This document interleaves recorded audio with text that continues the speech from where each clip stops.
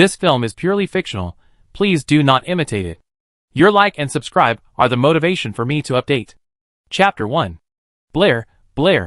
Chen Luo was sleeping soundly when he suddenly felt someone pushing his shoulder. There were also some noisy sounds in his ears. The bad environment gradually made him sober from sleepiness. What time is it? Chen Luo got up from the table, rubbed his sore eyebrows, and asked in a low voice. It's not easy to be a subject teacher in the graduating class. He had just started working, and only needed to do some auxiliary work for the time being. Unfortunately, the math teacher who led him was hospitalized due to an accident. The grade group was short of staff. Before the math teacher recovered from his injury, he could only lead the math class of Class 7 of Senior 3. The graduating class has a heavy workload, and the students are tired, and the teachers are even more tired. He stayed up all night to mark the test papers of the last test. He had to get up to go to class before he slept for an hour. Fortunately, the senior students had already learned all the knowledge points. The whole year was mainly review and mock exams. This big class was still a quiz. After Chen Luo handed out the test papers, he told the monitor to pay attention to discipline, and then lay on the empty table at the back of the classroom to make up for his sleep. Someone pushed him next to him, and he subconsciously thought that the class was over. After waking up, he realized that something was wrong. The person next to him didn't call Teacher Chen just now, and he didn't speak Chinese. Seeing him get up from the table, a slightly fat boy with freckles on his face looked at him and whispered, "Blair, wake up. Teacher Britney asked you to answer a question." Chen Luo looked at the boy with a Western face beside him, his face a little confused. He had taken over the class for a month. Although he still couldn't call every student's name, he could confirm that there was no such foreigner in Class 7 of Senior 3. What was even more strange was that he had just fallen asleep on the desk in the back row of the classroom, and this place was definitely not a classroom. Chen Luo's pupil shrank, and he looked around. There were strange tables and chairs, strange rooms, and the high-rise buildings outside the window were gone. Instead, there were low European-style buildings. The black-haired and yellow-skinned students disappeared. He was surrounded by brown-haired and blue-eyed boys and girls. In front of a standing stone slab, a foreign beauty with light brown hair and brown pupils was looking at him with angry eyes. "Blair, you actually slept in my class."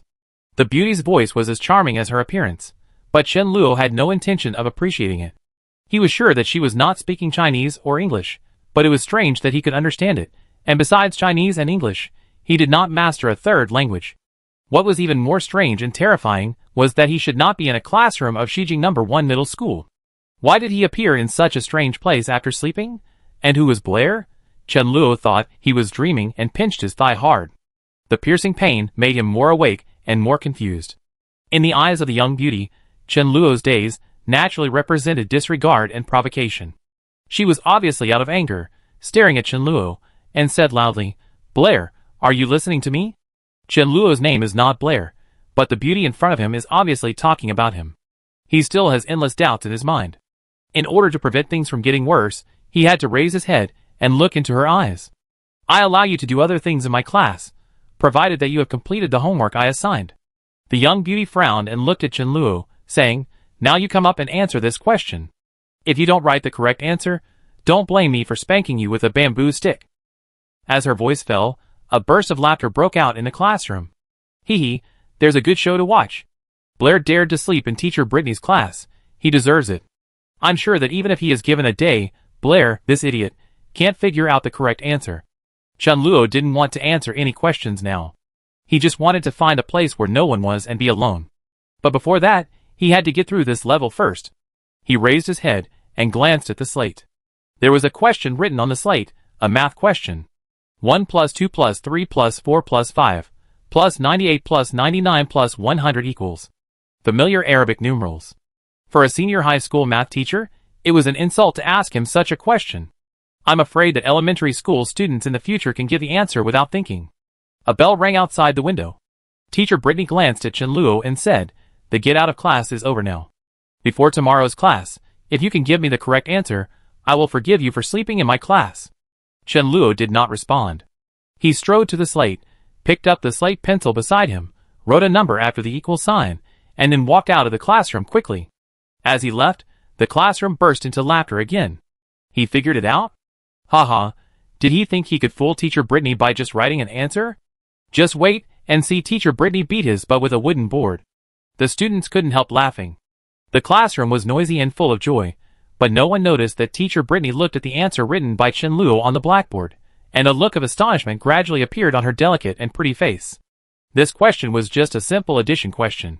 Although it was not difficult, it was very tedious, and it was easy to make mistakes in the calculation. She used it to train students' calculation ability. According to their ability, the calculation and verification would have to wait until the next class to get the result.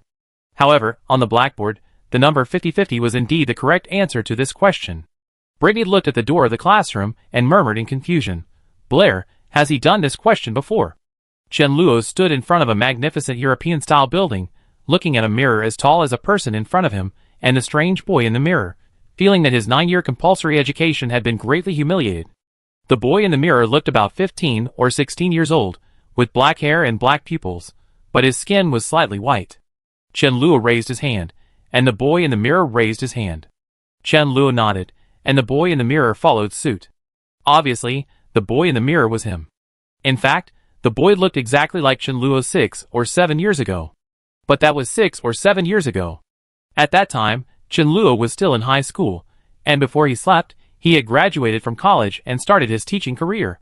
After waking up, he came to this strange place, strange environment, strange people, strange names. So far, he knew nothing about this place. The only thing he could be sure of was that something incredible had happened to him. Is this rebirth or time travel? Where is this place, Europe or America? What is Blair mentioned by those people? When thinking about this matter, Chenluo found that his mind was a little swollen, and a lot of information came out, but he couldn't grasp anything for a while. People walked out of the building one after another, and passed by Chenluo. The noisy environment made him more irritated. He held his forehead and staggered to a quiet place. At this time, what he needed most was to be alone. Bang! At the corner of the building, Chenluo accidentally bumped into a figure coming out from the other side. Before he could say sorry, a girl in a black gauze skirt covered her forehead, glared at him, and said, "Don't you have eyes when you walk?" Chenluo glanced at her, swallowed the word sorry, and continued to walk forward. Seeing this, the girl became even more angry, stopped in front of him, and shouted, "Stop! You must apologize to me." Although the two people bumped into each other just now, Chenluo walked very slowly. It was obviously her who walked in a hurry without looking. Seeing that the other party had such a bad attitude, Chenluo naturally would not apologize. He looked at her expressionlessly and asked, "What if I don't apologize?" He had never learned the language these people spoke. The strange thing was that when he needed to express his meaning, he naturally said this sentence, as fluent as his mother tongue.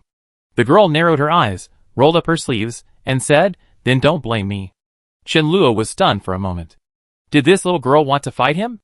The girl looked at him unkindly, her hands changing gestures rapidly, and she muttered, "Fire element wandering in the world, please obey my call." Fire element. Looking at the girl's weird look, Chenluo felt that his worldview was insulted, even though it had been insulted once before. It turns out to be a fool. What a pity for such a pretty face. A look of regret appeared on Chenluo's face, and he was not angry anymore. Who would be angry with a pretty fool? However, he still took a step back. After all, he had already appeared in this ghost place. This kind of thing could not be explained by science. Even if a fireball appeared in the palm of this middle school girl's hand, it didn't seem to be a shocking thing. However, until the girl finished reading, Chenluo didn't see anything strange happen. Chenluo felt relieved, and looking at her serious look, he said with a bad taste, "Do you think you are the only one who can do magic?" He imitated her, making random gestures while saying, "Gunera, god of darkness, woohoo, black." Chenluo stopped talking halfway, not because he forgot the spell, but as the middle school girl muttered. At a certain moment, Chenluo suddenly heard a bang sound in his ears. Then, a ball of red flame appeared out of thin air from her palm. Chenluo keenly noticed that with the appearance of the fireball, the temperature around also rose a few degrees. The girl looked at Chenluo and said with a cold face, "Rude guy, you still have time to apologize to me now." Chenluo looked at the beating flame in her palm, bowed to her very gentlemanly, and said seriously, "I'm sorry, I was rude just now. This beautiful lady, please accept my sincere apology." Chapter 2. Shock appeared in the girl's blue eyes. She didn't expect the rude guy's attitude to change so quickly. She didn't know how to deal with it for a while. Poof! Because of her distracted mind, the fireball suspended in her palm shook a few times, and then completely disappeared. When she moved her thin lips and wanted to say something, the rude guy had disappeared. Who is it? Looking at the direction where the man disappeared, she frowned, rubbed her still aching head, turned around and walked into the teaching building behind her. A remote corner behind the teaching building. Chen Luo stood against the wall, and the scene of the girl conjuring a fireball just now appeared in his mind. It was still a little hard to accept. Just like he couldn't accept that he appeared in this inexplicable place after sleeping. In a dozen minutes, his worldview had been greatly impacted twice, and the swelling feeling in his mind also made his head seem to split. Boom! At a certain moment, Chen Luo felt as if something exploded in his head, and with it, a large amount of information poured into his mind. Blair, Lauren Kingdom, Yabo City, St. Donis College, impoverished noble, handyman, science, magic, magic waste, teacher Britney, bulging chest, snow-white thighs. When his mind began to slide uncontrollably into a certain abyss, Chen Luo stopped sorting out the information, because he had learned everything he wanted to know. Including why others called him Blair, why the blue-eyed girl could create a fireball from her palm. Although he didn't know the reason for all this, his soul seemed to have occupied the body of the 16-year-old boy named Blair, and his current body did look very similar to his youth. Is this a possession or a soul swap? If it is the former, I am afraid that the students in the classroom will be scared to death. If it is the latter, Chen Luo is very curious. In the math class of grade 7 in Senior 3 on Earth, which he is familiar with, will the boy named Blair have the same doubts and fears as him? However, these are not important to him now. The most important thing for him is how to survive in this place that is obviously not Earth, or find a way to go back. After all, the world that summons fireballs at the slightest disagreement is still too dangerous for him. Although Chen Luo is also very curious about magic, the information in his memory shows that the owner of this body is a complete magic waste. After studying in the academy for more than a year, he has not even learned the most basic fireball technique. There are still many such people in the academy, because not everyone in the world has a talent for magic, and whether it is in the academy or elsewhere, magic does not represent everything. In St. Donis College, magic is just an ordinary course like mathematics, history, philosophy, and science. If you can't become a magician, you can still become a scholar. In the kingdom, scholars are respected as much as magicians. Of course, for students who want to enter higher-level institutions, they cannot be too biased. People like Blair who have no talent for magic will never pass the magic exam. St. Donis College is the end of their journey. Even so, for most people, being able to study at St. Donis College is a great honor. If Blair did not have a noble status, he would not even have the opportunity to study at St. Donis College. However, although he was called a noble, he was actually about to lose the last glory of the nobility. Since his father, the Baron, died on the battlefield, Blair could no longer make a living with the meager pension from the kingdom. He could only work as a handyman in the library of the college to barely ensure that he would not starve to death. This was all the information Chen Luo learned from Blair's memory. Chen Luo sighed. No matter why he came here, his situation was not very good at the moment. The bell rang again from the direction of the teaching building. Chen Luo patted the dust behind him and turned to walk in the direction he came from. He learned from Blair's memory that the last class in the morning was a magic class. This class was once Blair's nightmare, but now it is Chen Luo's most interested. Who hasn't had a second year of middle school? Chen Luo also dreamed of flying in the sky on a broom. This mysterious power was what countless teenagers had been obsessed with and dreamed of. When Chen Luo returned to the classroom, he was not surprised to be laughed at. He returned to his seat and sat down. The boy with freckles on his face looked at him and whispered, "Blair, Teacher Britney asked you to go to her after school." Chen Luo nodded and said, "I know, thank you, Toby." After accepting Blair's memory, he also easily mastered the language and writing here. It was a very strange feeling, as if it was born with him. Toby was Blair's deskmate and his only friend. Blair was looked down upon by everyone, not only because of his poor academic performance, but also because of his unique hair and eye color. In St. Donis College and even in Yabo City, although people's hair and eye colors are not exactly the same, there is only Blair with black eyes and black hair. Toby was also mocked by others because of his fat body and his identity as the son of a businessman. Being looked down upon by others, the two naturally became good friends. As we all know, there are 4 magic elements in the world, and all magic is based on these 4 elements. The magic teacher was a bald old man. He stood on the podium and talked eloquently, and the students below were drowsy. Chen Luo knew that compared with mathematics, history, etc., magic was a high-level subject. Even for the children of nobles of this age, they had only been exposed to magic for a short time. Those obscure magic principles and applications were still difficult for these boys and girls to understand. According to the theory in the magic book, there are 4 major systems of magic in this world, namely earth, fire, wind, and water, corresponding to the 4 magic elements. Magicians use spells and gestures to mobilize magic elements with spiritual power and release various magic. From Blair's memory, Chenluo learned that in this world, magic has long been integrated into people's lives. They are accustomed to magic and regard it as something equivalent to science. The word equivalent here does not seem to be accurate, because in the minds of people in this world, magic is the law of nature, and magic is science. Chenluo's education was greatly impacted here. He even doubted whether he was in the familiar universe. After all, the scientific laws of the same universe generally do not change, and the element theory of earth, fire, wind, and water was overturned by scientists in modern times. The first thing he thought of was that this was no longer the universe he used to be in, and it had different scientific laws. Only in this way could the existence of magic elements be explained.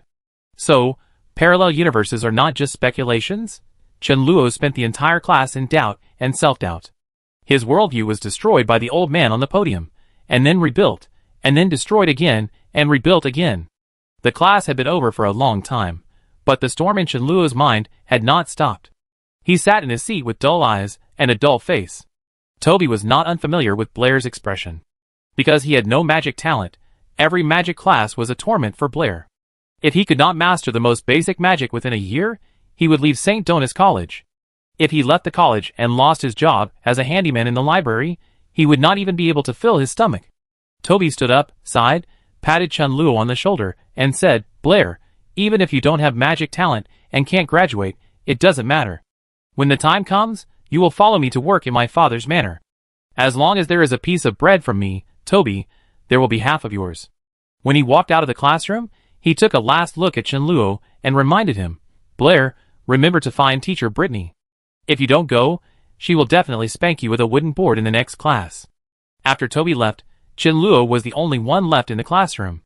After seeing the fireball released by the girl and experiencing a magic class that subverted his worldview, Chenluo's worldview has been rebuilt, and his mood is difficult to calm down for a while.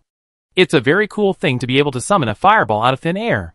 Even though Chenluo is no longer a middle school student, and hasn't had such a ridiculous dream for many years, this dream is not so far-fetched in this strange world. It's a pity that Blair has no talent for magic. Chenluo sighed, looked at the magic textbook, and learned the gestures and spells on it, as well as the method of communicating with the fire element, and whispered, "Fire element wandering in the world, please obey my call and come here. Fireball." Bang! After a slight sound, a ball of red flame was reflected in Chenluo's dark pupils. Chapter 3. Fuck. Looking at the ball of fire that appeared out of nowhere and was beating in his palm, Chenluo stood up suddenly and shook his hand subconsciously. Puff. The weak flame disappeared, and Chenluo stood there in a daze. After a long time, he raised his palm and looked at it. The palm was still white, as if nothing had happened just now. He stood there for a long time, took a deep breath, and tried again. "Fire element wandering in the world, please listen to my call and come here. Fireball." Bang! A small fireball appeared in his palm again. This time, he was mentally prepared and was not so surprised. After Chenluo calmed down, he looked at the fireball in his hand with some doubts and surprise, as if he was looking at a new toy. The fireball was suspended a few feet above his palm. Chenluo did not feel hot, but just a little warm. He tried to touch it with his other hand. Before his fingers touched the fireball, he felt an unusual burning sensation. It seems that even magicians are not immune to the magic they release. He checked Blair's memory and found the information he wanted. Magicians can release magic, but they are not immune to magic. In other words, he may be burned by the fireball he summoned. Chenluo's mind moved, and he carefully released another fireball. Seeing the fireball reappear in his palm, he tore a page of paper from the textbook. The moment it touched the flame, the paper was immediately ignited and turned into a ball of ash. In a short period of time, Chenluo has experienced too many things that subvert his cognition, so that now he can face the strange scene in front of him calmly. The only thing that makes him strange is that Blair obviously has no magic talent, that is, his mental power has not reached the minimum critical point of summoning magic elements, but now he can easily release the fireball spell. Is it because this body has a new soul? This is just Chenluo's guess. No one can give him the answer to this question. Compared with it, he is more curious about magic itself. Chen Luo is also a person with higher education. He knows that modern science is still advancing and improving. Perhaps in the original world, there are particles or elements that humans have not discovered. Once he accepts the theory of magic elements, he can naturally accept the fact that humans can cast magic. Magic elements can be barely attributed to science, but things like spells and casting gestures are a bit beyond Chen Luo's understanding. He can't explain it with any known theory. For the time being, he can only attribute it to some kind of supernatural phenomenon. However, as a science student with rigorous logic, Chen Luo would not easily believe anything that he had not personally verified. He extinguished the fireball in his palm, concentrated his attention, and silently communicated with the fire element according to the method in the book, while whispering, "Gunera dark god, woohoo fireball." Bang! A light sound came from his ears, and Chen Luo saw the familiar fireball again.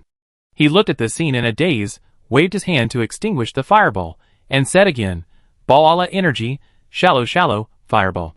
This time, he didn't even make a gesture, but the next moment, the fireball appeared in his sight again. "Come out, fireball. Little fireball, come out and play." Bang! Chen Luo was shocked to find that no matter what spell he chanted, what gesture he made, or even if he said nothing and did nothing, he only needed to follow the book and use his spiritual power to communicate with the surrounding fire elements to release the fireball spell. In other words, he didn't need spells and gestures to cast magic. But the problem is that the book clearly states that communication with magic elements must be combined with fixed gestures and spells. A wrong word or a wrong action will also lead to spell failure.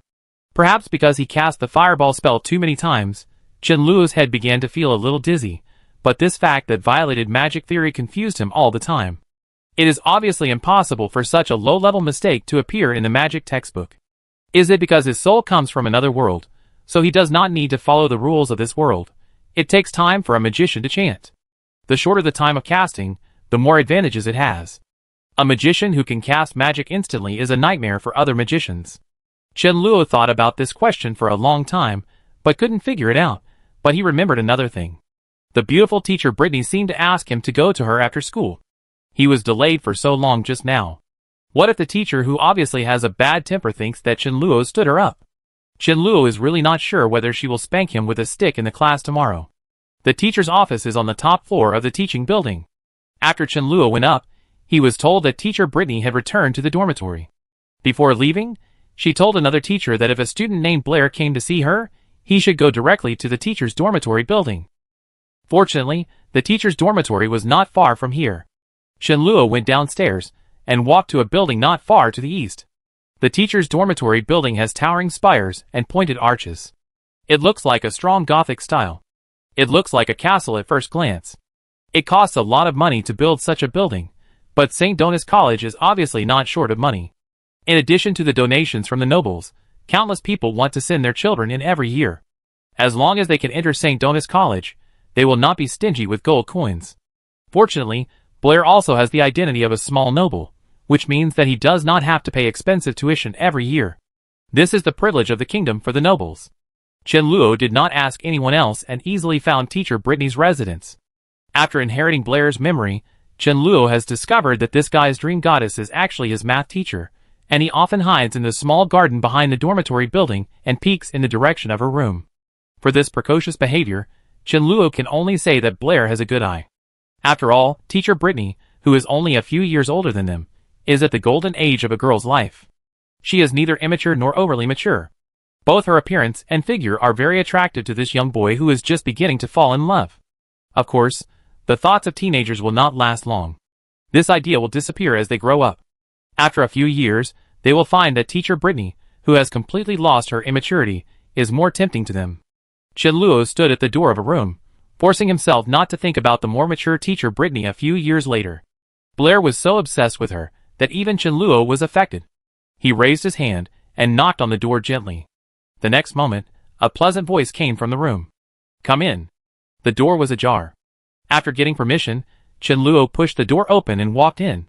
He saw teacher Britney writing something at the desk. He walked into the room and asked, "Teacher Britney, you want to see me?" "Sit down." Britney pointed to another place beside the desk, handed a piece of paper and a feather pen to Chen Luo, and said, "If you can calculate the answer to this question within one class, I won't mind you sleeping in my class." She had clearly said in class that as long as Chenluo wrote the question on the blackboard, she wouldn't mind it. But now she changed her mind. It seems that women in every world are the same in their fickleness. But fortunately, she didn't come to blame. Chenluo picked up the feather pen and glanced at it. He found that it was still an addition problem, but it was from 1 to 79. It seems that she still doesn't believe that Chenluo figured out the problem on the blackboard by himself. Chenluo shook his head, picked up the pen and wrote a number on the paper, and said, "Okay." After Britney handed the paper and pen to Chenluo, she planned to continue to study the math problem that had troubled her for half a month. With the calculation ability of these students, it would take at least 2 classes to calculate it. In order to test whether Blair had seen the problem before, she deliberately modified the question. The number 79 was randomly picked by her. Even if it was her, she couldn't calculate the correct answer for a while. However, she had just picked up the pen when she heard Chenluo's voice. Britney turned her head to look at him, frowning. So fast. Mathematics should be sacred. She swore in her heart that if Blair just made up a number to fool her, she would really beat his butt with a wooden board. She made up this question casually, and she didn't know the answer herself. She picked up the paper, looked at Chenluo, and asked, "How did you calculate it?" He always tested his students himself, but he didn't expect that he would be tested by others one day, and it was such a stupid question. Chenluo picked up the pen and a blank piece of paper, and explained helplessly, "For this question, we don't need to add them one by one in order. Obviously, the sum of the first and last terms is 80, and the sum of the second and second to last terms is also 80, and so on. Therefore, this addition problem can be simplified. Turn it into a multiplication problem. 39 times 80, plus the remaining 40, the answer is 3160. Britney looked at his calculation process, and after a moment of surprise, she looked at him and asked, "Is this the method you came up with?" Chenluo wanted to honestly say no. The story of the mathematician Gauss was known even to elementary school students in another world, but he flipped through Blair's textbook and found that the mathematics and basic sciences in this world were still in the early stages of budding, but magic was very prosperous, and people were proud to be magicians. Chenluo could understand this difference. The ancestors in another world had no choice, but here, magic and science go hand in hand. In addition to science, there is also magic. More people put their skills in magic, which led to the extremely slow development of basic science, which is why Blair, who was 16 years old, was still learning addition, subtraction, multiplication and division. If you make up a story, you will run the risk of being exposed. Fortunately, this is not a great discovery. Chenluo nodded and said, "Yes, it will be much faster to calculate this way."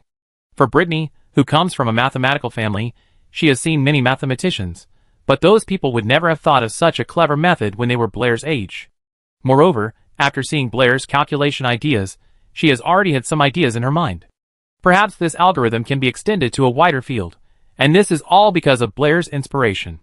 Mathematics is a subject that requires talent. If you have this kind of mathematical thinking at a young age, if you cultivate it, there may be a new star in the mathematics world in the future. Even if this possibility is very small, she is unwilling to give up hope. Thinking of this, Britney cleared her throat, looked at Chenluo, and said seriously, "Blair, do you want to be a great mathematician?" "No." Chenluo shook his head and answered without hesitation, "I want to be a great magician." Chapter 4. Chenluo is a math teacher. In this world, no one knows better than him what math is. This is a great subject that has no end. There are many people who know how to add from 1 to 100, but there is only one Gauss. Admittedly, with the level of mathematics in this world, Chenluo can easily become a great mathematician in the eyes of the world as long as he throws out some advanced mathematical theories, but for a normal person, isn't becoming a magician much more attractive than becoming a mathematician? Besides, he hasn't figured out his own situation yet, so how can he be a mathematician? Not getting the answer she wanted. Britney frowned, looked at Chenluo, and said, "Blair, as far as I know you don't have any talent in magic, and you can't even cast a simple apprentice magic. You should know that not everyone in this world can become a magician. God did not give them the talent to learn magic." It was obvious that everyone knew that Blair was a magic loser. Chenluo nodded and said, "I know." Britney smiled again and said, "Then you should also know that even if you can't become a great magician, you can still become a respected scholar. Mathematicians don't need magic talent. You are very talented in mathematics. This is a gift from the goddess of wisdom. You shouldn't waste it." Seeing that Chenluo seemed to be a little moved, Britney persuaded him, "You may not realize how ingenious your method is. It is definitely not a coincidence. I think it can be applied to a wider range of places. Chen-Luo unexpectedly discovered that teacher Britney was definitely not a pretty vase. She actually thought of this so quickly. If all his students were like her, who could understand things at once and draw inferences from one example, he would not be so tired during this period. The heart of being a teacher began to stir again, and Chen-Luo simply inspired her.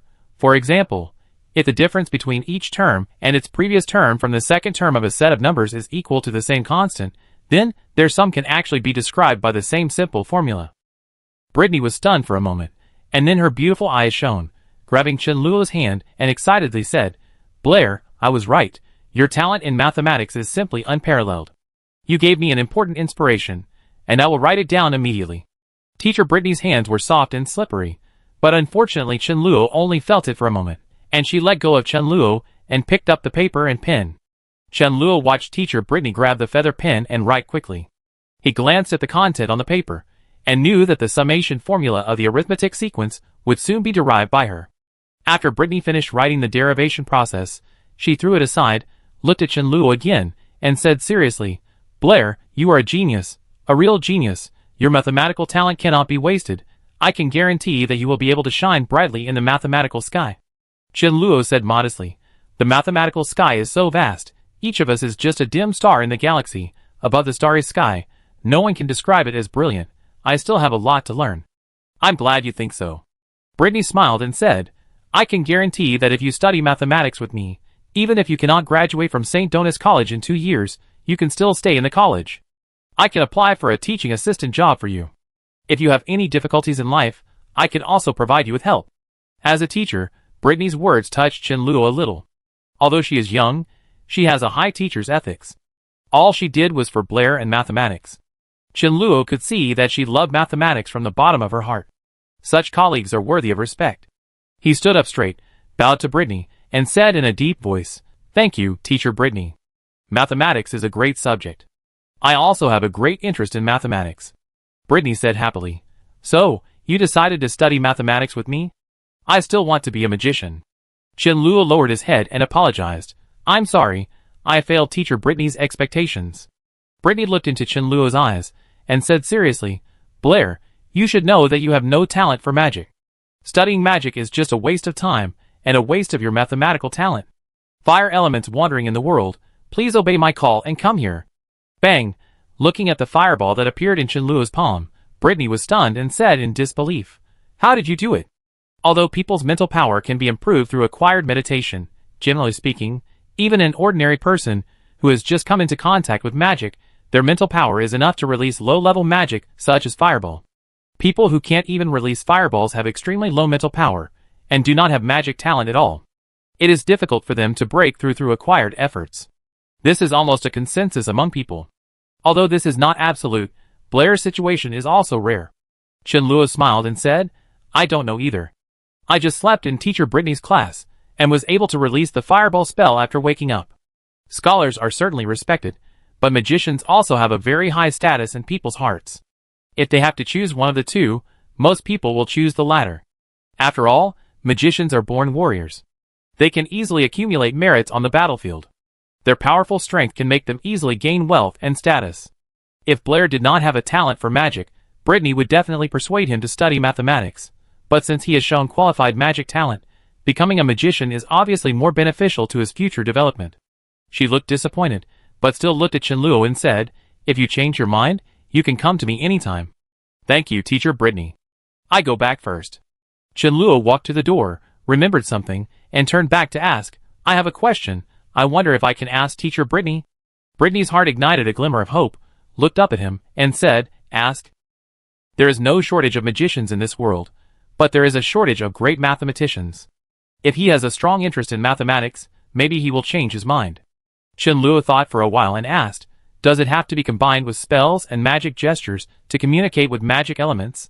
If a magician must chant to communicate with magic elements, then when the magician casts magic, if you cover his mouth, won't the powerful magician be at the mercy of others?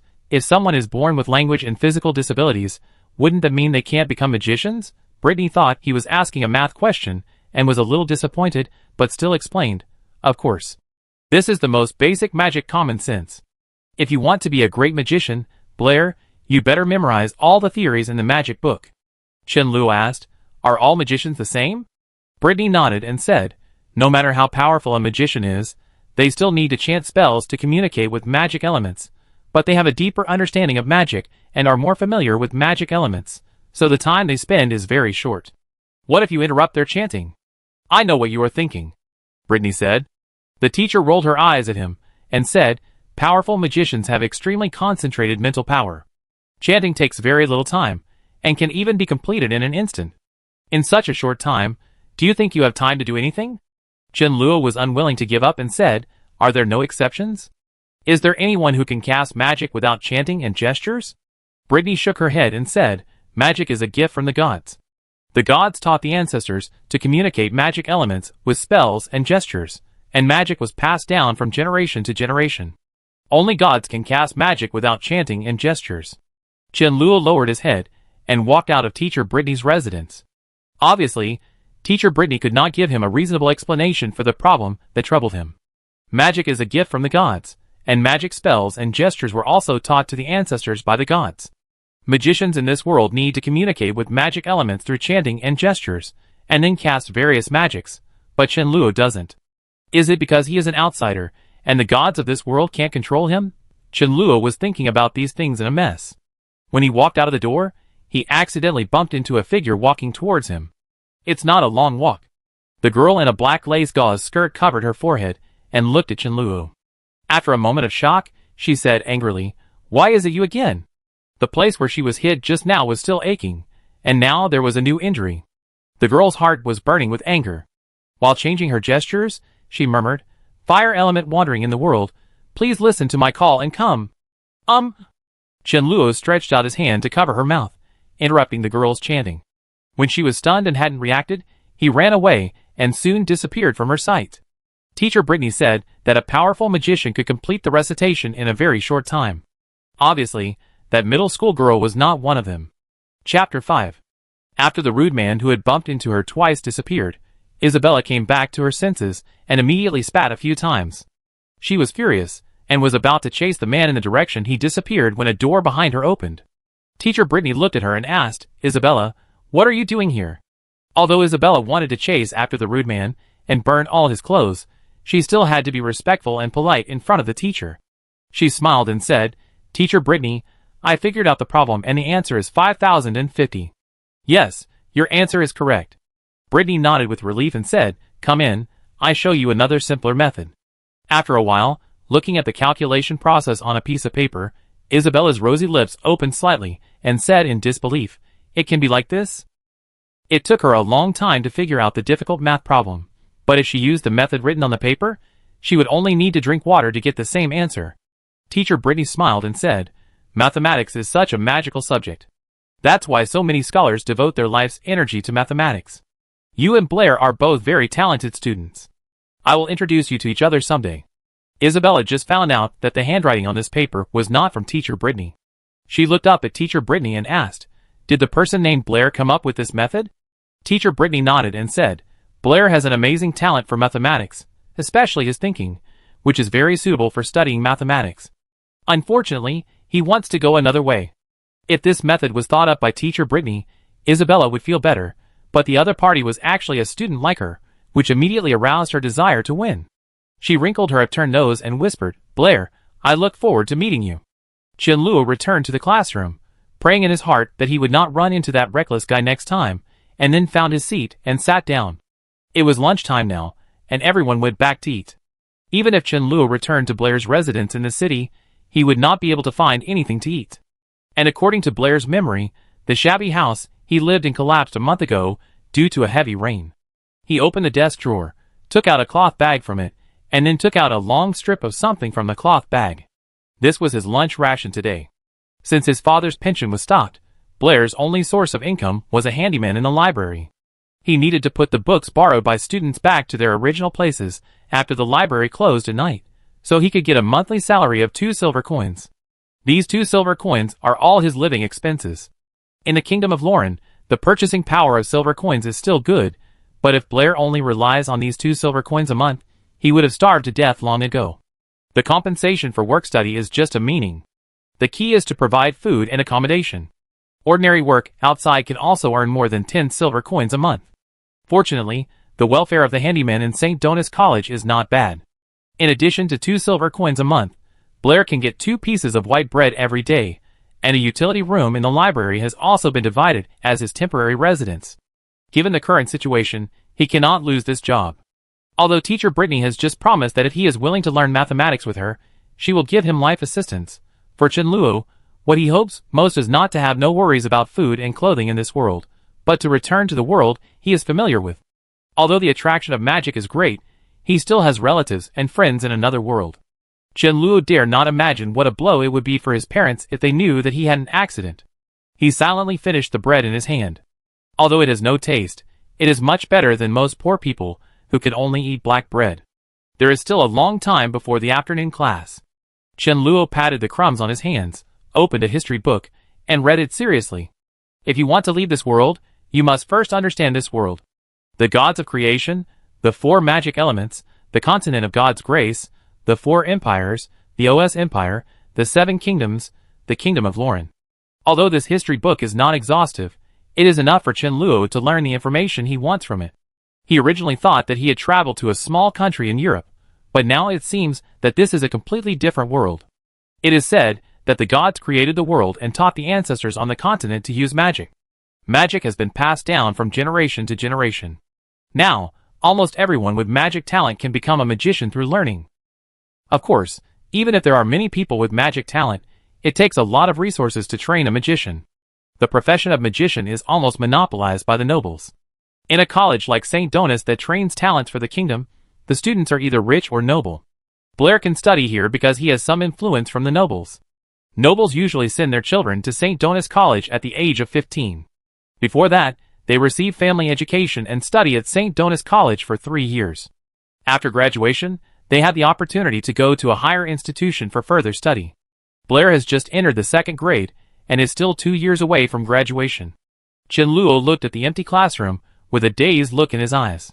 Although magic has a strong attraction to him, what he wants most is to go home and return to that familiar world. However, he has no idea about it now. With a mess in his mind, Chen Luo lay on the desk, wanting to take a short nap. Maybe when he wakes up, the faces of the children in class 7 will appear in front of him again. What magic, what gods, are just a dream of his. However, the fact still disappointed Chen Luo. When he opened his eyes again and raised his head, he saw not his students, but Toby's fat face. Seeing Chen Luo wake up, Toby retracted his outstretched hand and said, "The class is about to start. I was just about to wake you up. Blair, you are very strange today. When you were in teacher Britney's class before, your eyes were the widest." Without waiting for Chen Luo to answer, he asked with a gossipy look on his face, "Blair, have you gone to see teacher Britney?" Chen Luo was still sleepy and nodded perfunctorily. "Did teacher Britney spank you with a wooden board?" Toby asked, and then a lewd expression appeared on his face. He winked at him and said, "I know you like teacher Britney. If she spanked you, you must be very happy in your heart, right?" "No. He is not a masochist, and he is happy to be spanked." Chen Luo glanced at Toby. If it weren't for the fat man, who usually took good care of Blair, he would have been rude to him. This answer disappointed Toby. He shook his head and said, "Blair, you are really a strange person. All of us like Senior Isabella, but you like teacher Britney. Although teacher Britney is also very beautiful, she is our teacher." Chen Luo thought about it carefully, and found the Isabella that Toby mentioned in Blair's memory. This classmate Isabella seemed to be a senior in the 3rd grade. She was talented and had a deep background. She was a school beauty of St. Donis College, and naturally she was also the goddess in the hearts of countless students. Chen Luo did not recall Isabella's appearance. He found that Blair, a poor student, was thinking about teacher Britney all the time. He never looked at the school beauty, and his memory of other opposite sex was even less pitiful. However, Chen Luo agrees with Blair's aesthetics. What's so good about a little girl of 16 or 17? How can a teenager with hair that hasn't even grown out appreciate the beauty of teacher Britney? Having just woken up from a nap, Chen Luo's head was still a little stuffy. He stretched his body without paying attention to Toby's whispers. When his eyes accidentally passed the door of the classroom, his whole body shook, and he woke up instantly. At this moment, at the door of the classroom, a girl in a black gauze skirt was talking to another girl. There was some distance from the door to hear, but Chen Luo still faintly heard the name Blair. Chenluo was shocked and cursed inwardly. You actually came here. Toby, where is Blair? Toby was muttering quietly, when suddenly a voice came from the front. He looked up and found that a girl named Linda from the same class was standing in front of him. Blair. Toby turned his head subconsciously and found that there was no one beside him. He was surprised. Where is Blair? He was just here. Is he not here? Linda looked at the empty seat next to Toby and said, when he comes back later, tell him that Isabella has looked for him. Isabella. Toby watched Linda walk to the door and said a few words to the figure standing at the door, who made him and countless people dream. At the door of the classroom, Isabella left in disappointment and anger after hearing what Linda said. Toby sat there in a daze. His mouth did not close for a long time. Chenluo almost stepped on the bell to go to class and returned to the classroom from the back door. His current situation was not good. There were still many mysteries in his heart that had not been solved. He did not want to offend a crazy woman who set fire when she disagreed with him. Chenluo watched her leave from a distance before entering from the back door. After sitting back in his seat, Chenluo always felt that something was strange. Soon, he found the source of the strange feeling. Chenluo turned his head to look at Toby, and saw that Toby looked at him with eyes that contained sadness, anger, and a little bit of excitement, and asked in confusion, "What's wrong with you?" Toby looked at him and asked angrily, "Blair, tell me honestly, what did you do to Senior Isabella?" Chapter 6. Isabella? Chenluo asked in confusion. Who is Isabella? Pretend? You are still pretending. Toby said with disdain. Senior Isabella just came over. You mean the one in the black dress at the door just now? Chenluo suddenly realized and said in surprise. So she is Isabella. Isabella is a celebrity in St. Donatus College, the goddess in the minds of many students, and everyone knows her. But Blair, this precocious guy, only has Britney in his eyes and heart, and has no interest in the famous Senior Isabella. This is similar to Chenluo's aesthetics. Isn't Britney beautiful and sexy? Why would you like a reckless flat girl? Toby looked at him and said in disbelief. You don't even know Senior Isabella. Is there no one else in your eyes except Britney? Chenluo glanced at the door and asked, Why did she look for me? You were not here just now, and Linda didn't tell me. Toby looked at him curiously and asked, How did you know Senior Isabella? There was no story like Toby's fantasy of a poor boy meeting a beautiful princess, and the princess immediately falling in love with him. Chenluo said indifferently, I had a little conflict with her, and she should be here to seek revenge. Seek revenge. Toby listened to Chenluo's words stupidly, then turned his head, sat upright, and said, Blair, don't tell others that I am your friend in the future. Chenluo asked, Why? Toby asked with a sad face, Do you know who you have offended? Chenluo said, Isabella. Toby slowed down his breathing and asked, Do you know how many suitors Isabella has in the academy? So what? If they knew you had offended Isabella, they would never let you go.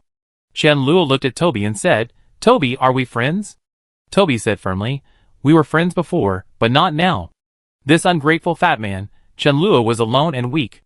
Although this fat man's magic was not very good, according to his body size, his fighting ability must be strong. He thought that one more person would mean more strength, but Chenluo felt that with his obsession with Isabella, it was likely that someone would kick him a few times rather than help him. Since he couldn't afford to offend them, he couldn't afford to hide. Chenluo said indifferently, This is St. Donatus College. They can't do whatever they want. Toby looked at him like an idiot and asked, Do you know where St. Donatus College is? Baker Street. Where is Baker Street? Yabo City. Isabella's father is the mayor of Yabo City. Chenluo was silent for a long time, looked at Toby, and asked, What is Isabella's personality like? Toby glanced at him. Why are you asking this? Chenluo sighed and asked, Do you think she will forgive me if I apologize to her now? Chenluo felt very upset for provoking a crazy woman for no reason, and she was the second generation of an official. He could only stay as far away as possible. Fortunately, St. Donatus College has 5 days of classes and 2 days of rest. Tomorrow is a rest day. There are 2 classes in the afternoon.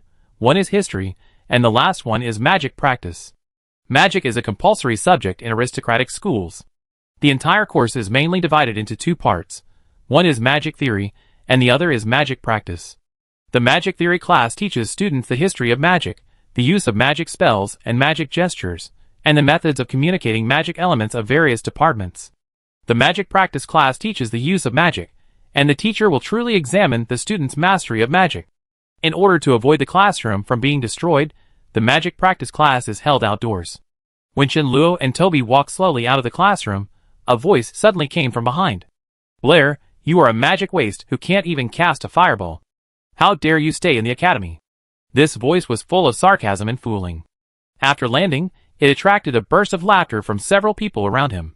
Chenluo didn't react yet, but Toby frowned, blocked Chenluo with his fat body, stared at a teenager fiercely, and said angrily, Bud, do you want to fight?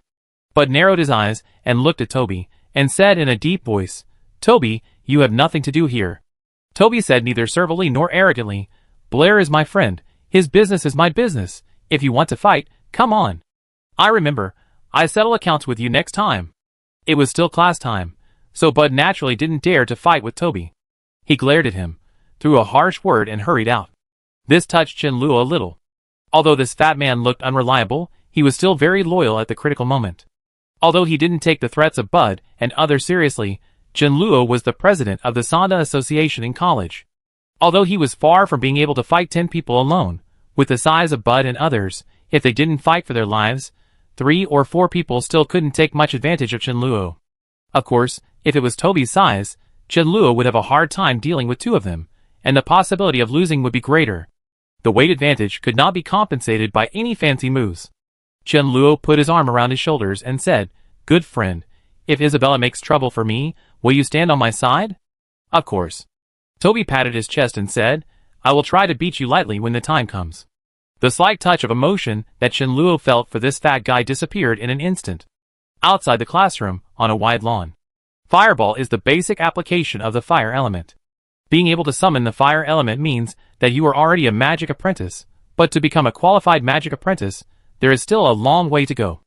Anthony touched his head, which had few hairs left, and was explaining the application of fireball to the 2nd grade students. In the crowd, a young man named Bader looked at Chenluo from time to time and gritted his teeth and said, When did Blair know Senior Isabella? How could Senior Isabella know such a person? Chenluo, who was sharp in mind, naturally noticed Bader's sight, but he did not remember when Blair had a conflict with him. However, as a poor student, he was not taken seriously in the class, and many people liked to pick on him. Chenluo ignored him, and focused all his attention on the magic teacher.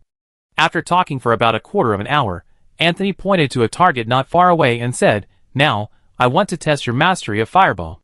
You need to stand outside this line and hit the target with fireball, like this. Chenluo only saw his lips move, and after making a few dazzling gestures, a huge fireball hit the target in the distance and broke into pieces. The target was made of iron. Under the attack of the fireball, it just shook, and a dark mark appeared on the bull's eye. This scene made Chenluo's heart tighten. He originally thought that magicians needed a long chant to release magic, but he didn't expect that the spells and gestures could be shortened to this extent. Although this is still far from instant magic, it is almost impossible to interrupt the magician's chanting and gestures to interrupt the magician's casting, unless it is a close combat within 5 meters. As far as Chenluo knows, Teacher Anthony, who teaches them magic, is only an intermediate magician. It is hard to imagine that more advanced magicians are more familiar with magic elements, and the casting time must be shorter and less likely to be interrupted. No wonder Teacher Britney said that his idea is naive. After Teacher Anthony demonstrated, it was the turn of the 2nd grade students. He stood aside, watching everyone step forward one by one with an expressionless face. Toby failed to summon a fireball. Bud, not bad, you can summon a fireball to hit the target, but your fireball is not condensed enough, 80 points. Linda, your magic gestures are not proficient enough, otherwise your fireball would not dissipate so quickly, 60 points. Alan, you have improved compared to last time, 90 points. When the students began to cast magic, Chenluo discovered that there was a huge gap between these students' control of magic. Some people chanted for a long time, but could only summon a fireball the size of a fingernail, which would go out in an instant. Some people had to make more than 10 mistakes before they could summon a fireball. Some people's fireballs flew in the air for a short distance, and then disappeared directly. The number of people taking the test had exceeded half, and only a few people could successfully summon a fireball and hit the target. It was not until this time that Chenluo realized that Isabella was worthy of being a senior sister.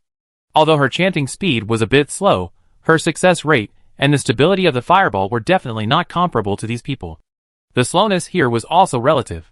Her speed of summoning fireballs was still faster than all the 2nd-year students Chenluo had seen. Of course, in terms of the speed of fireball magic, Neither Isabella nor teacher Anthony could compare with Chenluo. No matter how fast a magician speaks and moves, it takes time, and it is impossible to cast magic instantly. From this point of view, Chenluo may be the fastest man in the entire academy, or even the entire Shannon continent, in terms of casting magic. Watching the fireballs flying towards the target not far away, another doubt emerged in Chenluo's mind. He looked at Toby and asked, "Why can't we summon fireballs to attack directly near the target? Wouldn't this save more time?" Toby looked at him and said in surprise, "You ask me?" Chenluo realized that he asked a nonsense question. As the two magic losers in Class 5 of Grade 2, Toby was just as good as him. He could only summon a few sparks just now. Of course, this was better than Blair before. Unexpectedly, as soon as he finished speaking, Teacher Anthony in front of him suddenly turned around, looked at him with appreciation, and said, "Yes, this question is well asked. If you want to become a powerful magician, you can't just memorize magic spells and gestures by rote. You also need to know how to think." When Toby saw the magic teacher turn around, he immediately stood up and trembled. "Teacher Anthony." Teacher Anthony looked at Chenluo, who was standing there without being humble or arrogant, and a trace of surprise flashed in his eyes. Then he explained, "It is not impossible to summon fireballs directly from a distance, but that requires more powerful mental power, which is not something you magic apprentices can do. Relatively speaking, magic performed at close range is faster and more stable. As for performing magic in places beyond the coverage of mental power, it involves the power of space, which is a power that only holy magicians can touch. Legend has it that a powerful holy magician can even tear space and go to another world." Even Teacher Anthony showed a trace of awe on his face when he mentioned holy magician. After answering this question, Teacher Anthony turned around and continued to watch the students test, without noticing Chenluo's abnormal behavior behind him. Holy mage, tear the space, another world. Chenluo stood there blankly, as if struck by lightning, with a roar in his mind. Teacher Anthony's words were like a ray of light that pierced through the darkness, bringing a glimmer of hope to his heart that was on the verge of despair. Chapter 7. Magicians also have strong and weak points.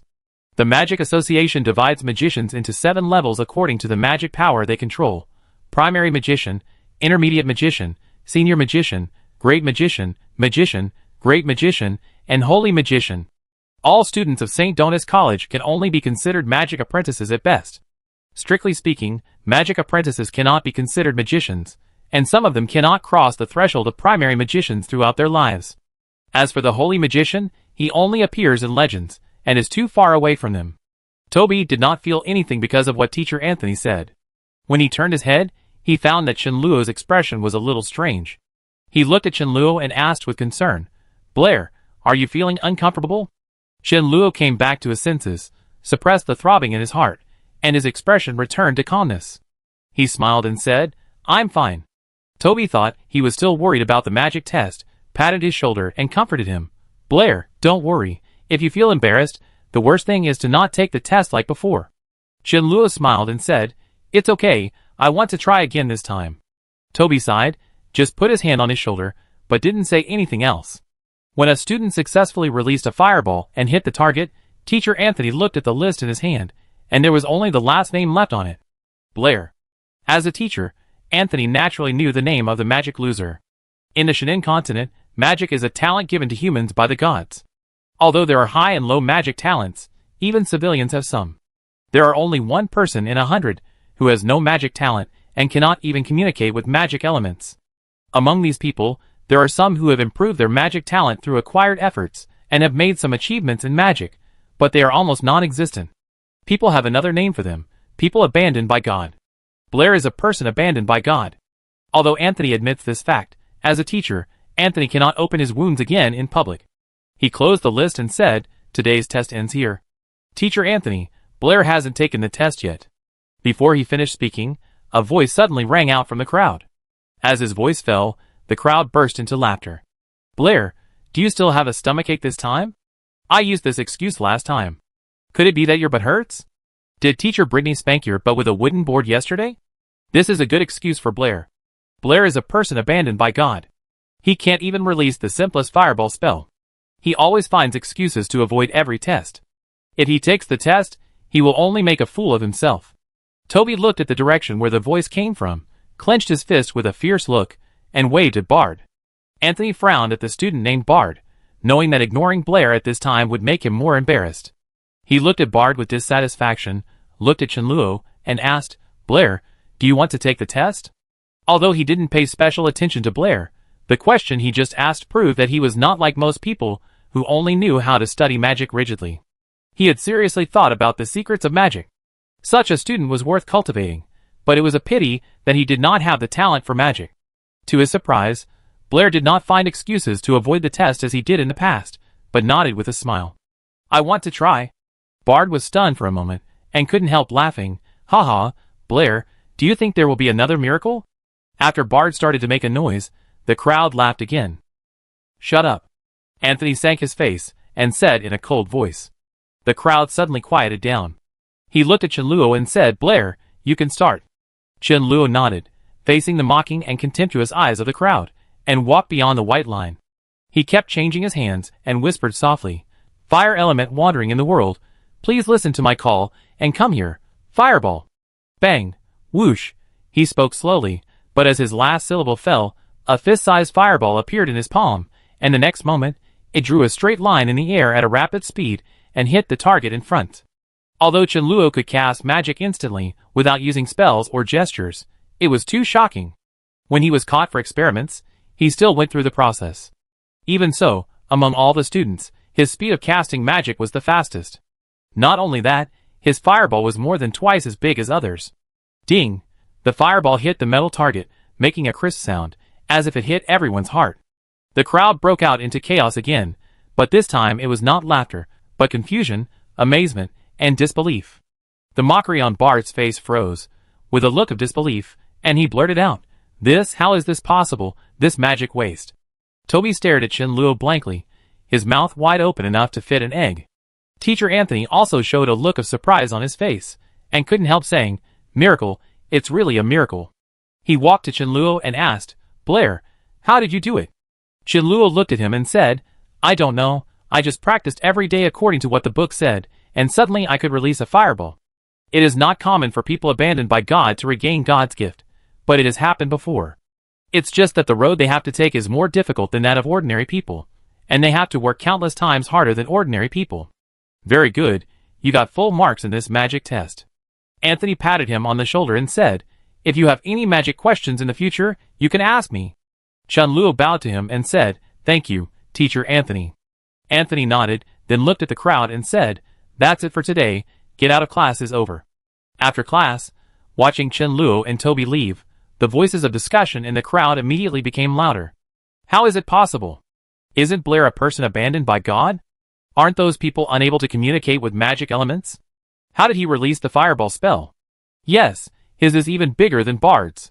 In the eyes of shock and confusion of everyone, Bard spit fiercely and said, "What's the big deal?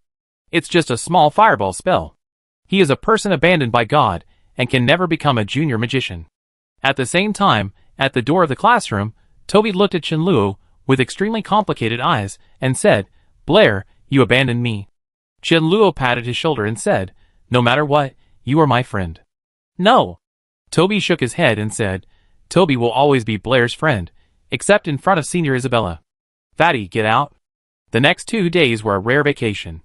Chenluo did nothing during these 2 days. He worked in the library, ate, and slept in the library. In addition to eating, sleeping, and some simple work after closing, he spent all his time on cramming magic knowledge. After confirming that the Holy Mage could access the mysteries of space, he hoped to become a powerful Holy Mage, which almost became the only belief that supported him to survive in this world. Even though he knew that this possibility was extremely small, so small that it could be almost ignored, he was unwilling to give up this only hope. At the same time, he also took the initiative to learn about many things that interested him, such as whether the physical laws of this world were familiar to him. He observed the rising and setting of the sun, the waxing and waning of the moon, and even used 2 stones of different sizes to verify whether the law of free fall was applicable here. Everything he observed showed that, except for magic, this place was not much different from the Earth he was familiar with. Perhaps, this was simply the Earth of a parallel universe, although people did not call it that. Chenluo, who was immersed in the library, naturally did not know that the magic waste Blair awakened his magic talent, and got the only full score in the magic test. Although it had not spread throughout St. Dona's College, it had been known to many people throughout the 2nd grade. He cast magic very quickly, and the fireball he summoned was very condensed. Teacher Anthony affirmed his magic, and gave a high evaluation of his fireball spell. When most students couldn't even control a fireball spell, Blair had obviously become the fastest and strongest man in Class 5 of Grade 2 in the subject of magic, although his grades in other subjects were still a mess. When he went to school on Monday, Chen-Luo unexpectedly discovered that most people in the class looked at him differently, and there were even a few little girls who smiled at him actively. Ignoring the attributes of a poor student, Blair looked like a decent person. After all, he looked almost exactly like Chen-Luo back then.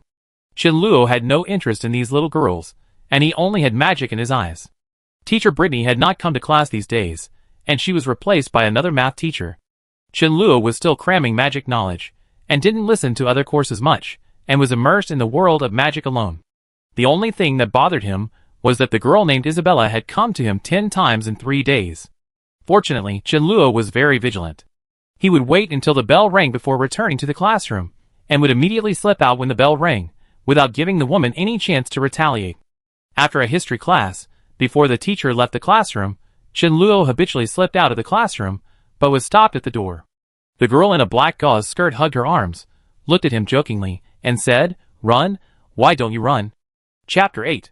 Chen-Luo looked at the girl who blocked his way, forced a stiff smile on his face, and said, "Senior Isabella, what a coincidence."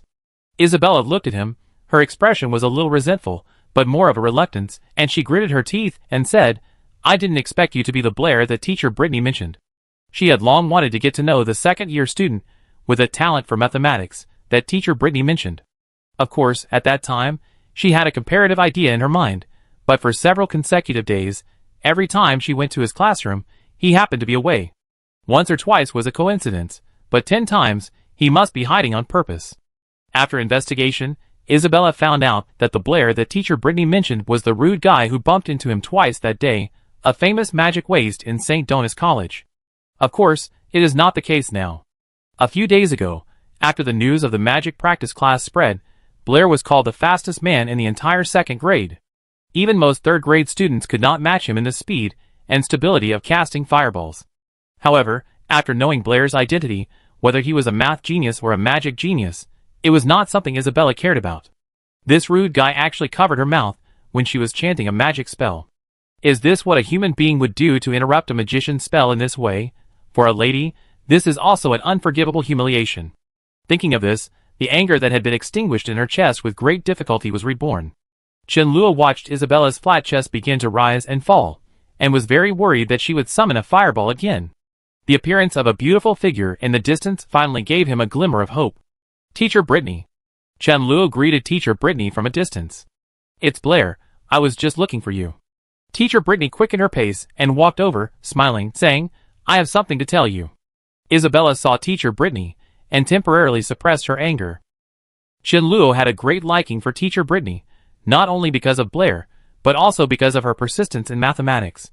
Teacher Britney said embarrassedly, "Regarding what you said, if the difference between each term and the previous term of a group of numbers from the second term onwards is equal to the same constant, then their sum can actually be described by the same simple formula. I have found this formula and wrote a paper, which has just been selected by the journal. Because the appearance of this paper was inspired by you, this article is co-signed by us." The reason why she was embarrassed was that this article was inspired by Blair, who had obviously discovered this law and could quickly find this formula. She was suspected of stealing the research results of her students by doing this. Isabella opened her red lips slightly, and looked at Teacher Britney in astonishment. She was Britney's student, so of course she knew what co-signing meant. Although this formula was not a major discovery, the thinking was very clever and groundbreaking. It can be predicted that it will even appear in future textbooks. In other words, it is very likely that the Britney Blair formula will appear in the textbooks she will study in the future. From then on, all mathematics beginners in the Kingdom of Lauren, and even the Divine Grace continent, cannot avoid the name of Blair. Thinking of this, she suddenly felt a sour feeling in her heart. For Chen-Luo, it didn't matter whether he signed his name or not. He only cared about magic. It would be better to give him some silver coins than to give him a useless paper signature. Casting magic is a very mentally and physically exhausting thing. Chen-Luo couldn't eat enough with 2 pieces of bread a day. Blair's pitiful savings couldn't even support him for half a month. The biggest problem he encountered in this world was to fill his stomach. Teacher Britney seemed to have thought of something. She handed him a small cloth bag embroidered with flowers and said, "This is 50 silver coins.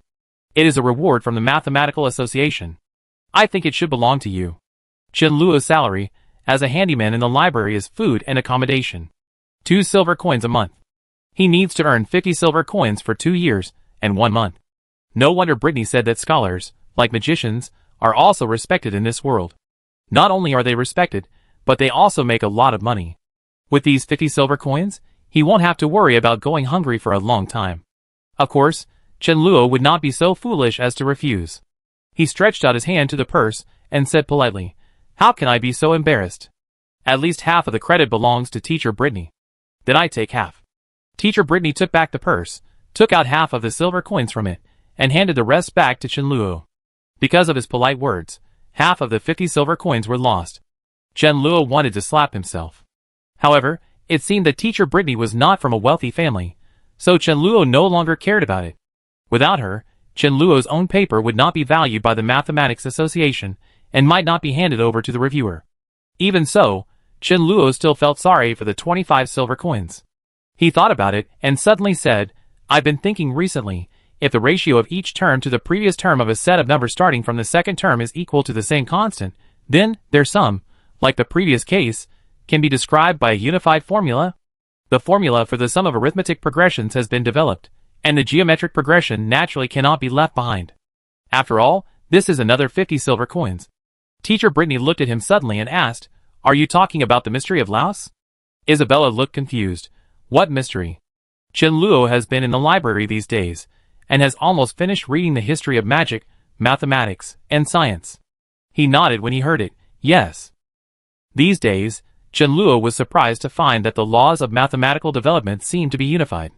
Whether it is the mystery of aims in ancient Egypt in another world, the looking at the 9 embankments in the ancient Sun Zi Xuan Jing, or the mystery of Laos in this world, they are all geometric progression problems.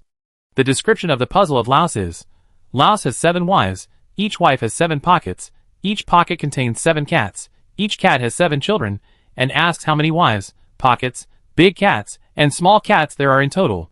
This question seems a bit boring, and no one will add these things together. Compared with these irrelevant things, people may be more concerned about whether Laos' kidneys are healthy, but if it is regarded as a pure mathematical problem, it is still necessary to study it.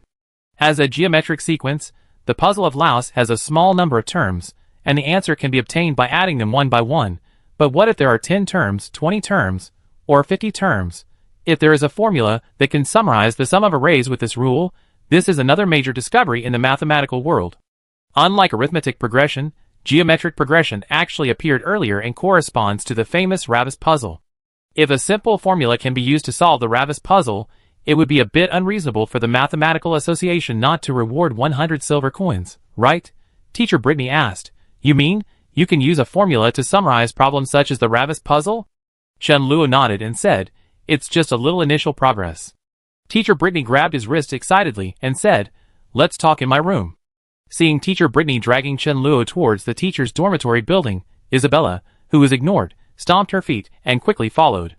The derivation of the formula for the sum of geometric progressions is very simple, but before modern times, the development of both mathematics and science was very slow, not to mention that in this world that pays more attention to magic, mathematics, and natural sciences are not even in their infancy in Chen Luo's eyes. Teacher Britney has a good foundation in mathematics. After Chen Luo was inspired, she picked up a feather pen and quickly wrote down a few lines of derivation on paper. Looking at the formula she derived, Britney brought in several arrays similar to the puzzle of Ravis, and came to the same conclusion as she did by adding one by one. It's incredible. The puzzle of Ravis is about to be solved by us.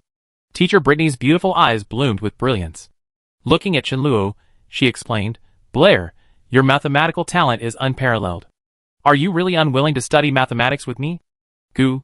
Chen Luo did not answer, but his stomach responded. The last class in the morning was history class, and it was time for dinner. "I almost forgot that you haven't eaten yet." Teacher Britney hurried into the kitchen, took out 2 pieces of cake, handed them to Chen Luo and Isabella, and said, "You eat something first, I will calculate a few more times." Chen Luo took the cake and finished it in 2 bites. This was the most delicious thing he had eaten in recent days. Isabella looked at Teacher Britney, who was immersed in mathematics, and knew that this was another amazing discovery. She had expected that a new Britney Blair formula might come out soon. Originally, her competitive spirit drove her to compete with Blair, but how could she compete now? She took a bite of the cake in her hand, and felt that her favorite dessert was suddenly not so sweet. Chapter 9. Teacher Britney was writing furiously to verify the formula for the derivation of geometric series. Chenluo was sitting on a chair next to her, and could sense Isabella's eyes glancing over here from time to time. It is better to resolve a feud than to make one, especially when the father of this enemy is the city lord. Chenluo was now thinking about magic, and didn't want to cause any unnecessary trouble. Besides, the two of them didn't have any deep hatred, so he planned to take the initiative to resolve this feud. He stood up and poured a glass of water for Teacher Britney, then took another cup, looked at Isabella, and asked, "Senior Isabella, do you want some water?" Isabella snorted coldly and ignored him. This woman is really stingy. Chenluo muttered in his heart, but still poured her a glass of water, and then said sincerely, "It was my unreasonable behavior that offended Senior Isabella before. Blair apologizes to you again, and I hope you can forgive me." Teacher Britney put down her pen, looked at Chenluo and Isabella in confusion, and asked, "Did any misunderstanding happen between you?" Blair accidentally bumped into me a few days ago." Chenluo had just said a word, and Isabella rushed to say, "It seems to be just some small misunderstandings." Teacher Britney smiled and said, "Blair should also be careless. Isabella, don't bother with him." Teacher Britney likes Blair so much. As her student, Isabella knew that she couldn't do anything to him, so she could only sigh in her heart and said, "I forgot about this matter a long time ago."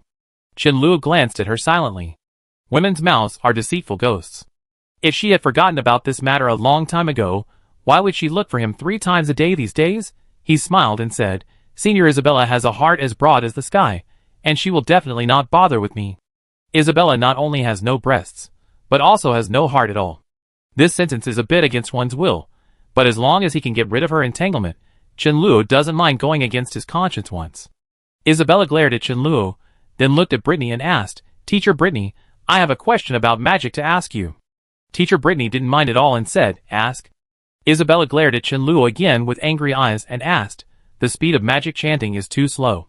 If someone is very close to me when I am casting a spell and wants to interrupt my chanting, what should I do? It is very impolite to be too close to a magician.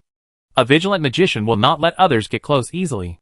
Britney looked at her and said, "Moreover, as you become more and more familiar with the magic elements, as they become more and more proficient in spells and gestures, the speed of casting magic will continue to increase. Advanced magicians can release simple fireballs in an instant, so fast that even if they are very close, others cannot react." Isabella showed a distressed look on her face and said, "But what if we are not proficient in magic?"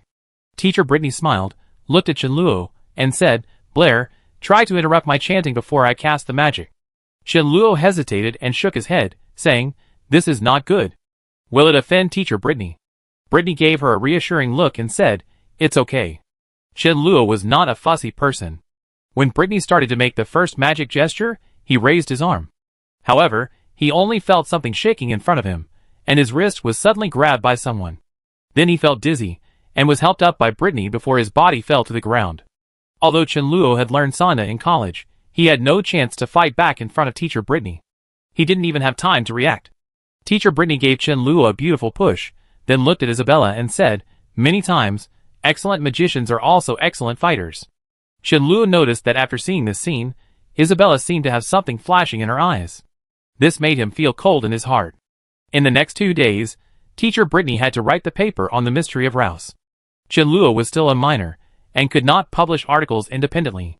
The article on the mystery of Rouse must be signed by Teacher Britney. Because of this incident, Chenluo did not see her in math class, and his life also changed a little because of the previous paper. The paper co-signed by him and Teacher Britney was posted on the bulletin board at the school gate by St. Donis College for all teachers and students to admire. From the attitude of the college, Chenluo clearly felt that scholars were a very respected profession in the Shannon continent, at least in the kingdom of Lauren. Teacher Britney just published an article in the mathematics newspaper of Yabo City, and it was publicized like this. It can be seen that St. Donis College believes that this is a very proud thing for the college. Of course, if it were an ordinary article, St. Donis College would not attach so much importance to it. The reason is that the Yabo City Mathematics Association gave a high evaluation to Teacher Britney's article, believing that it was a very meaningful, universal and general discovery. The mathematical thinking reflected in this formula is very worthy of learning by mathematical researchers. The Yabo City Mathematics branch has proposed to the Luolan Kingdom Mathematics Association to introduce this formula into the next edition of mathematics textbooks. Britney Blair's arithmetic formula appears in the mathematics textbooks of the Luolan Kingdom, which is the honor of the entire St. Donis College. Undoubtedly, the name Blair has become popular in the college again. And it has only been a few days since he caused discussion in the college last time. In 2 months, from a magic waste who couldn't even release fireballs, he became the fastest and strongest man in the 2nd grade. Even teacher Britney's great discovery in mathematics was inspired by him. Countless people are curious, what happened to Blair in the past 2 months of summer vacation? What made him change so much? Teacher Britney, magic teacher, history teacher, and even Toby asked Chen Luo this question. This is Chen Luo's answer. 2 months ago, I suddenly realized that I would soon be a sophomore student. In 2 years, I would face the problem of graduation.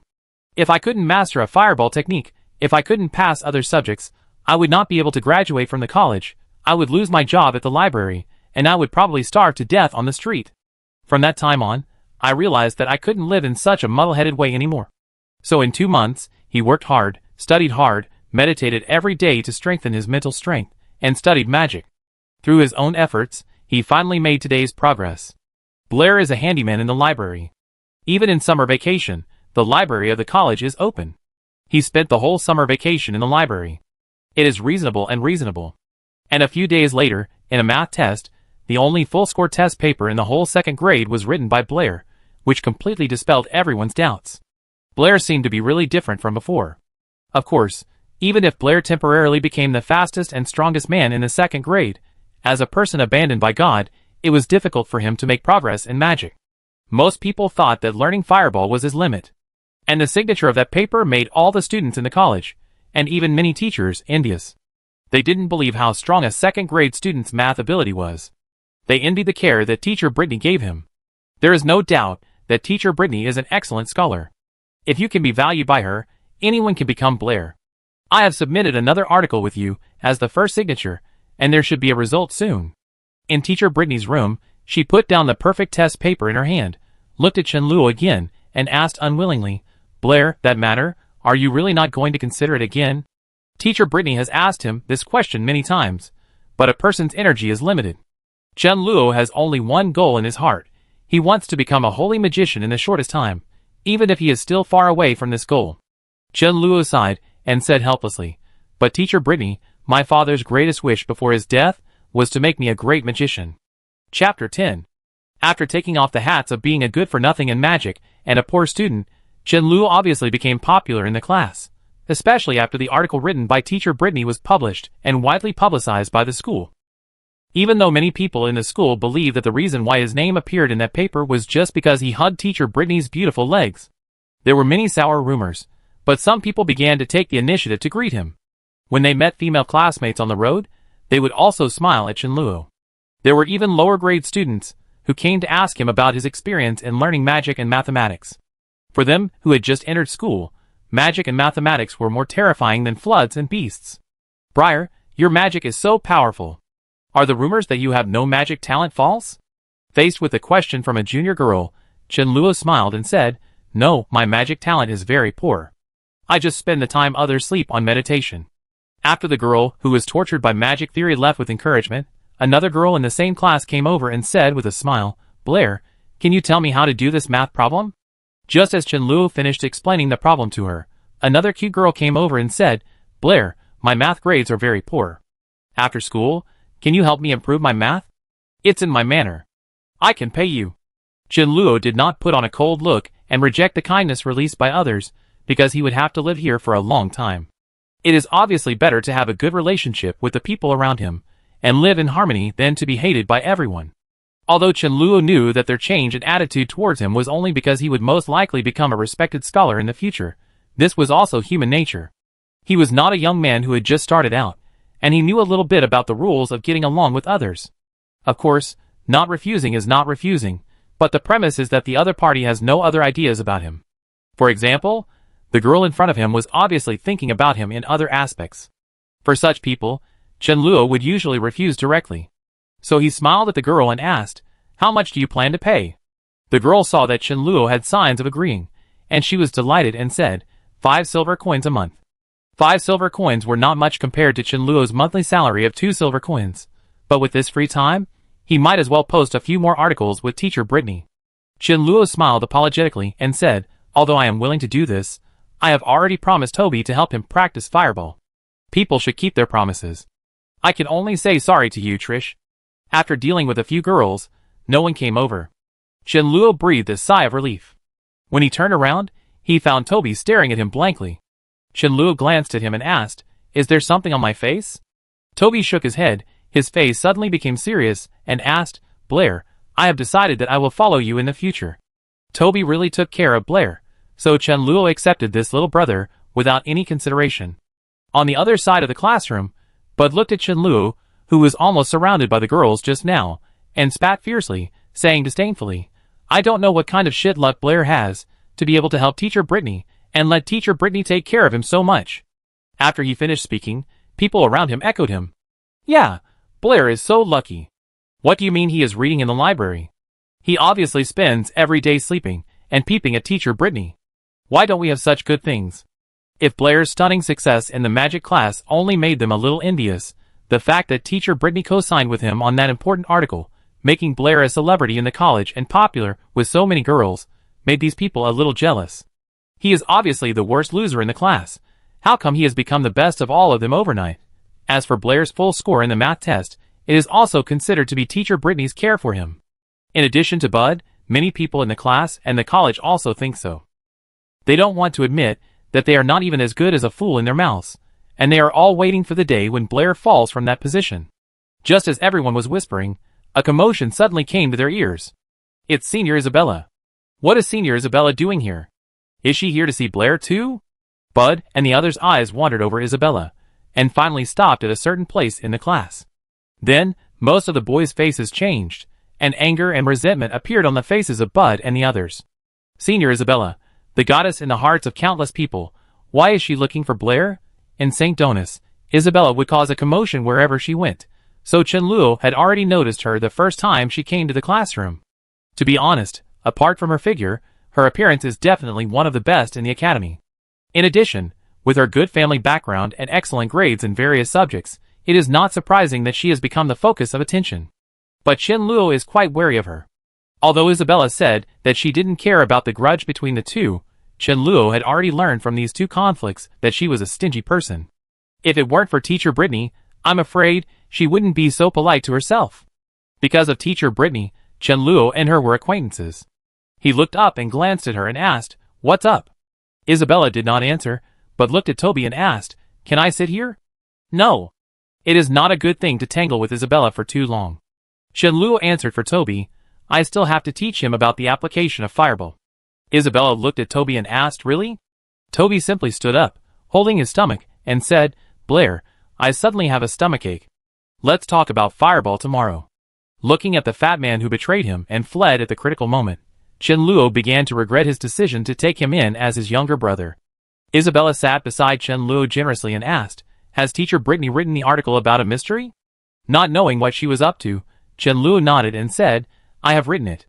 Isabella said, "I heard that you have a talent for magic. Let's compete if we have a chance." Chenluo shook his head and said, "I only know a fireball spell.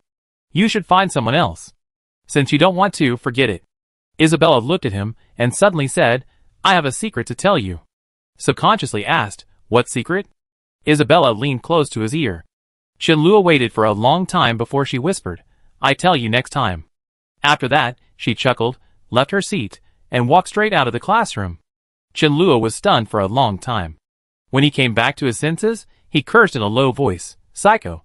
This woman suddenly ran into their classroom, just to talk to her. Just as Chenluo was about to continue reading, he suddenly felt that the atmosphere around him was a little wrong. The whole classroom seemed to be much quieter than before.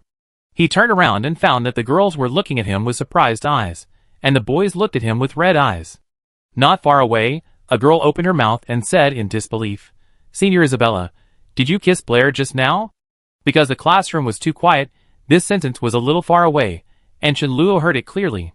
He finally realized what happened, and his heart skipped a beat, and he said angrily, "Oh no, I fell into a trap."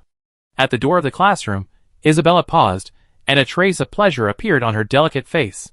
She whispered, "Rude guy, wait for punishment." Chapter 11. Don't offend women. This is the truth that must be followed in any universe. Isabella is beautiful, and has a good family background. She is the goddess in the eyes of all students in the school. She is usually high and mighty, and has never shown any intimacy with any opposite sex. If she suddenly becomes enthusiastic about Chenluo, won't he become the public enemy of all boys? What a trick to kill with a borrowed knife. Because of teacher Britney's face, she can't retaliate against Chenluo personally, so she used this trick. She doesn't have to do anything herself. As long as she shows her intimacy with Chenluo, Chenluo will naturally stand on the opposite side of all those who like her. Before class, Toby trotted over from outside and looked at Chenluo with a shocked face. He said in disbelief, "Senior Isabella kissed you?" It's only been a few minutes, and even Toby, who was not present just now, knows about it. There is no doubt that this is a conspiracy that Isabella has prepared long ago. Toby covered his chest and said painfully, "Blair, you stole my goddess, my heart hurts so much." Chenluo glanced at him and said lightly, "I don't want to talk to a traitor." The pain on Toby's face immediately turned into a smile, and he said with a smile, "I was just joking, Blair, don't be angry. How can someone like me fantasize about Senior Isabella? Senior Isabella is dating you. As a friend, I am happy for you. By the way, when will you teach me the fireball technique?" Chenluo patted his shoulder. "When you don't have a stomachache in front of Isabella." Toby opened his mouth wide and said in shock, "You don't even call me senior sister anymore." "You really have. Did she really kiss you?" After one class, the news of Isabella and Blair's relationship spread to all 3 grades of St. Donis College, and even many teachers knew about it.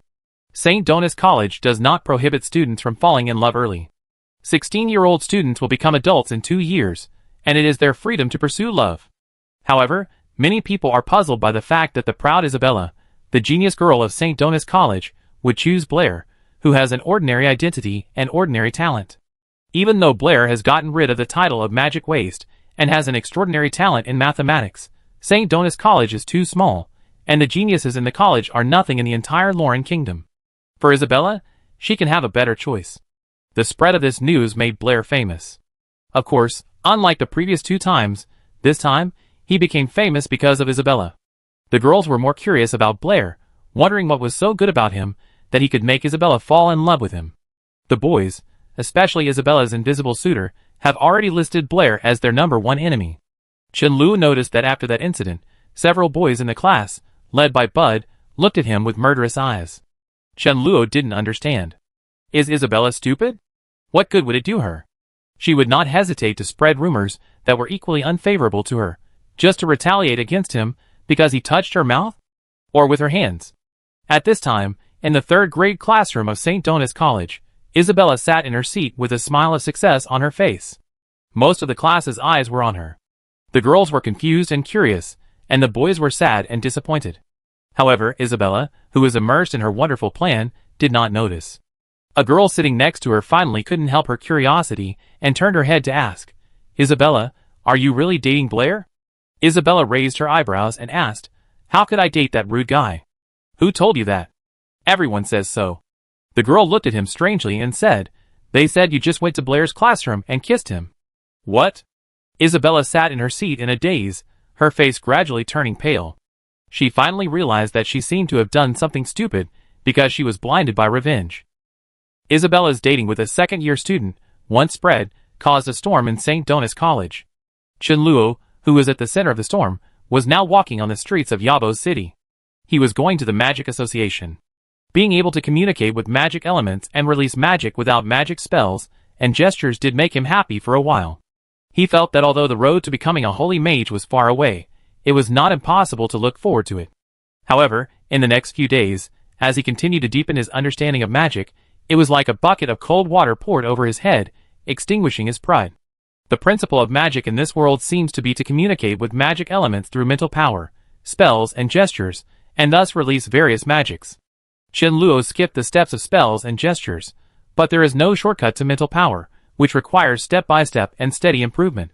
There seems to be only one level from Magic Apprentice to Junior Magician, but the identification standard of Junior Magician is to successfully release at least one Junior Fire Magic, which means that Chen Luo has to release 10 fireballs at the same time and control them stably, but he can't even release 2 fireballs at present.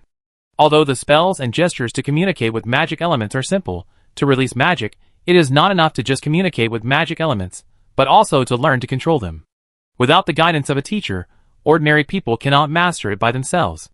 This is also the reason why magic is almost monopolized by the nobles.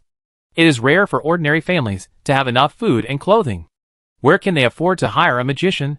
Learning magic requires a lot of time and energy. People have limited energy. Ordinary magicians will only study a certain series of magic, seeking refinement rather than breadth. Chen Luo, who is exempted from learning spells and gestures, still needs a teacher to control magic elements. Although there are magic teachers in the school, whenever Chen Luo asks questions that are not covered in the textbooks or have not been mentioned yet, Teacher Anthony advises him not to rush for quick success, to familiarize himself with magic spells and gestures first, and to improve the speed of releasing magic, and refuses to answer his questions. Although his starting point was good, for Chen Luo, who did not need to be familiar with spells and gestures, following the pace of Teacher Anthony was undoubtedly a waste of time. And time was the thing he could not afford to waste the most. So he took the only 30 silver coins, and planned to find a teacher who could help him in the Magic Association. Magician is also a profession. Before sending their children to the academy, many nobles and businessmen would pay a fee to hire a magician from the Magic Association, calling him a magic consultant, so that their children could get in touch with magic in advance. Chen Luo had learned in advance that magicians are paid monthly. During the fixed time of the month, any questions about magic can be consulted by his magic consultant. In the lobby on the first floor of the Magic Association, a 15 or 16-year-old girl greeted Chen Luo. She was wearing the uniform of the Magic Association, smiled at Chen Luo, and asked, "Sir, do you want to hire a magic consultant?" Chen Luo nodded, yes. The girl still smiled and continued to ask, "Excuse me, sir, are there any requirements for the level of the magician?" The higher the level of the magician, the better, but Chen Luo also understood that the higher the level of the magician, the more expensive it would be to hire. He thought about it, and said, "Senior magician." "Okay." The girl said in a soft voice, "The commission for a senior magic consultant is 10 gold coins per month." "Sir, do you want to pay it now or after you meet the magician later?"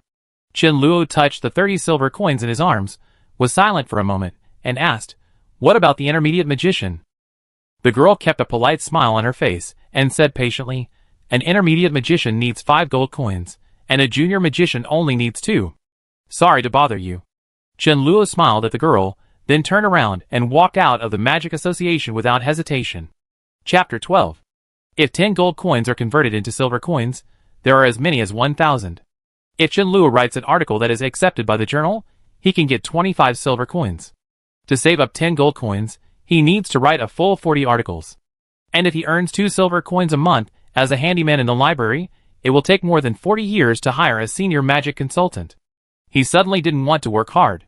And this is just the commission paid by a student. Within this month, a magician can be a magic consultant for several people at the same time. This is simply robbing money. Chen Luo finally understood why so many people wanted to be magicians.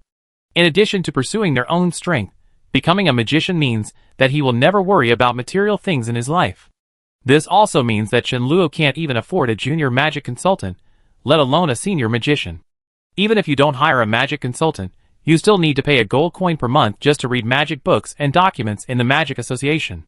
The textbooks only describe the most basic magic principles, which can only make students become qualified magic apprentices. Chen Luo's goal is to become a holy magician. He needs to be exposed to more advanced magic knowledge and theories, which can only be seen in the Magic Association. He only has 30 silver coins in his arms, and he can't even afford the basic fee of 1 gold coin per month. In another world, Chen Luo once again realized the importance of money. He didn't know whether the time flow rate of the 2 worlds was the same, so he had to improve his magic skills as soon as possible. If he needed decades to become a holy magician, by the time he was able to leave here and return to Earth, decades had passed in the other world. What was the meaning of all his efforts? The price of hiring a magic consultant was far beyond Chen Luo's expectations, and apart from publishing papers with teacher Britney, he had no effective way to make money for the time being. The commission of a senior magic consultant was too high. Even if Chen Luo and teacher Britney published an article every day, the monthly remuneration was not enough to pay the commission of a senior magic consultant.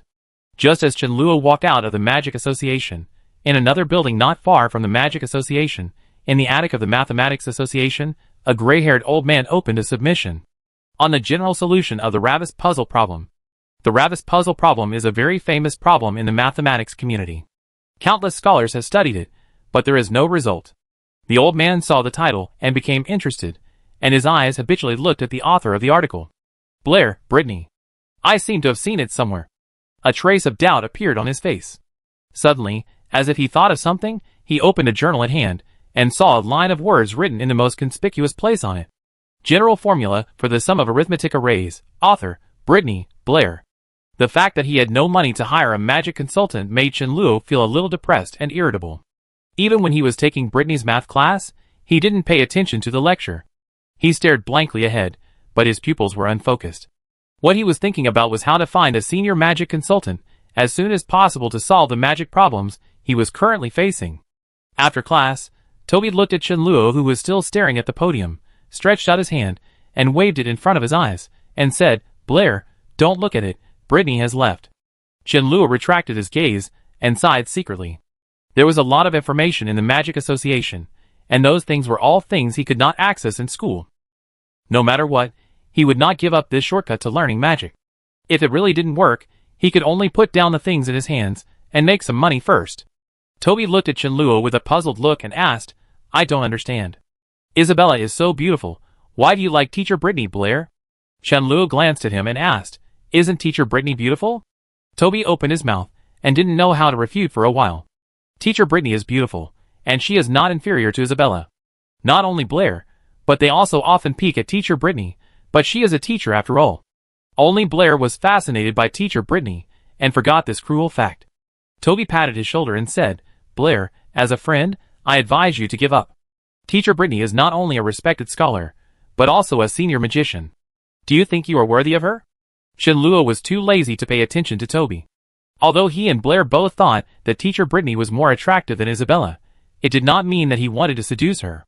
The most annoying thing about love affairs is that it will affect his learning of magic. For Chen-Luo, nothing is more important than learning magic. Chen-Luo's mind was full of money. Suddenly, as if he realized something, he looked at Toby and asked, What did you say just now? Toby was startled by him, and immediately retracted his head and said quickly, No, I didn't say anything. Blair, you can like whoever you want to like. I will keep it a secret for you. After finishing a math class, Britney went straight back to the dormitory. Recalling Blair's obsession with math in class, she couldn't help but feel sorry. Blair was the most talented student she had ever met. She had never seen his talent in math in other people. His clever thinking and careful calculations were necessary for mathematicians. He was still young, and as long as he was taught, he would definitely leave his name in the history of mathematics. It was a pity that he was not interested in mathematics. Britney knew that his family was not well off, and becoming a magician was a better choice for him than becoming a scholar. As a teacher, she could not change the lives of her students because of her own expectations. As soon as she entered the dormitory building, she heard hurried footsteps behind her. Teacher Britney, there is a letter for you. Another female teacher handed her a letter, and said, It's from the Mathematics Association. She glanced at Teacher Britney and asked tentatively, Has Teacher Britney's new article been accepted by the association? Britney smiled and nodded, saying, It should be the one about the general solution to the Ravis puzzle. Ravis puzzle. The female math teacher explained when she heard it. As a math teacher, she certainly knew about the Ravis puzzle. As a problem that has been circulating for a long time, although the Ravis puzzle has long had an answer, mathematical scholars unanimously believe that the Ravis puzzle and similar problems should have a popular solution. In other words, the mathematical community believes that there is a general formula that can directly solve the Ravis problem, but no one has found it for so many years, so that in recent years, many people have questioned the existence of a popular solution to the Ravis puzzle. If someone can find this formula and solve the problem of the Laos puzzle, it will undoubtedly be a great discovery for the mathematical community. And the solver of this problem will also leave his name in the history of mathematics. She looked at Britney in disbelief and asked, Did you find the solution formula for the Laos puzzle? Because I was inspired by Blair. Britney smiled and said, Teacher Daisy, if there is nothing else, I will go back first. Watching Britney walk into the dormitory, Teacher Daisy showed an envious expression on her face. Teacher Britney is not only younger and more beautiful than her, but also has much higher achievements in mathematics than her. She can only be a mathematics teacher at St. Dona's College in her life, while Britney may be a great scholar and be remembered by future generations. Even if she never does anything else in the future, just solving the louse puzzle is enough to win her great glory. Teacher Daisy shook her head and couldn't help but sigh in her heart. Are the gods biased towards women like Teacher Britney? Why did Blair never show such mathematical talent when he was in her class in the first grade? After Britney returned to the room, she opened the letter from the Mathematical Association. Although she published the article with Blair as the first author, the Mathematical Association seemed to have some objections to it. The letter said that after verification by several scholars in the association, the general formula she proposed for the problem of the Ravis puzzle was correct, and the article would be published in the next issue of the Journal of Mathematics. In addition, the Mathematical Association also sincerely invited her to participate in the academic salon in a few days. The Mathematical Association holds an academic salon every month for mathematical scholars to exchange and discuss. Those who attend the salon are all famous scholars. Britney was not qualified to attend such a gathering before. Obviously, the publication of the two articles has made the Mathematical Association recognize her knowledge and status. Britney, who should have been happy, is a little disappointed at this moment. Thinking of Blair, a mathematical genius, who ultimately could not shine in the mathematical world, this is not only her loss, but also the loss of the entire mathematical world. Just at this moment, there was a knock on the door. Britney opened the door and saw a figure standing at the door. Teacher Britney smiled and said, "Blair, you came at the right time. The Mathematical Association has accepted the article on the mystery of Ravis. I told you at that time that because you proposed this idea, I wrote your name as the first author. Congratulations, Blair, you have solved a major problem in the mathematical world." Chenluo didn't care about the first author or the second author at all. He nodded and said that he knew it. Teacher Britney then asked, "By the way, what do you want to talk to me about?" Chenluo looked up at Teacher Britney and said seriously, "Teacher Britney, I want to learn mathematics from you." Chapter 13. After Chenluo made this request, Britney was stunned for a moment, as if she didn't believe her ears, and said in disbelief, "Blair, what did you just say?" Chenluo didn't want to deceive the simple Teacher Britney. Mathematics in this world is still in its infancy. For him, it is not difficult. At most, he can become a great holy magician and meet the expectations of Teacher Britney, and become a mathematician by the way. He looked up at Britney and said seriously, "Teacher Britney, I want to learn mathematics from you." This news made Britney happier than her being recognized by the Mathematics Association and invited to participate in the next salon, but she still asked curiously, "But didn't you say that becoming a great magician was your father's greatest wish before his death?"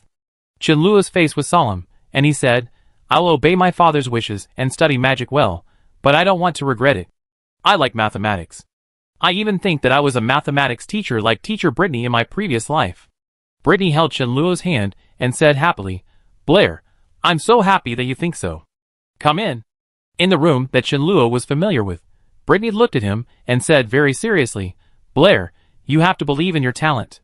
As long as you study hard, I can be sure that your name will be on the monument of mathematics." Chenluo nodded and said, "Thank you, Teacher Britney. I will definitely work hard." "Well, you go back first. Since you want to learn mathematics with me, you have to come to me every night after school to receive my individual tutoring." Britney was obviously in a good mood. After telling Chenluo something, she hummed an unknown light tune. Chenluo agreed and prepared to go back to class. When he reached the door, he suddenly turned around and asked, "Teacher Britney, in addition to math problems, can I ask you magic questions?"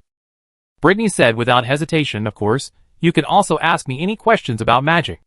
"Thank you, Teacher Britney." Chenluo bowed to her respectfully, and was about to leave, when Teacher Britney's voice suddenly came from behind him. "Stop." Chenluo turned his head. Britney folded her arms, looked at him with suspicious eyes, and asked, "Blair, you don't want to learn magic from me, so you said you want to learn math from me? How is that possible?" Chenluo smiled and said, "If Teacher Britney feels embarrassed, I can ask Teacher Anthony, but I think that it will be more convenient to spend more time with Teacher Britney every day than to ask Teacher Anthony." "No need." Britney heard this and waved her hands repeatedly. "In the future, whether it is a math problem or a magic problem, you can ask me. Don't forget that I am a senior magician, and Teacher Anthony is only an intermediate magician." Britney knew that Blair's magic talent was also good, and he might not be a person abandoned by God. What if Teacher Anthony also took a fancy to him, and lured Blair to learn magic with him? Wouldn't her hard work be in vain? She absolutely couldn't watch this happen. For this reason, She even said some impolite words to teacher Anthony, although it was a fact that her magic level was higher than his. Chen-Luo nodded obediently and said, I understand. No matter what questions I have in the future, I will ask teacher Britney first. Britney looked at him and reminded him, remember. Although teacher Britney is older than Blair and Isabella, Chen-Luo's mental age is more than 16, and he may be 2 or 3 years older than teacher Britney, so from the beginning, Chen-Luo did not regard her as a teacher. In fact, she is just a young girl who has just started working. Chen-Luo felt bad for using this method to deceive a young girl. After the last class, Toby packed up his things and said, Blair, I stole a bottle of wine from my father's wine cellar. Let's go to your room to taste it. Chen-Luo waved his hand and said, drink it yourself. I'm going to teacher Britney's place. Toby asked in confusion, school is over now. What are you going to do with teacher Britney's place? Chen-Luo said, from today on, I will learn math from teacher Britney. Toby opened his mouth wide and looked at Chen-Luo in disbelief. Blair, do you want to have a long-term relationship with teacher Britney? What about Isabella? Put away your dirty thoughts. I just want to study. Chen-Luo knocked him on the head and said, besides, Isabella and I are innocent. Toby's face showed excitement and asked, can I continue to like Isabella? No. Isabella is not someone to be trifled with. Toby, who has no status or background, can be killed by her with one hand. Chen-Luo is doing this for his own good. Moreover, as his younger brother, Toby should also stand on his side. Toby looked at Chen-Luo with a resentful face and said, having teacher Britney is not enough, you also want to possess Isabella. Blair, you are so greedy.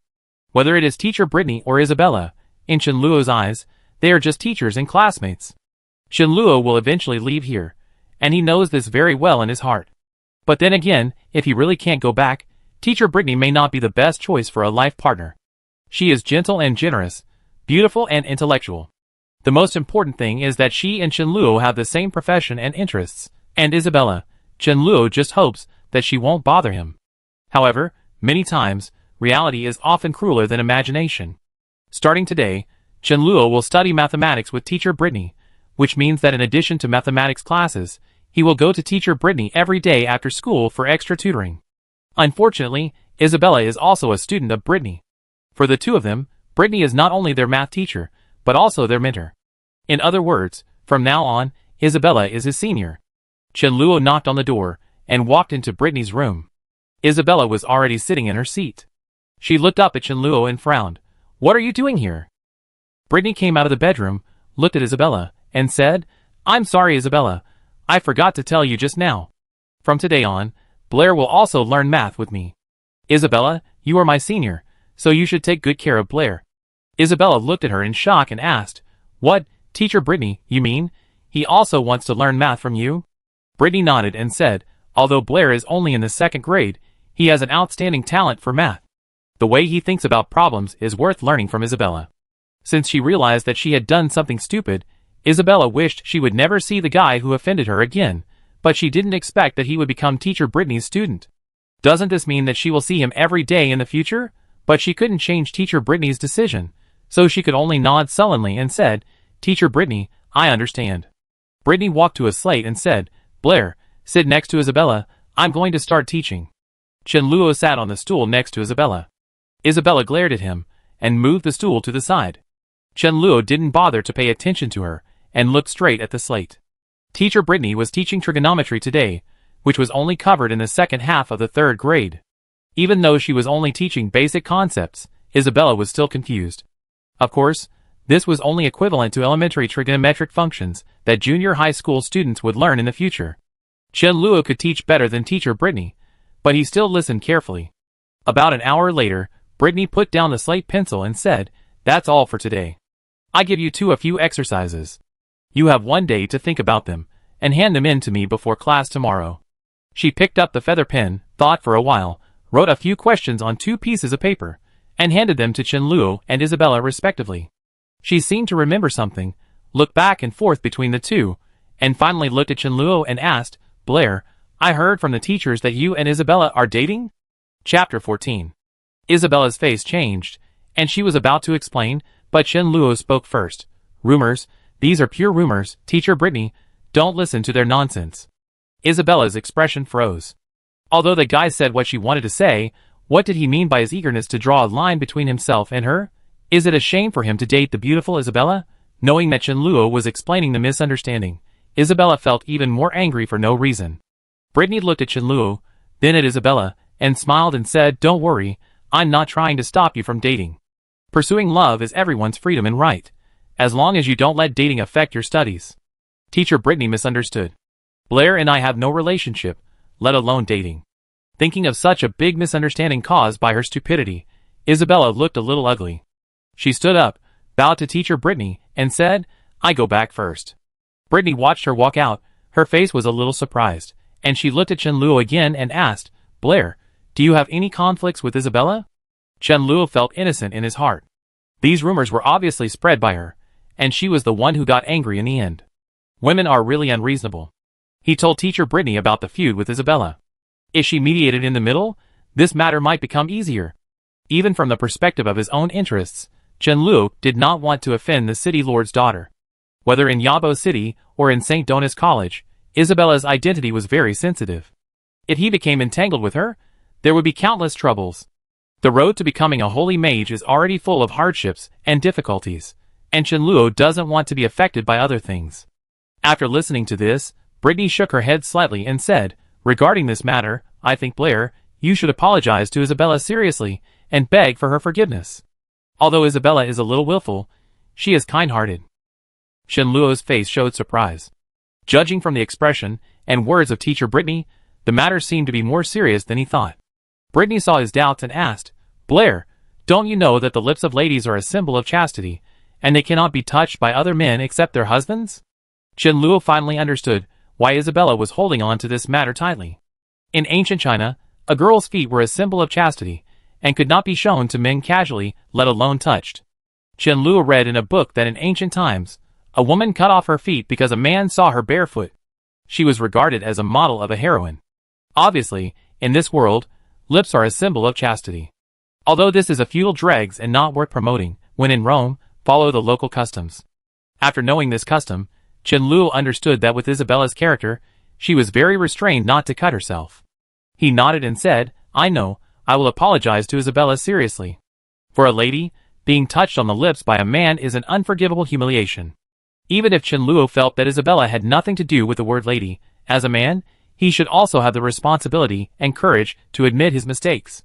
In order to show his sincerity, he spent 10 silver coins to buy an exquisite bracelet as an apology gift.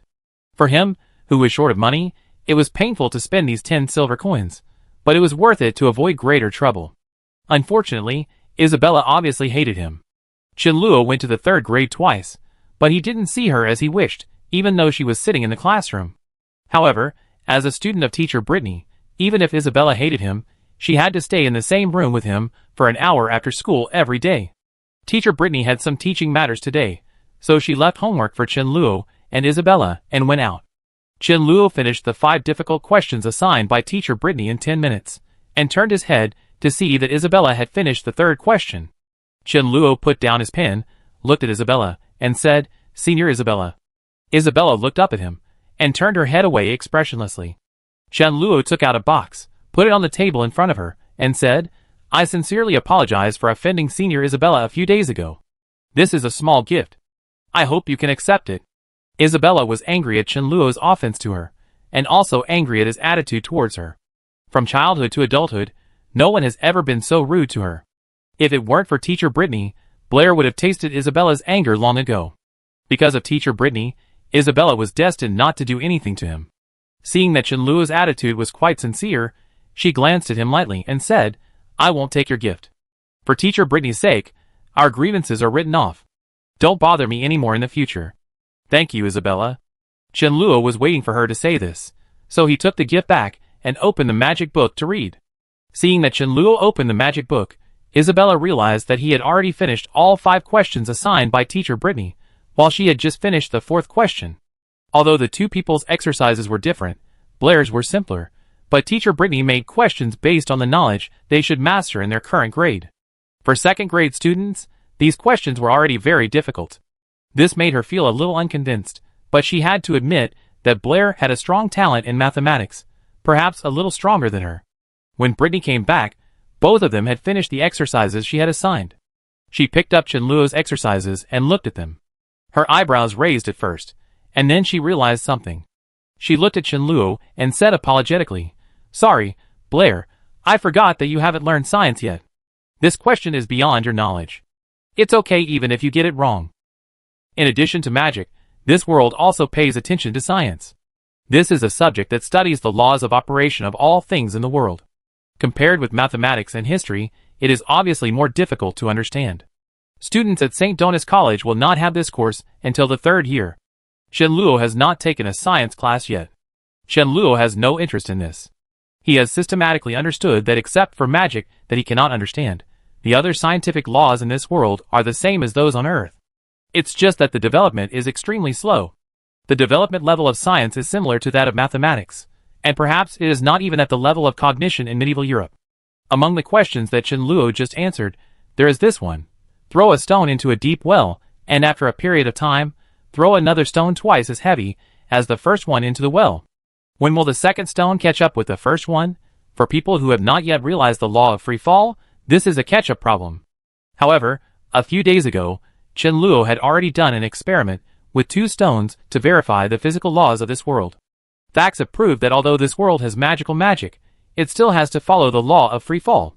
So the answer given by Chenluo is that if the well is infinitely deep, ignoring friction resistance, the big stone will never catch up with the small stone. Obviously, teacher Britney doesn't think so. After putting down the 2 pieces of paper, Britney looked at Isabella and said, "Isabella, you should have just learned the law of falling bodies. You can explain this problem to Blair." Isabella glanced at Chenluo, and then reluctantly said, "The ancients said that the speed of objects falling is proportional to their mass. The heavier the mass, the faster the falling speed." Chenluo looked at her and asked, "Has Isabella verified it herself?" The law of falling bodies was learned in their first science class. It was a conclusion drawn by the ancients thousands of years ago. Isabella rolled her eyes at him and asked, "The larger the mass, the faster the falling speed. This is the truth of the ancients and common sense known to everyone. Does it need to be verified?" Chenluo asked back, "Is what the ancients said right?" Isabella put her hands on her hips and said, "Blair, you dare to question the ancients." "Sien?" Chenluo's expression was calm, and he said, "Science is rigorous, and the attitude towards science should also be rigorous. Truth that cannot withstand verification is not truth." "You mean, the ancient sages are wrong?" Isabella folded her arms, looked at him with sarcasm, and asked, "Do you dare to bet?" Chenluo originally mentioned it casually. He had not figured out magic yet, and he had no interest in helping them establish a new scientific system. Facing Isabella's provocation, he waved his hand and said, "No, as a student, gambling is a very bad behavior." Isabella said, "I bet 1 gold coin." Chenluo glanced at her. "Which gold coin do you think I need from you?" Isabella sneered, 10. Small bets are fun." Chenluo looked at Britney and smiled and said, "Teacher Britney, please testify for us." Chapter 15. 10 gold coins are a big temptation for Chenluo. This means that he has money to borrow magic books from the Magic Association and get in touch with deeper magic theories. With the free magic consultant of teacher Britney, he will not have to worry about learning magic in the short term. At this time, Isabella, the girl who brought wealth, immediately became much more beautiful in his eyes. Making a bet with Isabella can save 40 years of hard work. Sure enough, choice is more important than hard work. Britney knew Chenluo's financial situation, and shook her head and said, "Blair, you better think about it again. 10 gold coins are not a small amount." Chenluo smiled and said, "I have thought about it." Isabella and teacher Britney's understanding of this basic physical phenomenon is wrong, which is not unexpected by Chenluo. In another world, Aristotle's erroneous theory of free fall dominated the academic world for nearly 2,000 years, until it was overturned by Galileo at the end of the 16th century. Often, people were limited by common sense and authority, and did not dare or even think about denying them, even if the verification process was as simple as finding 2 stones and throwing them. Britney looked at him helplessly, but did not stop him. Self-confidence is a good thing, but one should not be too conceited. A little setback when young will be very helpful for his future. The 3 walked out of the dormitory building. Isabella picked up 2 stones of different sizes from the garden, weighed them in her hand, looked at Chenluo, and said, "The weight of these 2 stones differs by about 1 time. It's not too late for you to regret it now." Chenluo gave her a look, indicating that she could start. 10 gold coins were nothing to Isabella, but she was very willing to see Blair embarrassed. Firstly, he had offended her before, and secondly, she was jealous because she was suppressed in mathematics. She looked at Chenluo with an idiot's eyes, holding a stone in one hand, raised it to the level of her chest, and then let go of both hands at the same time. According to the law of falling bodies they had just learned, the heavier stone in her left hand should fall to the ground first. However, the fact is that after she let go of her hands, a very short time later, she watched with her own eyes that two stones of different weights fell from the same height and landed almost at the same time. Isabella's face showed disbelief. After a moment of stunned, as if she thought of something, she suddenly looked at Chenluo and asked, "Are you playing tricks? Did you use the levitation technique on the big stone just now?" Chenluo did not answer, but looked at her with eyes like an idiot. In fact, after the voice fell, Isabella realized that she had asked an idiotic question. Levitation is a primary spell of the wind system. Only magicians above the primary level have the ability to perform levitation. Even she can't perform it, let alone Blair. Impossible, I didn't feel the wind element just now. Britney looked at the two stones on the ground with some surprise and asked, "Could it be because the distance is not enough?" "It must be." Isabella spoke with a firm face. How could the scientific laws in the textbooks be wrong? How could the sages be wrong? The speed of an object falling has nothing to do with its mass. This matter is as unbelievable as the fact that the Shining continent is not the center of the world. Isabella picked up the two stones again and said, "Teacher Britney, please watch from below while I go to the roof and try again." Britney shook her head and said, "No need to bother." She moved her lips and made a few quick gestures with her hands. The stone in Isabella's hand slowly floated up and flew high into the sky. Chenluo looked at Teacher Britney with envy. Floating spell is a primary spell of the wind system. Only primary magicians can perform it. The wind element can free objects from the bondage of gravity, just like Teacher Britney is doing now. Intermediate magicians can already perform flying spells. This is a very convenient and practical magic. Even if the magician's major is not the wind system, he will generally learn flying magic. And senior magicians are already considered strong in the general sense. The invisible wind blade makes people hard to defend against. Being hit by the wind blade will either kill or injure. The silent characteristics of wind magicians make every wind magician an excellent assassin. Chenluo never forgot that the seemingly frail Teacher Britney was already a high-level magician, and mastered at least one high-level magic. Chenluo himself could only use breeze magic to blow away the fallen leaves and dust and clean the classroom. Britney floated the two stones to the height of the roof of the dormitory building, and then put away the floating magic. Bang! Bang! The big stone fell to the ground earlier than the small stone. Chenluo and Isabella heard two sounds. This result was within Chenluo's expectations. The longer the two stones stayed in the air, the more the influence of friction could not be ignored. However, the influence of friction resistance was limited. Although the two stones did not fall to the ground at the same time, the interval was very short. If you didn't pay attention, you might confuse them as one sound. According to the law of falling bodies proposed by the ancients, the time it takes for a small stone to fall to the ground should obviously be twice that of a large stone. Isabella was completely stunned. Just now, she witnessed with her own eyes that the theories in the science textbooks and the truths proposed by the ancients were actually wrong. Britney also opened her mouth in surprise. She saw much more than Isabella. Although she herself was not deeply involved in science, she knew that the overthrow of the law of falling bodies and the correction of the ancient theories would definitely trigger a revolution in the scientific community. This great discovery is destined to be recorded in history. She looked at Chenluo, opened her lips, and asked, "Blair, how did you find out that the law of falling bodies is wrong?" Chenluo shrugged and said, "I saw this law in the textbook, so I tried it with two stones, and then I found that the law of falling bodies is different from what the textbook says." Isabella and Britney were speechless for a while. The process is so simple, but the ending is so shocking. It is foreseeable what kind of waves will be caused when this huge stone is thrown into the lake of science. The truth that has been passed down for hundreds and thousands of years can be overturned with just two small stones. However, no one has done this in the past 1,000 years.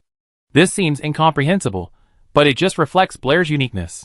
Why did he discover the common sense error that many sages and scholars have not discovered? This is probably not just a matter of luck. Britney's face gradually became serious. The overthrow of the law of falling bodies is far more significant than solving the Ravis problem. The ideas of that sage are still believed by many schools of thought. Overthrowing the law of falling bodies is far from as simple as imagined.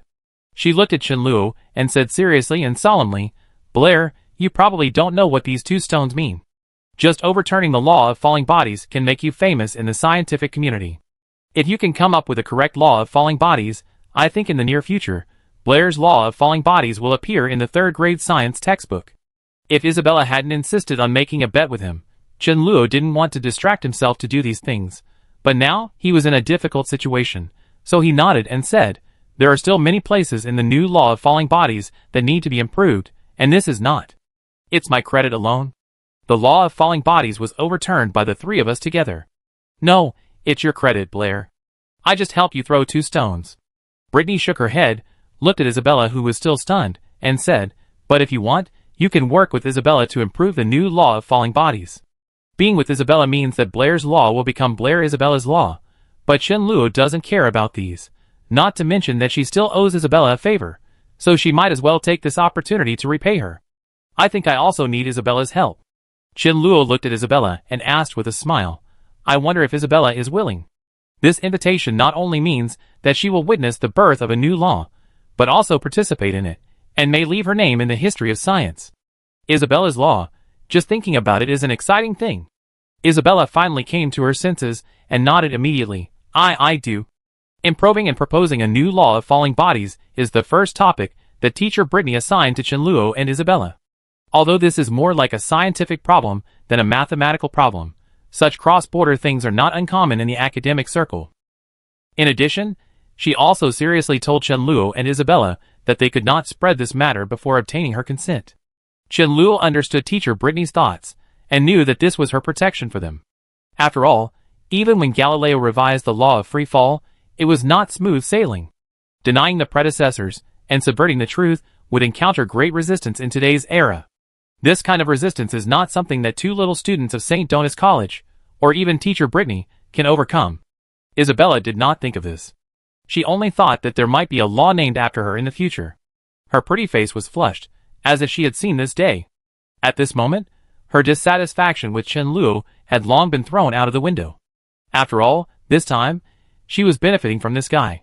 She patted Chen-Luo's shoulder with some satisfaction and said, if anyone in the academy bullies you in the future, just tell me, and I will help you. As long as she doesn't cause trouble for him, Chen-Luo is satisfied.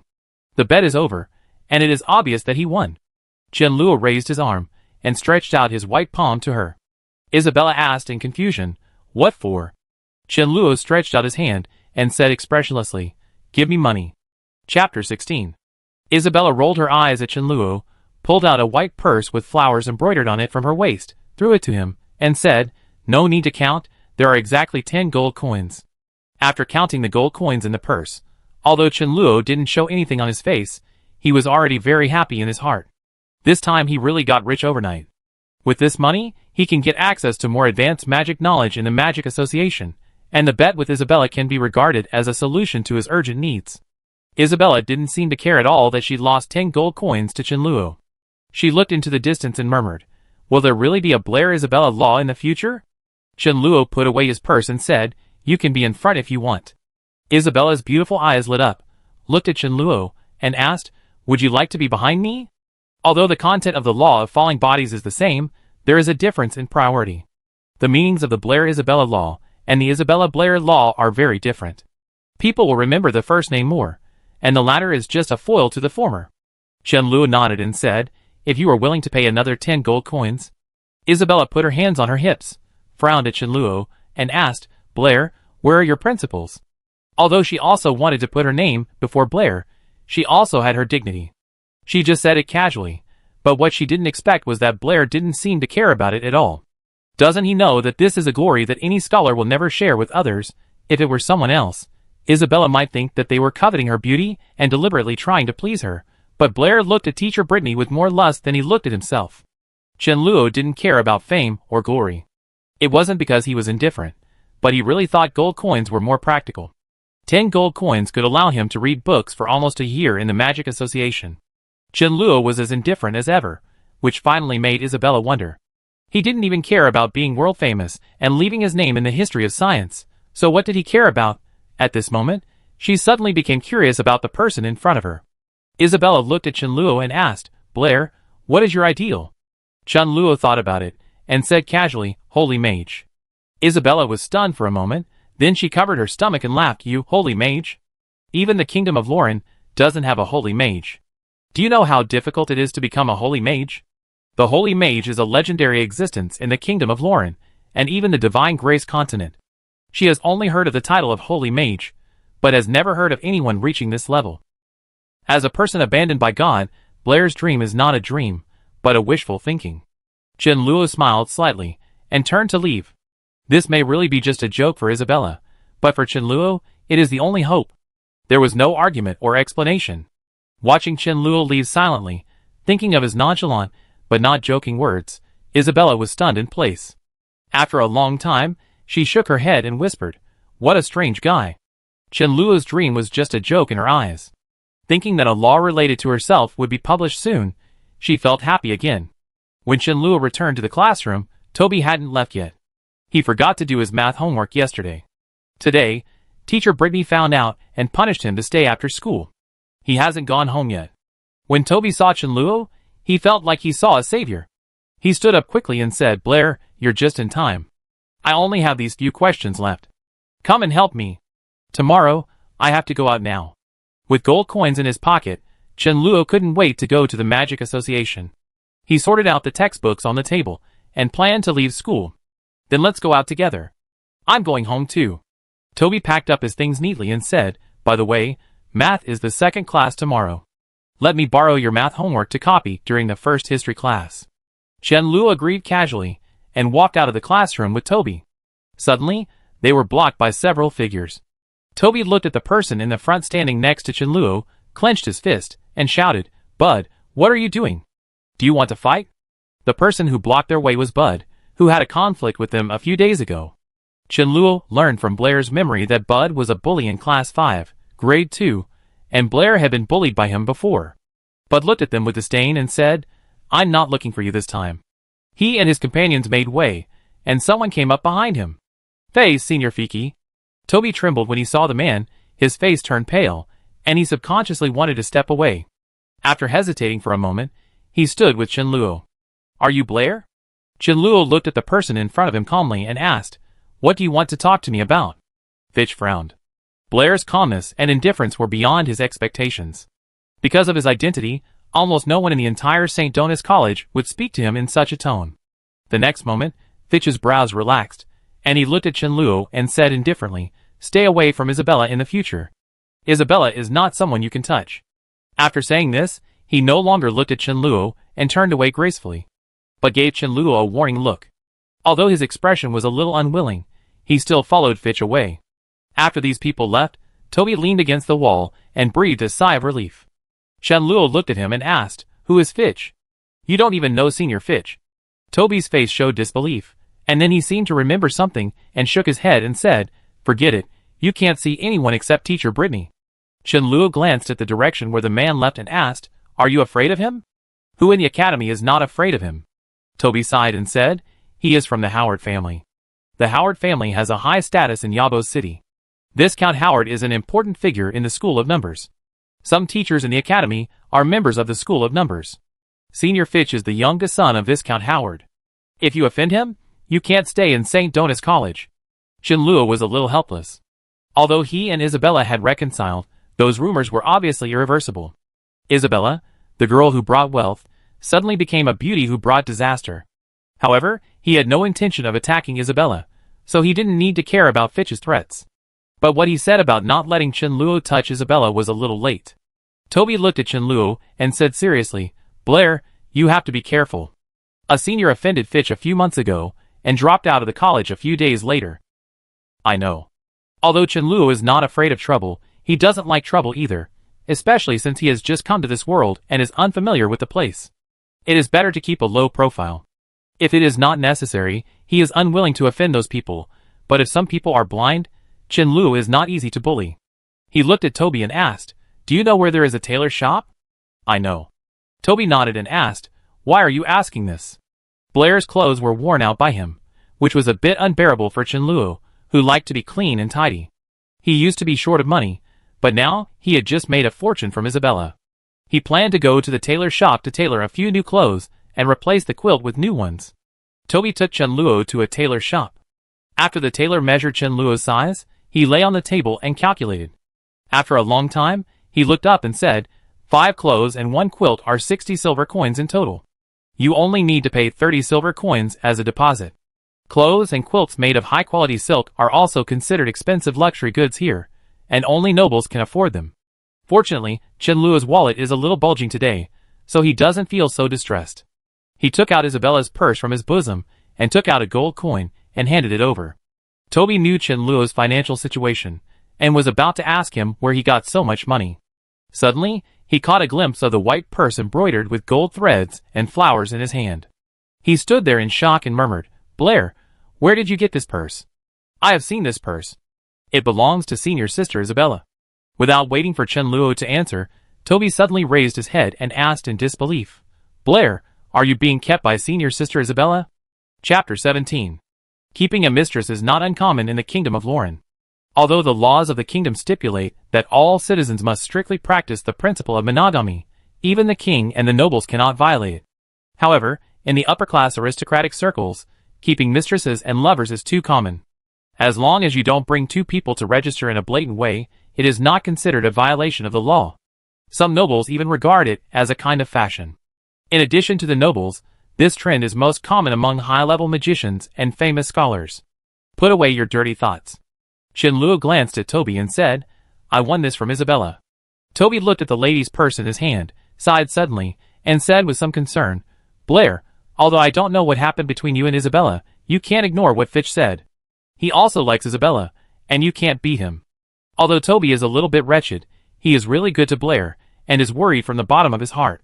Just now, when Fitch blocked his way, he stood beside him, and didn't retreat a step. Chen Luo also saw it. To reassure him, Chen Luo patted his shoulder and comforted him. "Don't worry, you know, I like teacher Britney." "I knew it." Toby showed an expression of expectation on his face, and then looked at Chen Luo expectantly and asked, "Since you don't like senior Isabella, can you give me her purse?" "No." Toby looked regretful, but still asked with a face of unwillingness, "Can I touch it?" Chen Luo looked at him and asked, "Can you be more vulgar? If you don't let me touch you, I can smell it just once." Get lost. Magic Association, first floor lobby. The girl with bright eyes wearing a tight uniform stood at the counter and looked at Chen Luo, smiling and asked, "Hello, how can I help you?" Chen Luo had a clear purpose, looking at the girl he had met last time, and said directly, "I want to apply for a library card." "Okay." The girl smiled professionally and said, "Please show me your magic certificate." Chen Luo was startled when he heard this, and then he remembered that the Magician Association was only open to magicians, and at least they had to reach the level of magic apprentices to apply for a library card. Half a month ago, Blair, who couldn't even release a fireball, was naturally not qualified to apply, but things are different now. Chen Luo now only needs to certify his magic level in the Magic Association. Chen Luo looked at the girl and said, "I haven't applied for a magic certificate yet. Where can I get my magic level certified?"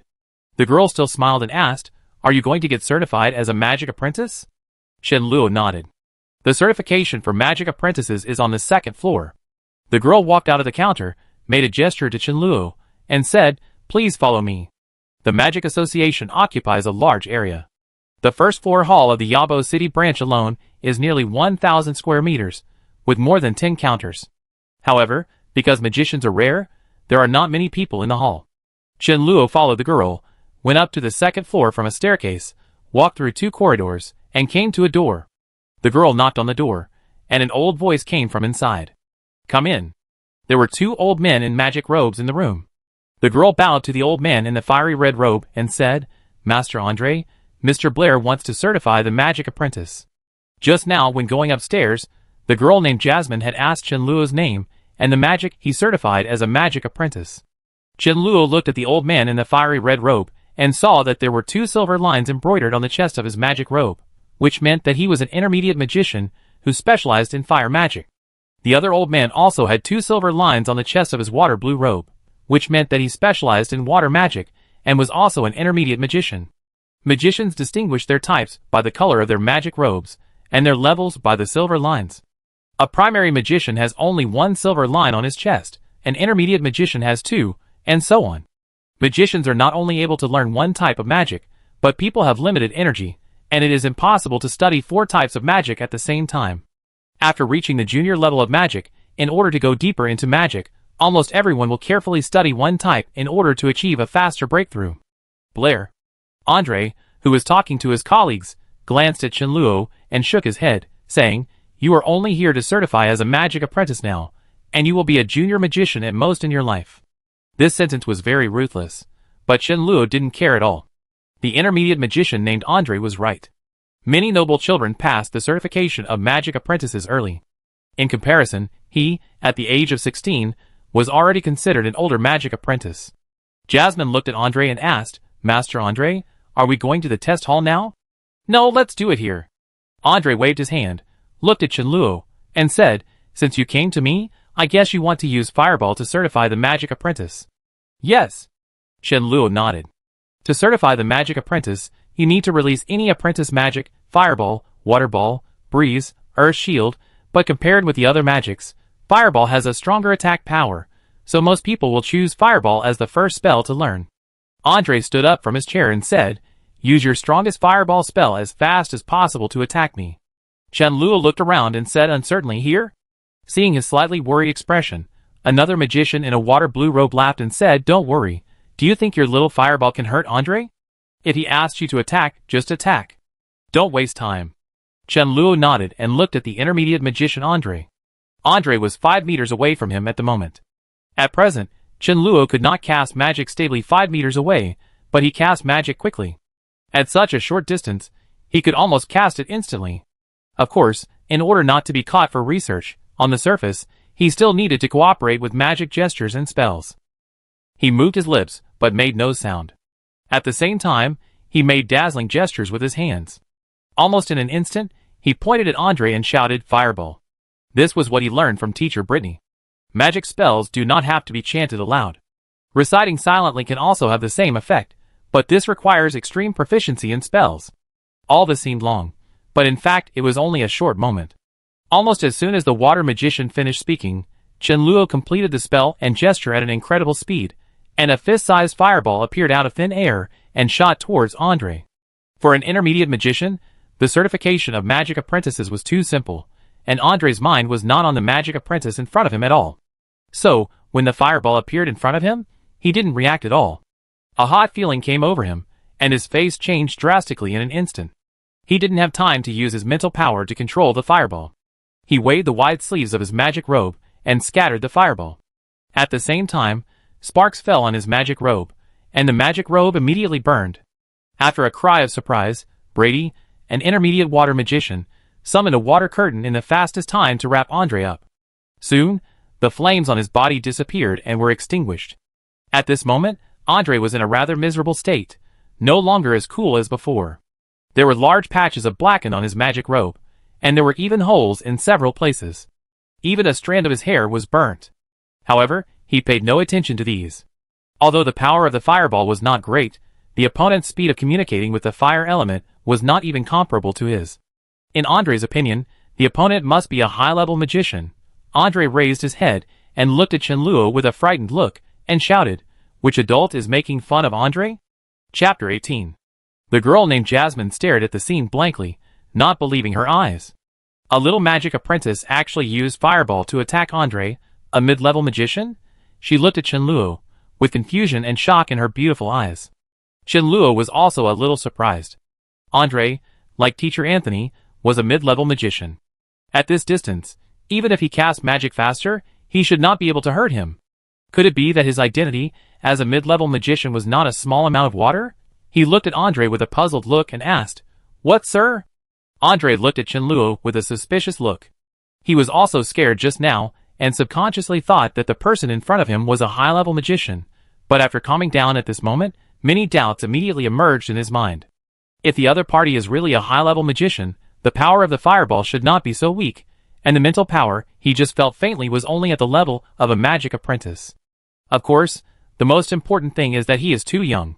A 16 or 17-year-old high-level magician, this is impossible in the Shinan continent, even if he has been practicing magic since his mother's womb. After all, Andre himself, after living a lifetime, is only an intermediate magician. Recalling the fireball just now, Andre has come to a conclusion in his mind. If he had been more serious just now, he would definitely not have been hit by such a fireball. He looked at Chenluo, his face became solemn, and said, "Use the fireball spell just now to attack me again." Chenluo didn't waste any words, and simply summoned another fireball, heading straight for Andre. Puff! This time, the fireball exploded and disappeared when it flew to Andre's side. Chenluo's eyes flashed. Just now, he felt a strong force emanating from Andre's body, and the next moment, he lost control of the fire element. A strange color appeared on his face, and he murmured, "The difference in mental power. High-level magicians can not only cast more powerful magic, but also deprive low-level magicians of their control over magic elements when facing them, making the magic of low-level magicians ineffective. This makes the level gap between magicians almost insurmountable." Chenluo deeply experienced this today. On the opposite side, Andre's face also eased a little. After dispelling the fireball, he clearly knew that although the boy released magic quickly, it was just a speed in vain, and he was essentially a magic apprentice. But it was precisely because of this that he was even more shocked. A magic apprentice can actually cast spells as fast as a senior magician. He knows very well what this means. In addition to being extremely familiar with magic spells and gestures, his speed in communicating with magic elements is simply shocking. Andre has tested countless magic apprentices. Blair's speed in chanting spells and performing gestures is not the fastest, but his speed in summoning magic elements is definitely the fastest, no one else. This shows that his mental power has an unparalleled affinity with magic elements, and he can summon magic elements from space faster than ordinary people. This ability, in layman's terms, is magic talent. Some people can never release a fireball in their entire lives. They have no magical talent and are abandoned by God, and are also called forsaken by God. Some people can succeed in their first attempt to learn magic, and can cast magic quickly and steadily. They are born with extraordinary magical talents. They are the darlings of God and are favored by all gods. They are called favored by God. Obviously, the boy in front of him is the latter. Andre suppressed the ups and downs in his heart, looked at Jasmine, and said, "Jasmine, he has passed the assessment, take him to apply for the certificate." "Oh." Jasmine came back from the shock, and her eyes turned respectful when she looked at Chenluo, and she whispered, "Mr. Blair, please follow me." The two walked out of the room for a long time before Andre retracted his gaze, and said in an exclamatory tone, "St. Donis College, this time there is an incredible little guy." When Blair walked in just now, he had already seen the school badge of St. Donis College on his chest. A little magic apprentice almost made him, a mid-level magician, capsize. If this matter is told to others, I am afraid no one will believe it. Yes, but it's a pity. Brady, the water magician next to him, witnessed the scene just now, and sighed at this moment, saying, "It's a pity for his magic talent. He learned magic too late." The two mid-level deacons of the Magic Association would not take a magic apprentice seriously, but the magic talent shown in him shocked them. If such a person was born in those magic families, he would definitely be trained from a young age.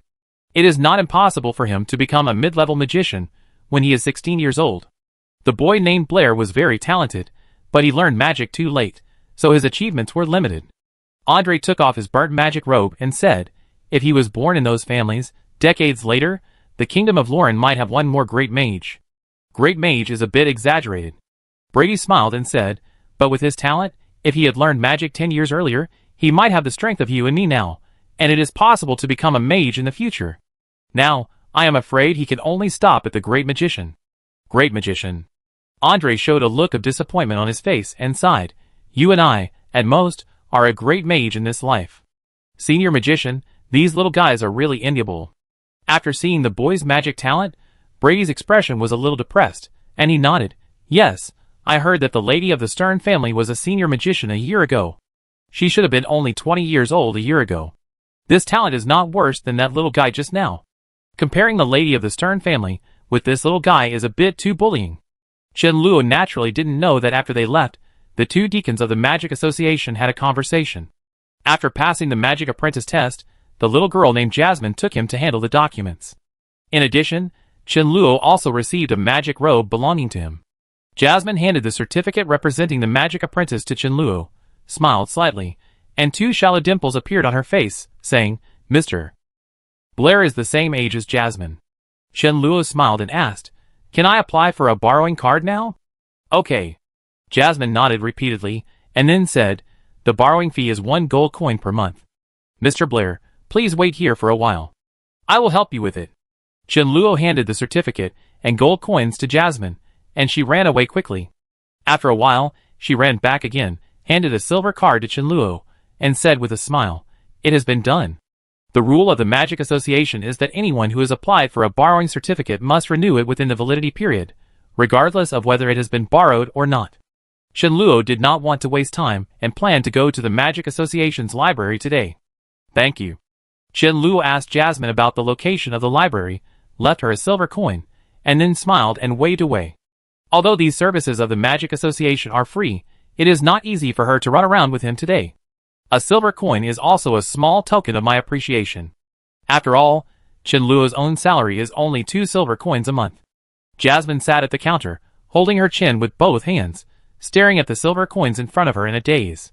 The noble magicians rarely tip them. Her work at the Magic Association paid well, earning more than a dozen silver coins a month, and 1 silver coin was not a small amount for her. However, she was not thinking about silver coins at the moment. She had helped many people pass the Magic Apprentice test, but today's situation was the first time she had seen it. The boy named Blair gave her a big shock, and he did not have the arrogance of a magician. Talking to him made her feel very comfortable. He was the first person to give her silver coins, and the first person to say thank you to her. What a strange person. The girl thought so in her heart, until someone outside walked to the counter. She put away her thoughts, stood up, showed a professional smile on her face, and said softly, "Dear magician, how can I help you?" Chapter 19. Luo didn't take the fact that Andre dispelled the fireball spell to heart. High-level magicians, with their powerful mental power, can directly deprive low-level magicians of their elemental control. The greater the difference in magician levels, the more suppressed the low-level magicians will be. Primary magicians may be able to resist this influence a little. Magic apprentices are almost crushed in front of intermediate magicians. The same is true when junior magicians meet high-level magicians. Therefore, when fighting against high-level magicians, almost no one will foolishly fight with the opponent with magic. Magicians who are proficient in melee combat will use martial arts to make up for this gap. Magicians who are not good at melee combat and have low magic levels can only rely on themselves. But for Luo, any level suppression is nothing. Because it takes time to communicate with magic elements, high-level magicians deprive elements of control, which is essentially communicating with magic elements, and also requires spells and gestures. But Luo doesn't need it. If it weren't for Andre's face, Luo could have thrown the fireball at his face at such a close distance when he made the first gesture. Nothing is indestructible except speed, and the same applies to magic. In many cases, speed is an advantage. Every city's magic association has its own library, which is one of their important sources of income. In addition to the certification level, most magicians come to the Magic Association to check information like Luo. After all, the monthly gold coin fee is expensive, but it is far less than hiring a magic consultant, and apart from these two, they can't find a third way to get in touch with magic knowledge. After all, not everyone can go to school to study. Luo found the entrance to the library in the northeast corner of the Magic Association. After showing and mortgaging his library card at the door, he successfully entered the library. The area of the reading room is not large. After walking in from the door, 4 rows of towering bookshelves are in sight, and the bookshelves are full of books. The 4 bookshelves are filled with magic materials of the 4 systems of earth, fire, wind, and water. There are many people in front of each bookshelf. Luo took a glance and found that almost all of them are magic apprentices. Although there is no way to tell the level of a magician at a glance, you can identify them through their magic robes. After reaching the level of a primary magician, the Magic Association will embroider a silver line on the chest of their magic robes at the same time as the certification. The magic robes of magic apprentices are empty on the chest. In addition, magic apprentices are not divided into systems, so the colors of their magic robes are different from the 4 systems: earth yellow, fire red, water blue, wind blue, and magic apprentices are black.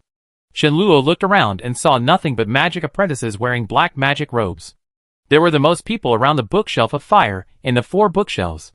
This was because compared to the other bookshelves, the power of fireball was undoubtedly the most powerful among the 4 apprentice magics in the early stage of learning magic, and it was naturally the first choice of all magic apprentices. Generally speaking, only when they were promoted to junior magicians, magic apprentices would start to learn magic from other departments according to their own interests. Therefore, Luo could simply conclude that many people around the other bookshelves had already touched the threshold of junior magicians. Luo glanced around, paused for a moment, and then walked towards the bookshelf where the books on fire magic were placed. Although he was also very interested in the other 3 types of magic, he still understood the principle of not biting off more than he could chew. Only those who could stably control 10 fireballs were qualified to learn elementary magic. At present, Chen Luo had difficulty controlling 2 fireballs. What he had to do was to increase the number of fireballs he could control. Fortunately, the magic information of the Magic Association was very detailed. For just 1 fireball technique, there were methods of communicating with the fire element, flame control techniques, and the experience of high-level magicians, etc. In addition, from a single fireball, to double fireballs, to multiple fireball magic, and even some variants of fireball magic, detailed information could be found here, and these were all things Chen Luo could not see in textbooks. After taking a glance at the bookshelf in front of him, Chen Luo knew that his gold coin was worth it.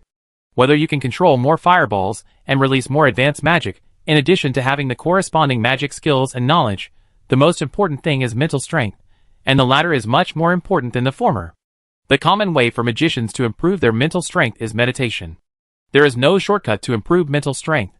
This is a long accumulation process. In addition to personal talent, it depends on diligence. The books and materials of the Magic Association cannot be taken away, and can only be checked in the library. Chen Luo first chose a book Introduction to Magic, and leaned on the bookshelf to read it. Teacher Anthony has talked about magic theory, but the description of the principles of magic in this book Introduction to Magic is much more detailed than the textbook.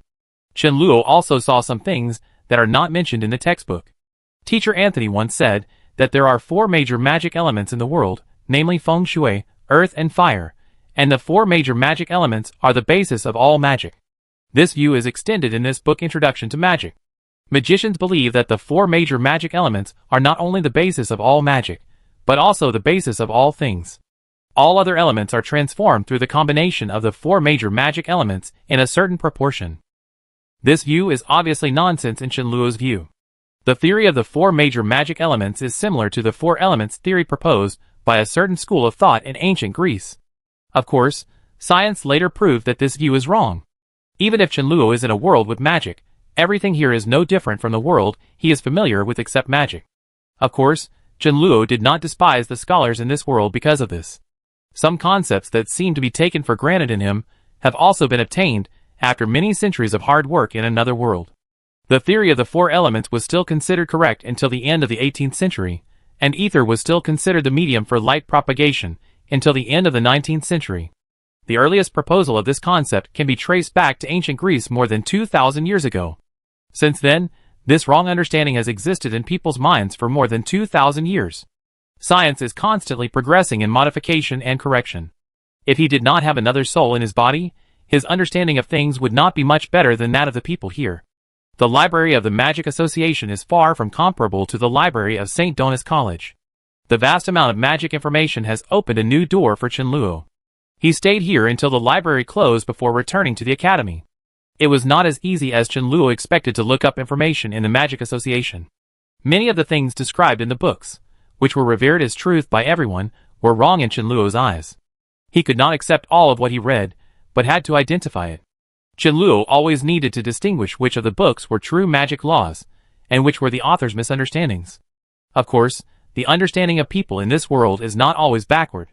Their understanding of most natural laws is not as good as that of the Middle Ages in another world, but as early as hundreds of years ago, people here realized that the composition of air is not single, but is composed of many different substances.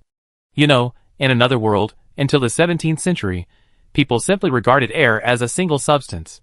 The reason why they have this understanding is that people here can communicate with magic elements.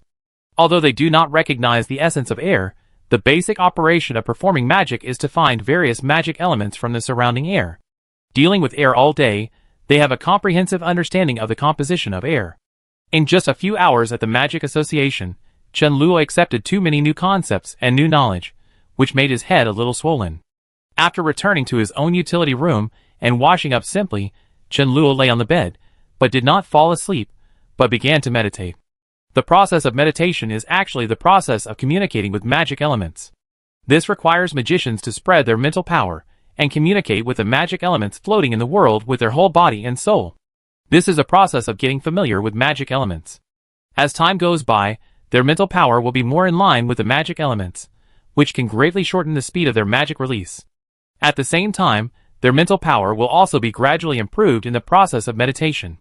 Meditation seems simple, just using mental power to perceive the magic elements around, but it is actually not a simple thing. In the space around the magician, there are not only magic elements, but also impurities that are useless for releasing magic. They call them elemental impurities. What the magician needs to do is to find the magic elements from the elemental impurities that fill the space. This is not easy for magic apprentices. After all, the magic elements do not have the words magic elements written on their faces. The world perceived by mental power is actually a chaos. If they regard those impurities as magic elements, they naturally cannot release magic. Of course, Teacher Anthony has long taught them how to communicate with the fire element in a space filled with impurities. Whether it is a magic element or an elemental impurity, it has its own quality. According to the quality of the element or the elemental impurity, they can be easily distinguished. Chen Luo, who has long been familiar with the fireball technique, can already rely on instinct to accurately find the fire element from a space filled with elemental impurities. Thinking of this, Chen Luo, who was lying on the bed, opened his eyes suddenly. He suddenly realized a problem that he had ignored before. People in this world obviously have a wrong understanding of elemental impurities. Chen Luo knows very well that what they think is elemental impurities in space is actually various gases that make up the air. Chen Luo suddenly had such a bold conjecture in his mind. Since elemental impurities are gases, is it possible that the four magic elements are actually some new elements that do not exist in another universe? The wind element has the smallest atomic number and the lightest mass, followed by the fire element, followed by water, and the earth element is the heaviest. And the various magics are actually a series of chemical reactions based on these four elements. As for the mental power that he still finds difficult to understand, he only needs to think of it as the racial talent of humans in this world. Although he still can't figure out what the magic spells and gestures are, Chen Luo himself does not need these things to release magic. If he takes himself as the object of observation, this conjecture is not without any basis. Once the seeds of conjecture are planted in Chen Luo's mind, they quickly begin to take root and sprout, causing more mysteries in Chen Luo's mind. What is the chemical principle of fireball? Does the combustion process require the participation of oxygen? What is the difference between the water condensed by waterball and the water in nature? Soil is a mixture, so isn't the earth element a single substance? Wind element. Chen Luo personally witnessed teacher Britney using wind element to make stones float. Could it be that wind element is a gas with a lower density than hydrogen? Chapter 20. These are just Chen Luo's guesses. He has no idea what magic elements are. They are said to be common material elements in reality like hydrogen, helium, lithium, beryllium and boron, but there is no place for them on the periodic table. Chen Luo's chemistry knowledge is only at the high school level. He is not capable of rearranging the periodic table. What's more, there are things like mental power and spell gestures that he can't explain even if he is beaten to death. These are just his irresponsible guesses and assumptions. There are too many things that Chen Luo can't figure out. The magic elements in this world must not be as simple as he imagined. No one can answer Chen Luo's guesses. At present, he can only use the fireball spell, and he has no way to verify most of his guesses. However, Chen Luo can verify the simple guess about the fireball spell. Once the idea in his mind arises, he can no longer suppress it. Chen Luo got up from the bed, quietly walked out of the library, and came to a garden behind the teaching building. It was late at night, and everything was silent. The place where he was pitch black, and the rustling sound of the leaves in the breeze made people feel creepy. If it wasn't necessary, Chen Luo didn't want to come to such a remote place, but he was worried that if he couldn't control the magic in his room, it would be a big problem. If the utility room burned down, Chen Luo wouldn't even have a place to sleep, not to mention that it was a library, and he couldn't bear the responsibility for the fire in the library. He sat on a stone bench and casually summoned a fireball. Then, he took out the glass bottle he had prepared just now, and slowly held the fireball in his palm. This was to verify his conjecture about whether fire magic needed oxygen to help combustion. The next moment, something surprised Chen Luo. He did not disperse his mental power, but the fireball in the glass bottle gradually weakened and finally disappeared. Chen Luo repeated it several times, with the same result. Until he took away the glass bottle and summoned a fireball again, the fireball was suspended in his palm, burning continuously and steadily. Chen Luo's eyes showed a hint of understanding, and he murmured, "It really needs oxygen." In other words, the fireball technique is actually the product of a reaction between some unknown element and oxygen. Although he did not know what this element was, he figured out the principle. The mysterious magic element immediately shed a layer of mystery in Qianluo's mind. Since the fireball technique is likely to be some kind of oxidation reaction, it should also follow the nature of oxidation reaction. When thinking of this, Qianluo immediately had a bold idea in his mind. He summoned a fireball again, and did not cover it with a glass bottle. On the contrary, while controlling the fireball spell, he dispersed a part of his mental power, and slowly gathered a certain substance with the second highest content in the surrounding air. Other magicians regarded this substance as elemental impurities. In their eyes, this substance was not only useless, but would affect their communication with magic elements. But Qianluo knew in his heart that it was not an elemental impurity at all, it was oxygen. Without this elemental impurity, all great magicians and holy magicians would suffocate to death. Magicians can not only control magic elements, but also elemental impurities, but few people waste their mental power on such meaningless things. However, Qianluo knew how significant this matter was. It was not easy for Qianluo to use part of his mental power to condense oxygen, while controlling the fireball. This was almost the limit of his control, and even the controlled fireball was shaking. He carefully brought the condensed oxygen ball close to the fireball. At the moment the two touched, the fireball in his hand suddenly produced a violent fluctuation. Qianluo used his mental power to carefully control the fireball, so that the fireball in his palm did not collapse. As the two merged, a trace of blue light gradually appeared in the originally red fireball. This trace of blue light spread very quickly. Almost in an instant, the fireball in Qianluo's palm turned completely blue. Completely burned. Qianluo was stunned in place. After muttering something, his face suddenly changed, and he subconsciously waved his hand to throw the fireball out. Unlike the warm feeling of the red fireball, when the fireball in his hand completely turned blue, a severe burning pain immediately came from his palm. Bang! The fireball thrown by Qianluo hit a big tree in front of him. The next moment, he was covered with flames. In the blink of an eye, a tree more than 10 meters high was burned to ashes in front of Qianluo. Is this still a fireball spell? Although it was the next morning, Qianluo still shuddered when he thought of the blue fireball last night. The reason why the fireball spell was classified as a fire apprentice magic was because its power was very small. At most, it would cause a small threat to normal people. It could leave a charred mark on the tree trunk, which could be considered a qualified fireball spell. Who could have thought that the power of the fire element burning completely would be so great? A tree more than 10 meters high turned into ashes in front of him in a few breaths.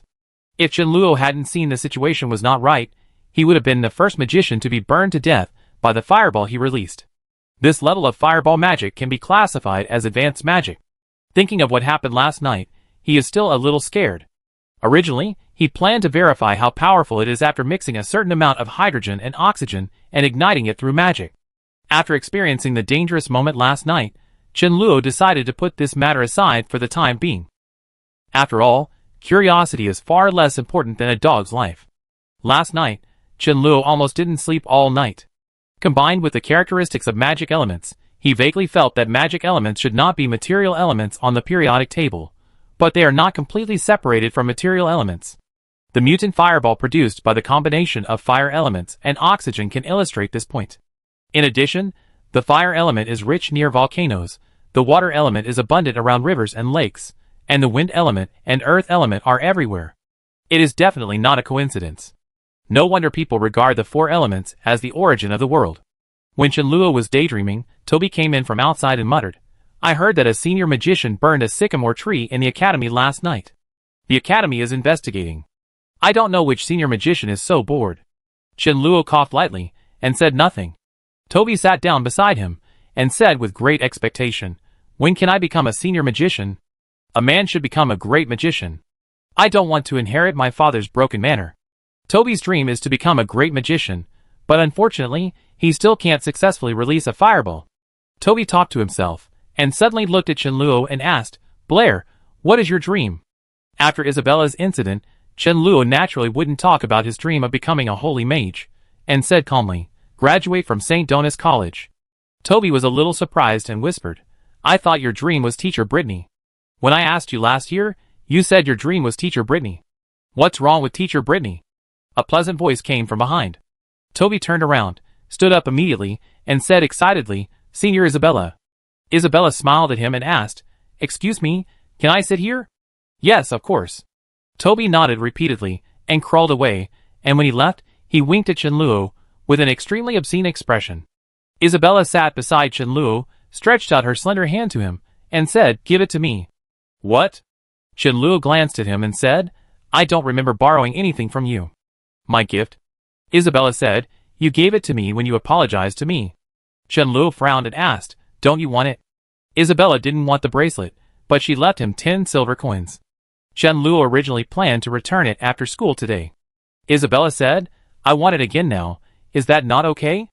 Chenluo was too lazy to argue with her, so he took out the exquisite box from his school bag and handed it to her. Isabella took it in her hand but didn't open it directly. She knew that Chenluo couldn't give her anything valuable with his financial situation. If she opened it here, he might lose face. After the falling body incident, her impression of Chenluo had completely changed. Putting aside the small grudges that the two of them had forgotten, they had the same mentor, and their relationship was the closest in St. Donis College. What's more, she was still concerned about the law of falling bodies of Blair Isabella. Chenluo was thinking about his mutated fireball technique and chatting with Isabella, but his mind was not on the discussion of the law of falling bodies. As soon as Bud stepped into the classroom, he saw Isabella sitting next to Blair, talking and laughing with him. This made his face sink immediately. What is the relationship between the beautiful Senior Isabella and the damn Blair? Why did Senior Isabella come to Blair again? Are they really dating? It's very possible. I just saw Blair giving Senior Isabella a gift. The surrounding voices reached Bud's ears, making his face even uglier. Senior Isabella was like a goddess on a holy mountain. Even if Bud never thought that he could get her, this person should definitely not be Blair that waste. Even if he just had this thought, he felt it was an insult to the goddess. He glanced in Chenluo's direction, snorted coldly, turned around and walked out of the classroom, and walked towards the 3rd grade teaching building. Chapter 21. The blue fireball gave Chenluo an important inspiration. Magic and science, to some extent, are not mutually exclusive. And the power of the blue fireball last night is definitely not the limit of the fireball technique. However, Chenluo does not have enough strength to verify the conjectures in his mind. The more powerful the magic, the more it must be limited within a controllable range. If the magic loses control, it will become a disaster for the magician. With Chenluo's current mental strength, it is dangerous to distract himself to do other things while releasing magic. At present, he dare not say that he can fully control the upgraded fireball. In addition, if he wants to release an upgraded version of the fireball technique, he needs to release a red fireball first, and then he can start to gather oxygen. In this way, his magic cannot be released instantly. Chenluo's advantage lies in not needing long chants and magic gestures. While increasing the power of magic, he also loses his only advantage. Chenluo did not plan to tell anyone about the mutated fireball spell for the time being. This was his biggest trump card at the moment. The power of the blue fireball, plus his casting speed, was so great that even an intermediate or even a high-level magician could not resist it. Of course, the premise was that he could shorten the time it took to cast magic, which was the problem he needed to solve at the moment. Chenluo put aside the matter of the blue fireball for the time being. What he needed to do now was to increase the number of fireballs he released. When he could control 10 fireballs freely, it would be time for the primary magician certification. However, Chenluo could only control 1 fireball at the moment. When he wanted to summon a second fireball, his control over the previous fireball would be greatly weakened, causing the previous fireball spell to collapse directly. Chenluo knew that this was due to his lack of mental power, but as far as he knew, there were shortcuts to learning magic. Over a long period of time, countless people had improved the most primitive magic, including the clever use of mental power, which could reduce the minimum mental power required to cast a certain magic. But these things were secrets that no family could pass on, and Chenluo could not get them from the Magic Association. Today, teacher Britney was away for something, and Chenluo finished the exercises. He was bored and looked at Isabella, who was still thinking hard beside him, and asked casually, "Senior Isabella, how many fireballs can you summon at the same time now?" Isabella was thinking about the problem, and without raising her head, she said lightly 9. Even though Chenluo had long known that Isabella had extraordinary talents in mathematics and magic, he was still a little shocked when he heard that she could control 9 fireballs now. Doesn't this mean that she can become a junior magician before graduating from St. Donis College? Even if they are powerful nobles, they have been exposed to magic for a long time before entering school, but they can be regarded as magic geniuses if they can become junior magicians at the age of 17. So, she actually showed a lot of mercy to Chenluo at the beginning. Although in Chenluo's opinion, her magic still has many shortcomings, such as the chanting speed is too slow, the speed of communicating magic elements is too slow, etc., but her mental strength is far beyond the current Chenluo. After being slightly hit by Isabella, Chenluo stopped talking and started practicing Fireball. Unfortunately, every time he wanted to summon the second Fireball, his control over the fire element would be on the verge of collapse. From this point of view, if he wanted to control more Fireballs, he still needed to wait until his mental power improved. Chenluo could feel that his mental power was improving much faster than ordinary people, and that day would not be too far away. People generally believe that mental power was related to human soul power. As for why Chenluo's soul power was different from that of ordinary people, he could vaguely guess in his heart. Whenever he thought of this, his mood was a little complicated. Isabella finished her homework and watched Chenluo practice Fireball for a while. She looked at it for a while. A sly smile flashed across her face, and she looked at Chenluo and asked, "Do you want to control 2 Fireballs at the same time?" Chenluo looked at her, and Isabella continued, "Your first Fireball technique is very stable. If you follow the steps in the textbook, you will need at least 2 months to control 2 Fireballs at the same time. I can make you do this quickly." The magic taught in the academy is naturally not comparable to the aristocratic education with profound background. Isabella has a distinguished background, and it is normal for her to know some magic skills that others don't know. However, Chenluo doesn't believe that she will kindly hand it over to him. Even within those huge families, these are secrets that are strictly prohibited from being passed on. In this regard, I'm afraid that teacher Britney can't compare with her. There is no free lunch in the world. Chenluo glanced at her and asked, "What do you need me to do?" It seems that magic is indeed Blair's weakness. Isabella thought so in her heart, crossed her arms, and said proudly, "Call me sister first." "Sister." Isabella looked at Chenluo and was once again impressed by his unprincipled and bottom-line behavior. How could there be someone like Blair in the world? Isabella was older than him, and was his senior sister. For Chenluo, calling her sister was not embarrassing. Compared with that, he cared more about the shortcut to improve the level of Fireball. Isabella's original intention was to embarrass him first, and then put forward her real request. She didn't expect that he would call her sister so straightforwardly, which made her a little overwhelmed. After a long time, she coughed lightly and said, "You can also want me to teach you, but you have to promise me that you can't hide any new discoveries, like the law of falling bodies, from me in the future." She went around for a long time, and it turned out that she wanted to cheat with him on the paper. Fortunately, Chenluo didn't care about it at all, as long as Isabella didn't have any improper thoughts about him. Chenluo did not hesitate and simply said, "No problem." Isabella smiled slightly on her pretty face, raised her hand, and said, "Promise." Chenluo frowned slightly and said, "That's not necessary." "No." Isabella shook her head and said firmly, "The promise is witnessed by the gods. If you regret it, the gods will punish you for me. The promise of this world is equivalent to the oath of another world, and the punishment of the gods is similar to, if you violate it, you will be punished by heaven or something like that. Although the gods may not have time to deal with you, they will also put a certain amount of psychological pressure on those who do not want to abide by the promise." Since Isabella insisted, Chenluo just let her go. He stretched out his right hand, interlocked his fingers with Isabella's, and said, "I, Blair, hereby make an agreement with Isabella. If I violate it, I am willing to accept the punishment of the gods." Interlocking fingers is a gesture for concluding an agreement. Isabella's fingers are slender, smooth and delicate. When Chenluo held her hand, his mind was shaken, but soon returned to normal. The feeling of holding Blair's hand is completely different from that of her female friends. Isabella's face flushed, and she secretly regretted her impulsive decision just now. After completing the agreed ceremony, she glanced at Chenluo and said, "Watch it." She was seen mumbling a spell and making complex gestures with her hands. When the last gesture fell, 9 fireballs of different sizes suddenly appeared in the space around Chenluo. Isabella looked at Chenluo with a little pride and said, "The key to releasing multiple fireballs at the same time is the dispersion of mental power. Now I will teach you the technique of dispersing mental power." As Isabella explained, Chenluo gradually understood that Isabella's fireball technique was essentially the same as that taught in the textbook, but the process was obviously different.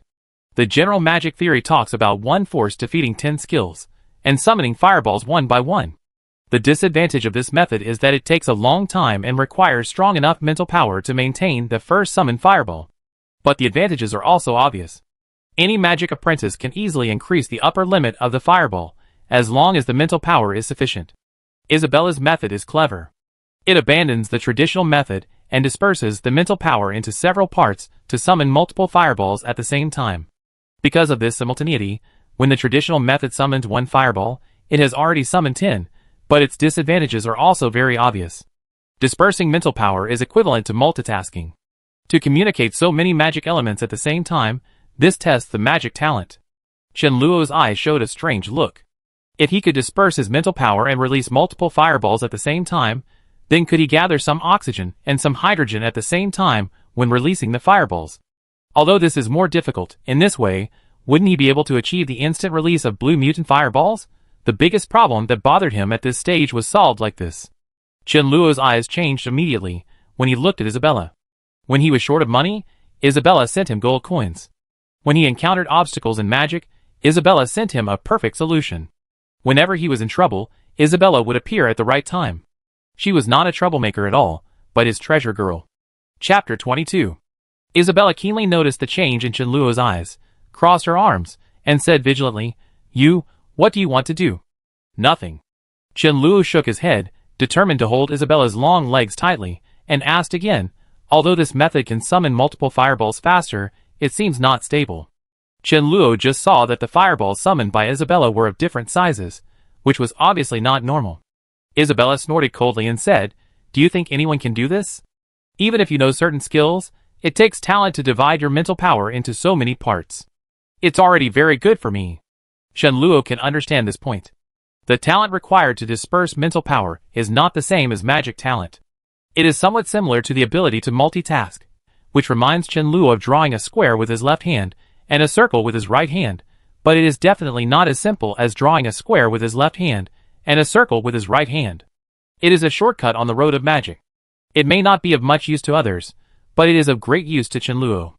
This completely solved the problem that it took too long for him to cast the mutated fireball technique, and it also gave him a little self-protection in this world full of demons. A magic apprentice, who can cast high-level magic instantly without gestures or spells, can make anyone who underestimates him pay a heavy price. Of course, Chen Luo did not become arrogant because of this. After all, his mental strength was too weak, and the mutated fireball technique could only be used unexpectedly. If he really met a high-level magician, he was afraid that the other party would not give him a chance to attack. A magician who majored in wind, a long-range wind blade, Chen Luo was simply unstoppable. Chen Luo shook his head and dispelled this thought. He was just a small magic apprentice. Why would he bother to provoke a senior magician? Moreover, senior magicians were not everywhere in this world. Chen Luo had only seen one so far, and that was Teacher Britney. Thinking of Teacher Britney, Chen Luo realized a terrible thing belatedly. Although Teacher Britney was their teacher, she was only 21 years old, only a few years older than Chen Luo and Isabella. She was obviously not just promoted, which meant that she was already a senior magician when she was 20 years old or even earlier. What is the concept of a 20-year-old senior magician? The two old men with white beards in the Magic Association were only intermediate magicians. Compared with her, the magic genius was just mediocre. Chen Luo couldn't understand why Teacher Britney, with her strength, would have a better development whether she joined the Magic Association or entered some more famous colleges, so she chose to be a math teacher in a small place like Yabo City and live a financially tight life. Maybe it was just because of her love for mathematics, but this was Teacher Britney's choice, and Chen Luo had no right to interfere. He abandoned these distracting thoughts and began to gradually disperse his complete mental power as Isabella said. But the next moment, a trace of doubt appeared on Chen Luo's face. He originally thought that dispersing mental power would be as difficult as Isabella said, but when he followed the techniques she said, and slowly divided the complete mental power into 2, and then into 4, he did not encounter any obstacles. It was completely different from the first time he released the fireball technique. Chen Luo knew very well that this was due to the techniques Isabella had just taught him. Isabella looked at Chen Luo and said proudly, "It took me 3 days to learn how to divide my mental power into 2 parts. I will fail at the beginning, but as long as you follow my method and practice for a month, you should be able to release 2 fireballs at the same time." Bang! As soon as she finished speaking, 4 fireballs suddenly appeared in front of her. These 4 fireballs were the same size, suspended in front of her, burning steadily and continuously. Chen Luo put away his gestures and looked at the 4 fireballs in front of him, with a smile on his face.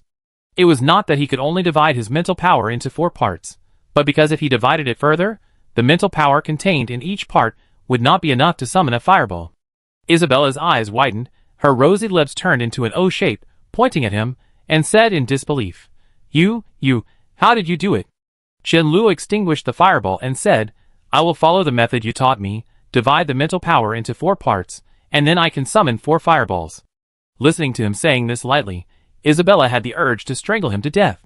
It took her 3 days to split her mental power into 2, and then it took her 3 full months to barely split her mental power into 4 parts.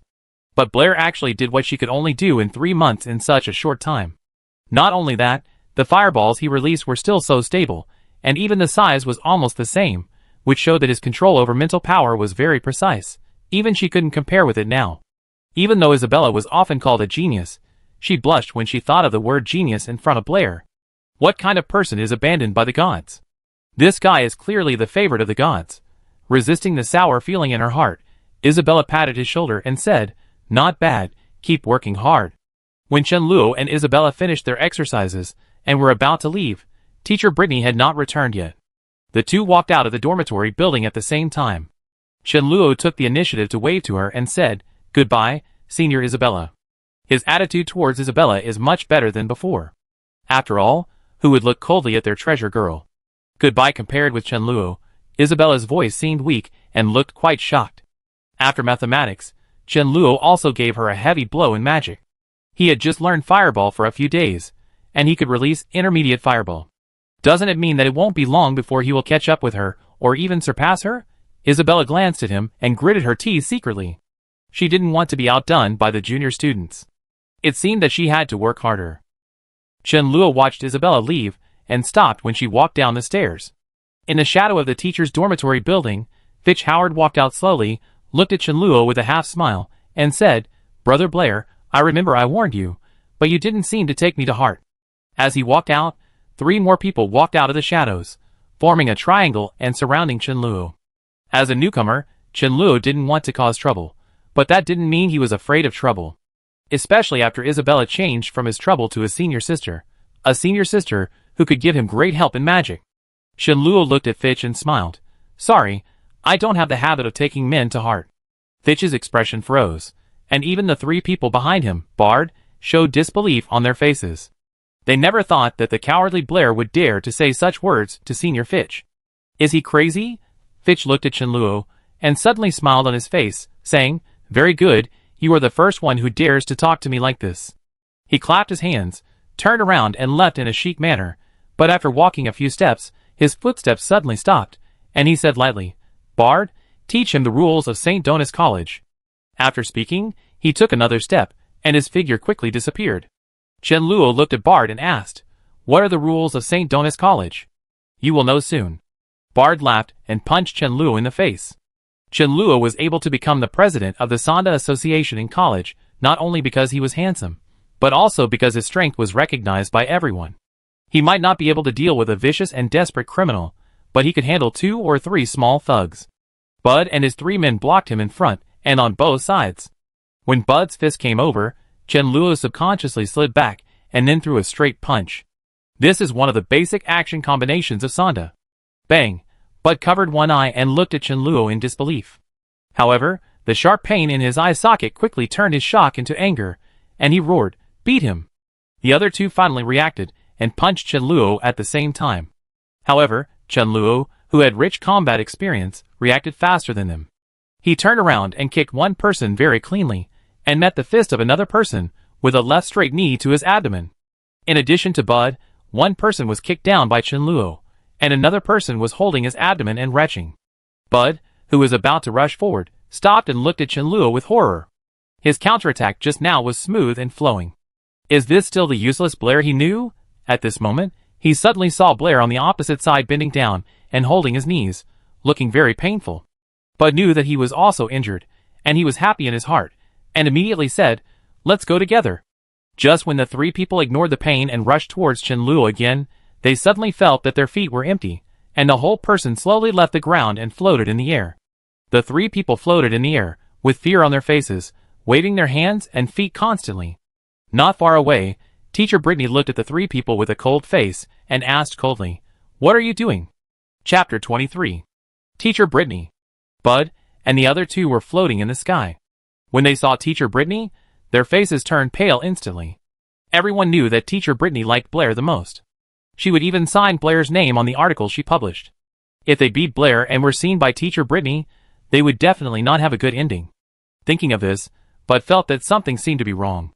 It was not them who beat Blair just now, but Blair who beat them. Britney was not alone. There were two old men behind her. One was wearing a magician's robe with 3 silver lines on his chest. The other was wearing an ordinary long gown with the emblem of St. Dona's College on his right shoulder. When Bud and the other two saw the old man with the emblem of St. Dona's College on his shoulder, their hearts trembled again. This was a powerful vice president of the college. St. Dona's College prohibited students from fighting each other. If the college knew that students fought each other, they would be severely warned at the least and expelled at the worst. Thinking of the latter possibility, Bud and the others' faces turned pale again. Britney glared at Bud, and the other two waved her hand, and the 3 of them slowly landed. She stopped looking at Bud and the others, and looked at Chenluo, asking, "Blair, why are you alone here? Where is Isabella?" Chenluo said, "Senior Isabella has gone back." Britney nodded, looked at Bud and the others again, and asked, "What's wrong with them?" Chenluo smiled and said, "Student Bud said he wanted to teach me the rules of St. Dona's College, and teacher Britney happened to come, so they didn't have time to teach me yet." After Chenluo finished speaking, Bard looked ashen. The old man with the academy badge on his shoulder glanced at Bard and the other two and said calmly, "You 3, wait over there first." Bard and the other two walked away with a chill all over their bodies, regretting that they should not have listened to Fitch. Not only did they get beaten for nothing, but they might also be severely punished by the academy in a while. Teacher Britney looked at the 2 old men and introduced them to Chenluo. "Blair, this is Vice President Urchel, you should know him. This is Vice President Calvin, he is from the Mathematics Association." Chenluo bowed slightly to the 2, "Hello, Dean Urchel, hello, President Calvin."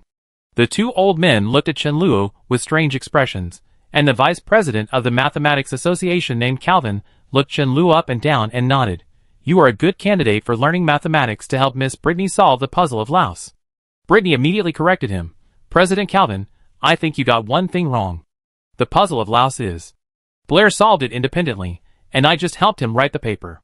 Calvin looked at her, shook his head slightly, and said, "Solving the mystery of Ravis will be of great help to your selection for the Edwin Award this year. This is also the honor of the Yabo City branch. If you are willing, the branch will do its best to help you win the Edwin Award." Vice Dean Archer looked at Britney and said, "Teacher Britney, I think you should think about this matter again. This is a matter of great significance to both you and the college." Teacher Britney thought for a while, looked at Calvin, and asked, "Can't it be Blair?" Calvin shook his head and said, "He is too young. He has not achieved as much as you in mathematics. Even if he solves the puzzle of Laos, he will not win the prize." Britney looked at Chenluo, smiled and said, "I believe that in 2 years, the Edwin Prize will definitely go to Blair." Calvin sighed and asked, "So, you are going to give up?" Britney nodded and said, "This is the honor of Blair." Deputy Dean Archer showed regret, and Calvin looked at him with regret and said, "In this case, the association respects your choice." Chenluo looked at the 3 people and finally couldn't help asking, "Excuse me, can I know what happened?" Teacher Britney and the other 2 talked about the puzzle of Laos and the Edwin Prize, which seemed to be related to themselves, which made Chenluo confused. After the explanation of Vice Dean Archer, Chenluo finally figured out the ins and outs of the matter. The Edwin Prize was established decades ago, and is a prestigious award in the mathematics community. It is awarded annually to scholars who have made significant contributions to mathematics. The Ravis puzzle is a problem that has troubled the mathematics community for hundreds of years. Its solution is a milestone event for the mathematics community, and is of great significance. This year's Edwin Prize is awarded to the scholar who solved the Ravis puzzle, which is well deserved. The problem is that Britney gave the first author of the Ravis puzzle to Chenluo, which resulted in her being unable to win the Edwin Prize. As a newcomer, Chenluo did not have many outstanding achievements in mathematics except the Ravis puzzle, and was also unlikely to win the prize. The Edwin Award is an award given by the kingdom. If Britney wins the award, it will be an honor for the college and the Yabo City Mathematics branch. Therefore, the 2 tried hard to persuade Britney to be the first author of the paper, but Britney refused. Calvin looked at Chenluo and sighed, "I have to say that your teacher is really good to you." Chenluo hesitated for a moment, looked at Calvin, and asked, "Excuse me, how much is the prize money of the Edwin Award?" "Prize?"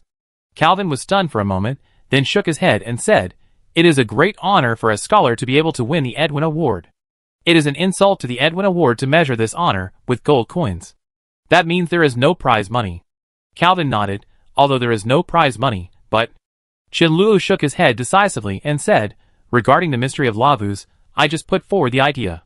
It was teacher Britney who really calculated the formula, so I can't accept this honor. What kind of award is an award without prize money? For other scholars, the Edwin Award may be an honor that cannot be given up, but Chenluo is not one of them. Honor cannot be spent as gold coins. With such free time, he might as well use it for meditation. Moreover, he approached teacher Britney with ill intentions and ulterior motives. He wanted to learn magic from her under the guise of learning mathematics, which was already very unfair to her. If he didn't make up for it, Chenluo would never get over it. For a mathematician, the Edwin Award is recognition and honor. Teacher Britney could give up this temptation and this easily obtainable honor, so what couldn't Chenluo give up? After all, they don't give him money. What's more, the old man just said that even if Chenluo was the first author of the paper, he couldn't win the award because of insufficient contribution. In this case, it would be better to give it to teacher Britney. Teacher Britney looked at Chenluo and frowned. Your idea is the most important. Even without me, you can get the same result sooner or later. Chenluo shook his head and said, my idea was also inspired by teacher Britney's class. In the final analysis, it is still teacher Britney's credit. Calvin looked strange. They had seen many friends, and even teachers, and students, who turned against each other because of the ownership of the results. This pair of young teachers and students in front of them, facing the huge honor within their reach, were shirking each other. This was the first time Calvin had seen such a situation. What moved him most was that they were all very young. Both Miss Britney and the student named Blair were at the time when their minds were the most agile in their lives.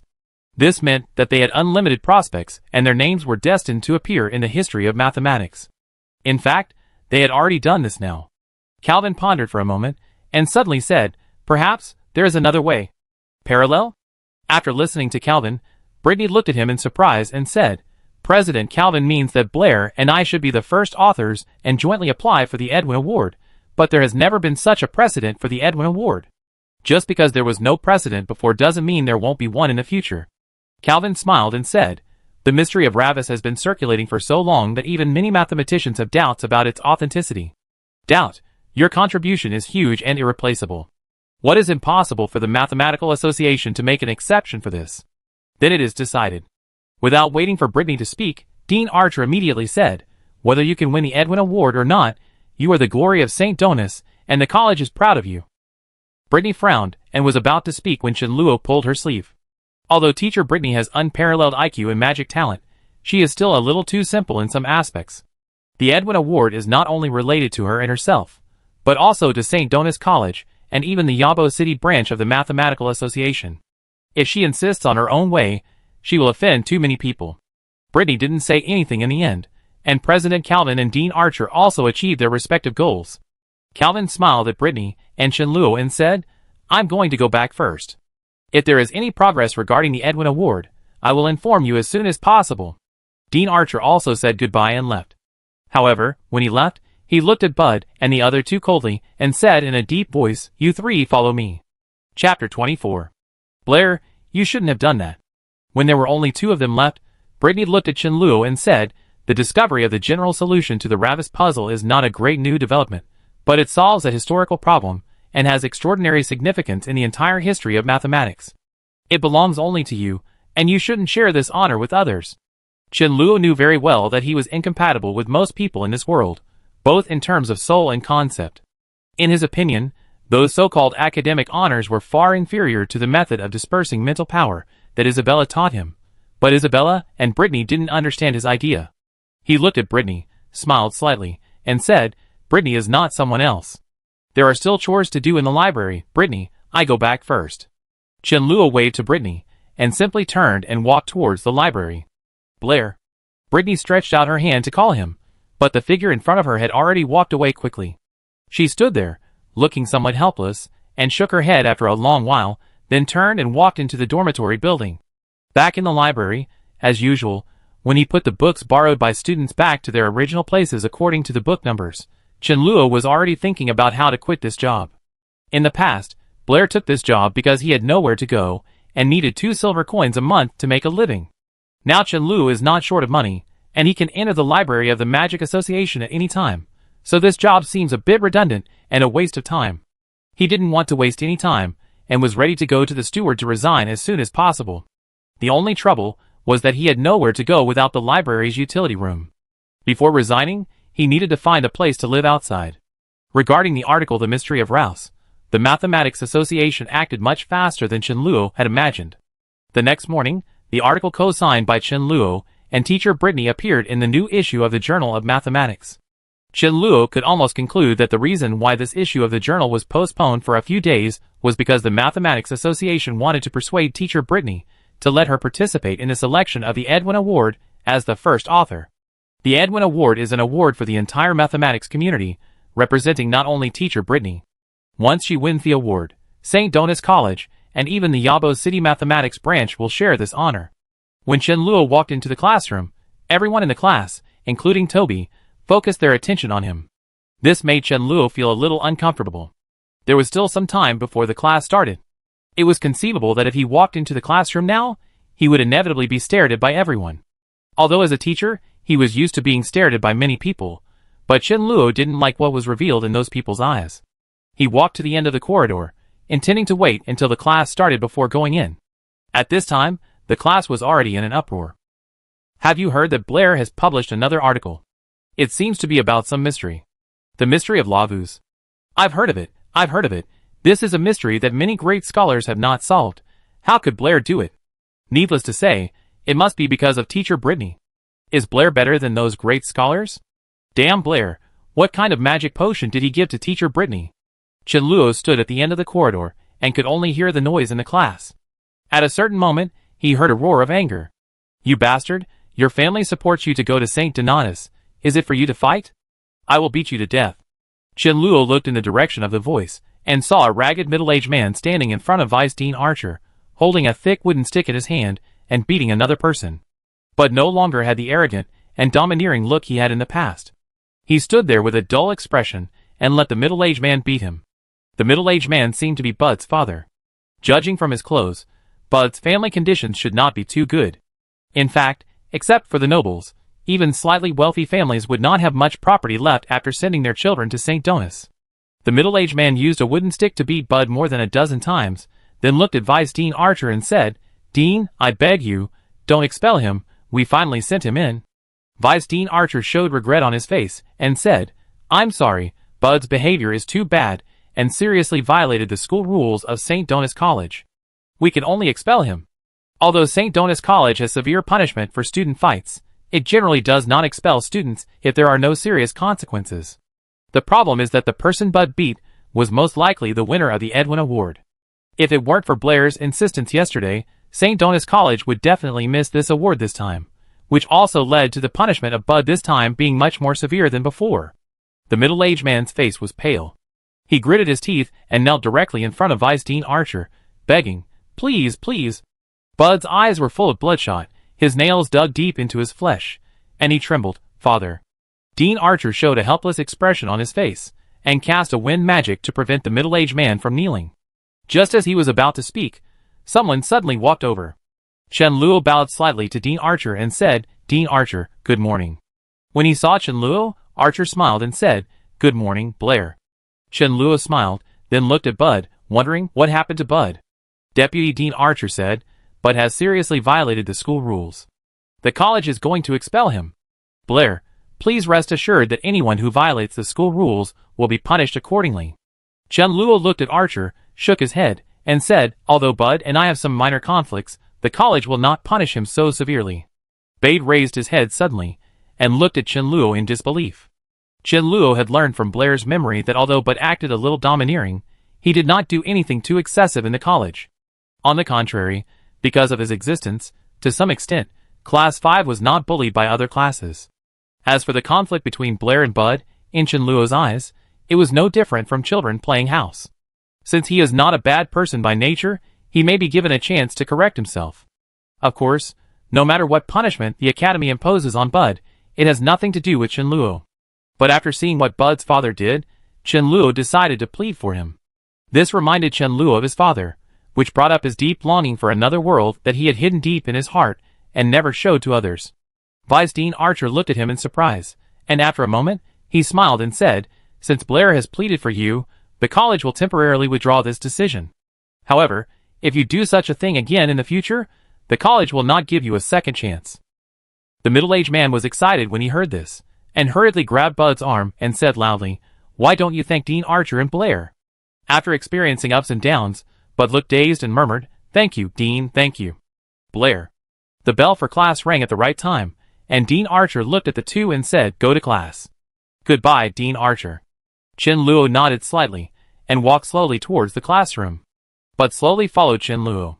When he was about to reach the door of the classroom, he finally couldn't help but ask, "Why?" Chen Luo stopped, did not look back, and said lightly, "Don't let your father down again." Bud lowered his head, and after a long time, he said in a low voice, "Thank you, Blair." Chen Luo didn't say anything else and strode into the classroom. Bud looked at his back. A trace of determination appeared in his eyes, and suddenly took 2 steps forward and said, "Blair, be careful of Fitch. He will not let you go easily. He has an uncle who is the vice president of the college." Being inexplicably targeted by a playboy, Chen Luo naturally wanted to understand Fitch's background. In fact, whether it was the Howard family behind Fitch, or their school of numbers, or even the ideas believed in by the school of numbers, Chen Luo had already learned in detail. Chen Luo didn't want to provoke them, but if Fitch still didn't know what was good for him, Chen Luo didn't mind letting him know what real cruelty was. Number faction? Chen Luo smiled, and returned to his seat. Toby was about to ask Chen Luo what the mystery of Lavus was, but suddenly saw the smile on his face, and felt a chill for no reason, and couldn't help shivering. Chapter 25. After looking at Chen Luo for a long time, Toby finally couldn't help but asked, "Blair, is what they said true?" Chen Luo said casually, "What's true?" "It's that mystery." "The mystery of Lavus?" "Yes, that's it, Blair. Have you really solved this mystery?" "I guess so." Toby's expression was shocked and confused. Although he didn't know what the mystery of Lavus was, he had heard people around him mention it. This was a problem that countless great scholars had not solved. The solution to the mystery of Lavus could be called a monument in the history of mathematics. And on this monument, Blair's name was engraved. 2 months ago, Blair had never passed mathematics. Although others said that Blair was just taking advantage of Britney as his desk mate, Toby knew very well that Blair was no longer the Blair of the past. There was another person who had the same acquaintance as Toby. Bud sat in his seat, his expression a little dazed. Blair's performance in the magic class, the punch he hit in the face yesterday, and what he said in front of Dean Archer just now, all completely overturned Bud's perception of him. No matter what the reason for these changes in him is, there is one fact he has to admit, that Blair is no longer the bullied loser in the past. A person next to Bud listened to the discussion in the classroom, snorted coldly, and said, "What's so great about it? If it weren't for Teacher Britney, Blair would be nothing." Bud glanced at him and said, "Even if there was no Teacher Britney, his magic is still the best in the class. Your magic class score is not even half of Blair's."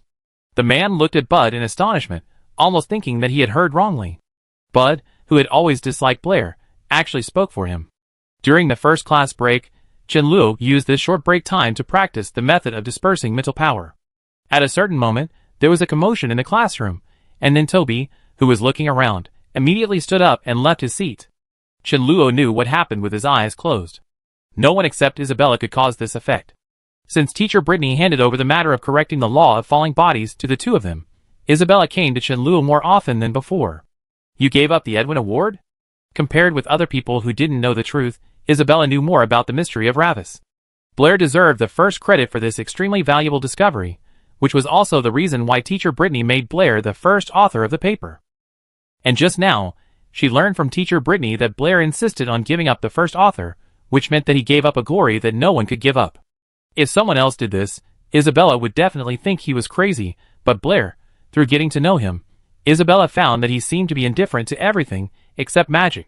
Isabella came at the right time, and Chen Luo was just about to ask her a question.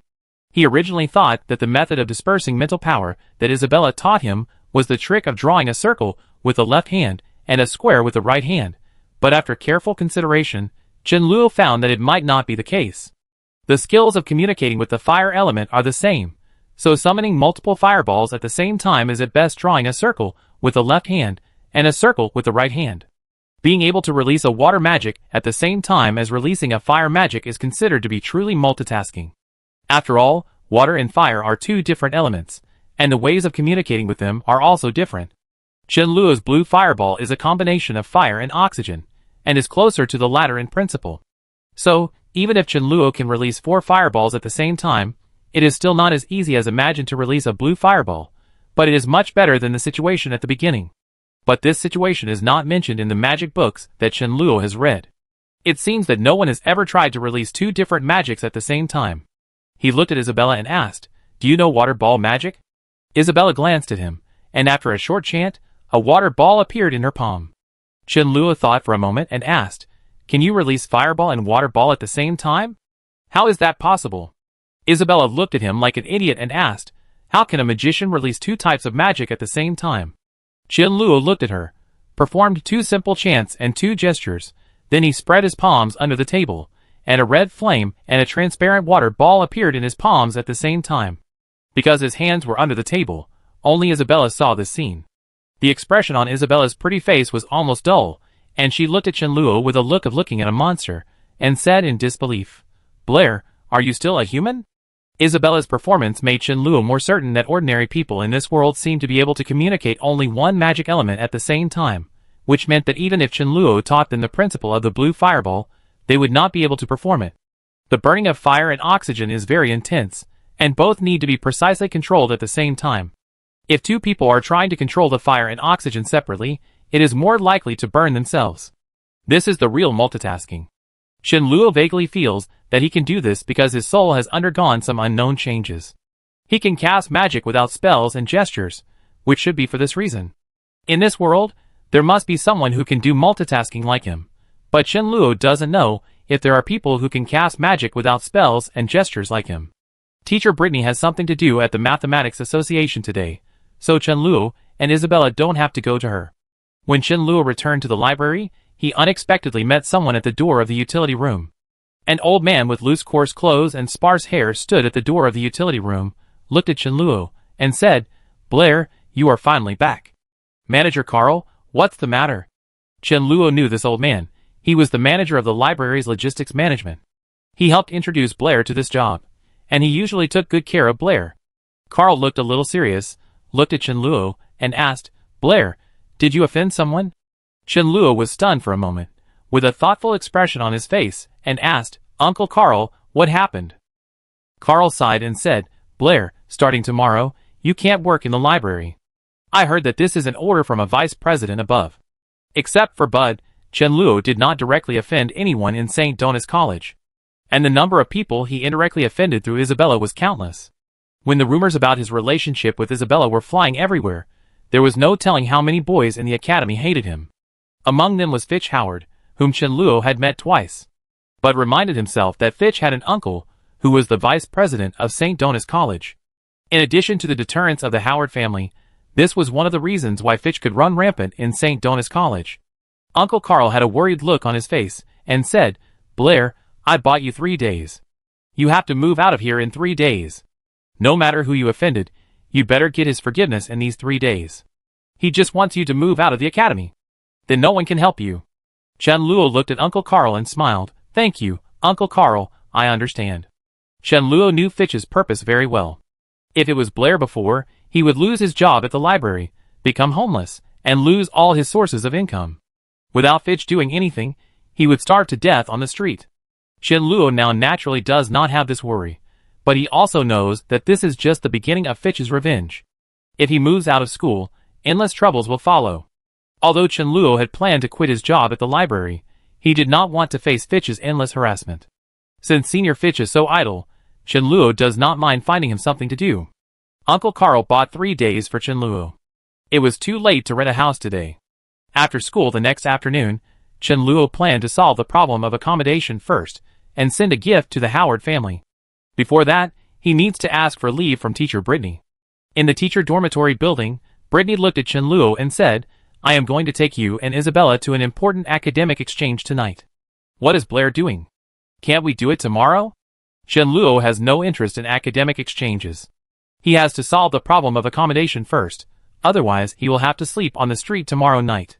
He looked at Britney and said apologetically, "I'm sorry, Teacher Britney, I quit my job as a handyman in the library, so I can't live in the school anymore. I need to find a place to live outside as soon as possible. The work in the library is indeed a little distracting, so it's better to quit it." Britney nodded, and as if she remembered something, she suddenly said, "By the way, I have an empty room here, which is usually empty. Why don't you just move in with me, Blair?" Chenluo was stunned, looking at a small room next to teacher Britney's bedroom, and murmured, "Is this okay? What's wrong with this?" Britney seemed to have just figured out the benefits of something, and smiled, saying, "In this way, you can ask me any questions at any time, and we can also communicate about mathematical problems at any time. By the way, don't you still want to learn magic from me? This will be more convenient." Chenluo looked at teacher Britney with a happy face, opened his mouth, and finally did not say anything to refuse. He can ask a senior magician for advice on magic at any time, which is equivalent to having a personal senior magic consultant, and it is free. Who can resist such temptation? Chapter 26. Teacher Britney was more active than Chenluo in moving in with her. She cleaned up the small room next to the bedroom herself and urged Chenluo to go back and move things now. Chenluo didn't have much stuff. In addition to the clothes and bedding he had just ordered, there were some sundries. After 3 trips from the library to the teacher's dormitory, he had moved all his stuff. It must be said that the teachers at St. Donis College are paid very well. Although the small room next to teacher Britney's bedroom is a little smaller than her bedroom, it is much larger than the utility room where Chenluo lived before. After Chenluo moved things and made the bed, Isabella came late. Today, she was wearing a black evening dress, which made her slender figure even more graceful. Although Isabella's figure was not as perfect as teacher Britney's, she still had 2 years of room for development. At this stage, she could give people a more pure feeling. No wonder the boys in the college regarded her as the goddess of their dreams. Except for Blair, who is a precocious guy. Which boy doesn't have an Isabella in his heart? Isabella seems to love black. When Chenluo first met her, she was wearing a black gauze skirt. Today's black dress can better set off her temperament. She stood at the door of Chenluo's room and asked in confusion, "Blair, what are you doing?" Britney came over and said, "Blair quit his job at the library. From today, he moved in with me." Isabella, who heard the news, opened her red lips in surprise. She didn't react for a while. Britney looked Chenluo up and down and asked, "Blair, do you have more decent clothes? Tonight is your first time to attend this kind of salon. It's better to dress formally." Although Chenluo ordered several clothes, they were all casual clothes. He didn't have any formal dresses. He thought about it and asked Britney, "Will a magic robe be okay?" Britney nodded and said, "Of course, if you have a magic robe, you can." Chenluo had discovered earlier that the magic robe, as a symbol of the identity of a magician, seemed to be very popular among magicians. Teachers wearing magic robes could be seen everywhere in the school, and it was not uncommon to see magicians wearing magic robes on the street.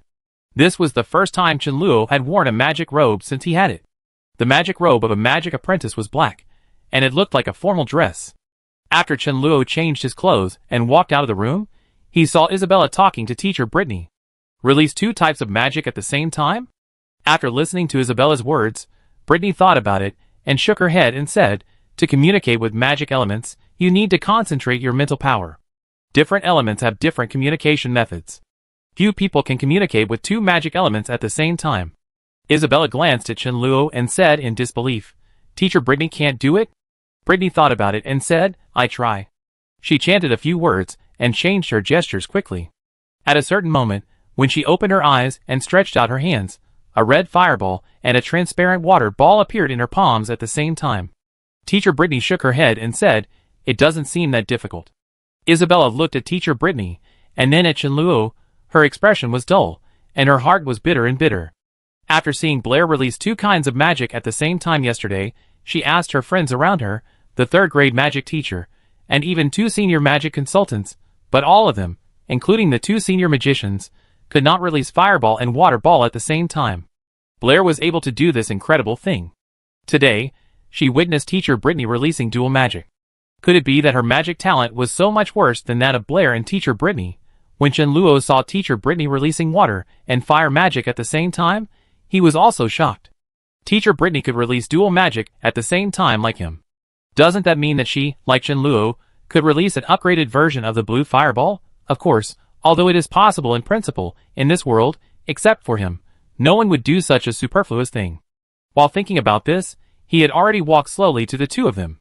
Chenluo and Isabella, one wearing a black magic robe and the other wearing a black evening dress, gave people a pleasing feeling when standing together. Teacher Britney looked at the two people standing beside him and felt that they were very compatible. She shook her head and smiled, saying, "It's getting late, let's go." Chen Luo suppressed the shock brought to him by Teacher Britney and followed her out of St. Dona's College. This academic salon was still held by the Mathematics Association, and the location was somewhere outside the city. The monthly mathematics salon was hosted by the Yabo City Mathematics Association, with the aim of providing a platform for mathematical scholars to communicate. This type of salon activity is held by almost every association, and it is held very frequently. Chen Luo thus realized more deeply how strong the academic atmosphere of the Kingdom of Lauren is. Originally, with Britney's qualifications, she was not qualified to participate in this kind of salon, but 2 consecutive articles with great influence, especially the solution to the mystery of Ravis, made her a hot candidate for the Edwin Award, and also won the recognition of the mathematics community, and qualified to participate in the salon. Participants of the academic salon, in addition to themselves, can have 2 more places. Generally speaking, invited scholars will bring their students or juniors to come. Even if they cannot participate in the discussion, they can see more of the world. Isabella was obviously attending the academic salon for the first time. She followed Britney and looked around.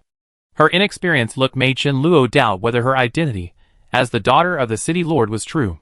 Compared with Isabella, Chen Luo's performance was much calmer. For him, meditating at home to improve his mental strength was much more meaningful than participating in such activities. Britney showed the invitation letter at the gate of the manor, and walked into the manor with Chen Luo and Isabella. There were already many figures on the red carpeted avenue. When the 3 of them walked across the red carpet and entered a tall and magnificent building, Calvin, the vice president of the Mathematical Association, walked slowly from the front and said with a smile, "Miss Britney, we meet again." Britney smiled and replied, "President Calvin, I just happened to talk about you with a few old friends." Calvin pointed to the distance and said, "If Miss Britney is willing, I would like to introduce a few old friends to you." The old friends that Calvin pointed to must be famous scholars in the mathematics world. Britney would naturally not refuse. She looked at Chen Luo and Isabella and said, "Wait here for a while, I will be back in a while." Teacher Britney followed Vice President Calvin and left. Chen Luo and Isabella found a place to sit down. This manor is the winery of a noble in Yabo City. As the venue for the salon this time, it has obviously been carefully arranged. In addition to pens and paper, there were also many exquisite foods on the clean and tidy table. Chen Luo found a place to sit down and looked around. He found that there were many people around the tables. They were men and women. Sometimes they talked loudly, sometimes they were busy sketching. The atmosphere was warm. This is the purpose of the academic salon. Most of the mathematical scholars in Yabo City gathered here. The collision of ideas often led to some new ideas that promoted the development of the entire mathematical community. Chen Luo picked up the fork and ate a piece of barbecue. He unexpectedly found that it tasted good. These days, 3 meals a day, except for bread, are still bread. Now he wants to vomit when he sees bread. This salon prepared barbecue, vegetables, fruits, and wine for the scholars, and they are all free. For now, this is the most satisfactory part of this salon for Chen Luo. In the past 2 days, Chen Luo has deeply realized that the problem of eating must be solved as soon as possible. He can't live a day eating bread every day. Isabella is participating in this kind of academic salon for the first time. She is infected by the strong academic atmosphere around her, and turns her head to look around from time to time. Teacher Britney hadn't come back yet. She was a little thirsty. She picked up the glass and prepared to drink some wine, but found that the wine in the glass was empty. There were 4 glasses full of wine on the table just now, but now there was no wine left in the 4 glasses. Not only that, the plates with barbecue, vegetables and fruits were also empty. Isabella was stunned, and looked at Chen Luo, who was putting the last piece of apple into his mouth with a fork. She said angrily, "Blair, are you a pig?" Chapter 27. Chen Luo put down his fork, wiped the corner of his mouth, then looked at Isabella and shook his head. "No." Isabella put her hands on her hips, and said dissatisfiedly, "Teacher Britney brought us here, not for you to eat."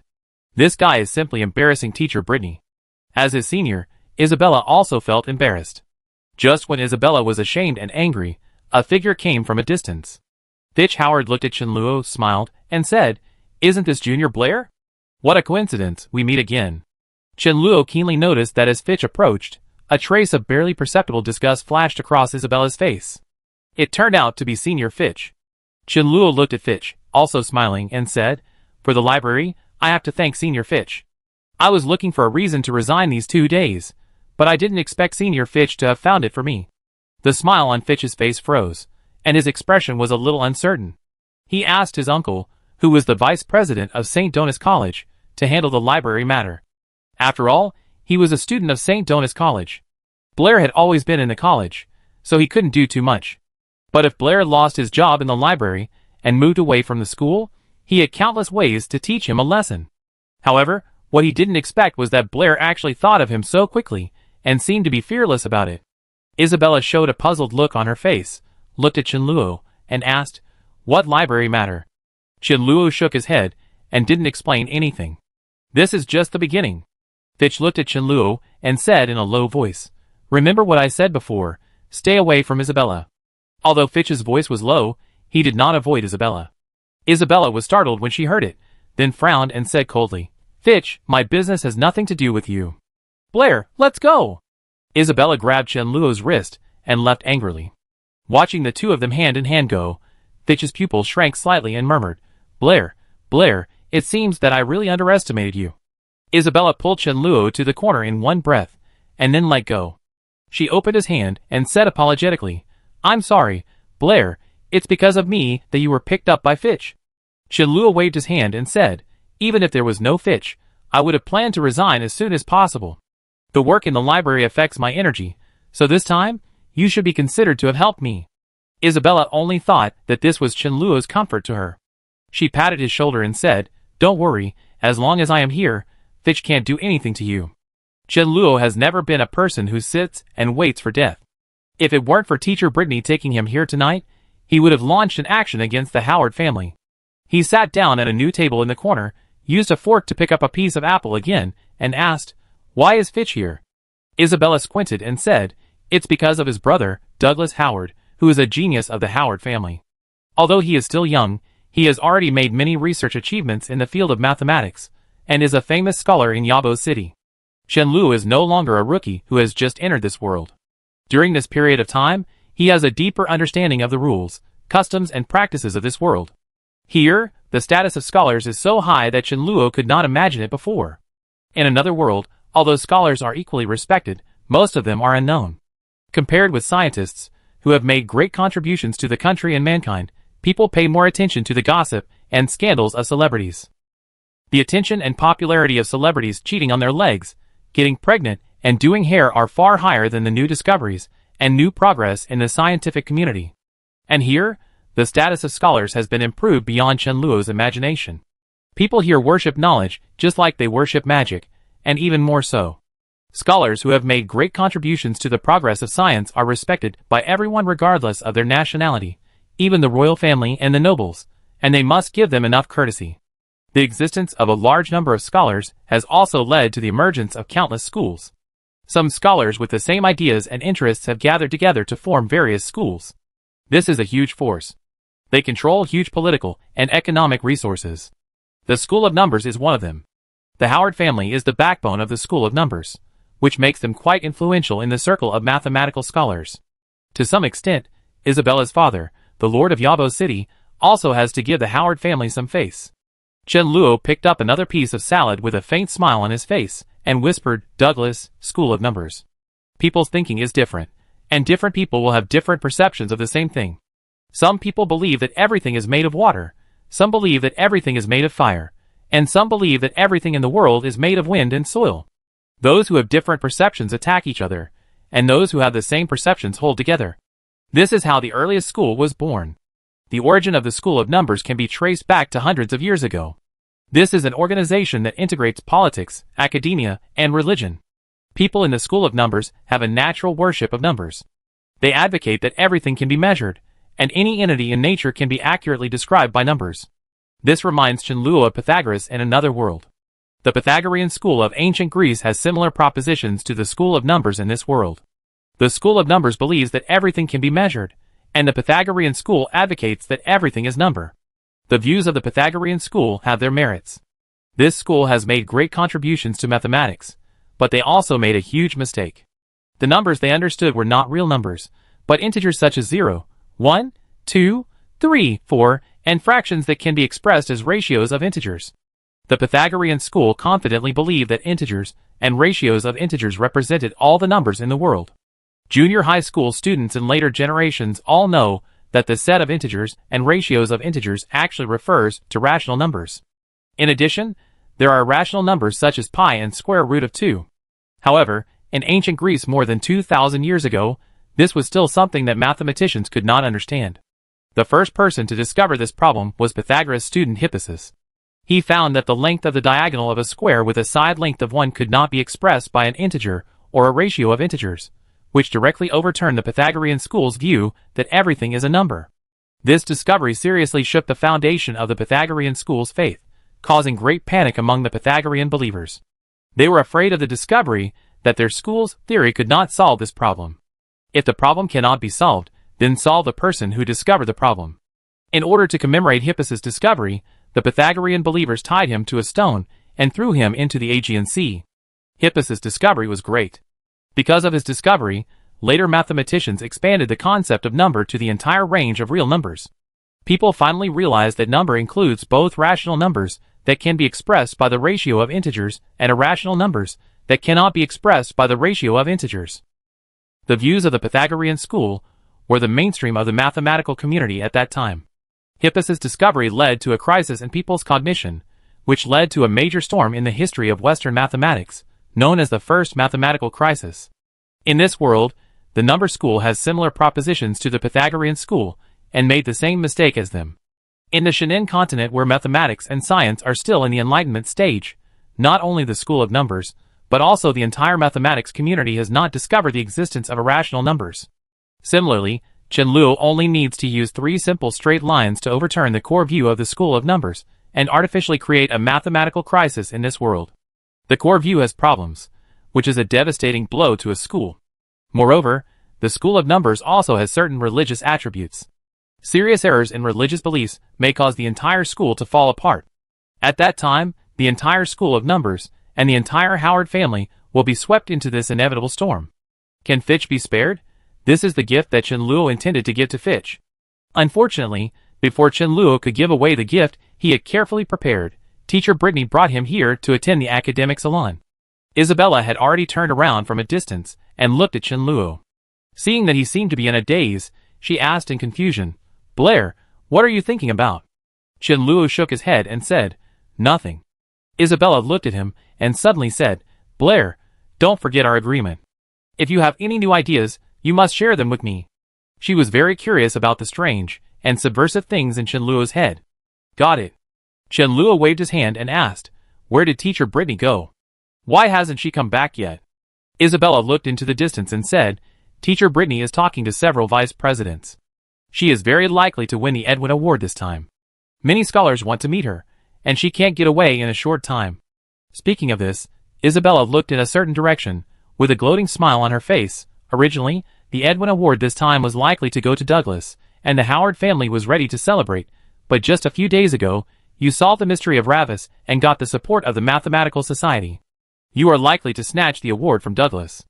The people of the Howard family must be mad to death, ha ha ha.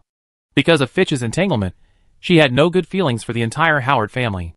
When Isabella laughed without any ladylike manners, a light exclamation came from the side. "Hey, Isabella, is this your little boyfriend?" Chapter 28. Hearing the voice coming from the side, Isabella turned her head and frowned. "Shut up, Alice. Blair is my junior, and he is also a student of teacher Britney." A girl in a purple evening dress walked slowly from behind, sat down next to Chen-Luo, and Isabella naturally, gently extended her hand to Chen-Luo, and smiled. "Brother Blair, good evening." Chen-Luo was a little surprised. In this world, generally speaking, except for very close people, women rarely use handshakes to greet people they meet for the first time. But since the other party had already extended her hand first, Chen-Luo had to extend his hand and shake her lightly, and said politely, "Senior Alice, good evening." Isabella glanced at Chen-Luo and snorted slightly. Chen-Luo noticed that Isabella didn't seem to like Alice very much. This is not difficult to understand. Beautiful women always have a natural hostility towards another beautiful woman. When Alice shook hands with him just now, she looked at Isabella with a hint of provocation. She did it on purpose. There is something wrong with these two women. Alice is very beautiful. Although she is not as good as Isabella, she has a better figure. The deep V-neck under her evening dress is beyond Isabella's reach. Alice's own charm is between Isabella and Britney. Most of those who like Isabella are young and inexperienced teenagers, while Alice is more liked by mature men. Isabella ignored Alice, glanced at Chenluo, and said, "Teacher Britney told you not to talk nonsense outside. If you have any new ideas, you must communicate with us first." "Got it." Chenluo nodded. He knew what Britney was worried about. Sometimes, things between schools were not just about academics. This was why Britney did not ask them to revise the law of free fall immediately. Obviously, she had already told Isabella about these things. Chenluo was not a talkative person. Isabella did not take the initiative to talk to Alice. She seemed to feel that the atmosphere was awkward. After sitting for a while, Alice stood up and said goodbye. "Goodbye, Blair." "Goodbye, Alice." When Chenluo turned around, he saw Isabella looking at him with a bad face. "Humph, goodbye, Senior Alice." Isabella looked at Chenluo with disdain and said, "You're almost losing your soul. I think you want to follow Alice. This silly woman has obviously fallen into Alice's trap." Chenluo shook his head and asked, "Why should I follow her?" Isabella said angrily, "You want to follow beautiful girls when you see them. You are the same as those hateful guys." Chenluo glanced at her and asked, "Is she as pretty as you?" Isabella was stunned in place, a little unsure of Chenluo's thoughts, and asked tentatively, "Is she not?" "No." Chenluo is not good at lying. If yes, yes, no, no.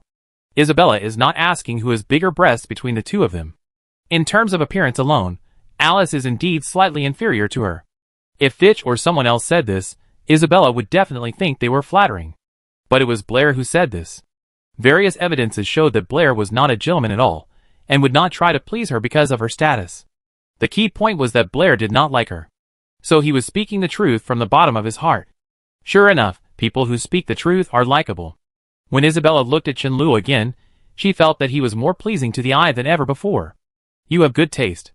Isabella looked at him with satisfaction and said, "Some people say that Alice is the most beautiful in St. Donis College. What do they know?" Chenluo interrupted Isabella and shook his head and said, "It's obviously Teacher Britney." Chenluo ignored Isabella's momentary confused look and looked in another direction. The next moment, he raised his eyebrows, slowly stood up, and walked in a certain direction forward. Isabella was sulking. Seeing him leave without a word, she immediately stood up and asked, "Blair, where are you going?" "This question is too difficult. I have tried countless methods, but couldn't solve it. If this question is so simple, it would never have spread to Yabo City. It would have been solved by the great scholars in the capital long ago. Douglas, you should try this question. If you can solve it, you will have a better chance of winning the Edwin Award this time." Douglas is too unfortunate. There was no suspense about the Edwin Award this time. Miss Britney appeared too suddenly. She just solved the Ravis mystery at this time. At a table somewhere in the manor, several young people were having a heated discussion. Listening to the discussion, Douglas Howard looked calm, just smiled faintly, and said, "The Ravis mystery is of great significance. Miss Britney's achievements are remarkable, and have promoted the development of the entire history of mathematics. Even I can't compare to her. The Edwin Award should be awarded to her." Although his expression was calm, his fists tucked into his sleeves had already been clenched, and veins on the back of his hands were bulging. Others might think that he still had a chance to win the Edwin Award, but Douglas knew very well that the Yabo City Mathematical Association had already strongly recommended Britney to the General Association, and this year's Edwin Award was no longer for him. He had prepared for this Edwin Award for too long. The Edwin Award would only be awarded to mathematicians who had made achievements within this year. He had prepared for this for 3 years, and issued all the research results of these 3 years this year, including some help from his family, several important figures in the School of Mathematics, and even the power of the Mathematical Association. After making so many preparations, he originally thought that this Edwin Award would be his, but he didn't expect Britney to come out halfway and make his years of hard work go to waste. How could he be willing? Douglas took a deep breath and forcibly suppressed the anger in his heart. A young woman beside him glanced at Douglas, not hiding her admiration in her eyes. She curled her lips and said, "It's just luck." Even the president said that Douglas' talent in mathematics has surpassed his when he was young. Who is Britney? I have never even heard of her. Before this, who knew Britney? Everyone shook their heads. One of them glanced casually and saw a figure passing by. He immediately said, "She seems to be Britney. Vice President Calvin just called her like this." The young woman looked at Douglas. Douglas looked at Britney's direction, with a gloomy look, and nodded slightly to the young woman. Britney had just met several vice presidents of the Mathematical Association, and was entangled by several scholars for a while. When she was about to meet up with Blair Isabella, she was stopped halfway. She looked at a young woman in front of her and asked, "Excuse me, who are you?" "My name is Debbie." The woman looked at her and asked, "Are you Britney, the one who solved the mystery of Ravis?" Britney's keen mental power detected a hint of hostility from the person in front of her, and she looked at her calmly and said, "I am Britney. Ms. Britney solved the mystery of Ravis, which even many great scholars have not solved. She must have a deep understanding of mathematics." Debbie looked at Britney, picked up a pen and paper from the table, handed it to Britney, and said, "I wonder if I can ask Miss Britney a question?" When she said this, she deliberately raised her voice, and the voice was clearly heard by many scholars around her. "Britney? Britney who solved the mystery of Lavuz? I heard that this year's Edwin Award may be hers." After hearing what Debbie said, many scholars around stopped discussing and gathered here. Britney is a newcomer in the mathematics community of Yabos City. They also want to take this opportunity to get to know this newcomer in the mathematics community and see her strength. Debbie looked at Britney, who was surrounded by everyone, and her smile became even brighter. She asked with a smile, "I wonder if teacher Britney has studied the 9 bridges problem in the capital?" 9 bridges problem? Isn't this problem something that even the great scholars in the capital can't solve? Debbie is making things difficult for her. No wonder Britney used the mystery of Rouse to snatch Douglas's Edwin Award. Everyone knows that Debbie likes Douglas. In the distance, Calvin and several old men watched this scene with a hint of displeasure on their faces, and whispered, "This Debbie is a bit too much." The other old men showed an interested expression on their faces. One of them chuckled and said, "This question is not simple. I wonder how this little girl will deal with it." Britney was in the center of the crowd, looking at the paper and pen handed over by Debbie, and her eyebrows were slightly frowned. She has been studying the 9 bridges problem these days, but until now, she has no clue. She can neither find the solution to this problem nor prove that this problem has no solution. Taking Debbie's paper and pen at this time will only put herself in an embarrassing situation. But Debbie has already made a provocation. Under the gaze of so many eyes, if she refuses, it will also be a shameful thing. Everyone, including Debbie and Douglas, was looking at Britney. The originally noisy place was silent, and you could hear a pin drop. "Ms. Britney, it can't be." Debbie smiled and just opened her mouth, but stopped talking before she finished. At the same time, the paper and pen in her hand were taken away by a white hand. Chen Luo pushed aside the crowd, walked out from behind Britney, took the paper and pen from Debbie's hand, looked at her calmly, and said lightly, "I think, for a question of this level, I don't need to bother my teacher." Chapter 29. Pa, behind the crowd, the apple that Isabella had just picked up with a fork fell to the ground. She stared blankly ahead with her eyes wide open, exclaiming, "Blair! It's him!" In the crowd, Alice's face also showed a hint of surprise. The second-year magic genius, the first author of the Blair Theorem and the mystery of Ravis, and his action of standing up at this moment. All this shows that there are enough reasons for her to pay attention to this junior. The sudden situation made Britney stunned, but then her face changed, and she hurriedly said, "Blair." She was interrupted by another person just as she spoke. Debbie looked at the troublemaker in front of her and said angrily, "Who are you?" "I am Britney's student, my name is Blair." Chen Luo looked at the woman in front of him and said calmly, "Britney's time is very precious. If it is just a question of this level, don't bother my teacher. I will answer your questions on her behalf." The purpose of the academic salon is to facilitate exchanges between scholars. Mathematical scholars gather together to discuss problems and exchange ideas with each other. It is also common for beginners to ask questions to scholars. However, the number of scholars is small and their energy is limited. It is impossible to solve all people's problems. At this time, their disciples will answer their questions on their behalf. Or, those disciples feel that some problems are too simple and not worth bothering their teachers. This young man named Blair obviously has the second reason. At this moment, everyone present had only one evaluation of him. Arrogant! Too arrogant! What does just a problem of this degree mean? Doesn't he know that it is a problem of this degree that has stumped several great scholars at the headquarters of the Royal Capital Mathematics Association and all mathematical researchers in the Kingdom of Nolan? This degree of problem, including them, no one present could give an answer. In the back, an old man looked at Chen Luo, frowned slightly, and said, "Whose little guy is this? He doesn't know the height of the world."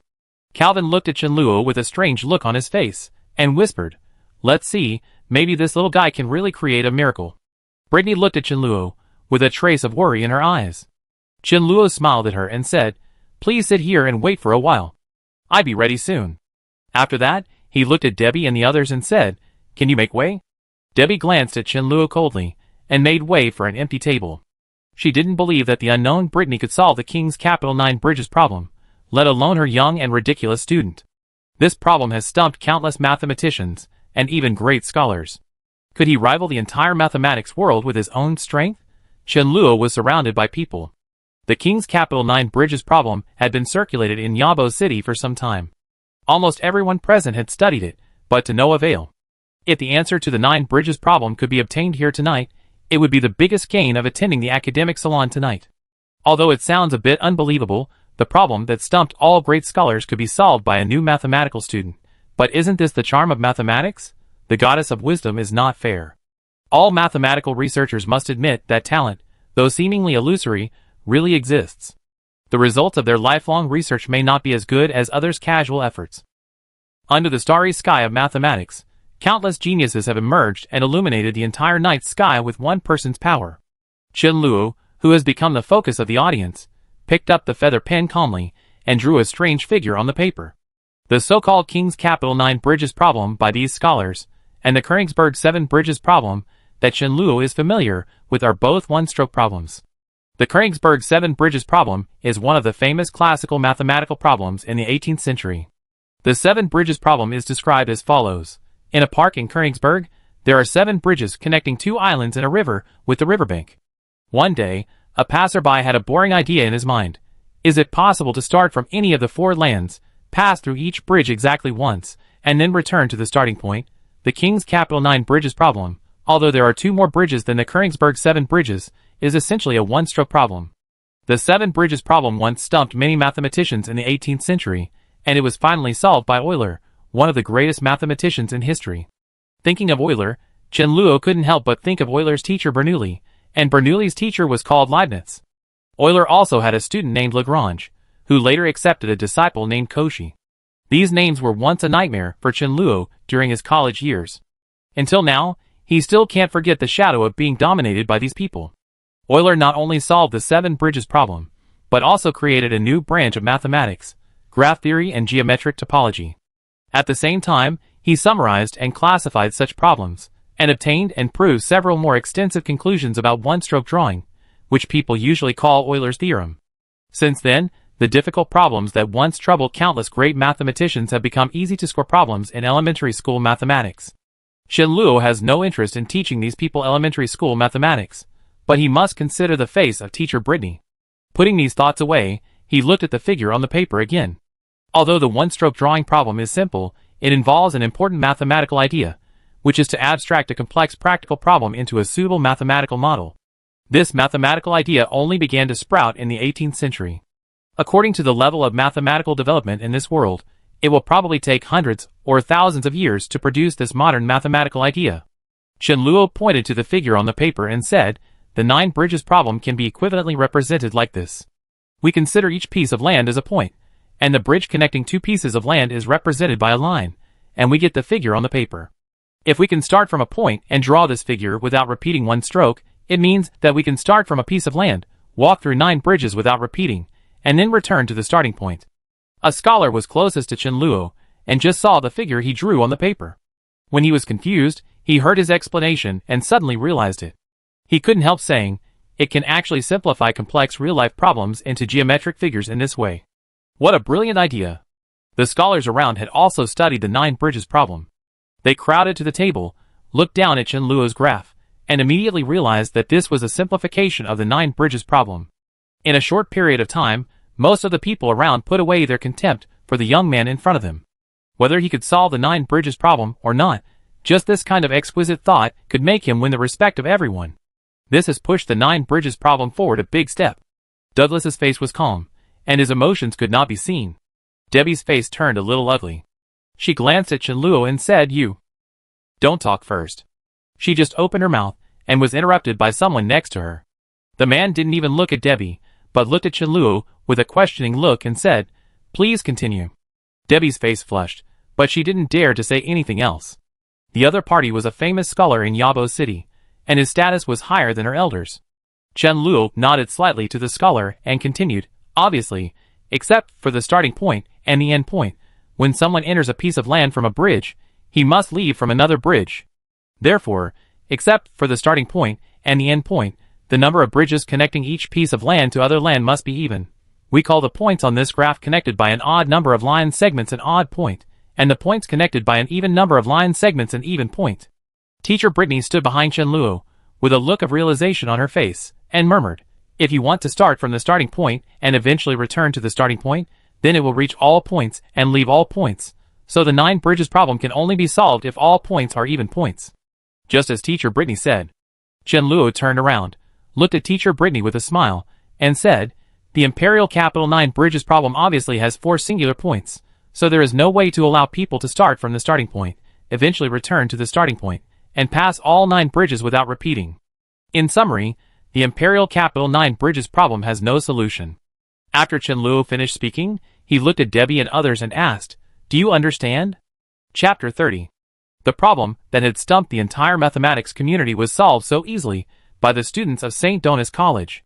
This incident shocked her more than when she learned that the Edwin Award that should have belonged to Douglas was taken away by Britney. Debbie took 2 steps back, bit her lower lip, and wanted to say something, but the 9 bridges problem that had troubled the mathematics community for a long time finally had a solution. At this moment, the atmosphere of the salon had already been ignited by Chen Luo, and the extremely excited scholars did not give her a chance to speak. It's unbelievable that the 9 bridges problem is unsolvable. What a brilliant idea! The complex 9 bridges problem can be solved so simply, with this idea, that even a beginner can master it. As expected of the person who solved the mystery of Ravis, even the 9 bridges problem in the capital is not difficult for him. We have a young mathematical genius in Yabo City. What kind of teacher can teach such a student? Miss Britney is still so young. Mathematics really belongs to young people like them. After Chen Luo explained the 9 bridges problem, he keenly discovered that the scholars around him immediately changed their eyes when looking at him and Teacher Britney.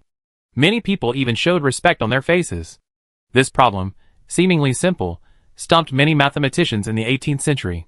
It was not until Euler took action that it was solved. The mathematical level of the Shenan continent was at least 18 streets away from the 18th century. In the Shenan continent, strength and knowledge are respected. Whether becoming a powerful magician or a knowledgeable scholar, one can gain people's respect, but the advancement of magicians is more difficult, so most people choose the latter path. Over time, the academic atmosphere on the continent has become more intense than Chen Luo had imagined. No one cared about Debbie, Douglas, and others anymore. After a brief climax, the atmosphere in the salon fell back. Some scholars returned to their seats to digest the method Chen Luo used to solve the problem. This method was extremely exquisite, and they had never seen it before. If it could be enriched and improved, it might open up a new branch of mathematics. Some people also focused their attention on Chen Luo and Britney. If solving the mystery of Ravis only brought them into the public eye, the solution to the 9 bridges problem this time made them officially gain the respect of these scholars. There is no doubt that in their eyes, this pair of young teachers and apprentices have become rookies in the mathematics world. Mr. Blair, nice to meet you. Miss Britney, I have a small question, may I ask you? Beautiful lady, are you married? Mr. Blair, are you dating someone? In the distance, Isabella looked at Chen Luo and Britney, who were surrounded by many scholars, took a bite of the apple fiercely, and spat inwardly, disobedient guy. After eating the apple, she sat weakly on the chair, looking quite shocked.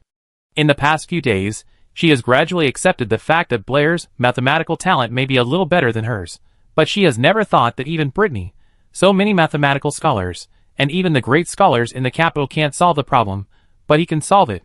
Could it be that Blair, this unromantic, rude, and unprincipled guy, is really a rare mathematical genius? As a senior, being surpassed by her junior is a very embarrassing thing. She never admits defeat easily. She originally wanted to catch up with Blair by hard work. Until now, she found that she couldn't even see Blair's back. Isabella gritted her teeth secretly. Since she had no hope of surpassing Blair in mathematics, she could only pin her hopes on magic. After all, she could already release 9 fireballs. As long as she learned a primary magic, she could be certified as a primary magician, while Blair was just a magic apprentice who could only release 4 fireballs. Isabella secretly decided to learn primary magic as soon as possible. On the other side, Alice, who was wearing a purple evening dress, looked at the figure surrounded by the crowd, and her beautiful eyes were also full of green waves. Britney was surrounded by many people, a little tired of dealing with it, but her eyes still glanced in the direction of Chenluo from time to time. She thought Blair had an extraordinary talent for mathematics, but she didn't expect that his talent was so high. Indeed, whether it is the sum of arithmetic arrays, the mystery of lavus, or even the 9 bridges in the capital tonight, they are not too complicated problems. As long as the key points are figured out, any scholar present can easily solve them. But the fact is that no one, including the great scholars in the capital, has figured it out. The key to the problem is there, and what is lacking is the eyes to discover it. This is a gap in thinking, a gap in talent, and this gap cannot be made up by acquired efforts. The way he looks at problems is different from all of them. His thinking is so agile, his method is so exquisite, he seems to be born for mathematics. At this moment, as his teacher, Britney felt a lot of pressure. In addition, thinking of the scene when she was in that embarrassing situation just now, Chenluo stood in front of her, Britney couldn't help but feel a certain touch in her heart. Even though she is a senior magician, as a woman, she also needs the protection of others at some times. The problem is that Blair is her student. Chenluo was surrounded by more than a dozen scholars. Looking at the people around him scrambling to introduce themselves, he suddenly felt a headache. Self-introduction and asking questions are fine, there are even blind dates on the spot. Chenluo's purpose in coming to this world is not to pick up girls. He wants to improve his magic level as soon as possible, strive to become a holy magician as soon as possible, and leave here as soon as possible. Where can he have time to talk about love? Moreover, looking at the appearance of the scholar couple, their daughter is not that pretty. The arrival of Calvin, vice president of the Yabo City Mathematics Association, made Chenluo temporarily relieved. President Calvin, good evening. Hello, President Calvin. After Calvin appeared, these people finally abandoned Chenluo and gathered around Calvin. As the vice president of the Yabo City branch of the Mathematical Association, Calvin himself is also a senior scholar with great influence in the mathematics world and is respected by mathematics researchers. Calvin just smiled at everyone, said a few words to Britney, looked at Chenluo, and said with a smile, "Mr. Blair, is it convenient to go inside to talk?" Chenluo was trying to get rid of the current dilemma. After Calvin spoke, he said without hesitation, "Of course." Calvin nodded, looked at Britney, and said very gentlemanly, "Ms. Britney, please come this way." Everyone enviously watched the two people follow Vice President Calvin to leave. After what happened just now, these two young people have become the absolute protagonists of the academic salon tonight. Douglas sat in the corner, with a slightly gloomy face. Before the student of St. Donatus solved the 9 bridges problem, he was the focus of scholars' attention. Now people are discussing the 9 bridges problem, and that new mathematical method, and no one cares about Douglas anymore. Debbie looked at Douglas and comforted him. That Blair is just lucky. His knowledge is not as profound as those great scholars, and he is far inferior to you. You should take a rest first. You still have to receive the Medal of Honor later. In the manner, Calvin walked in front, Britney and Chenluo walked behind. She turned her head and looked at Chenluo quietly, and asked in a low voice, "When did you figure out the 9 bridges problem?" It is a bit too shocking to say that he can solve this kind of problem at the age of 10. Chenluo thought about it and said, "Last night." Britney glared at Chenluo and said, "Why didn't you tell me earlier?" There was a hint of blame in her words, and Chenluo couldn't help but laugh. No matter how strict she pretended to be, it couldn't change the fact that she was just a girl in her early 20s. At some times, she would still reveal her girlish nature. Of course Chenluo didn't dare to laugh, and said helplessly, "I was planning to communicate with teacher Britney today, but before I could tell you, you came here." Britney blushed at the subconscious tone of blame just now. Seeing that Chenluo didn't seem to care, her face returned to a serious look and said seriously, "This question seems to be extended to a category of questions. I just have some ideas. When we go back tonight, we will discuss it in depth." Chapter 31. After walking through 2 corridors, Calvin led Chenluo and Britney to a secluded room. When Chenluo walked into the room, he found that there were already several people waiting inside. Except for the other 2 vice presidents, these people were all senior deacons of the Mathematics Association. Britney had met these people just now. Calvin introduced them to Chenluo one by one, and Chenluo nodded politely one by one. As for their names, that sounded very convoluted, he didn't remember any of them. After the introduction, Britney looked at Calvin and asked, "President Calvin, you asked us to come here, is there something?" Calvin smiled, looked at Chenluo and Britney, and said, I would like to invite you two to join the Yabo City Mathematics branch. As soon as Calvin opened his mouth, Chenluo understood his purpose. There are many associations in this world, including the Magic Association, Mathematics Association, Science Association, Medical Association, Astrology Association, Alchemy Association, etc. This is probably related to the strong academic atmosphere here. Each association gathers a large number of academic elites, and also has a large number of academic resources. Generally speaking, scholars with a little fame will choose to join the corresponding association. In the association, they can discuss with other scholars and share resources, which is of great benefit to their own long-term development. Scholars obtain resources from the association. For the association, these scholars are also a kind of resource. For example, the Magic Association will extract a part of the remuneration of magic consultants as commission. Associations such as Mathematics Association and Science Association also have their own profit methods. Scholars and associations have a mutually beneficial and win-win relationship. Of course, you can't just join any association if you want to. Each association has a certain threshold, and different factions will be formed within the association according to different ideas or regions. Even the former teacher Britney was not qualified to join the Mathematics Association. It was even more incredible that Chenluo, as an unknown little character, was invited by the Mathematics Association. It was nothing more than the Yabo City Mathematics branch taking a fancy to the 9 bridges problem. If Chenluo's article could be published from the Yabo City Mathematics branch, it would be a great boost to their reputation. Britney's face showed a thoughtful look. Joining the Mathematics Association would be of great benefit to both her and Blair. Of course, they also need to fulfill certain obligations to join the Mathematics Association. Before joining the Yabo City branch, her articles could be submitted to any branch, but after joining the Yabo City branch, they could only be published through the Yabo City branch. They got more resources through the Yabo City branch, and could enjoy the services of the Mathematics Association. Similarly, the Yabo City Mathematics branch also needed their research results to improve its own reputation. The reason why Vice President Calvin invited Blair this time must be because of the King's Capital 9 bridges. Think about it, the problems that countless branches, including the King's Capital General Association, could not solve were solved by the Yabo City branch. This is of great significance to the Yabo City branch. After Britney told Chenluo about the relationship, she asked, Blair, what do you think? Chenluo shook his head and said indifferently, I listened to teacher Britney. In his heart, Chenluo was not willing to join the Mathematics Association, which would waste a lot of his time. Even if he joined the Mathematics Association, he could more easily gain fame, wealth, power. However, he didn't care about these. After all, the Mathematics Association was not the Magic Association. Scholars of the Mathematics Association were not recognized by the Magic Association. In the Magic Association, there were few things that could be bought with money. The advanced magic knowledge that Chenluo needed to be exchanged for contributions. If he wanted to get help in magic, he had to either find a powerful magician as a teacher or join the Magic Association and make contributions to the association. The latter was currently impossible. Chenluo did not have the strength, so he could only listen to teacher Britney. Britney looked at Chenluo and saw unreserved trust in his eyes. Calvin continued, You two are both excellent mathematicians. If you join the branch will award you the Medal of Honor in return. At the same time, the branch will do its best to help you in the Edwin Award this time.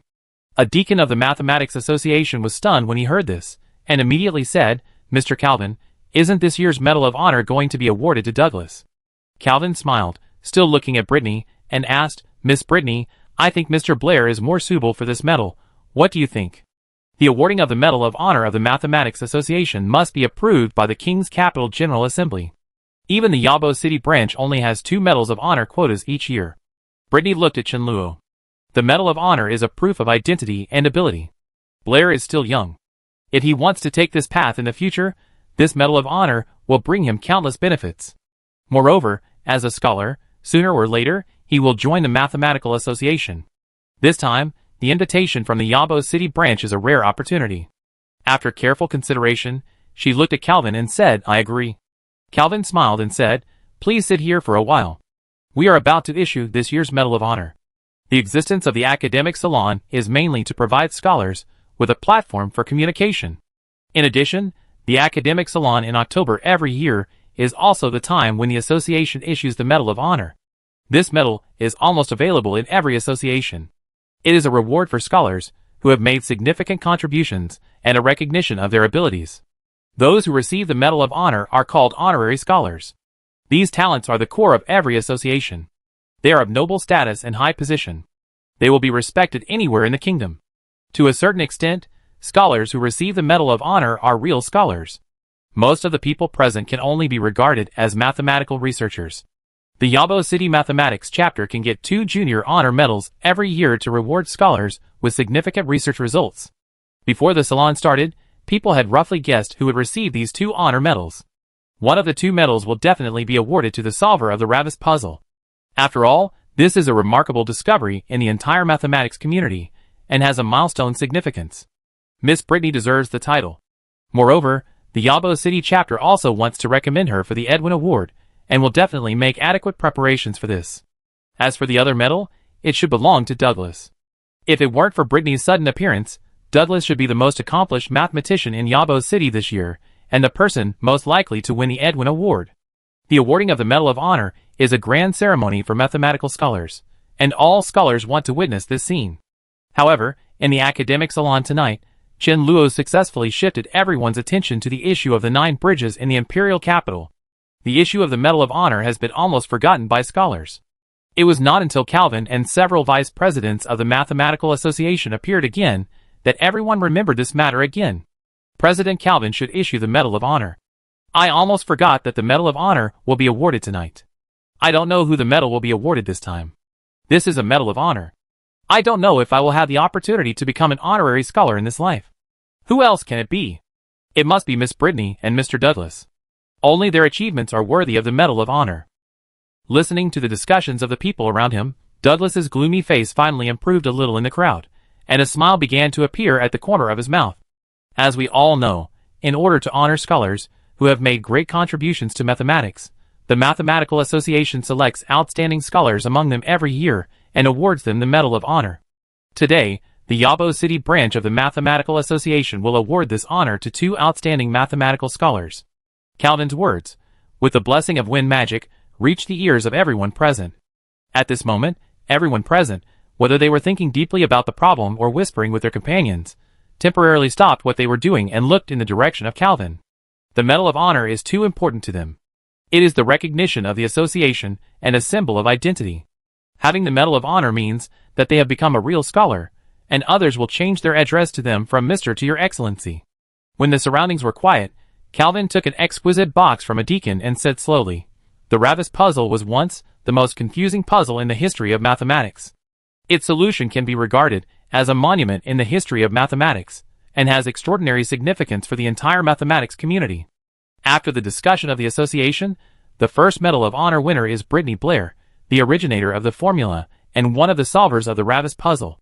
She is Her Excellency Britney. As expected, after Calvin finished speaking, there was a violent applause from the audience. The significance of the Ravis puzzle was clear to all the scholars present. With this achievement alone, she was qualified to receive the Medal of Honor. Calvin took the Medal of Honor from the box with both hands and handed it to Britney. After doing all this, Calvin looked at the crowd, stretched out his hands, pressed them down, waited until the applause died down, took another box from the deacon, and said again, "The recipient of the second Medal of Honor is..." Under Debbie's admiring eyes, Douglas smiled, faced the crowd's gaze, and slowly walked out of the crowd. The proposer of the Britney Blair formula, one of the solvers of the Ravis mystery, the solver of the King's Capital 9 Bridges problem he is. Calvin's voice was steady, and he said slowly, "Mr. Blair." In the crowd, Douglas's footsteps slowly stopped, and the piece of fruit that Isabella had finally forked fell to the ground along with the fork. Chapter 32. B. Mr. Blair. President Calvin gave the second Medal of Honor to Mr. Blair. It wasn't Douglas. The first Medal of Honor was awarded to Britney, who made great contributions to the mathematics community. This was not unexpected by everyone present, but no one expected that the branch would actually award the second Medal of Honor to Blair. Blair will definitely not be more than 17 years old. If he wins this Medal of Honor, he will become the youngest honorary scholar of the Mathematical Association. You know, although this is only a primary Medal of Honor, it is also a glory that countless mathematical researchers cannot obtain in their lifetime. The awarding of this Medal of Honor caused an uproar at the salon, even more than when he solved the King's Capital 9 Bridges problem just now. Douglas's expression was stiff, and a smile was forced out of the corners of his mouth, and he slowly retreated back to the crowd. The moment he sat back in his seat, his fists clenched, his face became completely gloomy, and his companions around him were silent. First, the Edwin Award, which was crucial to Douglas, was robbed, and now even the Medal of Honor, which was even more important to him, was robbed.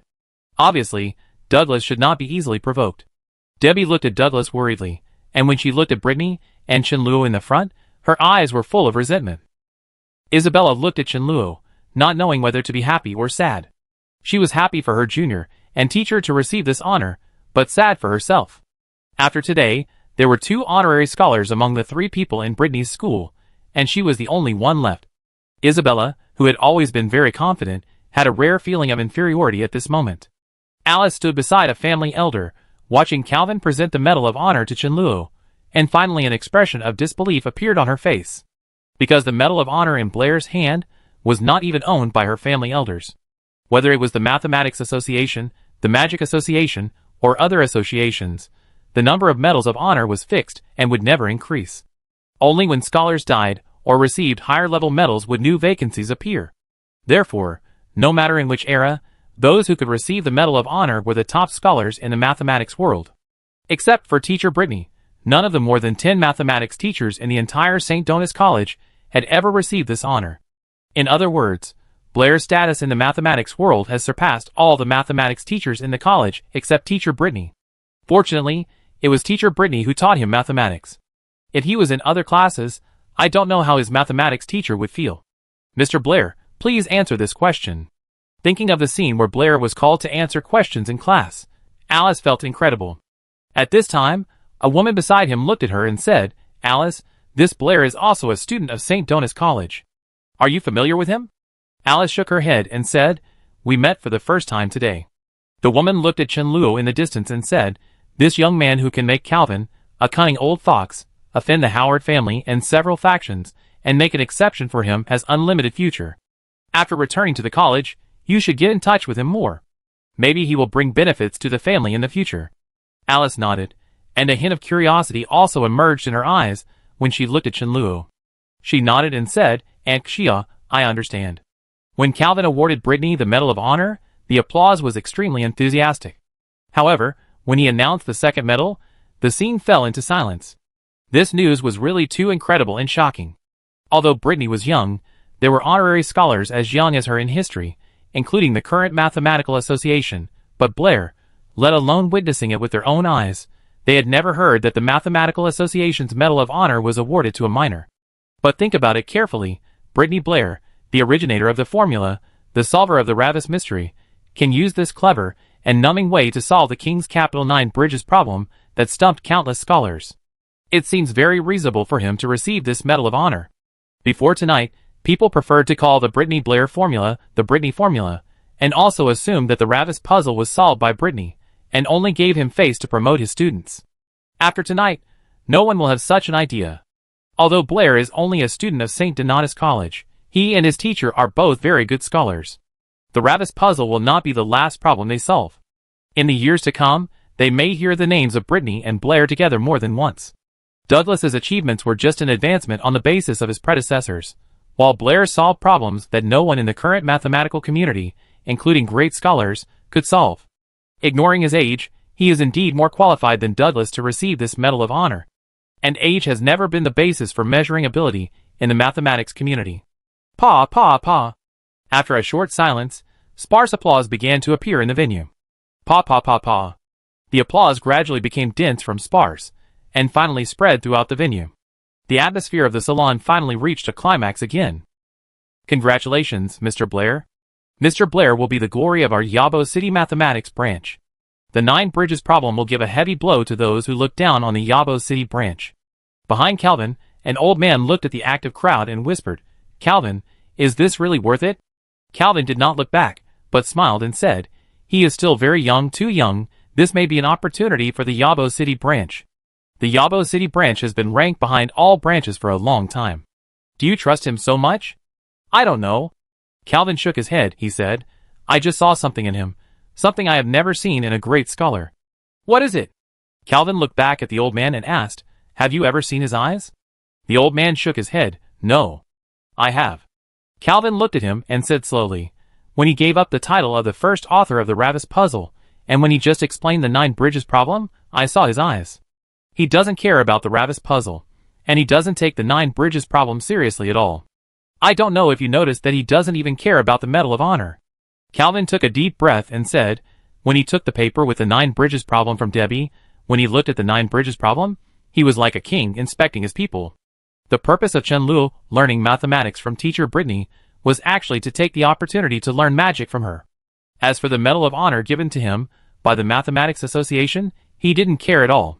The only benefit of the Medal of Honor was that fewer people approached him. Chen Luo noticed that since he had the Medal of Honor, the eyes of people around him looked at him with more or less respect. The status of scholars was once again reflected, which made Chen Luo sigh in his heart that this world has a very suitable soil for scholars to grow. Isabella looked at Chen Luo with less respect. She looked at Chen Luo with a judgmental look and said, "You violated our agreement. This is an accident." Chen Luo knew that Isabella would not let him go easily with her stinginess.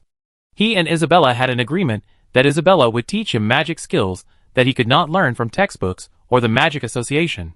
Chen Luo shared knowledge with her. Of course, the real reason was that teacher Britney did not allow Chen Luo to talk nonsense outside and asked Isabella to supervise him. Although this time he acted in an emergency, he was in the wrong first. Chen Luo thought about it and asked tentatively, "How about I help you get a Medal of Honor next time?" Isabella was almost laughed at by him. She glared at him and said unhappily, "Do you think the Medal of Honor is cabbage?"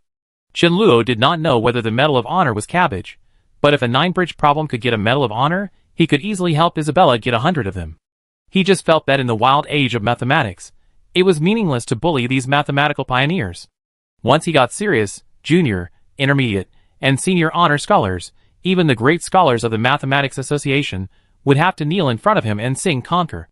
Although the development of mathematics in this world is still on the path that mathematics should take, there are some unevenness in many places.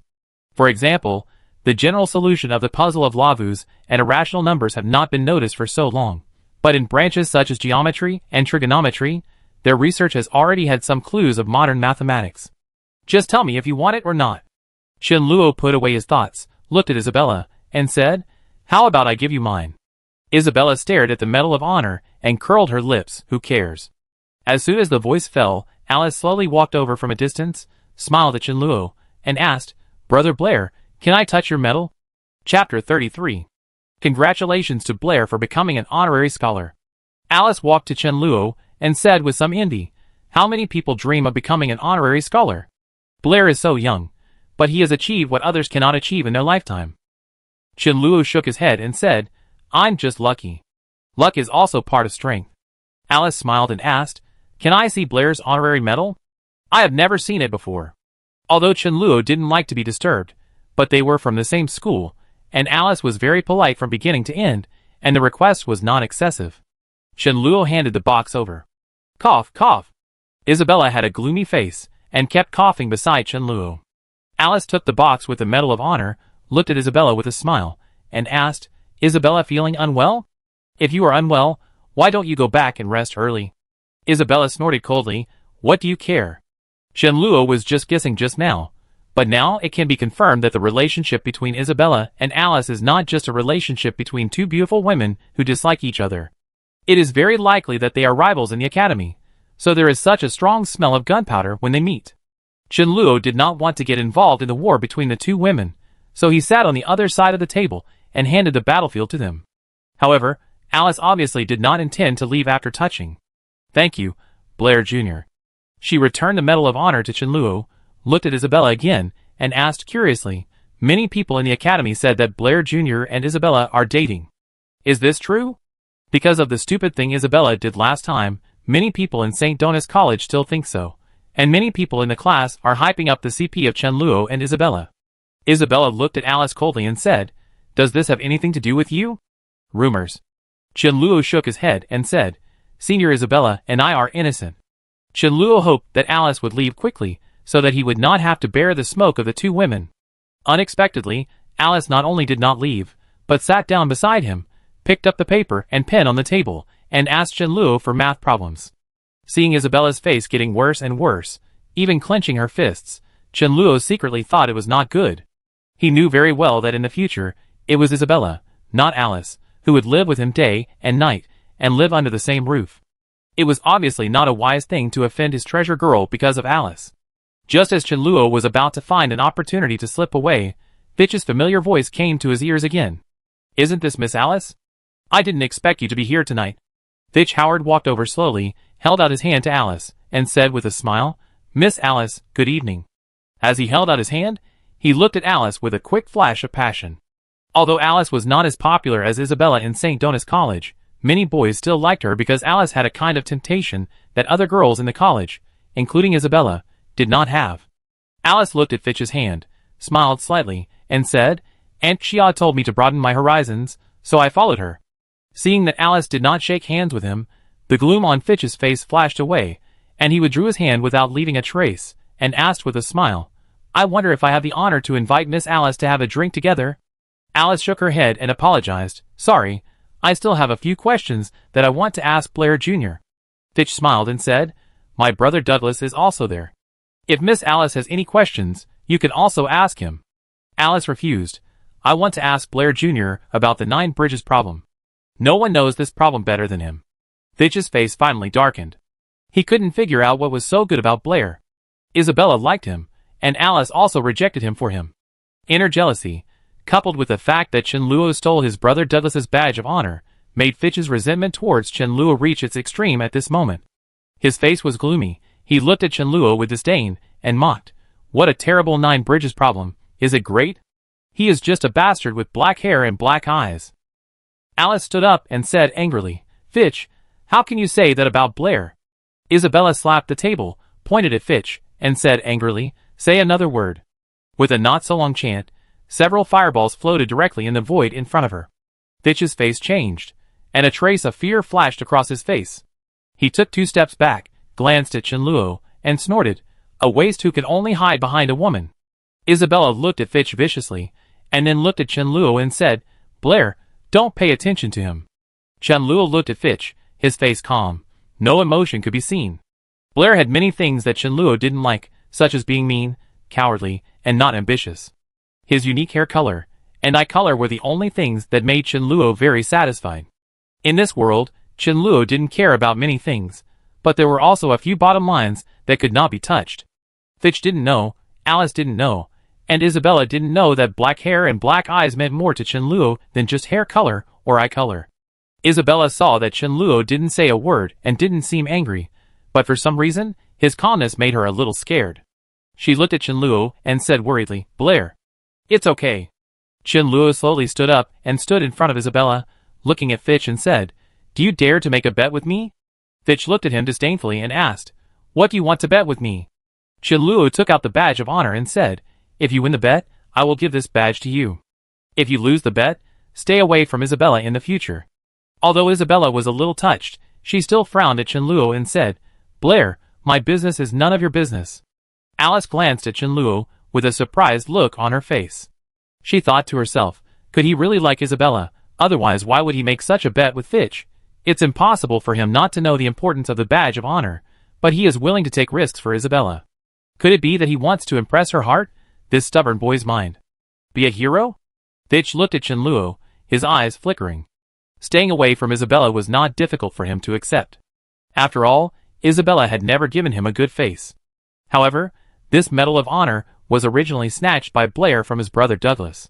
If he could win it back, although Blair's status as an honorary scholar could not be cancelled, it would also be considered as a vent for the Howard family.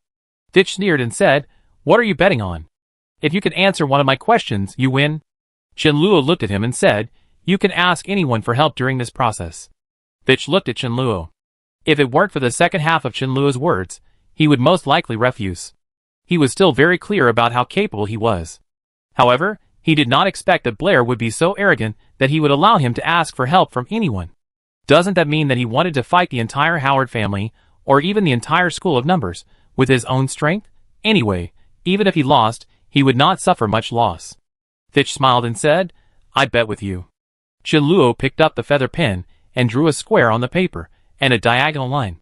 He threw down the feather pen, looked at Fitch, and said, "This is a square with a side length of 1. What is the length of its diagonal line? Isabella's face changed, and she said anxiously, Blair, are you crazy? Don't you know that Howard's theorem was discovered by Fitch's ancestor? Chen-Luo naturally knew that the Howard's theorem that Isabella was talking about was the Pythagorean theorem, which is also the Pythagorean theorem in the West. In this world, the relationship between the right angle and the hypotenuse of a right triangle was first discovered by a great mathematician from the Howard family. Fitch thought Chen-Luo would use some difficult questions to embarrass him, and he couldn't help laughing and said, Blair, I suggest you ask teacher Britney about the content of Howard's theorem. You lose. He looked at Chen-Luo and laughed. For a square with a side length of 1, the square of the length of the diagonal is 2, which is something everyone knows. You still didn't answer my question. Chen-Luo looked at Fitch and said calmly, I asked you the length of the diagonal, not the square of its length. Fitch frowned. No one had ever asked him such a question. According to Howard's theorem, for a square with a side length of 1, the square of the length of the diagonal is 2, but Fitch had never thought about what this number was. Obviously, there is no integer whose square is 2, but in a short period of time, Fitch could not find the ratio of two integers so that their squares are exactly 2. Usually people add a symbol in front of the number 2 to represent this number. He looked at Chen-Luo and asked, You just said that I can ask anyone for help. Of course. Chen-Luo nodded and said, Senior Isabella and Senior Alice can testify. Isabella glared at Chen-Luo. Was this guy on Fitch's side or his own side? Wait! Fitch glanced at Chen-Luo and walked towards Douglas and others. Douglas is a mathematical genius of the younger generation of the Howard family. In Fitch's opinion, he will definitely be able to solve this problem. By then, it will be time to wash away the shame of the Howard family. Isabella was almost pissed off by Chen-Luo and said angrily, Blair, what the hell are you doing? Chen-Luo smiled and said, Go and have a look. This was originally a gift he prepared for the Howard family. Chen-Luo thought it would take a few days to send it out, but he didn't expect Fitch to be so cooperative. Chen-Luo was not worried that Fitch would invite some powerful foreign aid, because the mathematical community here unanimously believed that integers and integer ratios could represent all numbers in the world. The problem of how to represent square root of 2 was not only unsolvable by Fitch, but also by Chen-Luo himself. If square root of 2 could be represented by the ratio of two integers, then in another world, the first mathematical crisis would not have occurred. In fact, Chen-Luo's original intention was to anonymously submit this problem that could lead to a mathematical crisis to the Mathematical Association, but this discovery would affect not only the School of Numbers and the Howard family, but would also hurt the feelings of all mathematical scholars to a certain extent. He was not sure whether the Mathematical Association would conceal this matter. He also thought about using Alice or Isabella to expose this matter, but finally gave up the idea. Others had already bullied him to the point of no return, and he was not used to standing behind a woman. At least not now. Chapter 34. When Chen-Luo followed Fitch and walked towards Douglas, Isabella said nothing, obviously angry with him. Alice showed a thoughtful expression on her face. After a moment, she looked at Chen-Luo and asked, Brother Blair, what is that number? Chen-Luo shook his head, I don't know. Alice looked at him and didn't ask again. She was thinking about this question just now. However, when they usually expressed the number with a square of 2, they always used a simple symbol to replace it. No one had ever thought about really finding this number. After all, this is a very tedious thing. The teacher told them that they only needed to know that this number could be expressed as the ratio of two integers. As for which two integers, this was something that scholars needed to consider. Although she was not sure whether Chen-Luo really didn't know, it was obvious that the question he asked Fitch didn't seem to be so easy to answer. Douglas sat alone in the corner, clenching his fists, his face extremely gloomy. The Edwin Award was robbed, the Medal of Honor was robbed, and tonight's academic salon should have been his glory, but it turned out to be his shame. Douglas stood up and wanted to leave here. He couldn't wait for the salon to end. That woman named Britney, that Blair who robbed his Medal of Honor, he would sooner or later find his glory from them. Brother, you are here. Just as Douglas was about to leave here early, Fitch came over with a look of surprise. What's the matter? Because he was in a very bad mood, Fitch didn't have a good face for his younger brother. I made a bet with that idiot Blair. Fitch excitedly told Douglas what happened just now. Douglas showed a look of surprise on his face and asked in surprise, He bet the Medal of Honor with you. Fitch sneered and said, This idiot just wants to attract Isabella's attention. Brother, please help me look at this question. This time, I want to turn his honor scholar into a shame scholar. Douglas is no longer in a hurry to leave here. Although the question Blair asked may be difficult, there are many of his friends in the salon tonight. Even if they can't solve the question, they won't lose anything. But if he wins, maybe he can get back some of the shame he suffered from Blair in advance. Douglas looked at Fitch and asked, "What's the question?" Fitch quickly said, "For a square with a side length of 1, what is the length of the diagonal?" Douglas was stunned for a moment. He thought that Blair would raise some difficult questions to embarrass Fitch, and he was even ready to seek help from his friends. But this question was not a question for him at all. He frowned at Fitch and said, "You don't know the answer to this question?" As a member of the Howard family, if Fitch dared to say that he didn't know Howard's theorem, he would probably be beaten to death by his father. Fitch quickly explained, "Blair asked me to express the number whose square is 2 as a ratio of integers." Douglas glanced at Fitch, sat down again, picked up a pen and paper, and said, "Wait." He hadn't studied this problem either, but the numbers in the world, in addition to integers, are decimals that can be expressed as ratios of integers. He spent some time, and could always find this number. Although he lost the Edwin Award and the Medal of Honor, he had plenty of time. Although this could not cancel his status as a Blair Honorary Scholar, it could make him a disgrace to scholars. Chen Luo and the other two walked to Fitch's side. Fitch looked at him with disdain and said, "Get your medal ready." Chen Luo put the Medal of Honor on the table and said, "It's here. Come and get it if you have the ability." He didn't seem to care about the bed just now. He opened a bottle of unopened red wine, and sat in a chair to taste it slowly. Chen Luo's calmness seemed to infect Isabella, reminding her of the 2 stones that subverted her cognition. Chen Luo used those 2 stones to overturn the conclusion of the sages, and cheated 10 gold coins from her. She looked at Chen Luo suspiciously and asked, "Blair, do you know something?" Chen Luo did not answer directly, but poured her a glass of red wine and said, "Just watch." Isabella frowned her beautiful eyebrows, glared at him, and said, "If you lose the medal, I will deal with you." Invisibly, she had begun to act like a senior with Chen Luo. There were many people in St. Dona's College who called her a senior, but only Blair was her real junior. As a senior, Isabella felt that she had the right to teach him a lesson on behalf of teacher Britney. Seeing that Chen Luo had no intention of pouring wine for her, Alice took a clean goblet and poured herself a shallow half-cup, and sat next to Chen Luo with Isabella on the left and right. She looked at Chen Luo from time to time with doubt and confusion in her eyes. She began to have difficulty understanding this junior, who was younger than her. On the other side, Fitch thought Douglas could give him an answer quickly, but he waited for a long time and Douglas was still busy calculating.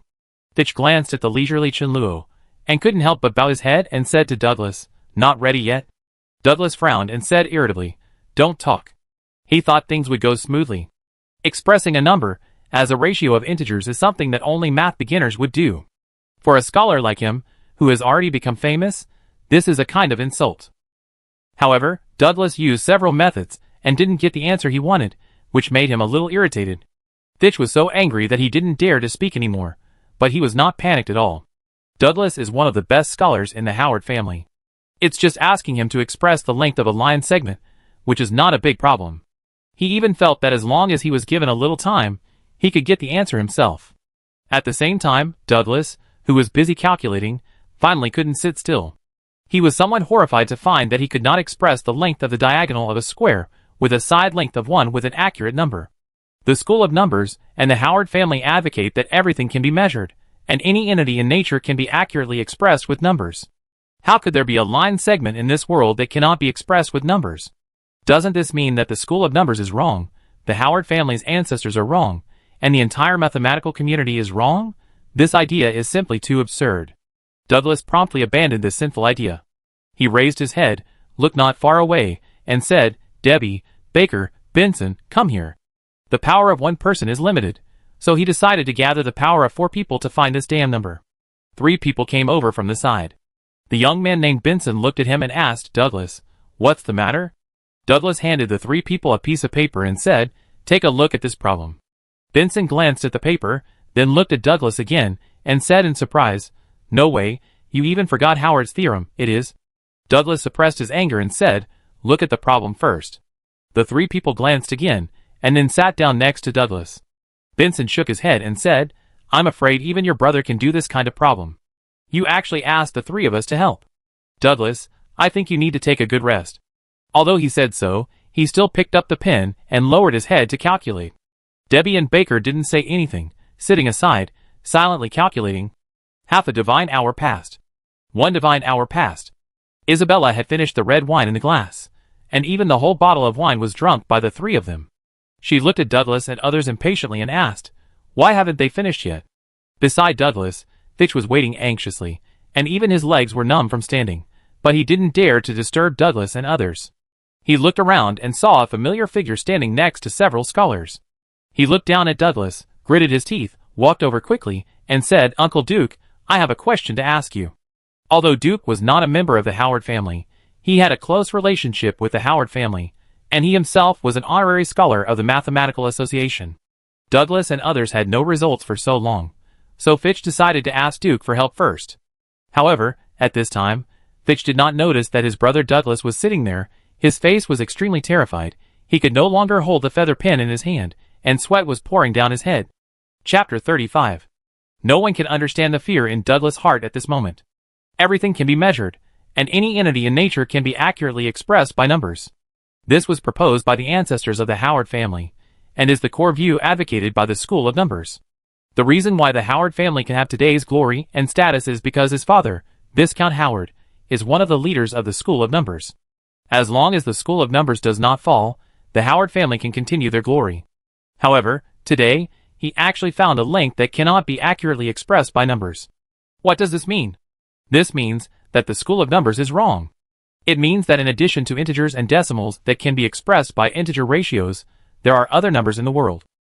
The School of Numbers is not just a school of mathematics. It is a school that combines mathematics, philosophy, and politics.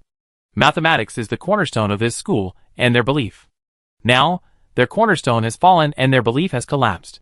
This is a fatal blow to the School of Numbers and the Howard family. It is conceivable that if their hostile schools know about it, they will definitely use this to strongly criticize the School of Numbers. The School of Numbers and the Howard family may have encountered an unprecedented crisis. Douglas was shrouded in an extreme fear. As long as he thought of the consequences of this matter spreading, his body could not stop shaking. No, this matter must not be spread. At a certain moment, Douglas suddenly raised his head and looked at Chen Luo with a hint of murderous intent. He had no way to solve this problem, but he could solve the person who raised this question. Blair discovered the fatal flaw of the School of Numbers. For the glory of the Howard family and the stability of the School of Numbers, he must die. At this moment, Fitch came over and said proudly, "Brother, I have asked Uncle Duke about the question just now, and Uncle Duke's friends are also helping. This time, Blair is dead."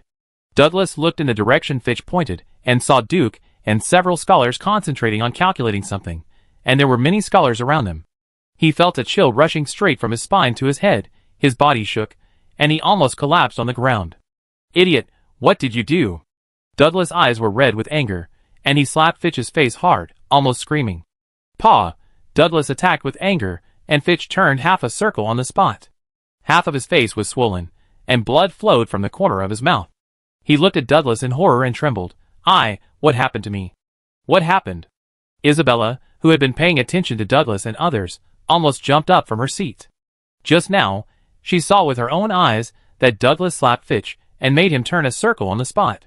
What made her even more surprised was that it was Fitch who was hit, but Douglas' face showed an extremely terrified expression, as if he had encountered something terrible. However, the shocking things had just begun. How is it possible? At a table on the left of Isabella, a scholar slapped the table with an angry expression on his face and shouted, "What the hell is this number?" Another scholar grabbed his hair, looking annoyed, and kept muttering, Why can't I find it?" The scholar in the distance overturned the table and shouted, "This is impossible, this is impossible, there can't be a length that cannot be measured by numbers. There must be something wrong. What is wrong?" Chen Luo watched this scene calmly. The moment Fitch took the bet, Chen Luo expected such a scene to happen. Although everything can be measured is the view of the number school, it is also the consensus of the mathematical community today. The emergence of irrational numbers will not only collapse the Howard family and the number school, but also the faith of these mathematical scholars. Such a thing happened in ancient Greece. The emergence of square root of 2 caused countless scholars to fall into panic and self-doubt. That storm was finally calmed down with the introduction of irrational numbers. Mathematicians later called that incident the first mathematical crisis. Cognition is a process of continuous development. People always have to abandon old ideas and accept new ideas. Every crisis and disaster in science will bring innovation and progress. People in this world will sooner or later realize the existence of irrational numbers. Chen Luo just brought this matter forward. Suddenly, something happened around them. Many scholars began to talk to themselves naturally, as if crazy. Isabella was obviously a little scared. She grabbed Chen Luo's sleeve and asked palely, "Blair, what happened to him then?" Chen Luo's goal has been achieved. He shook his head and said, "Let's go." The people around him suddenly seemed crazy. Isabella didn't want to stay here, so she nodded immediately and said, "Let's go find teacher Britney." Alice looked at this scene in shock, and finally looked at Chen Luo. The strange bet between Blair and Fitch made her heart full of doubts. From just now until now, her attention has been on Fitch. She saw with her own eyes that Fitch found Douglas, and then was slapped hard by Douglas. She also saw with her own eyes that Fitch sought help from those scholars, and then those scholars went crazy. What kind of problem would produce such an incredible consequence? Alice herself couldn't imagine it at all. She looked at Chen Luo and asked in disbelief, "Brother Blair, what did you do?" Chen Luo put away his medal, smiled at her, and said, "Obviously, Fitch lost the bet just now." Somewhere in the salon, someone shouted loudly, someone cried and laughed, and someone overturned the table. Such a big commotion attracted everyone's attention at the first time. What happened to Duke? Is Tangin crazy? What is impossible? What are they looking for? The scholars were shocked and suspicious. They all walked towards the direction where the commotion came from. In the distance, Calvin and the other two vice presidents also looked in that direction and frowned. What happened there? Go and have a look. Britney had just answered a question raised by a scholar and heard the commotion in the distance. Just as she was about to go and have a look, her wrist was suddenly grabbed by a hand that stretched out from behind a pillar. Isabella pulled Britney behind the pillar and said anxiously, "Blair is in big trouble, teacher Britney, let's go." Half an hour of divine grace later. Calvin put down the feather pen in his hand, looked at the old man beside him with a pale face, and asked, "Have you found it?" The old man's forehead was full of sweat, and he shook his head in fear and said, "No." Except for Calvin and the old man, all the scholars were full of panic. Just now, they found unbelievably that the length of the diagonal of a square with a side length of 1 could not be accurately expressed by existing numbers. What a terrible thing. Mathematics is a rigorous subject. As mathematicians, if even their understanding of numbers is wrong, then what have they studied all these years? This terrible discovery almost made all the mathematicians present fall into great panic. The old man beside Calvin put down his feather pen tremblingly and muttered, "This is a disaster for the Howard family, a disaster for the School of Numbers." The School of Numbers believes that everything can be measured, and any entity in nature can be accurately expressed by numbers, which is the theoretical cornerstone of the school. This terrible discovery will cause ordinary scholars to panic, but it will shatter the cornerstone of the School of Numbers and collapse their faith. Calvin shook his head and said palely, "No, this is a disaster for the entire mathematical world." After a moment, he took a deep breath and asked, "Where is Mr. Blair?"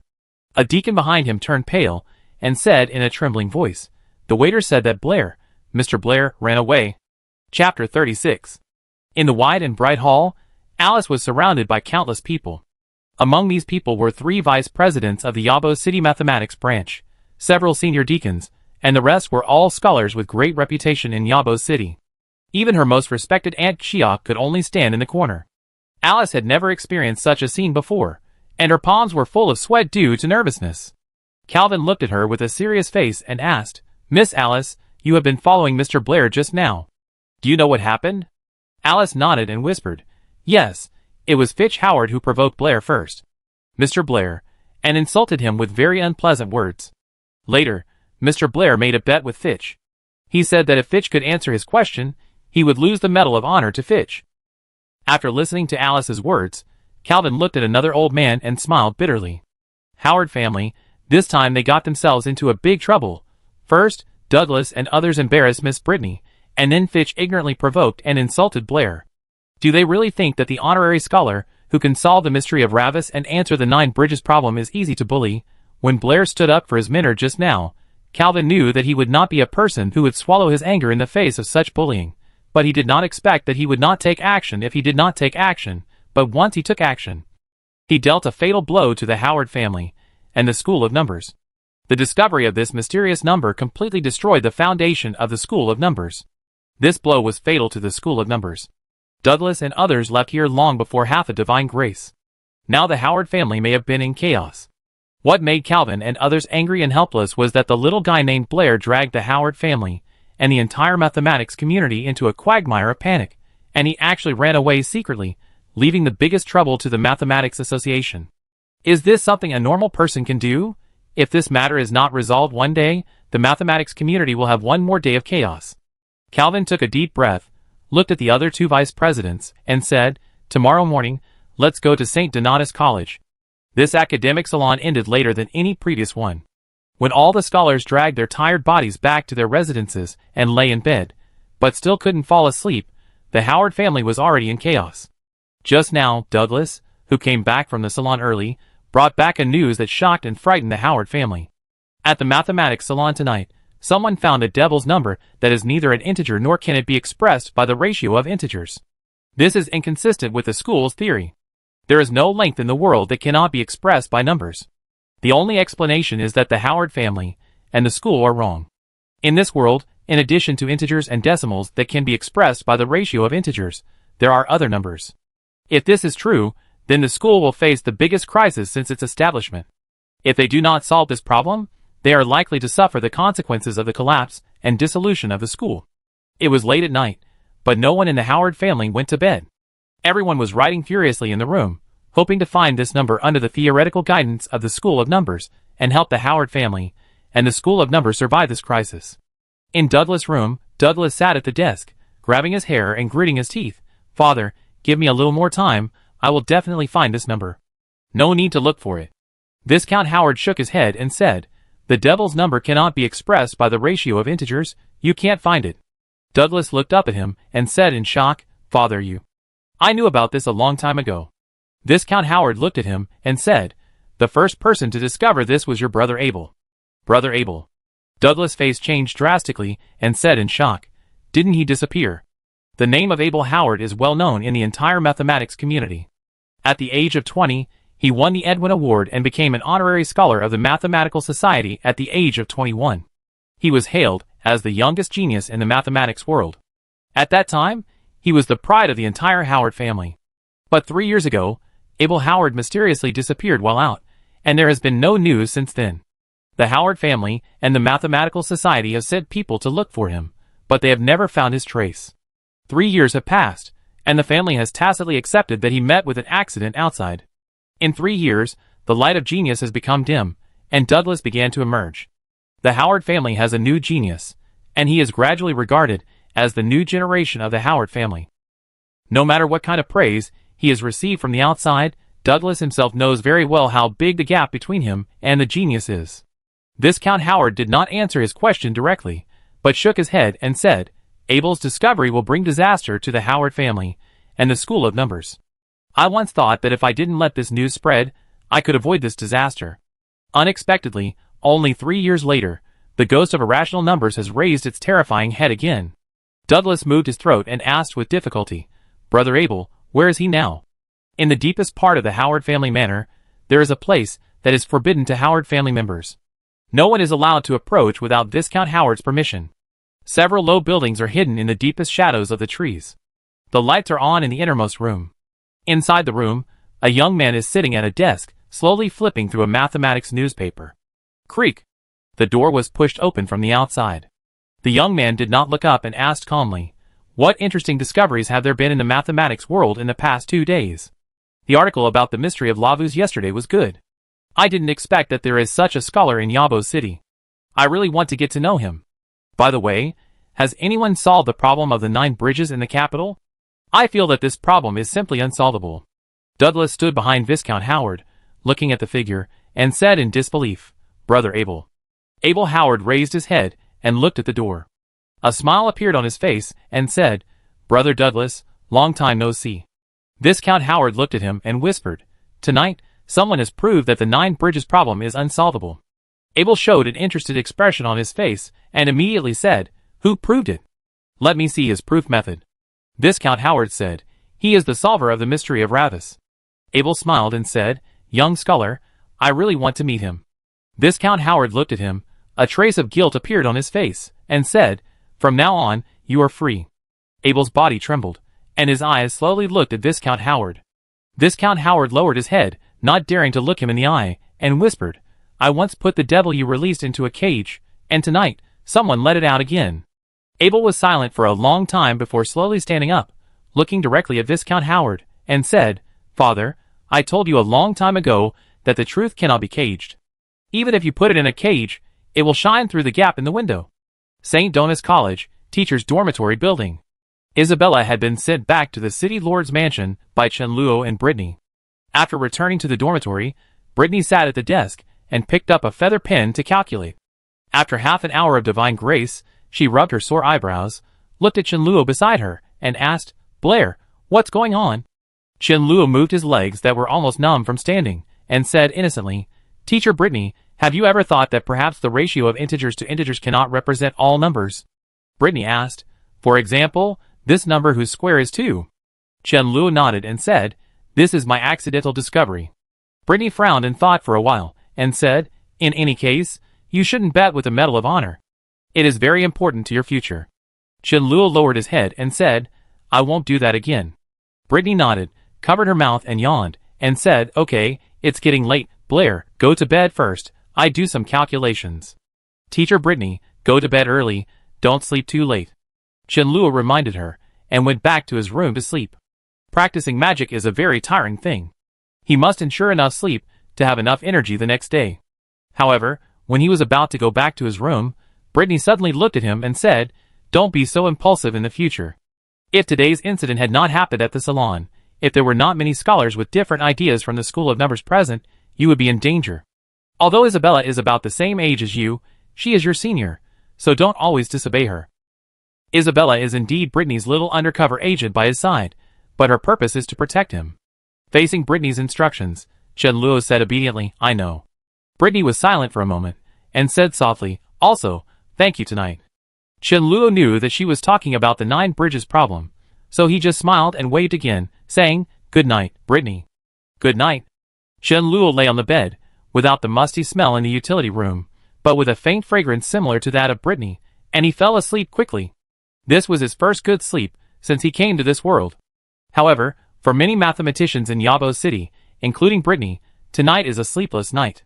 Chapter 37. In the early morning, when the first ray of light shone through the window, Chenluo slowly opened his eyes. Since he came to this world, he has been in constant trouble. The impact of various new things has kept his heart in a tense state. He hasn't slept so comfortably for a long time. After releasing a water ball spell and washing up simply, Chenluo walked out of his room. In this world, the role of magic is not only for fighting, but also for providing a lot of convenience for life.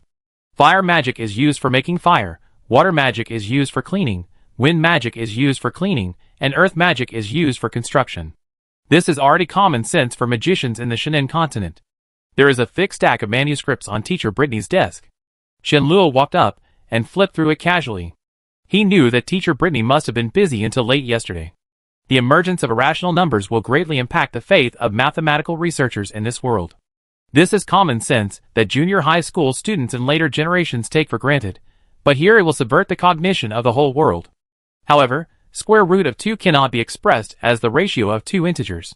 She tried many methods, but in the end, it was in vain. The door of teacher Britney's bedroom was locked. She should not have gotten up yet. Chenluo left the dormitory and walked directly out of the teacher's dormitory building. Since college, he has had the habit of morning exercises, and he usually does not stop unless there is weather reasons. It has been a while since he came here. Chenluo has almost adapted to the environment here. It is time to resume this habit. The body is the capital of revolution. He does not want his body to collapse before becoming a holy magician. In addition, he also wanted to adapt his body to the rhythm of this exercise, and continue to practice fighting skills. Magicians are generally weak in body. Chenluo did not want to have a shortcoming in close combat. The instantaneous magic, coupled with the strong close compatibility, was enough to make him not lose when facing high-level magicians. In fact, if Chenluo did not meet a great magician, it would be uncertain who would win or lose when facing a high-level magician as a magic apprentice. Even if he met a great magician, if Chenluo was determined and risked serious injury, the great magician would lose half his life. The combination of science and magic, the fusion of material elements and magic elements, can increase the power of apprentice magic by hundreds or thousands of times. The college did not have any exercise facilities, so Chenluo could only run around the school. St. Donis College was located in the center of Yabo City, and the area around the school was also very prosperous. After finishing the morning exercise, Chenluo suddenly remembered something and walked towards the street east of the school. In Blair's memory, there seemed to be a market there. The market is an indispensable place in a city, where all kinds of transactions are carried out every day, and daily necessities can be bought there. Chenluo walked around the market, and a large bag full of things appeared in his hand. There were still a lot of gold coins left from Isabella. Since he decided to improve the quality of life, Chenluo did not plan to save money. Money can be earned again, but he really can't eat bread. In order to improve the food, he bought a pottery pot for cooking, a few kitchen utensils, some seasonings and ingredients, and also ordered an iron pot from the blacksmith. Although people in this world have begun to eat vegetable oil, they have not yet used to cooking with iron pots. The people of Shannon continent only cook and bake food. They take bread as their staple food, and occasionally cook some porridge to drink, 2 meals a day, 365 days a year, year after year. This is true for the poor and the nobles. It's just that the food of the nobles is more refined, and they can often eat meat. For the people in this world, the role of food is still only to fill their stomachs. Chenluo didn't know how long he would stay in this world, but he knew that if he was asked to live on bread every day, he would really collapse. Do it yourself, have enough food and clothing. After returning to the dormitory, he washed all the kitchen utensils, and then started to make breakfast for himself. There were a lot of things bought today, which delayed a lot of time, so Chenluo didn't buy too many ingredients. He fried 2 eggs, 2 slices of ham, and cut some fruits and vegetables, intending to use it as today's breakfast. He originally wanted to cook porridge, but with his current mental strength, it was easy to release the fireball to fry eggs and ham, but it was a bit inadequate to use it to make porridge. But then again, magic is really convenient. When cooking, the fire element can completely replace natural gas. For cooking, the mental power of a magic apprentice is enough. Of course, this requires precise control of magic, which ordinary magic apprentices cannot do. At least they must be junior magicians. Although Chenluo's mental power is not as good as that of a junior magician, his control over fireball is not inferior to that of a junior magician. Using magic to cook every day not only satisfies his stomach, but also allows him to practice magic. It is simply killing 2 birds with 1 stone. What a smell, so fragrant. Just when Chenluo was hesitating whether to call Britney, the door of the bedroom next to him suddenly opened, and Britney, who was wearing pajamas, rubbed her sleepy eyes and walked out of the room. The pink nightgown could not completely cover the turbulent waves underneath. The hem of the skirt only reached the thighs, and 2 straight and white jade legs swayed in front of Chenluo. Chenluo did not expect that he would see such a scene early in the morning. I made breakfast, Britney, remember to eat it while it's hot, I'm going to class first. Chenluo almost fled from here. After walking out of the classroom dormitory building, he realized sadly that he didn't have time to eat a bite of the breakfast he had made with great difficulty. It was impossible to go back now. Chenluo sighed, hungry, and walked towards the classroom dejectedly. At the same time, in the room, Britney looked down at the fragrant breakfast on the table, and couldn't help sitting down at the table. The food in front of her exuded an alluring aroma, and it must be better than white bread. Britney gave up the idea of going out to buy bread, tasted a bite of fried eggs, and cut a slice of ham. Her beautiful eyes suddenly lit up, and she was surprised. Blair can actually cook. But he doesn't seem to have eaten yet, why is he? Britney muttered to herself, and suddenly seemed to realize something. She looked at her exposed long legs, and the next moment she stood up suddenly and ran back to the room quickly. After a long time, Britney, dressed neatly, came out of the bedroom. There was still a trace of blush on her face.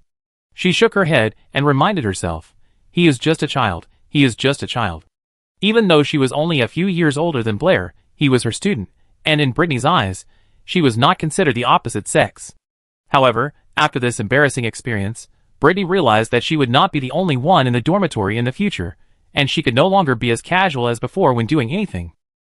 Thinking about this in her heart, after a moment, her eyes looked at the breakfast in front of her, and her mind became a little messy. The breakfast made by Blair is much better than white bread. Blair seems to be very talented in cooking. It would be great if I could have such a breakfast every day in the future. Forget it, just treat it as a loving breakfast for her. After working for a whole morning in vain, all the benefits went to Britney. Chenluo was a little depressed, and walked towards the classroom with an empty stomach. Even so, he did not plan to buy white bread. In this world, bread is also divided into grades. The poor eat unsifted black bread, which is not only hard but also unpalatable. It can be used as a brick after 2 days. White bread is slightly better than black bread. The wheat flour used in white bread has been finely sifted, so it tastes better and is softer. It is the daily staple food of most nobles. As for the top-grade bread that has been finely sifted many times and baked with honey and butter, ordinary nobles will go bankrupt if they eat it every day. The most important thing is that this kind of bread may not be available even if you have money. Although Chenluo wanted to try it, this kind of high-end stuff was not sold in the market. Blair, wait for me. Chenluo was hungry, and before he walked into the classroom, a familiar voice suddenly came from behind him. Isabella, holding her skirt, trotted over and asked, Blair, what happened last night? What happened to those scholars? Chapter 38. Class was about to start. Chenluo looked back at Isabella and said, No time now. I explain it to you later. Isabella nodded and said, I come to see you after class. Chenluo had just dealt with Isabella when another beautiful figure came out from not far away. Alice didn't wear the purple evening dress she wore last night. She wore a slightly tied dress that highlighted her proud figure. She was only 17 years old this year. It was hard to imagine what she would look like in a few years. Alice looked at Chenluo and smiled. Good morning, Blair. Alice was polite as always, and Chenluo politely responded, Good morning, Alice. Goo. Chenluo had just opened his mouth when a strange sound came to his ears. This made him look a little embarrassed. He had already overconsumed a lot of mental energy when making breakfast, and he hadn't eaten anything, so his stomach growled uncontrollably. Isabella glanced at him and said, Blair, are you a pig? You ate so much last night, and you're hungry after such a short time. Alice couldn't help laughing.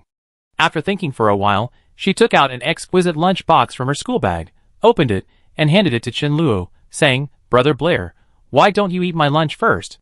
I happen to bring 2 pieces of bread, one for each of us. Chenluo felt sick when he heard about bread.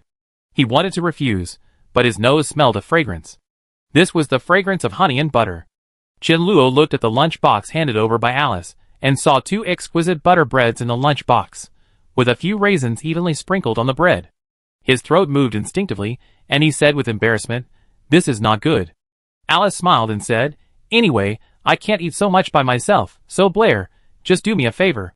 In the kingdom of Nolan, rejecting a lady is a very ungentlemanly behavior.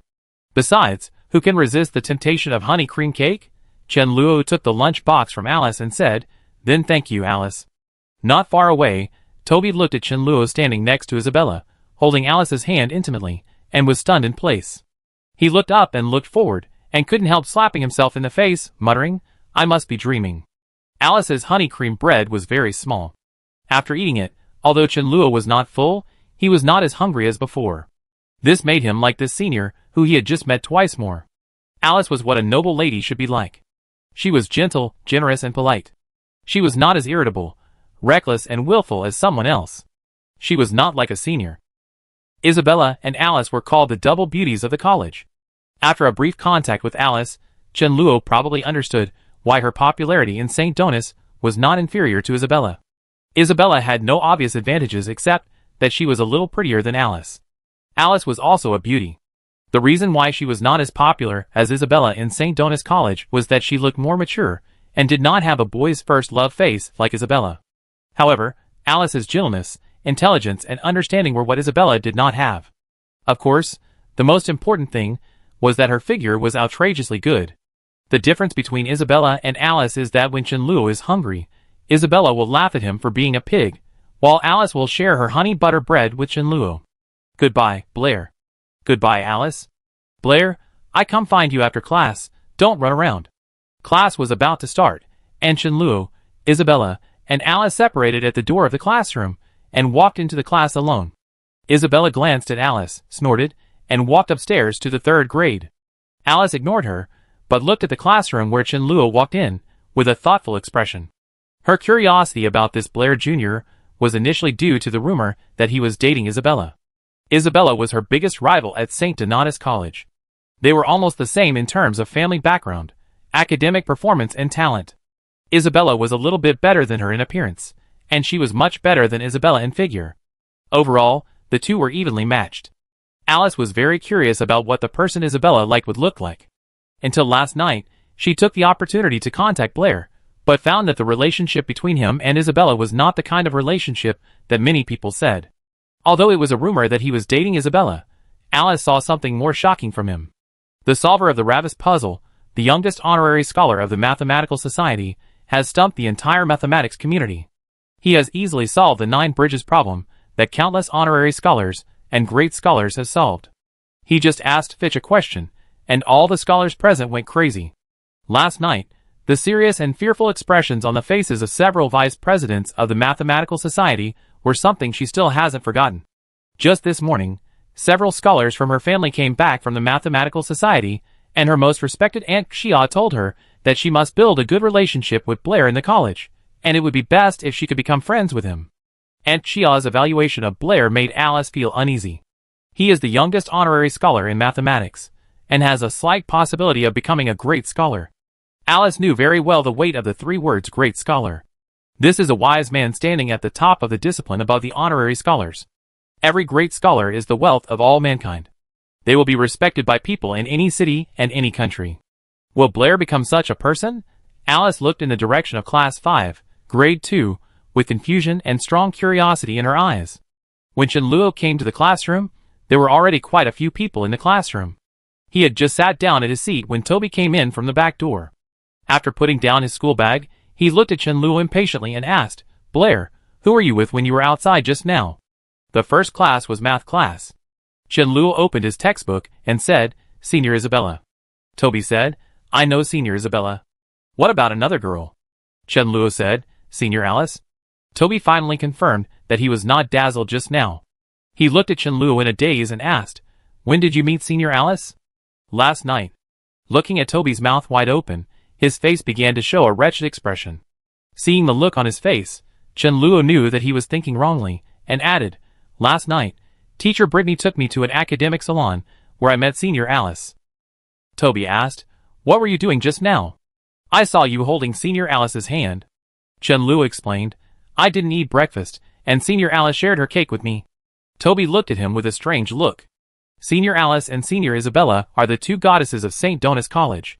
How could they share their breakfast with the opposite sex after meeting once? The relationship between Blair and Senior Alice must not be that simple. Toby licked his lips and asked, "Is Alice's cake delicious?" Chen-Luo nodded and said, "It tastes like honey and cream, and it tastes pretty good." "Is it big?" "It's quite big." Chen-Luo suddenly looked at Toby and asked, "What are you talking about?" Toby looked at Chen-Luo and asked, "What are you talking about?" "I'm talking about cake." "I'm talking about cake too." "I know." Toby smiled mysteriously at Chen-Luo, and suddenly looked at the door of the classroom and said, "Teacher Britney is here." Chapter 39. Today's first class was math class, but Teacher Britney did not give a lecture. Instead, she asked Chen-Luo to come up and copy a few math problems on the slate. Teacher Britney's teaching method was not rigid. She often cultivated students' ability to solve problems collaboratively. After assigning problems, she would let students discuss freely. Of course, in this case, the problem she assigned would be more difficult. Many times, a group could not come up with any results after discussing for the whole class. When Chen-Luo finished copying the questions and was about to go back, Britney secretly stuffed a piece of bread into his hand. Britney gave him a look, sat in front of the desk, picked up a feather pen, and buried her head in thinking about something. Obviously, she had not given up on the problem yesterday. Chen-Luo knew very well that once a mathematical and scientific researcher got into a dead end, it would be difficult for others to help her unless she woke up herself. However, although the problem of irrational numbers would cause panic among mathematical scholars, as long as they accepted this fact, mathematics would still develop along the normal track. Chen-Luo shook his head, no longer thinking about Teacher Britney, and focused on the classroom discussion. This kind of classroom discussion is divided into groups of 6 people, Chen-Luo, Toby, and the 2 tables in the front row, which is considered a discussion group. In addition to Chen-Luo and Toby, there are 2 girls named Linda and Tris in their group. The last 2 people are Bud, who has had conflicts with Chen-Luo, and Bud's desk mate. Toby doesn't have a good impression of Bud. He and Blair have been bullied by Bud before, but what makes him strange is that Bud, who always sneers at them, has become particularly honest today and sits there quietly. Bud didn't make trouble, and Toby wouldn't take the initiative to provoke him. He glanced at Chen-Luo, was stunned for a moment, and suddenly asked, "Blair, where did you get your bread? You didn't have it just now." Chen-Luo put the bread away and said, It's left over from yesterday. Toby didn't think much about it. He looked at the questions on the blackboard and shook his head. Teacher Britney's questions today are really difficult. I don't have any ideas at all. Linda glanced at him and said, "It seems like you had ideas before." Toby looked at Linda unconvinced, asked, "I don't have it. Do you have it?" Another girl named Tracy looked at Chenluo and asked, "Blair, do you have any ideas?" Chenluo was teaching the senior high school graduating class after all. This kind of elementary math problem was completely child's play for him. He was thinking about magic problems. He nodded perfunctorily and said, "A little." Tracy's face showed an admiring expression and said, "Blair, you are so good. Can you tell me about it?" Toby, Linda, and others also looked at Chenluo.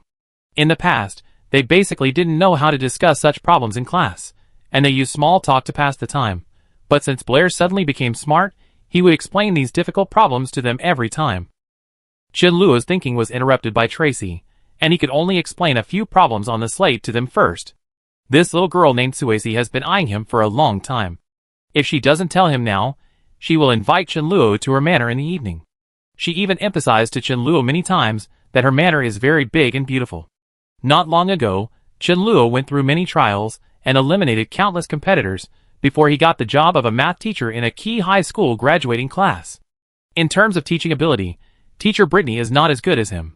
This experience allows Chenluo to handle the big scene last night with ease. This small scene is naturally no problem. The complex math problem was quickly understood by Chenluo with his in-depth and easy-to-understand explanation. So that's it. It's so simple. Student Blair is so amazing.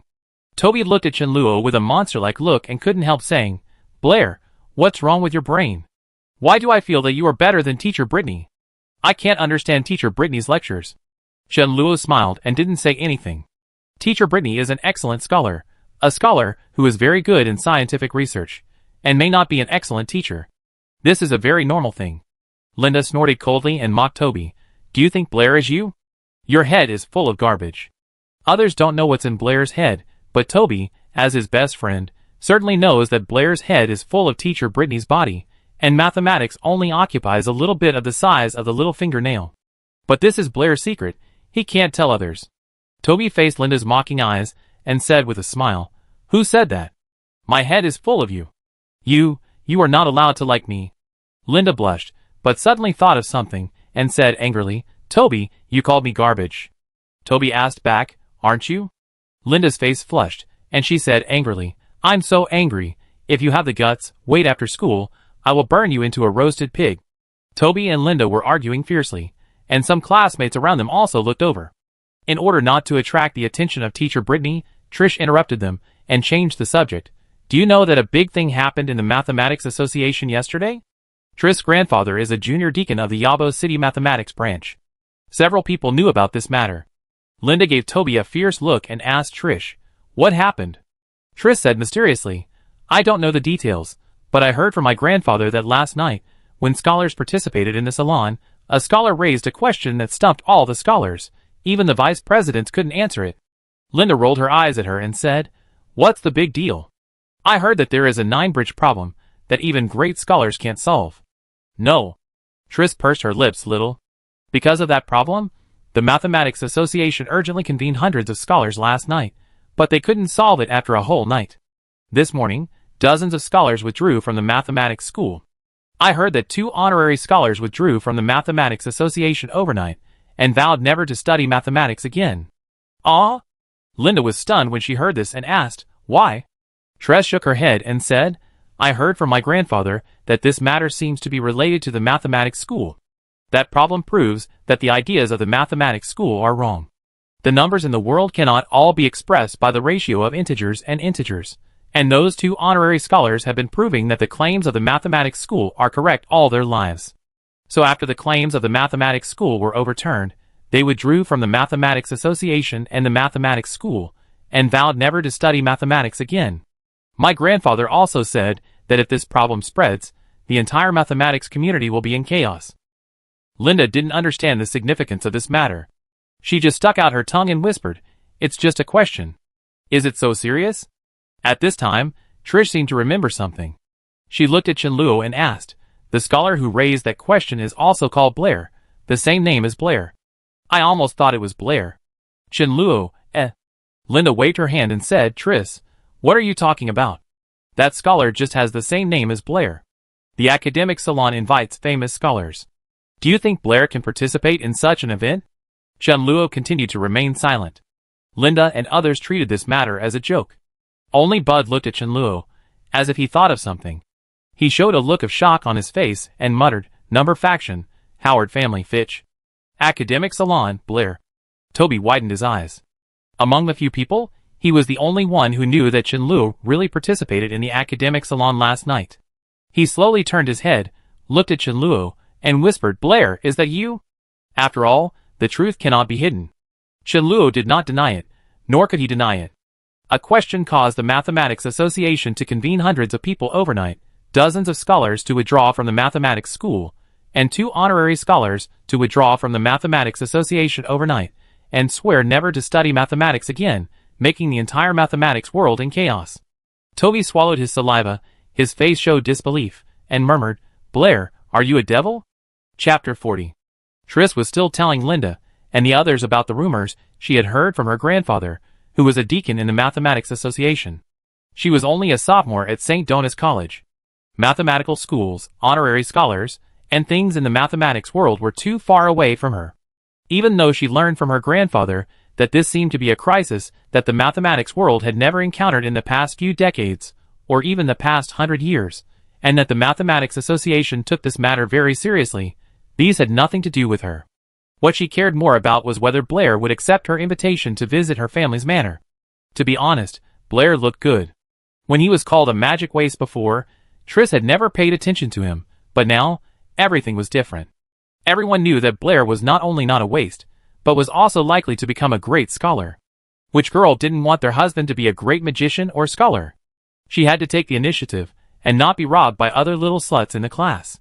Although the outside world was talking about Blair and Isabella, with Isabella's family background, it was impossible for Blair and her to be together. After the first math class, Britney explained the questions and left the classroom. As soon as Britney left, Isabella slipped in from the back door. After entering the classroom, she looked at Chunluo as if he were a monster and asked, What happened last night was all because of your question. Isabella had obviously received some information in advance, just like Tris, otherwise she wouldn't have shown such an expression. In fact, some things were beyond Chunluo's expectations. For example, the 2 honorary scholars who were hit by irrational numbers and quit the Mathematics Association overnight and retired from the world. Why didn't they prove anything else? They had to prove that the wrong theory of the school of numbers was correct, which led to decades of research being wasted overnight. I don't know how much psychological trauma it has caused. Just thinking about it makes me feel miserable. Isabella got the answer she wanted from Chunluo's face, and her expression was even more shocked. After learning about what happened in the Mathematics Association last night, she was really scared. She didn't expect that Blair's question, which seemed simple to her, would cause such a big blow to the school of numbers, causing the honorary scholars to quit the Mathematics Association and swear not to study mathematics anymore, and causing the Mathematics Association to call this matter a disaster in the mathematical world. And Blair himself, who caused this incident, was called the devil of the mathematical world by scholars. I didn't know it would be like this. Chunluo shrugged helplessly, clearing himself of responsibility. Throughout the history of mathematics, he should also be the promoter of the wheel of history. It was he who expanded the concept of numbers to the entire real number domain, consolidated the foundation of the building of mathematics, and made a huge contribution to the subject of mathematics that cannot be ignored. No matter how you look at it, he should be a positive character. But the way Isabella looked at him was definitely not the way she looked at a positive character. After getting a definite answer from Chunluo, Isabella left silently. She obviously had a lot to say and a lot of questions, but she didn't know how to start. Chunluo was still calm in his heart. Although he artificially created a mathematical crisis, the truth would be discovered sooner or later. Even if it wasn't him, Chunluo, it would be Zhang Luo, Wang Luo, Tang Ning, Li Yi, etc. The discovery of irrational numbers has positive significance for the development of the subject of mathematics. In the long run, it is also a good thing for the entire mathematical community. The biggest losers in this storm are, of course, the School of Numbers and the Howard family. Even if the School of Numbers will not be destroyed because of this incident, it will suffer a severe blow that cannot be recovered. After all, they are not a simple mathematical school. They are centered on numbers, and have a little philosophical and religious meaning. It is not possible to eliminate all influences by simply admitting mistakes. What Chen Luo should be careful of is the revenge of the Howard family and the school of numbers. People who destroy the foundation of the school have always been caught to fill the sea or tied to a pillar and burned. However, the current Chen Luo is not the former Blair. If they really have any unwise actions, it is not certain who will be burned. Linda's mouth is leaking everywhere. After class, in a short time, what happened at the mathematics salon last night was spread as gossip by her. What? There are numbers in this world that cannot be expressed by integers and integer ratios? No way, that's not what the textbook says. Could it be that what the textbook says is wrong? Once I also suspected that the number whose square is 2 cannot be expressed by integer ratios at all. Damn it, someone got there first. Come on, you said last time that you solved the puzzle of Lavus. Why don't you fight for the Edwin Award if you are so good? The discussion in the class gradually disappeared with the ringing of the bell. The next class was history class. Chen Luo always felt that he seemed to have forgotten something. It was not until the history teacher checked the homework that he realized that he had forgotten to write the history homework left by the teacher in the previous class. Unlike Blair, who was confused, Chen Luo always knew what his goal was, and could distinguish the primary from the secondary.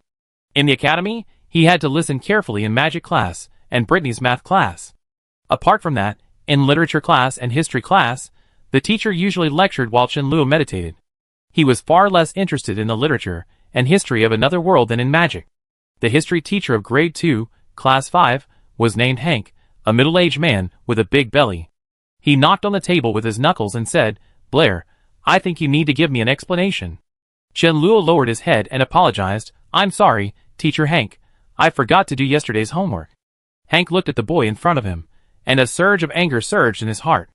If Blair was still a loser like before, it would be fine, but now he got full marks in math, magic theory, and magic practice, but he failed every test in history, which made him, as a history teacher, feel very uncomfortable. Hank looked at Chen Luo, frowned and asked, "Blair, do you have any opinion about me?" The history teacher was obviously a little abnormal today. Chen Luo was thinking about how to deal with him. A student walked to the door of the classroom, knocked on the door and said, "Teacher, I'm looking for Blair." Hank was holding back his anger, turned back and said angrily, "What are you looking for? Can't you see that the class is in progress?" The student was stunned for a moment, and then said, "But Archer. It's in class, and it's useless for Vice Dean Archer to come." As soon as Hank finished speaking, Archer accompanied several figures and walked to the door of the classroom. He looked at Hank with a dark face and said in a deep voice, "Teacher Hank, please ask Blair to come out for a moment." Vice Dean Archer, Vice Dean Allen, Vice Dean Hill, Vice Dean Phillip. Seeing the 4 figures standing at the door of the classroom, Hank's legs softened, and he held onto the table to avoid collapsing. At the door of the classroom, except for the dean, who had not shown his face for many years, the 4 vice deans of St. Donis College gathered together. The sharp eyes of the 4 senior magicians fell on Hank, making him, who was only a junior magician, pale in an instant, and his heartbeat suddenly accelerated.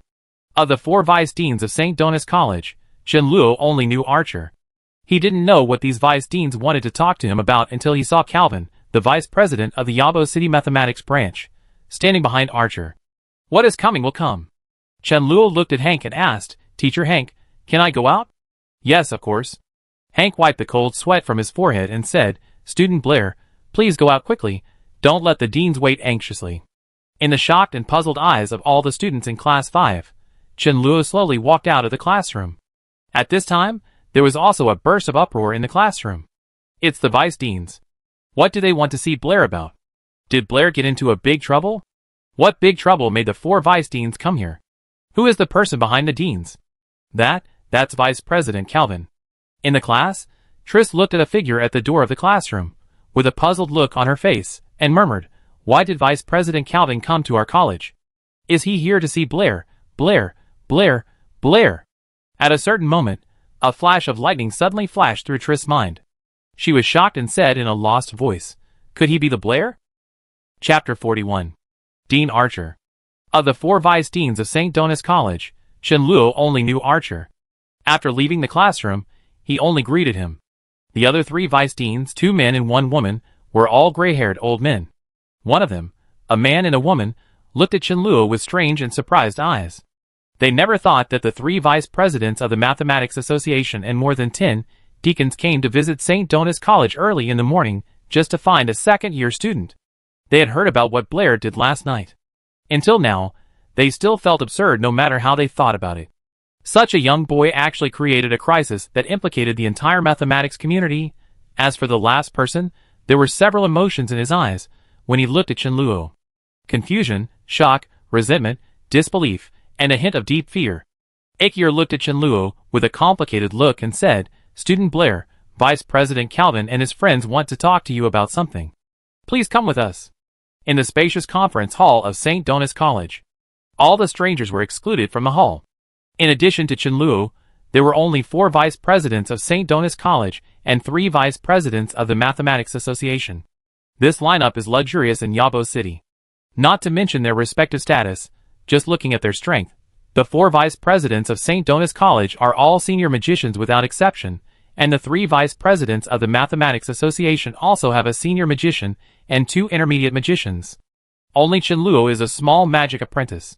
After sitting down, Chenluo looked at his nose, and his nose looked at his heart, his face calm, and he said nothing. After a moment of silence, Calvin finally couldn't help it and sighed, "Mr. Blair." Chenluo looked at him and asked in confusion, "President Calvin, what do you want to talk to me about?" "Pretend. Keep pretending." Calvin and the other 2 vice presidents almost burst into anger when they heard this. What did they want to talk to him about so early in the morning? Didn't he know it in his heart? Last night, at the academic salon, his question made all the scholars panic, pushed the School of Numbers and the Howard family into the abyss, and made the Yabo City Mathematics branch lose 2 honorary scholars at once, bringing disaster to the entire mathematics community. Now, he can still stand here without blushing, and asking them what they want to talk to him about. Calvin resisted the urge to curse and calmed down. After that, he looked at Chenluo and said in a complicated tone, "Mr. Blair, you released the devil." Since Calvin had already pointed it out, Chenluo had no point in pretending. He smiled at Calvin and asked, "President Calvin, are you in the mathematics community used to calling truth the devil?" Seeing Chenluo's expression, Calvin knew that he must have come to a conclusion. Even he had a hint of nervousness on his face and asked, "That number, really, can't be expressed by the ratio of integers?" "Not just that number." Chenluo nodded and said, "Numbers whose square is 2, numbers whose square is 3, and numbers whose square is 5 cannot be accurately expressed by the ratio of integers. There are infinitely many such numbers. If you need, I can give you a proof method." Calvin turned pale and asked, "So, we were wrong for hundreds of years?" Being wrong for hundreds of years is not a big deal. People in the scientific community have been wrong for thousands of years.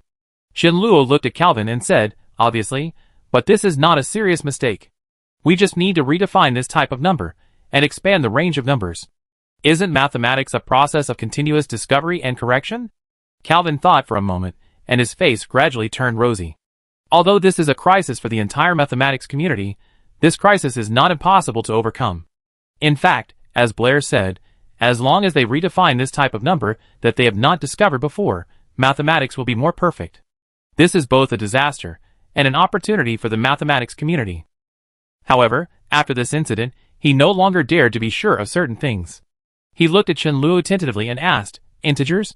The ratio of 2 integers, plus this type of number, should be all the numbers in the world, right? The mystery of Ravis, the 9 bridges problem, the devil's number. Since last night, no one can underestimate this young scholar. His contribution to mathematics is absolutely worthy of the Edwin Award." In fact, Calvin now feels that the Edwin Award is no longer worthy of him. The discovery of the devil's number and the reconstruction of the foundation of mathematics are enough to make his name forever engraved on the monument of mathematical history for later researchers to admire. Chenluo smiled and said, "Who knows, maybe a few hundred years later, someone will overturn our conclusion, but at least for now, it is still right. The emergence of irrational numbers has already made scholars lose a layer of skin. If Chenluo popularizes the concept of imaginary numbers to them now, more people may withdraw from the Mathematics Association and retire from the world."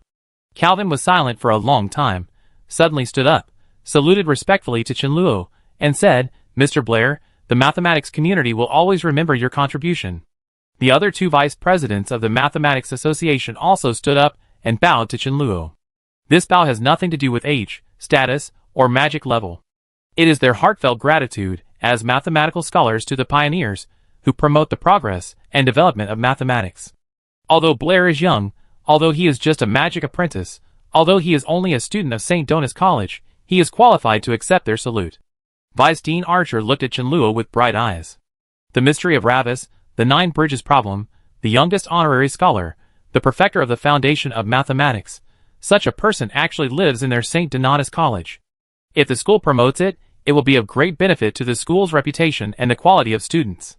As if thinking of something, he suddenly looked at someone beside him and said, Vice Dean Philip, I don't want you to hate Blair for this.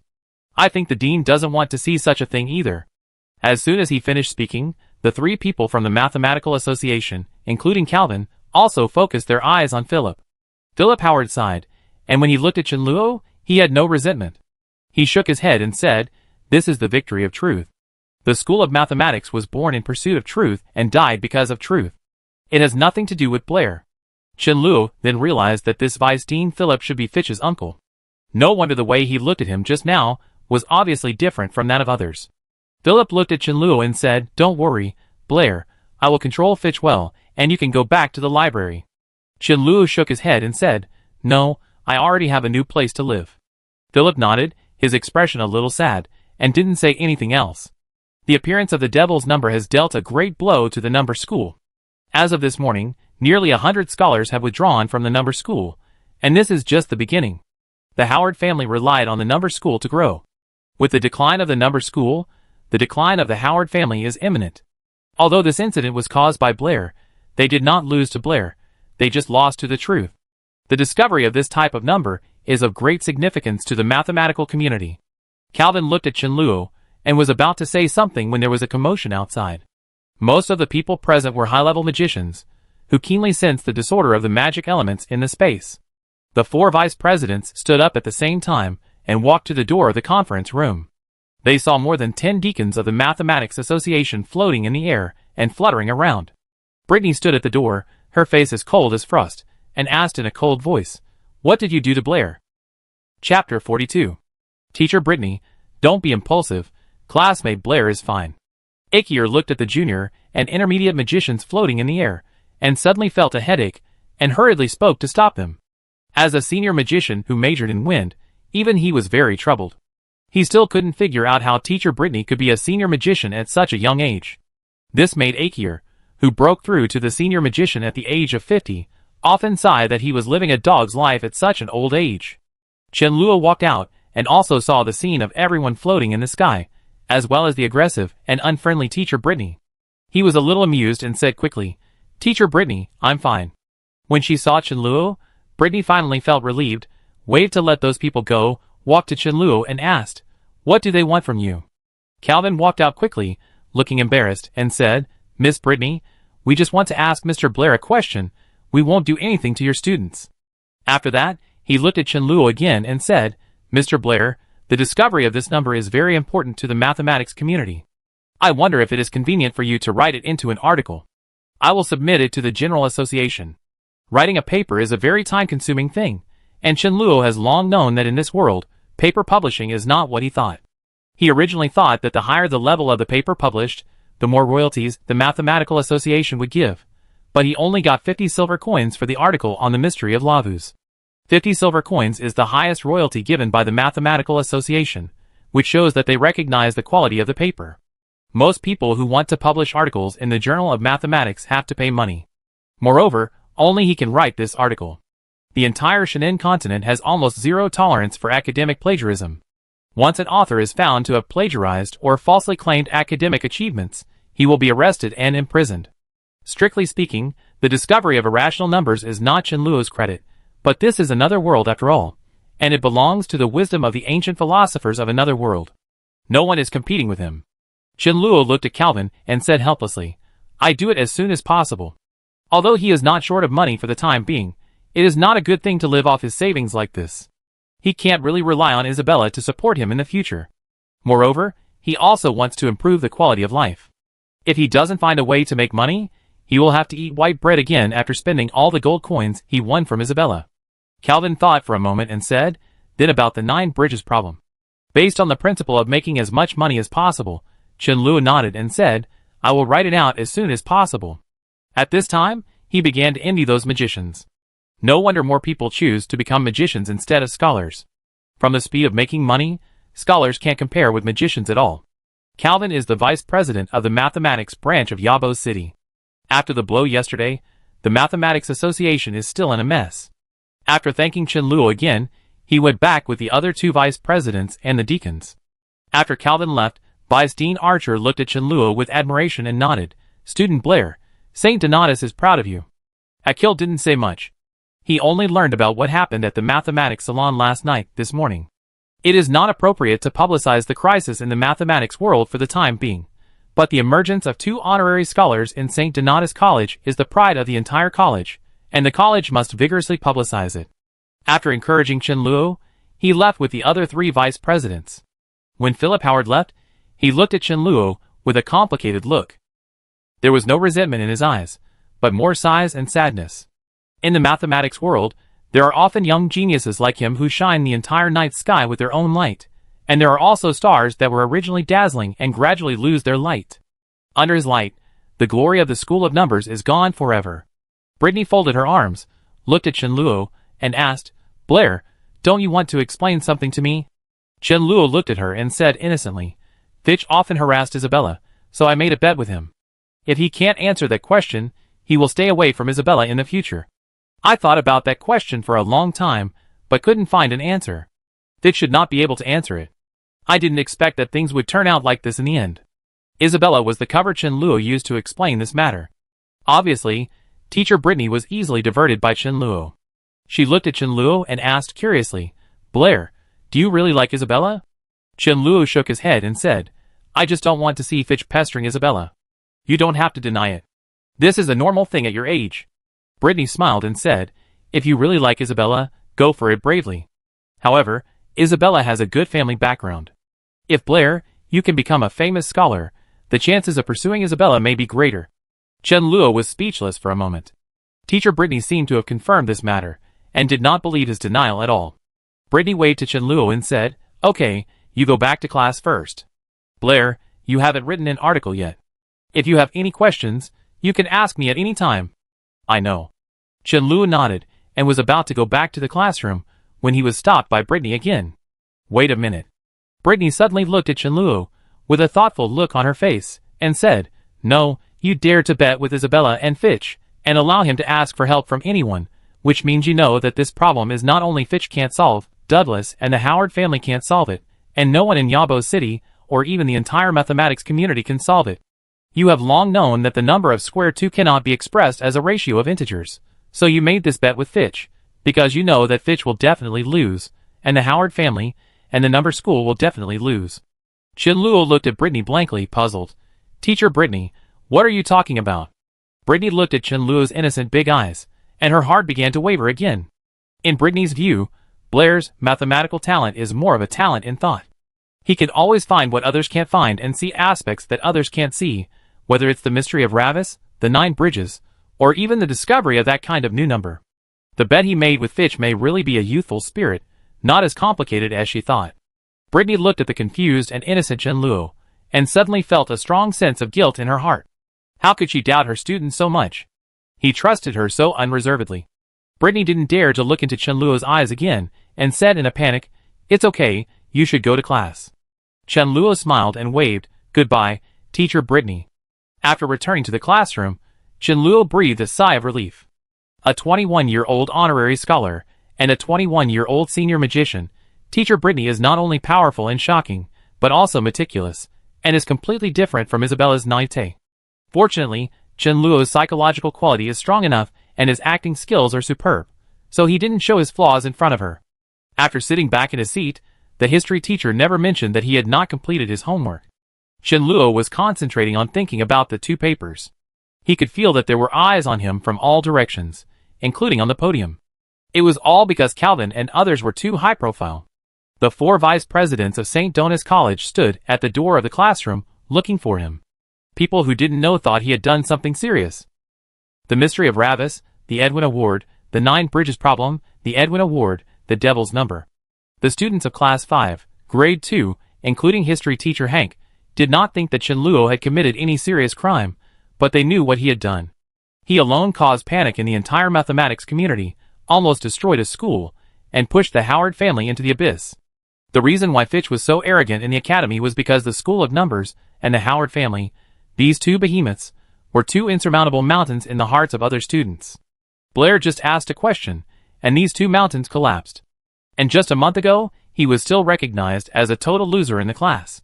There is no doubt that after this incident, even if he will not have much achievement in magic, he has an extremely bright future in mathematics. The Shinin continent has never lacked powerful magicians. Thousands of years later, people will not remember the names of those great magicians, but will not forget the great scholars who have made great contributions to the advancement of human knowledge. In such a short period of time, Blair's huge deviation made the teacher lose interest in teaching, and all the students lost interest in listening. Toby sat next to Chenluo and looked at him with a complicated expression. He could feel that Blair, who was walking side by side with him a month ago, had gone further and further away. Chapter 43. Having been a teacher before, this kind of scene where dozens of people are watching is nothing to Chenluo. He was enjoying the attention of everyone while thinking about magic. Regarding dual system magic, Chenluo thought of a possibility yesterday. The greatest use of dual system magic is definitely not to show off with the left-hand fireball and the right-hand water ball. It should have more subtle applications. For example, if you use fire magic to heat the water ball before releasing the water ball, so that it reaches a boiling state, you will release a boiling water ball, which instantly increases the power of the water ball by dozens of times. As a water apprentice magic, the water ball has always been considered a chicken rib. Don't learn it. This magic is sometimes very convenient. It is too convenient to use it to wash your face. But if you learn it, its function is only to wash your face, and it can't be used for fighting at all. Even if the water ball hits the face directly, it will not cause much damage, of course, except for high-level magicians. Low-level magic cast by high-level magicians will have completely different effects, but since he is a high-level magician, he can just cast the ice arrow spell directly. For magicians, of course, the higher the level of magic, the more powerful it is. However, if the magician releases a water ball, I am afraid its power will not be less than the fireball spell. In addition, wind magic plus earth magic can create a sandstorm. Although this sounds useless, it is a good auxiliary if used in group battles, which can have a great impact on the enemy's vision. And fire magic plus earth magic can turn fire rain and meteorite into fire meteorites, and the power is almost doubled. In addition, the combination of water and earth magic can create a swamp. The earth and wind can achieve the strongest defense and the most powerful attack at the same time. Chenluo's blue fireball is strictly speaking also a combination of magic, but it is not a combination of magic elements, but a combination of fire elements and elemental impurities. Think about it from another angle. Since the fire element needs oxygen to burn, as long as the oxygen is extracted, or non-combustible gases such as nitrogen and carbon dioxide are gathered, the fire magician can be greatly restricted. In addition, with the lack of knowledge of air in this world, directly extracting the oxygen in the air can suffocate the opponent to death. In Chenluo's view, magic should not be a rigid thing. He has already realized the combination magic. Unfortunately, the magicians of Shinin continent have not realized this. Maybe someone once had the same idea as him, but there are too few people who can control the dual system magic elements. This requires extremely high mental power. It is basically a game for geniuses. Even if the principle is announced, it is impossible to be widely popularized. As for the control of elemental impurities, Chenluo is still in the exploratory stage. He can only control gaseous substances now. Except for water elements, he cannot control liquid or solid things for the time being. He has read the history of magic, and has not seen any description of magicians controlling objects. It seems that he cannot control other objects, not because his mental power is too weak. What Chenluo did was something that no one had ever done in the history of magic. He had no precedent to refer to, so he could only cross the river by feeling the stones alone. What elements he could control and what elements he could not control also required gradual experiments. Teacher Hank, I'm looking for classmate Blair. Chenluo was thinking about the new magic when a voice suddenly came from the door of the classroom. Chenluo looked at Fitch standing at the door of the classroom, looked at Teacher Hank, and asked, "Teacher, can I go out?" Hank smiled, contrary to his usual behavior, and said, "Of course." Chenluo glanced at Fitch, stood up from his seat, and walked towards the classroom door. When Toby saw Fitch at the door, his face changed. The Howard family suffered a huge loss because of Blair. Was Fitch here to seek revenge? A trace of hesitation appeared on his face, and the next moment, he stood up and followed Chenluo out of the classroom. In the corridor at the door of Class 5, Grade 2. Fitch stood behind a figure with his head down, his face extremely pale. Last night, he experienced the darkest moment of his life. A large number of members of the School of Numbers collectively withdrew from the school, and 2 honorary scholars of the family withdrew from the Mathematics Association and vowed never to study mathematics again. Facing the desperate devil number, he heard his father's sigh and saw the panic and helplessness of the elders of the family. The School of Numbers was over, and the Howard family was over. All this was because of the bet he made with Blair. At this moment, Blair was like a devil in his eyes. Chenluo walked out of the classroom and saw Fitch, who was looking down and pale, and the young man next to Fitch. The young man was not tall, had an average appearance, and had a sickly white complexion, but his eyes were clear and bright. He looked at Chenluo, smiled, and said, "My name is Abel Howard. Nice to meet you, great young man." After what happened last night, the Howard family brought Fitch to see him. Chenluo didn't know what the other party was up to. After Abel greeted Chenluo, he looked at Fitch and said, "Fitch." Fitch's body trembled. He looked at Chenluo, lowered his head and said, "Brother Blair, I'm sorry, I was wrong." Chenluo didn't know what they were thinking. He glanced at him and said, "It's come to this, I can't save the several factions, I can't save the Howard family." Not to mention that Chenluo couldn't save them. Even if he really could, he wouldn't do it.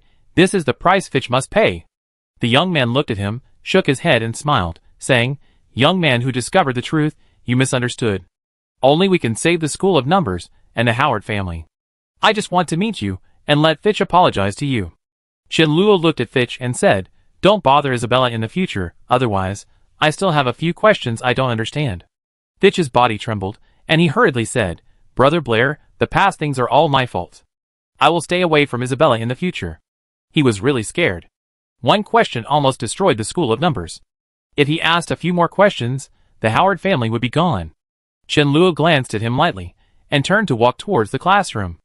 Abel looked at his back, smiled on his face, and whispered, "Thank you, young scholar."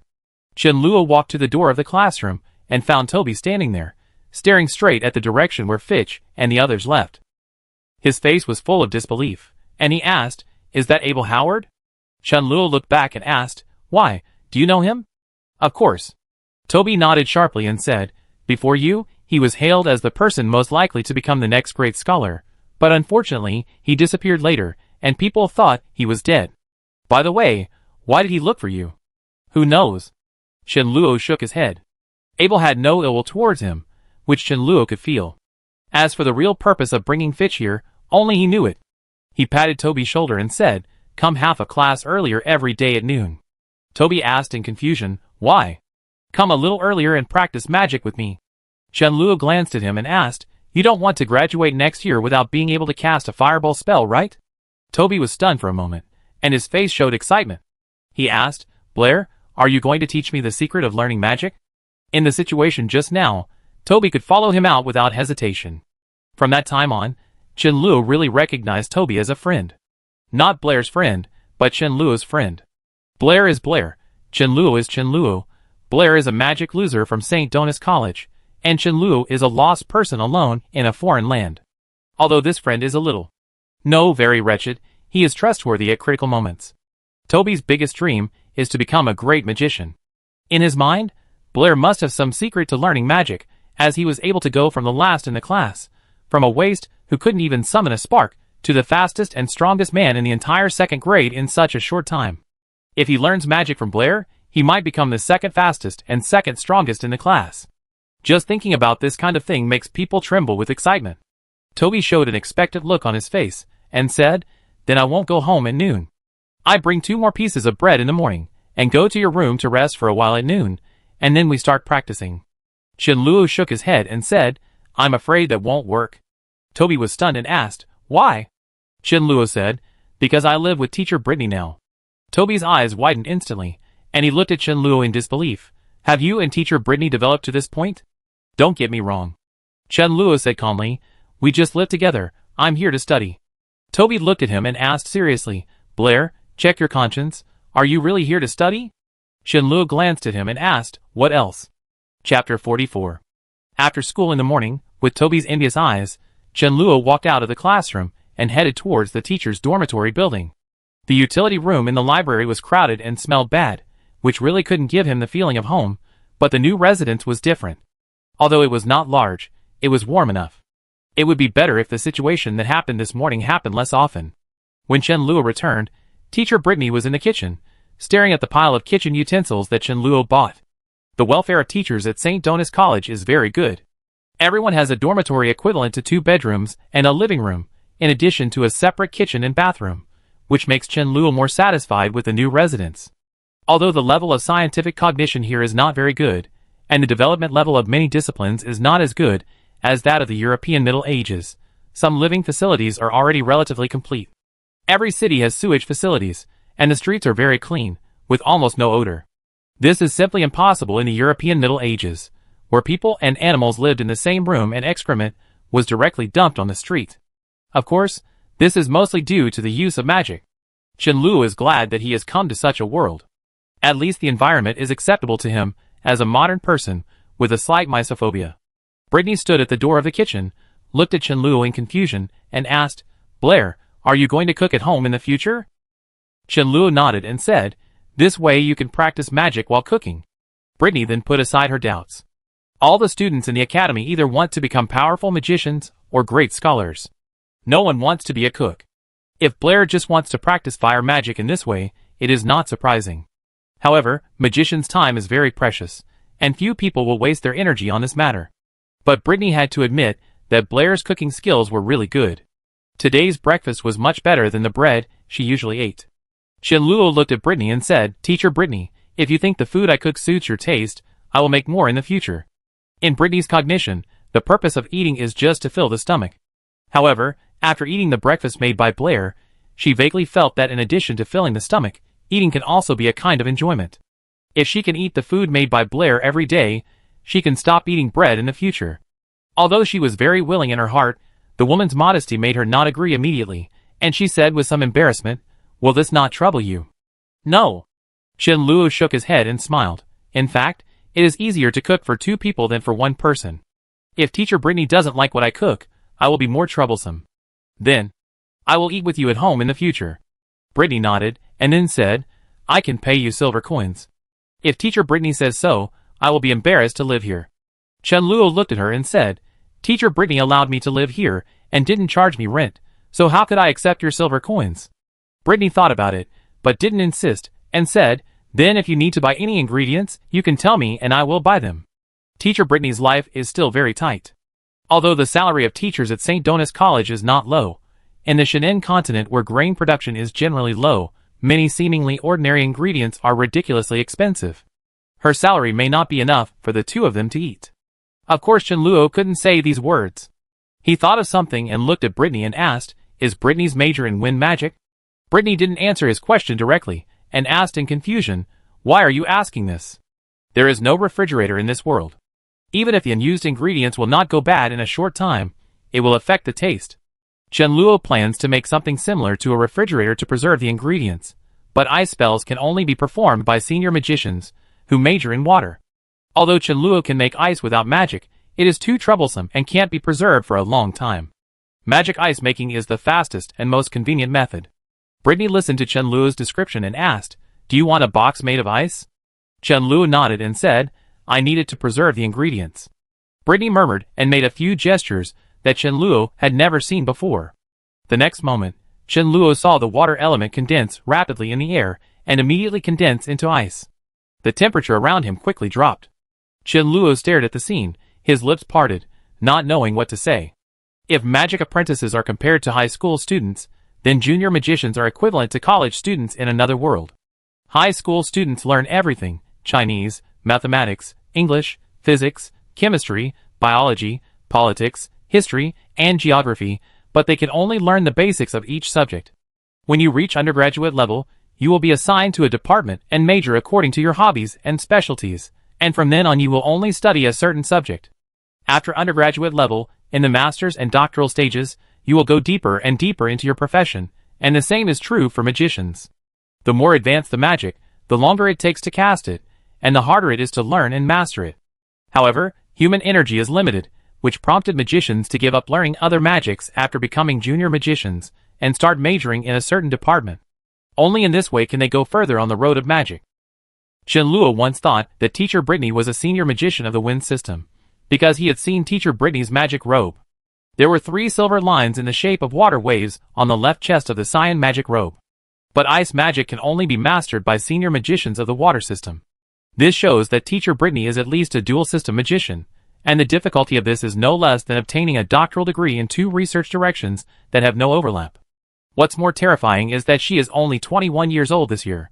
In another world, a 21-year-old who obtained a double doctoral degree would only make others wonder if he was born just to make up the numbers. Chenluo now feels the same way. Britney waved her hand in front of Chenluo's eyes and asked, "Is that so?" Chenluo looked at the hollow, uncovered refrigerator in front of him, nodded slowly, and said, "That's it."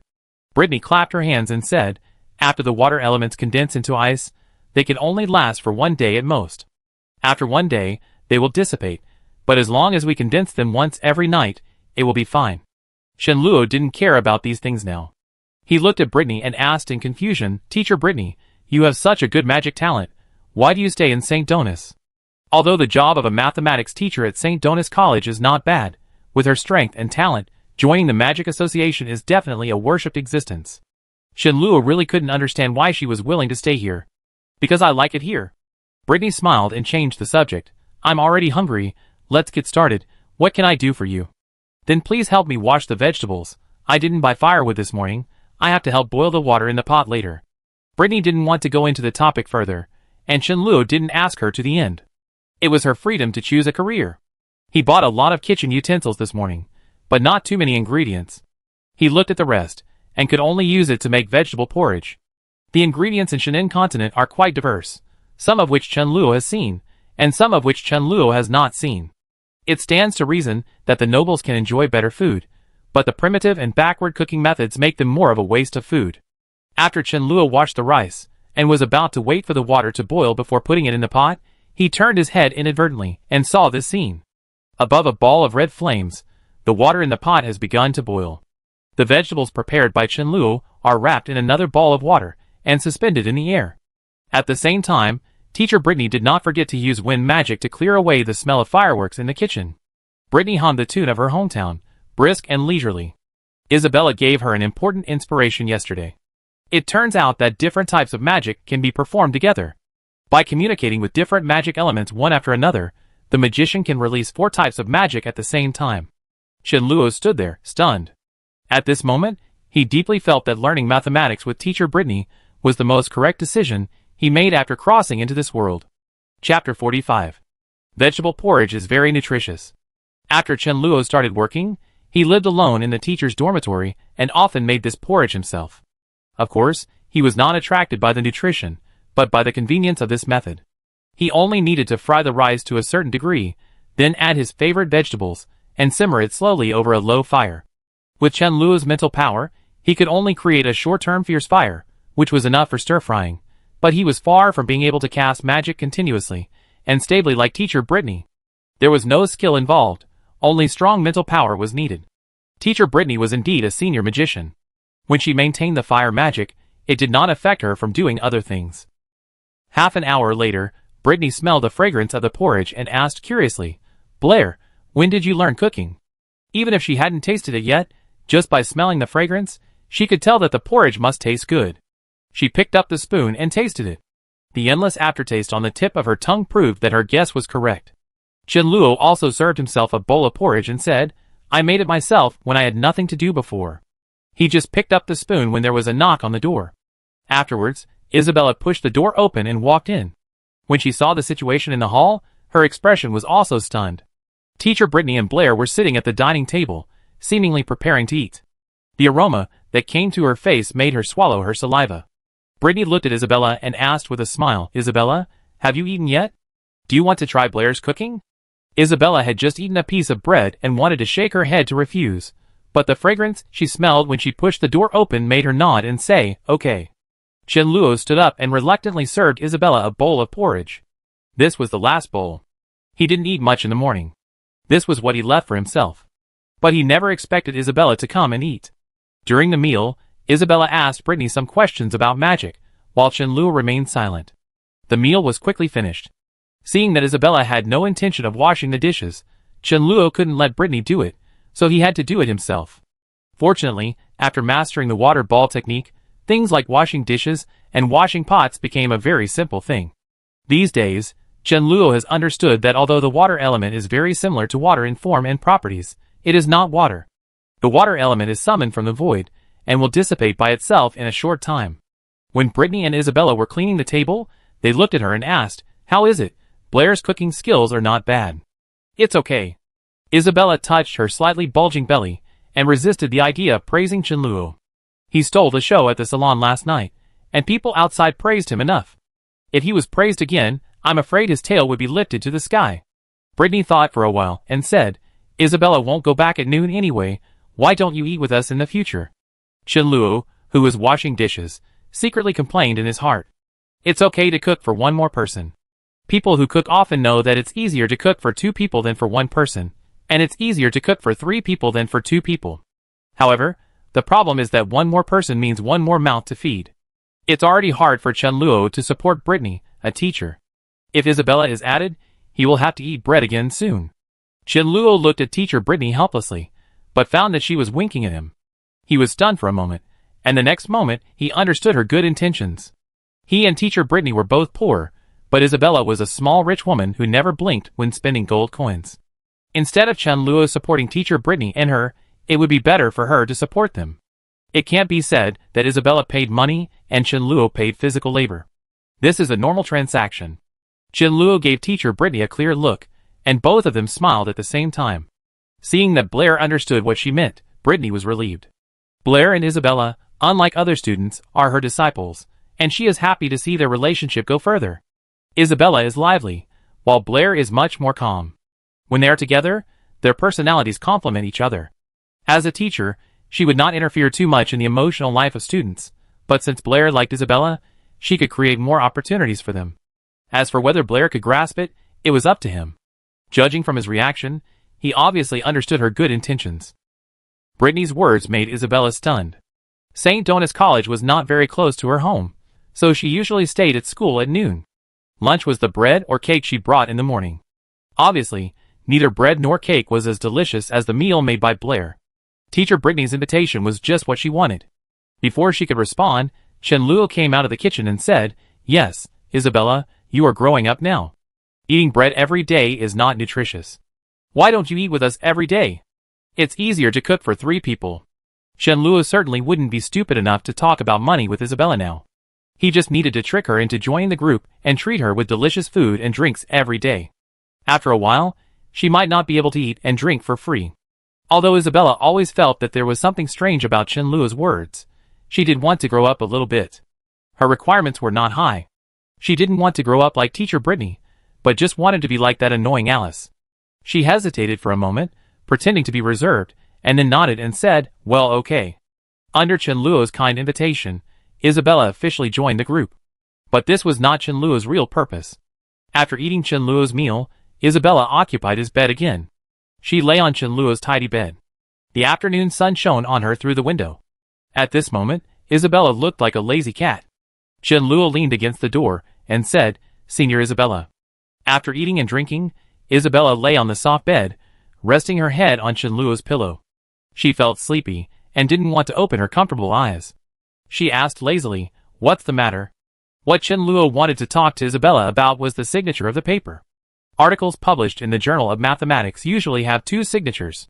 In the past, Chenluo could not publish articles alone and had to add the signature of his supervisor, but now he is an honorary scholar, and there is no such restriction. Generally speaking, unless the parallel relationship of the authors is emphasized like the article on the mystery of Laos, the 2 signatures on the article are only recognized by the academic community as the first author. The existence of the second author is more of a kind of support. Most scholars will add the name of their disciples or juniors here, just like teacher Britney did to Chenluo. Although this will not bring them much honor, it paves the way for their future development.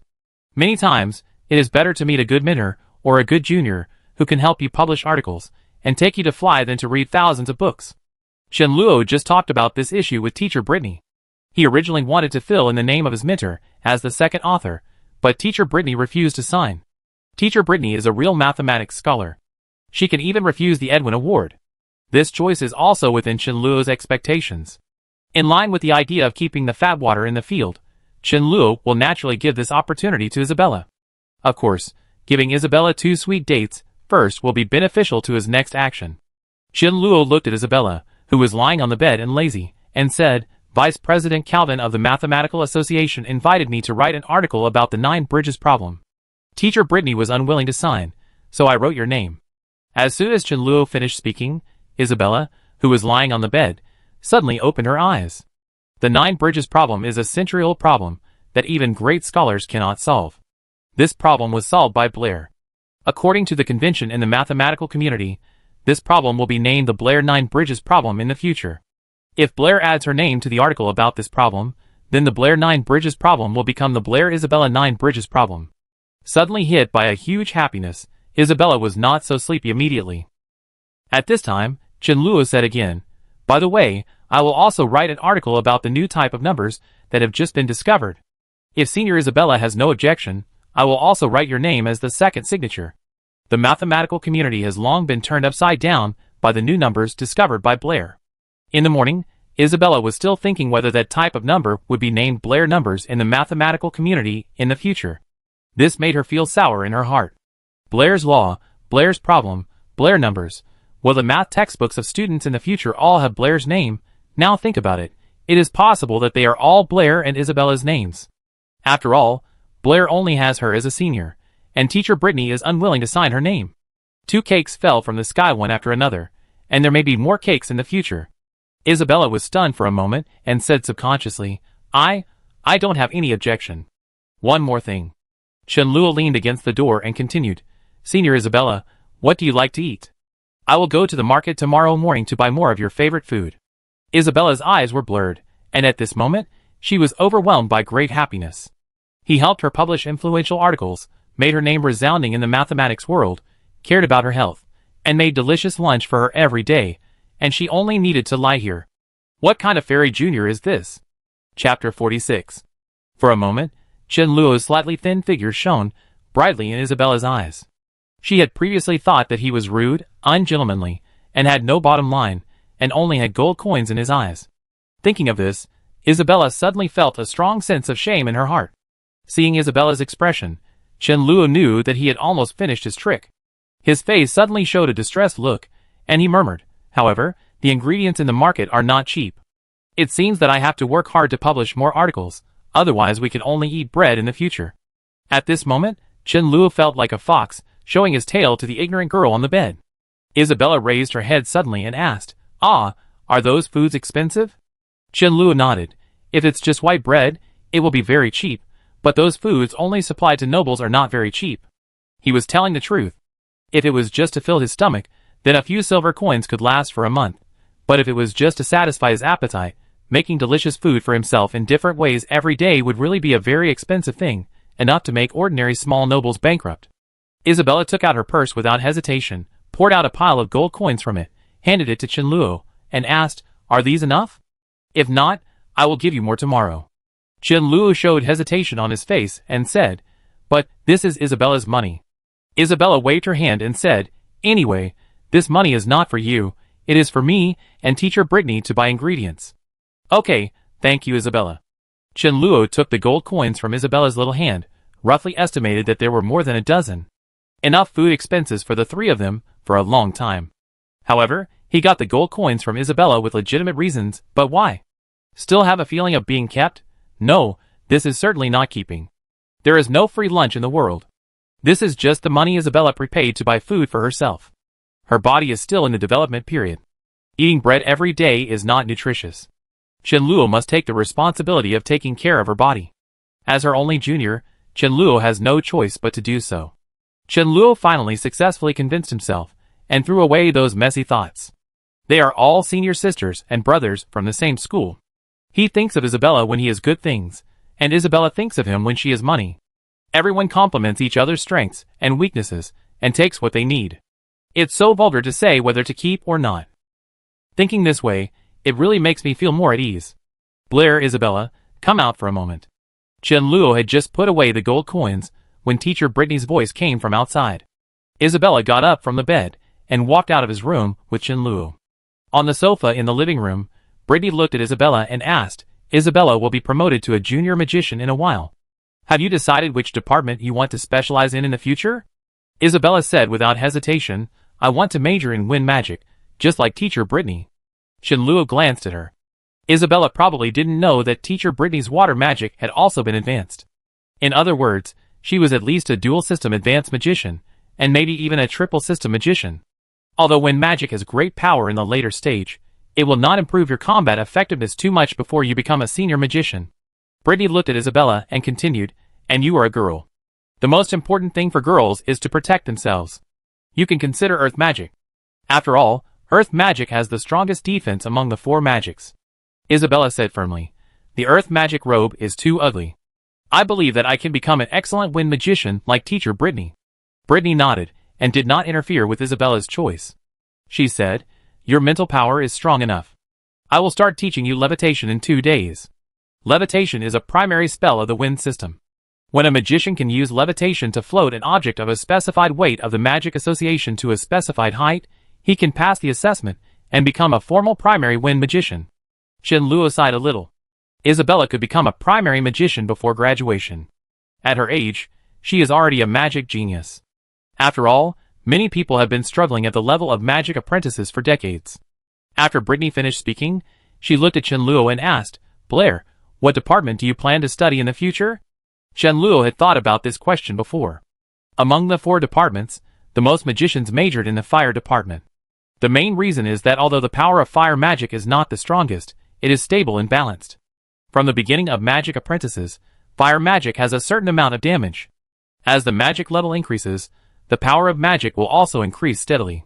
As for the wind and water departments, although they performed well in the later period, especially the wind department, the high-level wind magicians are definitely the most troublesome existence for opponents of the same level. They have a deep understanding of the wind element, act quickly, and the wind blades are hard to defend against, but in the early stage, these 2 departments are still mainly auxiliary. As for the earth system, the situation is not much better than the feng shui system. Not everyone can be like teacher Britney, who is already a high-level magician at the age of 20. Most magicians cannot reach her current level in their entire lives. Therefore, there are very few magicians who major in the wind and water systems. In fact, the number of magicians in the other 3 systems combined is not as good as one fire system. For Chenluo, he can easily communicate and use magic elements. It doesn't matter which system he majors in. The biggest obstacle for him to learn magic is the problem of mental strength. If there is enough time, he wants to learn about all 4 systems of magic. But these words cannot be told to teacher Britney. He thought about it and said, it should be the fire system. This is a more moderate choice, and it is also the choice of most magicians. Chenluo's choice was within Britney's expectations. She nodded and said, most magicians will major in fire magic. There are no skills for apprentices of fire magic. Blair, you have already learned it.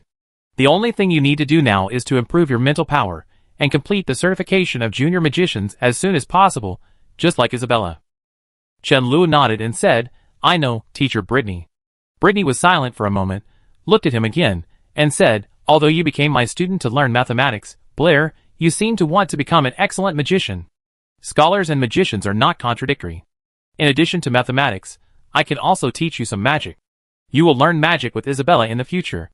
Britney looked at Chenluo. Even though she hoped that her students would achieve greater success in mathematics, she also knew that becoming a powerful magician was his dream. As a teacher, how could she bear to wipe out her student's dream? Blair was a student she had high hopes for. She hoped that he could do what he liked besides studying mathematics. No one knew better than her how wonderful it felt to be able to do what he liked. Chenluo had been waiting for her words for a long time. Especially after seeing her strength and talent, he was more certain of this idea. Being able to become a dual system or even multi-system high-level magician at the age of 21, teacher Britney's talent had already broken through the limits of ordinary magicians. She was the real darling of God. Learning magic from her would be much more than what he could learn in class. He nodded almost without hesitation, thank you, teacher Britney. Isabella was teacher Britney's student, not just in mathematics. Teacher Britney taught her mathematics and magic. From now on, there was no difference between Chenluo and Isabella, as students of teacher Britney. As both were teacher Britney's close disciples, the relationship between Chenluo and Isabella completely became that of fellow students. Since we are from the same school, it is only natural for us to help each other, and there is no such thing as supporting or not supporting each other. Chapter 47. In the living room, Chenluo and Isabella sat on the sofa and listened to teacher Britney's magic teaching. Britney looked at them and said, "Magic is a gift from the gods. Anyone with magic talent should not waste it, but as a qualified magician, you can't trust magic too much." After she finished speaking, she did not pause, but continued to explain to Chenluo and Isabella. "I have told you before that although the gods have given us the ability to cast magic, the long magic spells and complex magic gestures have led to magicians often not having enough time to cast magic." After Britney cast a fireball spell with slow spells and gestures, she continued, "Magicians who don't have time to cast magic are no different from ordinary people. In order to make up for this shortcoming, many magicians will also practice fighting skills to face the situation of being close to others. Excellent warriors are not necessarily excellent magicians, but excellent magicians must be excellent warriors." This is the second time Chenluo heard teacher Britney say this, and he understands it very well. Because it takes time to cast magic, most magic is a means of long-range attack. Once a fighting master gets close to him, the magician becomes a lamb to be slaughtered. This shortcoming will be gradually compensated as the magic level increases, and the speed of casting magic increases. However, for magic apprentices, the one who uses magic first in a fight must be the one who gets beaten the worst. Although Toby's magic score is the lowest in the class, if he really fights, he is actually the strongest man in the class except Chenluo. The time it took Bard to cast a fireball spell was enough for Toby to knock him down 8 times. In fact, Toby might have pressed him to the ground before he finished his spell.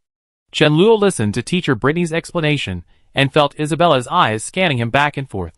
Obviously, she had not let go of the fact that Chenluo covered her mouth while she was casting a spell last time.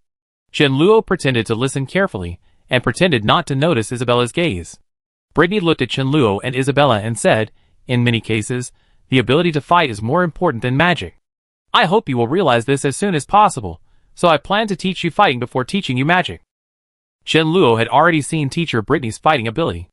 After learning Sanda for several years, Chenluo could fight against opponents of the same size as him in an open area, and he could do one against many, but he couldn't resist teacher Britney at all. To be exact, if he fights with teacher Britney, he will be killed instantly. This is the power of wind magicians. The swiftness of wind magic, coupled with superb fighting skills, is enough to make them invincible in the same level. Britney stood up and cast a floating spell, and all the tables and chairs in the living room moved to the corner, leaving a large area. She cast another breeze spell to sweep away the dust on the ground, then stood there, looked at Chenluo, and said, "Blair, try to attack me." Chenluo shook his head decisively. He still had self-knowledge.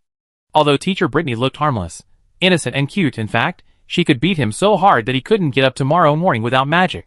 Britney looked at him and said helplessly, "Don't be afraid. I just want to teach you the basics of fighting. I won't really hurt you." "Teacher Britney, how about I go first? I just learned a little bit of fighting skills. You can see what I did wrong." Isabella took the initiative to stand up and looked at Chenluo, her face eager to try.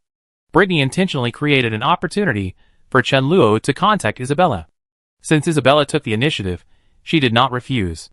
She nodded and said, "Okay, but Isabella, you have to be careful and don't hurt Blair." "Don't worry, I will show mercy."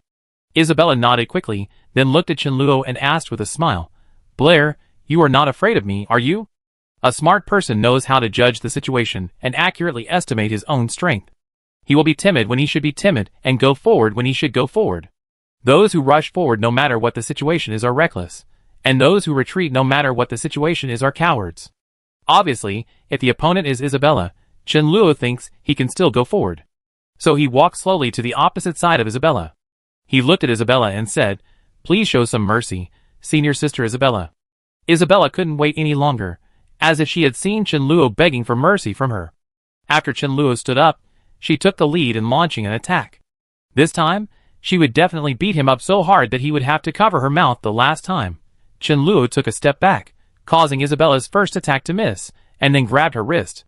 At the same time, he raised his other hand, and after a brief pause in the air, he finally pressed it on Isabella's pink neck. Chenluo exerted a little force, and Isabella's body fell backwards. This is not a Sanda move, but it is somewhat similar to grappling. Chenluo has not systematically learned grappling techniques, but he has learned a few useful ones. With her wrist caught and her neck restrained, Chenluo only needs to exert a little force to make Isabella's body lose balance. The moment before Isabella fell to the ground, Chenluo changed from pressing to holding, and quickly supported her neck to prevent her from falling. But in this way, the postures of the two people are somewhat ambiguous, just like some kind of melodramatic idol drama. At this time, if there is a camera rotating 360 degrees around the two people without dead angles, and accompanied by a lyrical background music, it will be a famous scene of idol drama. In Britney's opinion, this scene is probably Chen-Luo half squatting on the ground, Isabella lying in his arms, the two of them looking at each other with affection. Chen-Luo looked down at Isabella with a confused face, and said embarrassedly, "Senior Isabella, I'm sorry." Britney walked up quickly, helped Isabella up completely, and then looked at Chen-Luo and said in surprise, "Blair, have you learned martial arts before?" "I read a little book by myself." Chen-Luo said embarrassedly, "I just learned a little from the book." Isabella stood there blankly, her expression was dull, and her heart suffered an unprecedented blow. She was not as good as Blair in math, and not as talented in magic as him. Even when she secretly learned martial arts for a while, and wanted to regain the face she lost in front of him last time, she was killed instantly by him. She suffered a devastating blow in all aspects, which made Isabella even feel that she would be suppressed by Blair for the rest of her life. Recalling Chen-Luo's fighting moves that she had never seen before, Britney looked at Chen-Luo with interest and said, "Blair, I won't use magic this time, you try to attack me again." Chen-Luo is at most a Sanda enthusiast. With wind magic plus martial arts, Teacher Britney can kill him in seconds just like he killed Isabella. But if he didn't use wind magic and only used martial arts, Chen-Luo might not be without the ability to fight. After all, the most terrifying thing about Teacher Britney is her amazing speed. As long as Chen-Luo has a chance to react, he may not lose. He nodded, looked at Britney, and said seriously, "Teacher Britney, be careful." Before he finished speaking, he had already made a fighting gesture. Then there was nothing else. Chen-Luo originally thought that with his skills, if Teacher Britney didn't use wind magic, even if he was still not Britney's opponent, she wouldn't be able to easily defeat him. As it turned out, he thought too much. This time, Chen-Luo only lasted 10 more seconds under her, and then he lay in Teacher Britney's arms, just like he did to Isabella just now. Chapter 48. After the second fight with Teacher Britney, Chen-Luo's fantasy was shattered, and he finally realized a cruel reality. Putting aside Teacher Britney's amazing magic talent, her fighting skills are definitely professional. Many people may not have any concept of professional level, but Chen-Luo is very clear. Never use your hobby to challenge other people's ability to make a living. For an enthusiast like Chen-Luo, who has learned Sanda for a few years, they will have to kneel on the ground and beg him not to die in less than 10 seconds when facing a real professional Sanda master. This is a professional crushing amateur. Chen-Luo is sure that Teacher Britney must have received very formal fighting guidance, and the time is not short. Otherwise, even if she is very talented, it is impossible to defeat him in such a short time without at least 10 years of professional training. Ordinary families have no conditions to receive magic education from an early age, let alone fighting skills. A 21-year-old dual-system senior magician, and a 21-year-old fighting master, what this means is naturally self-evident. Chen-Luo looked up at Britney, and felt that she was even more mysterious. However, although he was curious, Chen-Luo would not ask if Britney did not tell him about these things.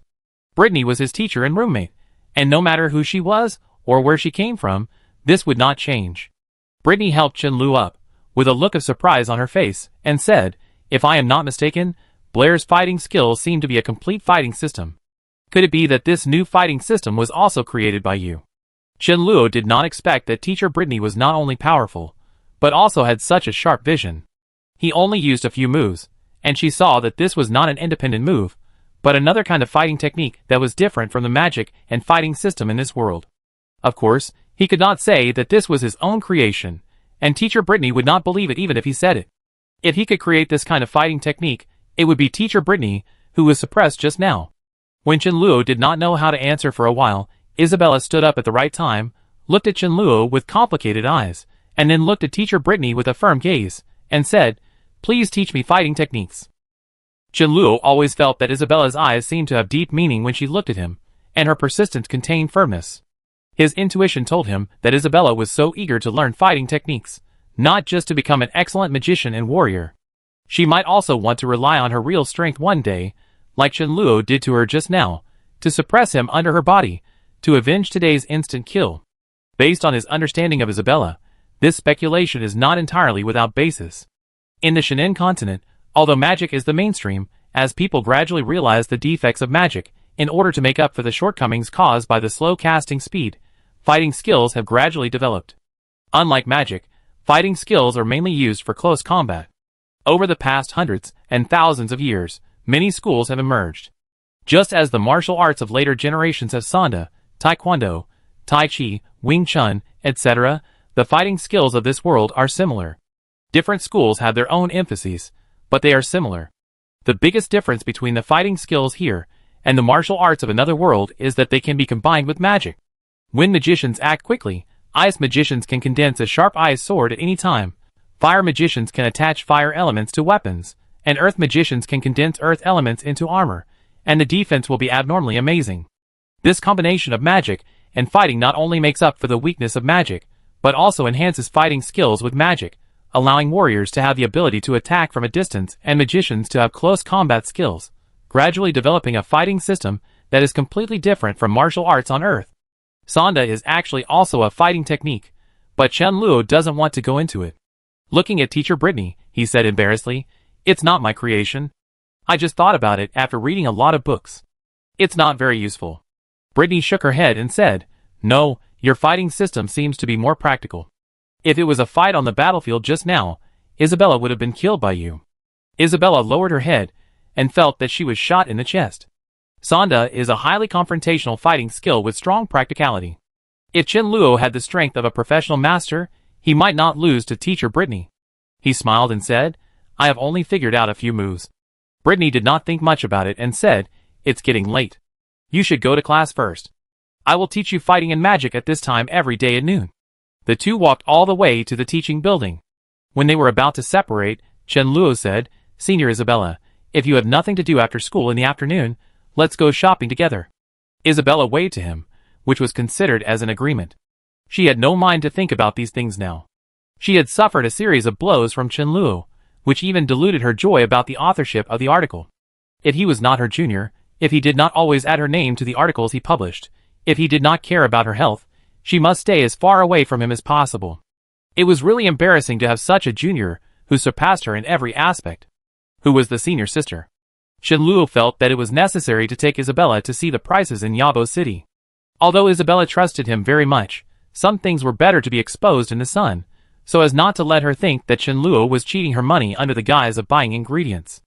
Before class, the class was still noisy.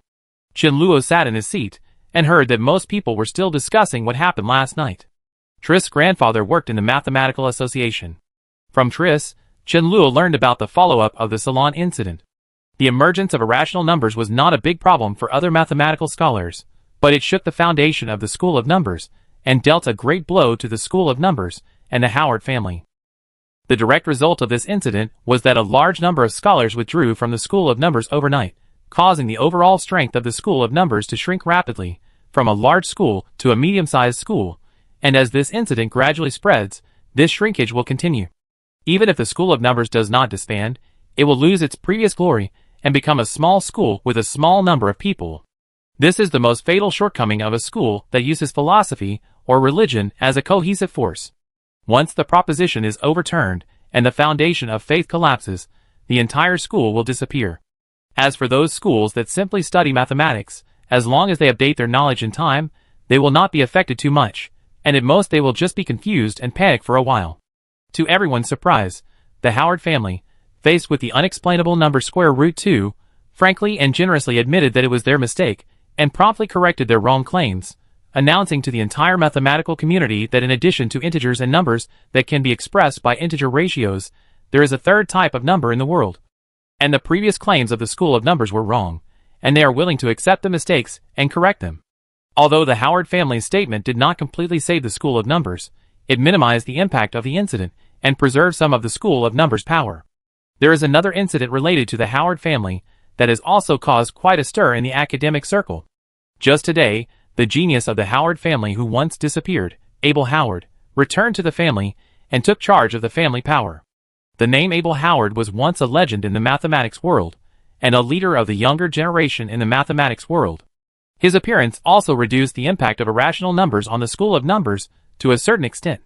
The academic atmosphere in this world is obviously much better than that in the other world.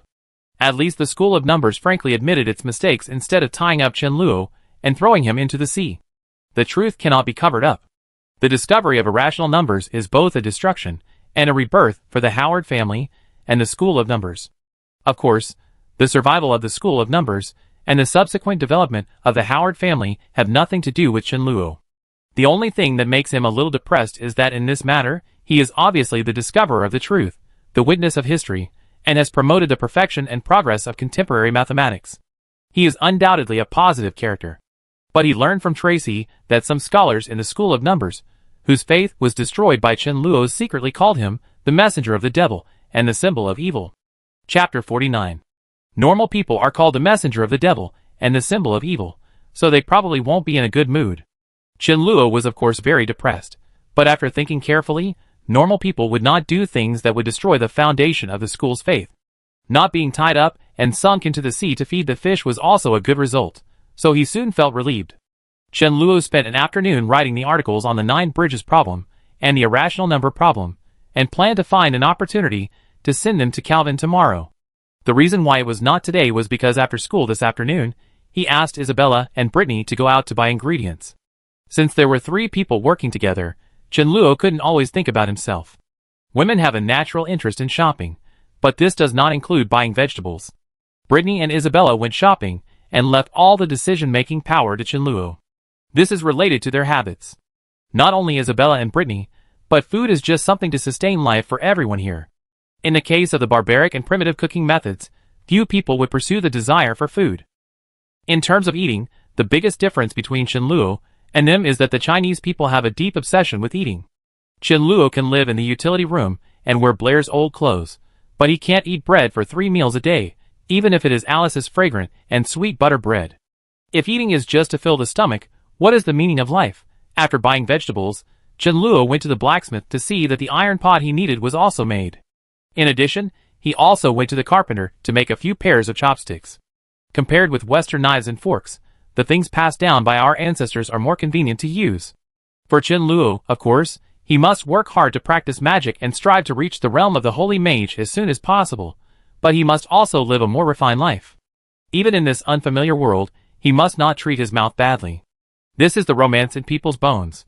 After doing all this, he spent some time to find Isabella and Britney in a store that specializes in women's accessories. Isabella bought a white hat that looks very ladylike here. The edge of the hat has lace, and there is a feather of an unknown animal behind it. It looks very beautiful. For some reason, the women here seem to have a special liking for hats. When attending the academic salon, Chen Luo saw many women wearing very exaggerated hats. It should be a kind of fashion in the aristocratic circle. Teacher Britney bought a purple scarf, which looks very suitable for her. Chen Luo walked with the 2 of them, and he didn't know how many men envied him along the way. Isabella originally wanted to go home directly, but when she saw that Chen Luo bought so many ingredients, she changed her mind and planned to eat at school before leaving. This made Chen Luo, who had originally planned to cook some noodles and meditate tonight, change his mind. Isabella was his sponsor sister. If she was not satisfied with his cooking skills, Chen Luo would have to sell papers to support him and teacher Britney. After all, teacher Britney's financial conditions were not good. She confiscated Chen Luo's rent, and Chen Luo was embarrassed to ask her for money. To conquer a woman's heart, you must first conquer her stomach. Chen Luo could only conquer Isabella's gold coins if he conquered her heart first. So for this afternoon meal, Chen Luo used all his skills and cooked all his best dishes. For teacher Britney, Isabella, and Chen Luo himself, 3 people, he cooked 4 dishes, plus a soup. 2 meat dishes, one is braised fish, and the other is lotus leaf chicken. Chen Luo did not find chili in the market, and the people here mainly eat light food, so he did not dare to give Isabella any heavy taste. If she was dissatisfied and temporarily withdrew her investment, Chen Luo would not be able to find a second sponsor for a while. For the other 2 vegetarian dishes, he stir-fried a common vegetable here, and a hand-torn cabbage. The soup was mushroom soup. Chen Luo cooked it for more than an hour. When he finished all the dishes, the soup was almost done. In the open space outside, Britney was teaching Isabella fighting skills. Chen Luo walked to the window, looked at the 2 figures below, and said, "Teacher Britney, Senior Isabella, it's time to eat." Isabella walked to the door, and was about to push it open when she sniffed and asked in confusion, "What's that smell?" This was a fragrance she had never smelled before. It was not the fragrance of flowers, nor the pleasant fragrance of teacher Britney, but a fragrance that made her swallow her saliva. Not only Isabella, but Britney couldn't help but move her throat a few times when she smelled this fragrance. Then they looked at the food on the table at the same time. It was different from bread, and they had never seen food before. The situation after that could only be described as a whirlwind. Chen Luo's cooking skills were only average, but this result was already expected by him. This was not confidence in himself, but confidence in traditional Chinese cuisine. Food is the most important thing for people. From ancient times to the present, people have pursued food to the extreme. In this era, when people generally eat just to fill their stomachs, Chen Luo has the valuable experience that hundreds of millions of foodie ancestors have spent hundreds of thousands of years summing up. After dinner, Isabella lay comfortably on the sofa, one hand unconsciously stroking her slightly protruding belly, without any ladylike manners. Chen Luo couldn't help but look at her twice more. Isabella always called herself a lady, but both Alice and Britney were much more ladylike than her. After all, ladies don't touch their stomachs in front of the opposite sex. Feeling Chen Luo's gaze, Isabella's face rarely turned red, and she snorted coldly, "What are you looking at? It's all because of you." It seems that she felt that she was too full, and blamed the chef for making too delicious food. Isabella stopped talking halfway. Chen Luo quickly moved his eyes away. Staring at the belly of a girl is the behavior of a hooligan and a scumbag. The 4 dishes on the table were eaten up, and there was not a single bite of mushroom soup left. Isabella stroked her stomach and felt that her 10 gold coins were really worth it. Before today, she had never even thought that there would be such delicious food. The chefs at home only bake bread and cakes, pickled fish and smoked fish, and they would never use mushrooms to make soup. Mushrooms were usually baked. She once thought that honey cream cake was the best food in the world, and never thought that the same food would taste so different. Britney was also eating this kind of completely different kind of food for the first time, but she was much more restrained than Isabella. When she was about 6/10 full, she put down the tableware called chopsticks. In the past 20 years, she was used to eating with a knife and fork, which was very convenient for cutting bread or meat. Chinese food naturally requires chopsticks. Britney saw that he used 2 stick-like things, which was much more flexible than using a knife and fork, so she also learned to use them. At first, it was a little difficult to control, but later she became more and more proficient. Although she was still not as proficient as Chen Luo, there was no obstacle to using it to pick up food. Isabella also learned quickly in this regard. After experiencing the difficulties at the beginning, at the end, there were already 3 pairs of chopsticks coming and going on the table. Although Britney and Isabella were still a little unfamiliar with using chopsticks, Chen Luo still felt a strong sense of intimacy. In this world where most people have brown hair and blue eyes, black hair and black eyes are considered outliers, and people only use knives, forks and spoons to eat, it is a rare thing to have 2 people sit together with him and eat a home-cooked meal with chopsticks. This made Chen Luo feel at home here for the first time. After dinner, Britney took the initiative to clean up the mess, and Isabella followed her to help. At a certain moment, Isabella looked back at Chen Luo, who was sitting on the sofa in a daze, and wondered, "What's wrong with Blair?" Britney washed the dishes and put them together neatly. When she looked at Chen Luo, she was also slightly startled. In Britney's heart, her genius student has always been rational. He has the maturity and stability that they should not have at their age. Britney has never seen such emotions in his eyes. She is not unfamiliar with this emotion, because at certain moments, such emotions will also appear in her. Britney looked outside and whispered, "He must be homesick." Isabella was even more confused and murmured, "But isn't this his home?" Alone in a different world, although Chen Luo forced himself to hide some emotions in his heart, he could not suppress his homesickness occasionally. Fortunately, after a good night's sleep, the low mood was swept away. Toby came earlier than usual today, and looked very energetic. After sitting down, he said excitedly, "Blair, I saw Senior Alice again just now." Chen Luo opened the math textbook and asked casually, "Don't you like Senior Isabella?" Toby showed hesitation on his face, and said, "Although Senior Isabella is prettier, Senior Alice is really big." "I seem to hear my name." Alice walked in from the back door of the classroom, smiled at Chen Luo, and asked, "Briar, what did you say about me just now?" Chapter 50. Toby turned around slowly, and looked at Alice standing behind them. His expression became dull. Chen Luo turned around and smiled, saying, "We were talking about Senior Alice being very square. Thank you Senior Alice for the bread yesterday." Alice smiled slightly and said, "It's nothing, if Junior Blair likes it, I can bring it to you every day. Although honey butter bread is delicious, it will get boring if you eat it every day, Not to mention that Chenlu is not alone now. He needs to be responsible for the breakfast of 3 people. Since Isabella tasted Chenluo's peak craftsmanship last night, she decided to eat 3 meals a day at school. Chenluo certainly had no objection to this. After all, she had paid.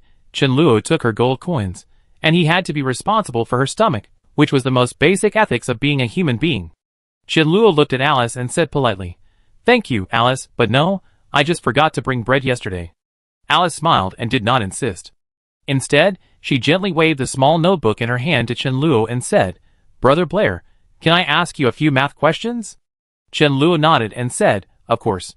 It is very ungentlemanly and impolite to refuse such a request today, even though you just ate someone's bread yesterday. What's more, there are at least 8 girls who take the opportunity to approach him under the guise of asking questions every day, and Alice is not missing one." Alice stepped forward, looked at Toby, and asked, "Classmate, can you?" "Let's go, I leave right away." Toby stood up without hesitation and disappeared from Chenluo's sight. Alice seemed to be really asking questions.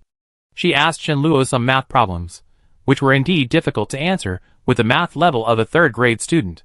Out of professional habit, Chenluo still enjoyed the process of explaining problems to others, especially math problems.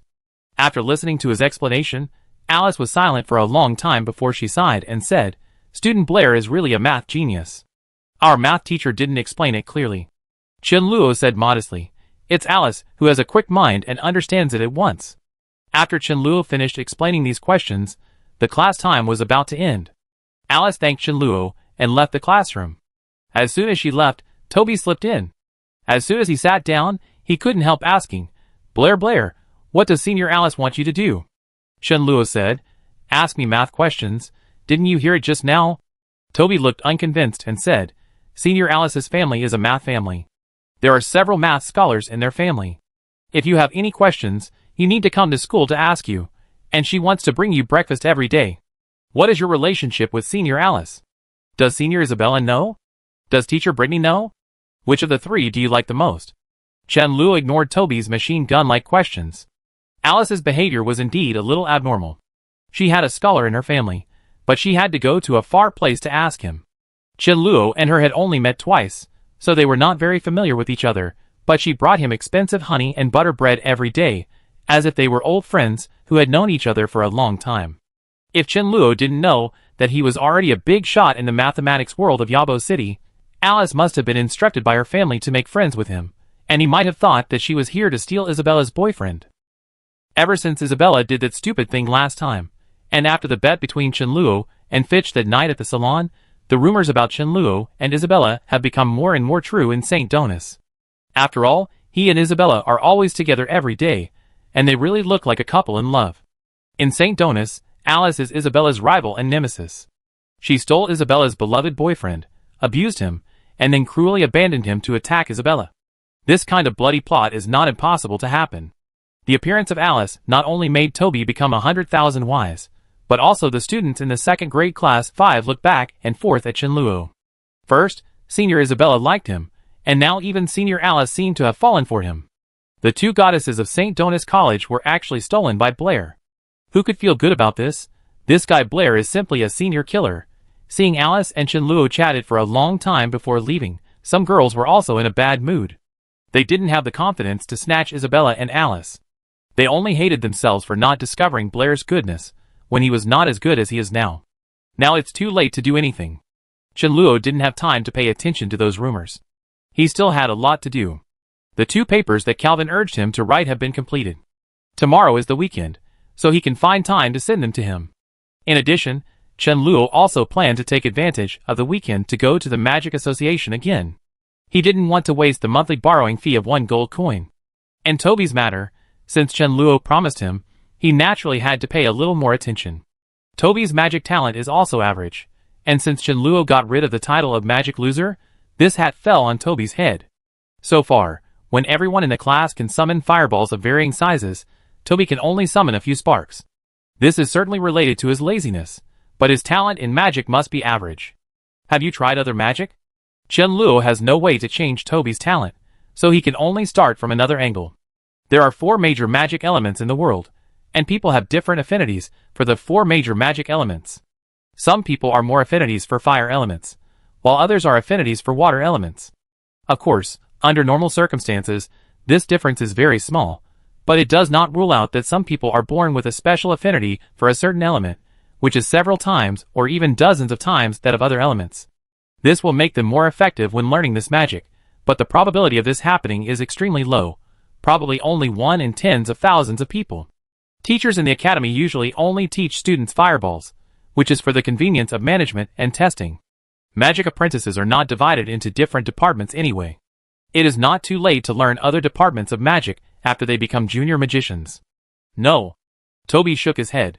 He couldn't even cast a qualified fireball, and he had never tried the other 3 departments. He was idle anyway, so in addition to fireball, Chen Luo also taught himself the other 3 departments of apprentice magic. As long as the mental power is sufficient, this kind of apprentice magic can be released by most people for the first time, but the power is pitifully small. Chen Luo himself has no difference in affinity with the 4 magic elements. Whether it is fireball, water ball, breeze, or earth shield, he can cast them instantly. If there is a rating for affinity with magic elements, he should be at the maximum level. Chen Luo looked at Toby and said, "Try the other 3 apprentice magics."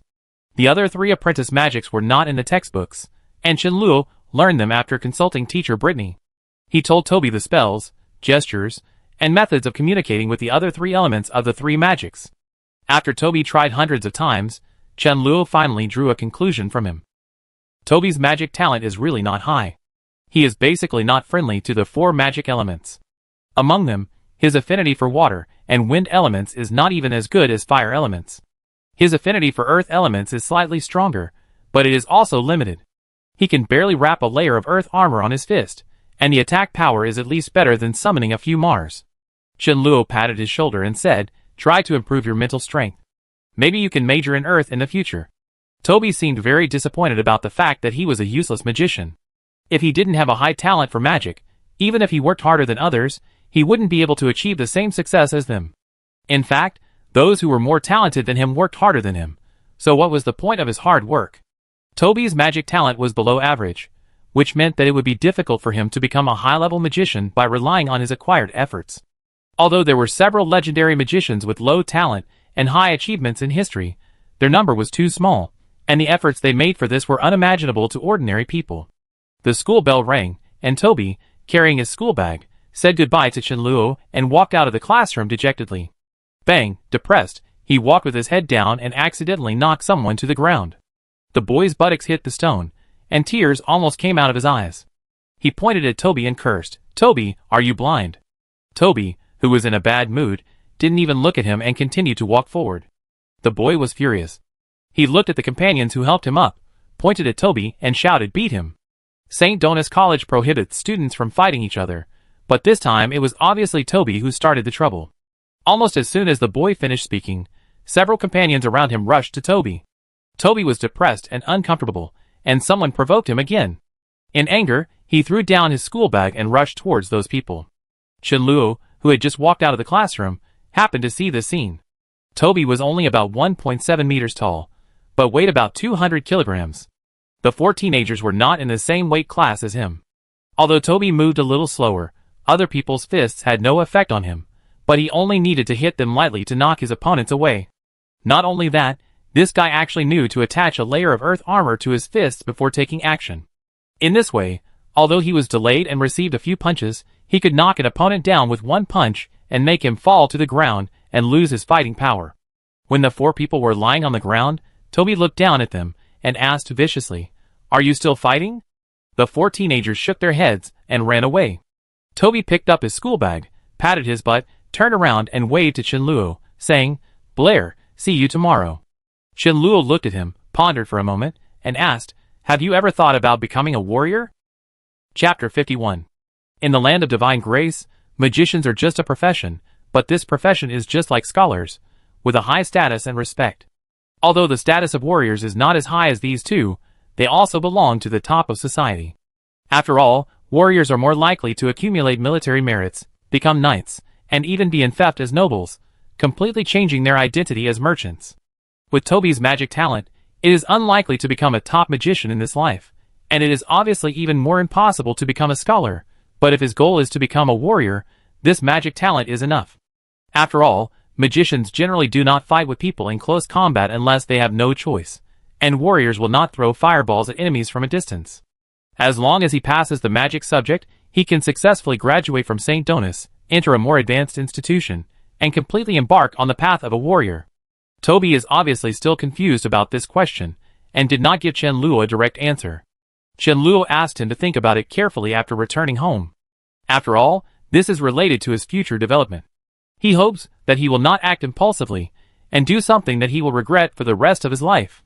However, from what Chen Luo knew about Toby, he wanted to become a magician not because he really liked magic, but perhaps the bigger reason was that he was looked down upon too much in school, and was eager to prove himself by gaining strong strength. And for him, becoming a strong warrior was much easier than becoming a high-level magician. The next day was a day off, and Chen Luo got up early, prepared breakfast for teacher Britney, and then left school. He first went to the Mathematics Association and handed the 2 papers to Calvin, then rejected Calvin's invitation to go to the capital to attend several important meetings, and simply left the Mathematics Association. This is why Chen Luo is unwilling to join the Mathematics Association. Becoming a mathematician will not only not bring him much substantial help, but will also add a lot of chores. Although the improvement of his status will more or less bring him some convenience in learning magic, it will delay more time in the Mathematics Association, which is not worth the loss. Even if he wants to join any association, it should be the Magic Association. The matter of irrational numbers has been spread through the mouths of scholars in Yabo City, which has caused widespread panic among scholars.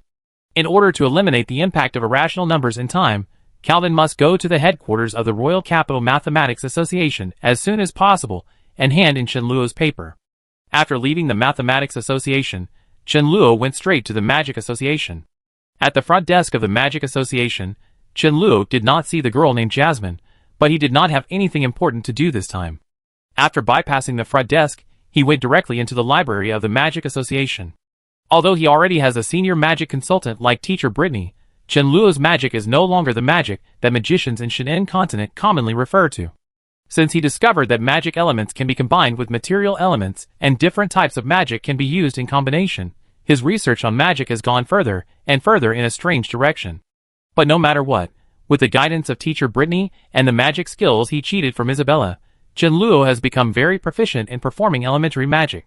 The only thing he needs to do now is to improve his mental strength and reach the level of an elementary magician as soon as possible.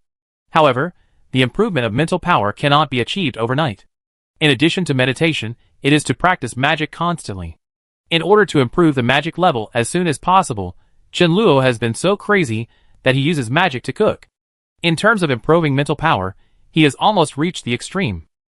1 gold coin per month is just a qualification for reading, and you can read the books on the first floor of the library at any time.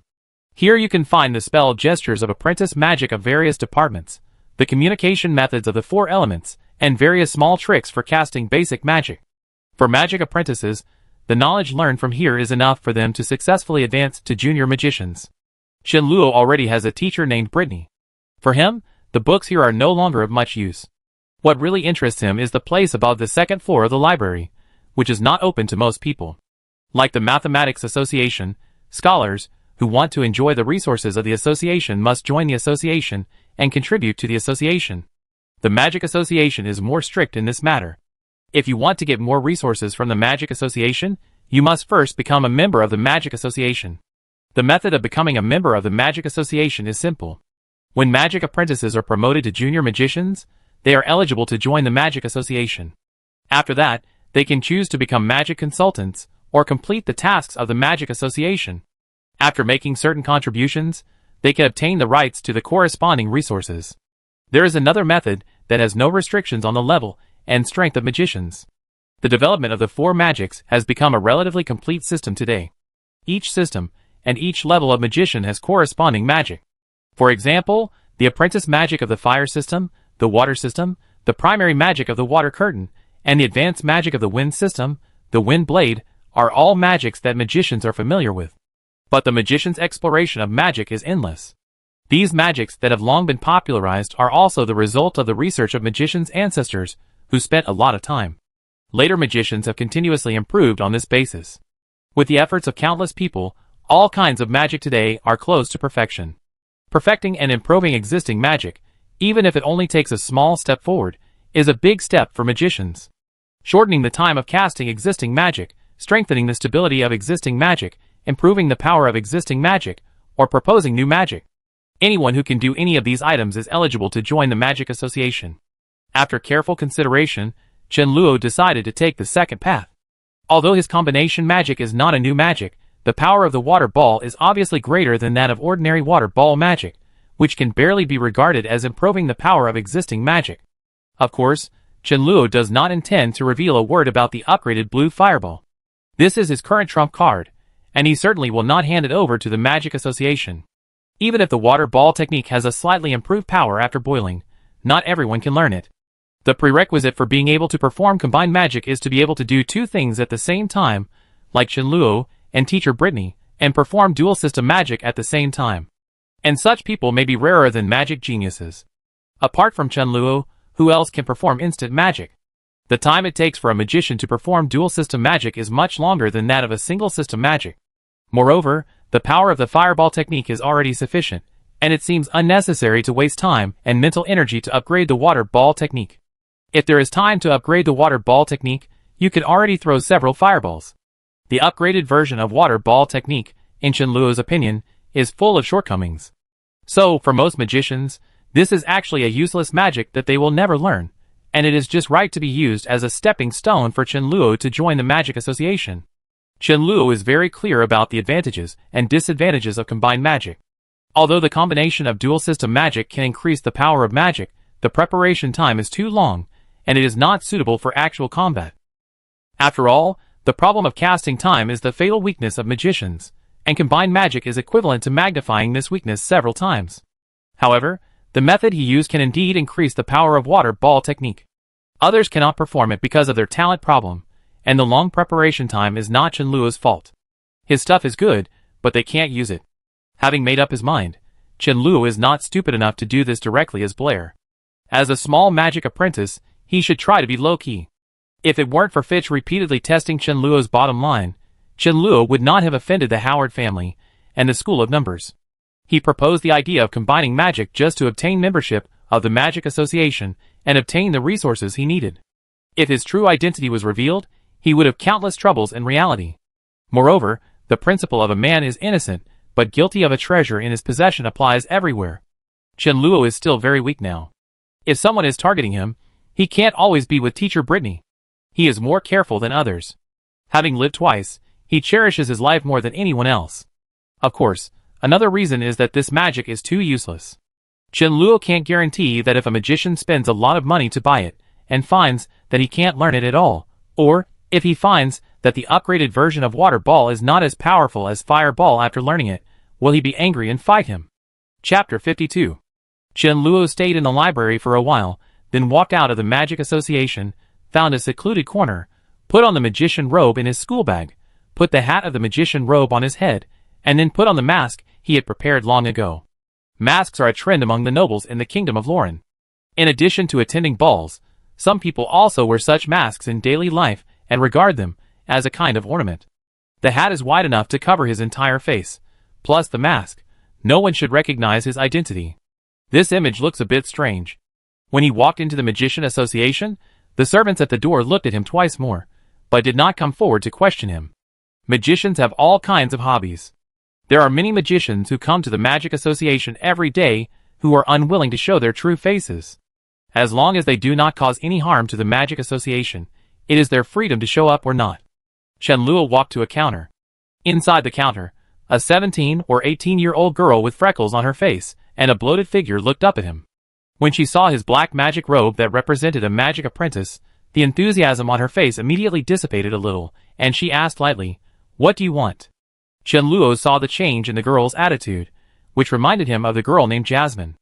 Although Jasmine's smile was a little more professional, her attitude towards others was much better than the person in front of him. Chen Luo didn't care about these. After all, he came to the Magic Association not to see girls smile. However, when he was about to explain his purpose, the freckled girl at the counter immediately smiled, ran out of the counter quickly, came to a magician, and asked eagerly, "Dear magician, do you need anything?" Chen Luo looked over and saw a silver line on the magician's chest, indicating that this person was a junior magician. "Bella, I am responsible for this, sir." The girl who was originally following the junior magician just opened her mouth to say something, and was pushed away by the freckled girl with her fat body. The freckled girl looked at the junior magician and flattered, "Respected magician, my name is Bella. I have been in the Magic Association for 3 years. I am very familiar with this place, and can meet any of your needs." The girl helplessly watched the junior magician and Bella leave, and sighed softly. Bella's uncle was a formal employee of the Magic Association. Even if he robbed the magician they were responsible for, they could only swallow their anger, unless she didn't want this hard-earned job. However, it is easier to get points by being in charge of a high-level magician than by being in charge of a magic apprentice. Only when you have enough points can you become a formal employee. If the high-level magicians are always snatched away by Bella, when can she become a formal employee of the Magic Association? She turned her head, and found a magic apprentice standing in front of Bella's counter. She temporarily suppressed her helplessness, trotted over, and showed a professional smile on her face again, asking, "Sir, how can I help you?" Chen Luo showed a smile on his face hidden under the magic robe and mask. Although he didn't come to the Magic Association to see the little girl smile, it is better to see the smiling face of a beautiful little girl than the big face of the freckled girl. He looked at the girl named Jasmine and said, "I want to certify a modified magic." This sound is very different from his usual sound. Since Chen Luo discovered that gases such as oxygen and nitrogen can also be controlled by mental power to change sound, it has become a very simple thing for him. Improved magic? Jasmine was stunned for a moment when she heard this. She has been working as a receptionist at the Magic Association for several months and has received countless magicians, including magic apprentices, junior and senior magicians. Magicians come to the Magic Association to either look up information, or to certify their magic level, or to receive tasks. This is the first time she has met someone who came to certify improved magic. You know, the people of the Shenin continent mastered the use of magic a long time ago. For hundreds and thousands of years, both basic magic and advanced magic have been improved countless times by magicians. It is not an exaggeration to say that it is the most perfect, and there is no room for improvement at all. Even if these magics can be improved, the people who have this ability should be those powerful magicians and great magicians, and they should not be a small magic apprentice. Chen Luo looked at him and asked with a smile, "What's wrong? Is there a problem?" Jasmine's expression was a little hesitant. According to the rules of the association, as receptionists, they cannot interfere with the decisions of the magician. However, many people come to the Magic Association to cheat under the pretext of certifying improved magic. In the end, not only are they kicked out and added to the blacklist of the Magic Association, but they are also punished. Jasmine looked at the figure hidden under the magic robe and hesitated. "Sir, are you sure you want to get the certification for improved magic? If the certification fails, it may have an irreversible impact on you. You may even be added to the blacklist of the Magic Association, and will not be able to enjoy the resources of the association in the future." Chen Luo saw her concerns, smiled, and said, "Just tell me where to go for certification." Seeing his confidence, Jasmine felt more at ease and said, "Let me take you, sir." "Which magic did you improve?" Chen Luo said, "Water." "For water, you should go to Lord Brady. He is an intermediate water magician. The other deacons don't seem to be here today." Jasmine explained, smiled at Chen Luo, and said, "My name is Jasmine." "What's your name?" "Chen Luo." "Chen Luo." Jasmine silently recited this somewhat strange name in her heart, but she still had a smile on her face, stretched out her hand and said, "Mr. Chen Luo, please follow me." When Chen Luo and Jasmine walked up the stairs to the second floor, a freckled girl named Bella came down from upstairs and cursed. Damn it! It turns out that she was just asking for directions. By brushing past Chen Luo and Jasmine, Bella looked back, curled her lips, and said disdainfully, "What's so about being beautiful and having a good figure? You can just be a receptionist for life." Magic Association, a room on the second floor. Brady, an intermediate deacon of the Magic Association and an intermediate water magician, looked at Jasmine and frowned. "You said someone wants to certify improved magic?" Chen Luo looked at the old man sitting behind the table and found that the other party was the water magician, who was present when he certified the magic apprentice last time. Jasmine nodded somewhat guiltily, looked at Chen Luo, and said, "Yes, Lord Brady, Mr. Chen Luo said that he improved the water polo technique and greatly increased the power of the water polo technique." "Water polo technique, he?" Brady sneered. Over the years, he had seen many people who came to the Magic Association to cheat for food and drink under the guise of improving magic. Among these people, there were junior magicians and senior magicians. This was the first time he saw a little magic apprentice with such courage. You know, compared with senior magic, the power of apprentice magic is the lowest. As long as there is a little magic talent, it can be performed. In principle, anyone can improve apprentice magic. It is precisely because of this that apprentice magic has been improved countless times in the development of magic, and has been almost perfected to the extreme. Don't look at it as just a little apprentice magic. Even a holy magician would find it difficult to improve it. A little magic apprentice actually dared to say that he could greatly improve the power of water ball magic. This was not only an insult to magicians, but also a provocation to Brady, an intermediate water magician. Brady looked at Chenluo and said coldly, "Boy, use your improved water ball magic to attack me now, immediately, right now." Chapter 53. The intermediate water magician opposite looked very angry, but it was also what Chenluo expected. If he were Brady, he would not understand this kind of thing. Apprentice magic is the basic magic among basic magic. The reason why it is the basic is that it has been perfected to perfection after countless generations of efforts. The difficulty of improving it is much greater than improving high-level magic. If someone comes to the Magic Association and says that he can improve the water ball technique, the possibility that he is cheating is higher than 90%. Brady did not drive him out directly, which was considered to be very restrained. It is precisely because of this that Chenluo does not intend to tell him the principle of combined magic. Hearing is false, seeing is true. It is difficult to convince an adult whose 3 views are already fixed. No matter how much you waste your words, it is better to release an upgraded water ball to hit him in the face. He silently recited a spell, and matched the hand gestures of the water ball technique. Soon, a transparent water ball was suspended in the air. Chenluo could cast water ball and fire ball at the same time, but in order to act like a human being, he restrained himself a little. Anyway, the communication between magic elements is continuous, and casting 2 magics at the same time, and casting them one after another is not much different in terms of difficulty. Brady looked at him, and his expression eased a little. Apart from anything else, this daring magic apprentice still has some skills. His speed of casting magic is fast even among junior magicians, which shows that he can communicate with magic elements very quickly, and has extraordinary magic talent. However, it was just an ordinary, mediocre water ball. After seeing Chenluo's water ball technique, Brady's thoughts changed. What he had just thought about was to expose him, and add him to the blacklist of the Magic Association, prohibiting him from reading books in the Magic Association and prohibiting him from obtaining magic level certification. Now he is not so angry. This kid has a good talent for magic, and is much more friendly to water elements than ordinary people. If his magic future is cut off like this, it will be a loss for the entire magic world.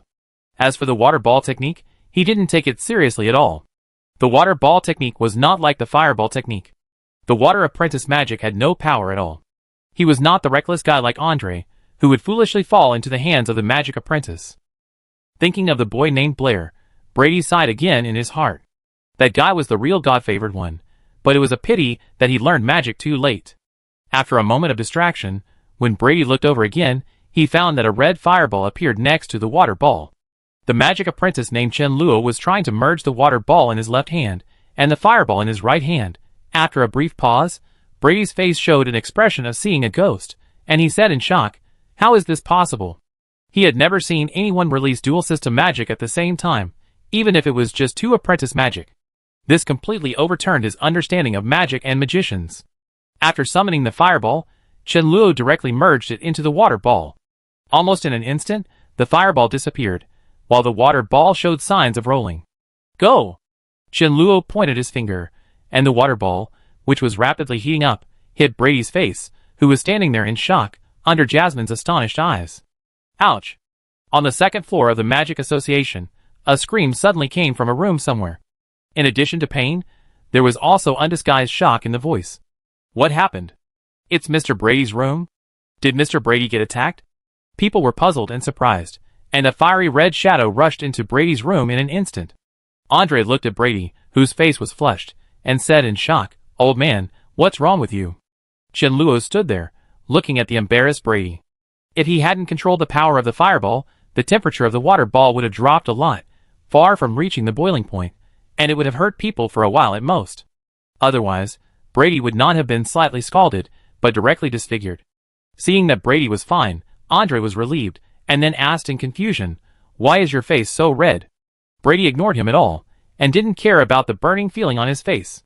He looked straight at Chenluo and asked in shock, "How did you do it?" Chenluo said, It's very simple.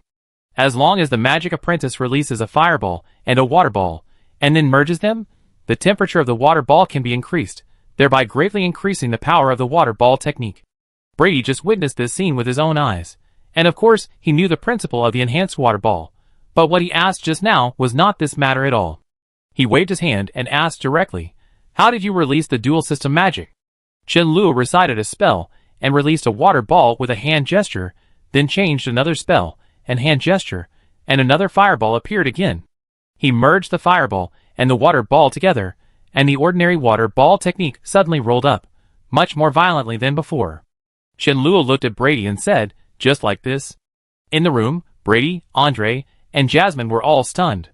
A fireball in one hand and a water ball in the other, a seemingly ordinary scene, but it overturned their understanding of magic. How could a magician release dual magic at the same time? This was unimaginable to them.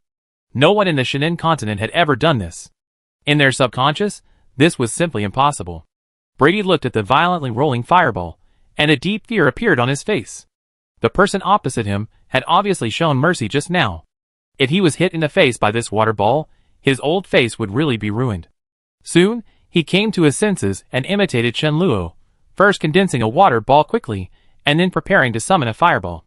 Although he majored in water magic, he was also familiar with apprentice magic of various systems. However, when he tried to summon a fireball, he did not get the same result as Chen-Luo. The fireball in his right hand was summoned, and the water ball that was summoned first collapsed directly. He tried to summon the fireball first, but when the water ball condensed, the fireball that was summoned first would go out again. Just like water and fire are incompatible, they can never cast these two magics at the same time. How is it possible? Brady couldn't help but growl. There was no reason why a magic apprentice could do something easily, but the two intermediate magicians couldn't do it. He gritted his teeth and continued his experiment. Not only Brady, but Andre, an intermediate magician of the fire system, was also constantly experimenting. However, this seemingly simple thing, which was indeed very simple for the magic apprentice named Chen-Luo, they tried dozens of times and couldn't do it. Soon, the two understood that the root of the problem was not the magic element, but their mental power. The methods of communicating with the water element and the fire element are different, but the mental power belongs to one person. It is not difficult to release two fireballs with the left and right hands at the same time, just like writing Brady's name with the left and right hands at the same time, which almost everyone can do. Releasing the water ball with the left hand and the fireball with the right hand requires them to write Brady's name with the left hand and Andre's name with the right hand at the same time. Just think about it, and you will know that this is not something that ordinary people can do. At least in the eyes of Brady and Andre, it is impossible to do two things at the same time. This is another kind of talent. This talent has nothing to do with magic talent or the level of the magician. Obviously, this magic apprentice named Chen-Luo has this talent, but they don't. This is not magic that ordinary people can perform. This is a game for geniuses. Chen-Luo looked at the two magicians who fell into silence after failing dozens of times, as if they were doubting their lives, and couldn't help asking, "Excuse me, can I pass the certification?" Chapter 54. Faced with Chen-Luo's question, Brady showed hesitation on his face, and didn't know how to answer for a while. Before seeing the power of the water ball technique with his own eyes, if someone told Brady that he could increase the power of the water ball technique even a little bit, Brady would not hesitate to drive him out. But just now, he witnessed and even experienced this upgraded version of the water ball technique with his own eyes. It is certain that this new water ball technique is more than 10 times more powerful than before. If it is performed by a primary or intermediate magician, it can instantly cause the enemy to be seriously injured and lose combat effectiveness. Wouldn't it make up for the weakness of low-level water magicians, who are not strong in combat effectiveness? Even this new water ball technique still has the defect of relying on fire magic. In terms of power, it is not as good as directly releasing the fireball technique. But in some special cases, such as when the opponent is a fire magician, the improved water ball technique is far more advantageous than the fireball technique. The significance of the improved water ball technique is far more than that. Although the magic power of this magic apprentice named Chen-Luo did not exceed the apprentice level, his idea was unprecedented and epic-making. What he proposed was far more than a new magic. This might be a new branch of magic, a branch of combined magic based on the four-element magic. The key issue at the moment is that this kind of magic is not something that everyone can learn. Obviously, if you want to cast dual-element magic at the same time, You must have the same talent as the magic apprentice in front of you. This kind of talent of doing two things at the same time may not be found in the entire Yabo City Magic Association. This magic is tailor-made for this kind of genius. At this moment, Brady couldn't make a decision by himself. He looked at Chenluo and said, "Wait here." After that, he looked at Jasmine and said, "Take good care of this distinguished guest." Brady took a deep breath and walked out of the room with Andre. In his eyes, Chenluo was no longer a small magic apprentice. He was really able to improve magic, and he was a person who improved low-level magic. He was a distinguished guest not only in the Yabo City Magic Branch, but also in any place. "Mr. Chenluo, please have tea." Chenluo sat in the reception position in Brady's room. After Jasmine poured him a cup of hot tea, she stood beside him respectfully, waiting for Chenluo's instructions. She lowered her head slightly, and looked at Chenluo with curiosity from time to time. In the Magic Association, it was too rare for an intermediate magician to be injured by a magic apprentice. She had only seen such a thing twice in total. And this time, only 7 days had passed since the last time. This Mr. Chenluo created the same miracle as Mr. Blair last time. The tea of the Magic Association was unexpectedly good. I don't know what plant stems and leaves were used to stir-fry it. It was a taste that Chenluo had never tasted before. Fortunately, this mask only covers the upper half of the face. Maybe when those nobles invented the mask, they thought about the problem of eating and drinking. He took a sip of tea, then looked at Jasmine standing next to him and said, "Miss Jasmine, you sit down too." Chenluo was not used to being served, and he always felt something was wrong when he sat here with someone standing next to him. No. Jasmine shook her head repeatedly and said, "Mr. Chenluo, just tell Jasmine if you have anything to say." Chenluo still had some good feelings for this polite girl. He moved to the side, giving her half of a seat, and said, "You should sit down. I don't feel comfortable with you standing there." Jasmine hesitated, and finally nodded and said, "Thank you, Mr. Chenluo." She sat in the corner of the sofa, put her long legs together, and put her hands on her knees, looking a little restrained. Is Miss Jasmine also a magician? The two of them sat there, looking a little awkward, so Chenluo took the initiative to talk to Jasmine. In fact, he was not a talkative person, but when Jasmine spoke, she always gave people a gentle and polite feeling. Just listening to her talk, his mood would inexplicably get better. Chenluo's kindness somewhat made Jasmine less reserved. She said a little embarrassedly, "My magic talent is not high. I can only use water ball and fire ball now." She paused, looked at Chenluo, and said with some respect, "Mr. Chenluo's magic talent is too good. I have never seen anyone who can release dual system magic." Chenluo smiled and said, "Actually, this has nothing to do with magic talent."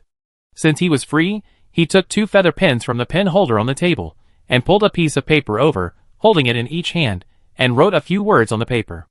The left side of the paper had Jasmine's name, and the right side had Chenluo's name. Just like this. Chenluo put the quill back and explained to her, if a person can do different things with both hands at the same time, it should not be difficult to release dual system magic. Jasmine looked at the 2 names on the paper, and after a moment, she picked up the 2 quills that Chenluo had put down and slowly wrote something on the paper. She wrote very slowly, but the handwriting was very neat.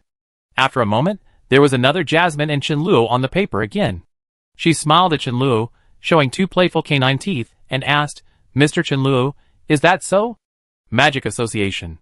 Elton stood up from his chair, looked at Brady, and asked, "Someone has improved the water ball technique and increased its power by dozens of times. Brady, are you kidding me?" As one of the 4 vice presidents of the Yabo City Magic Association, Elton himself is also a senior water magician. Even he dared not dream of increasing the power of the water ball technique even a little bit. In the long history, countless great magicians, and even holy magicians have already perfected the basic magic to a perfect level. Until now, even the holy magicians can no longer improve it, let alone a magic apprentice. The vice president's reaction was within Brady's expectations. After all, when he heard about this kind of thing just now, his first reaction was also disbelief. Then he was hit in the face by the improved water ball technique, causing his face to be a little hot now. Brady shook his head and explained, he did not improve on the basis of the water ball technique, he combined the water ball technique with the fireball technique. Brady helplessly described the process he saw with his own eyes. If he hadn't seen it with his own eyes, he would never believe it. After hearing his description, Elton's expression was even more shocked than before. He stared at Brady and asked, "You mean, someone can release dual magic at the same time?" It was unheard of for a magician to release dual magic at the same time. In comparison, Elton was more willing to believe that the water ball technique could be improved. Yes. Brady nodded in shock and said, he first summoned a water ball, and then summoned a fireball. I saw it with my own eyes, and Andre can also testify. Andre on the side looked at Elton and said, Lord Elton, what Brady said is true. Elton waved his hand. He would know if the magician could cast dual magic at the same time after trying it himself. He summoned a water ball first, and then tried to distract himself to summon the fireball. However, after his fireball summoning was successful, the water ball summoned first collapsed because it lost the control of mental power. Elton tried to summon the fireball first, and got the same result. Either when he released the second magic, the first magic collapsed directly, and when he was fully maintaining the first magic, he could not spare the mental energy to cast the second magic. How could he do two things at the same time? This was simply impossible. After many experiments, Elton simply gave up trying, and said to Brady and Andre, take me to see the person you mentioned. Chapter 55. Chenlua waited for a long time, and Brady and Andre came back only after he had almost finished a pot of tea. In addition to the two intermediate deacons of the Magic Association, there was another person walking in front of him. That person was also an old man, wearing a blue magic robe with 3 silver lines on the chest of the magic robe. Brady introduced Chenluo. Mr. Chenluo, this is Lord Elton, the Vice President of the Yabo City Magic Association. Everyone has their own ambitions. In the Divine Grace continent, not everyone wants to be a great magician. Some people dream of becoming mathematicians, scientists, astrologers, and doctors. Even if they have good magic talents, they will not join the Magic Association. For example, Teacher Britney, the 4 vice presidents of St. Donis College, and Calvin of the Mathematics Association, they are all senior magicians, but they have not joined the Magic Association. Magicians of this level are rare even in the Magic Association. Chenluo originally thought that this person was a senior deacon of the Magic Association, but he turned out to be the vice president. He gave Chenluo the feeling that he was more powerful than the vice presidents of the Academy and Vice President Calvin. Without waiting for Chenluo to speak, Elton said directly, let me see your improved water polo technique. Chenluo did not waste any words, and performed the upgraded water polo technique again. Damn it! Watching what he thought was impossible become a reality, Elton cursed in a low voice, and the expression on his face was exactly the same as Brady and Andre just now. After a moment, he looked at Chenluo again, standing 5 meters away from him, and said, please attack me with the improved water polo technique, and I will personally certify your improved water polo technique. Chenluo nodded, and released a modified water ball technique again, attacking Elton. Chenluo noticed that when he began to cast the water ball technique, Elton's lips moved slightly, and his sleeves also rose and fell a little. Obviously, he was also communicating with the magic element. When his water ball technique flew a distance, Chenluo suddenly lost control of the water element. At the same time, the water ball in the air began to gradually cool down, and finally froze into an ice cube and fell to the ground.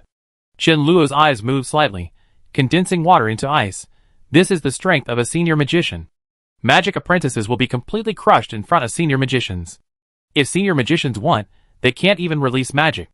Of course, the most important significance of this experiment is to let Chenluo understand the time it takes for senior magicians to communicate with magic elements. If this time is converted into the range of Chenluo's magic attack, plus the opponent's reaction time. 5 meters away, Chenluo can't do anything to the senior magician. Within 5 meters, it is his absolute domain. Elton looked at the broken ice on the ground and fell silent. There is no doubt that the improved water polo technique is far more powerful than the basic water polo technique, and even achieved a qualitative leap, meeting the certification standards of improved magic. But thinking carefully, there seems to be some problems. First of all, it is not a pure water polo technique, but it needs the help of fire magic, and it takes longer to cast. While the power is increased, there are also unavoidable defects. This is not the most serious drawback. Its biggest drawback is that the improved water polo technique is not something that everyone can release.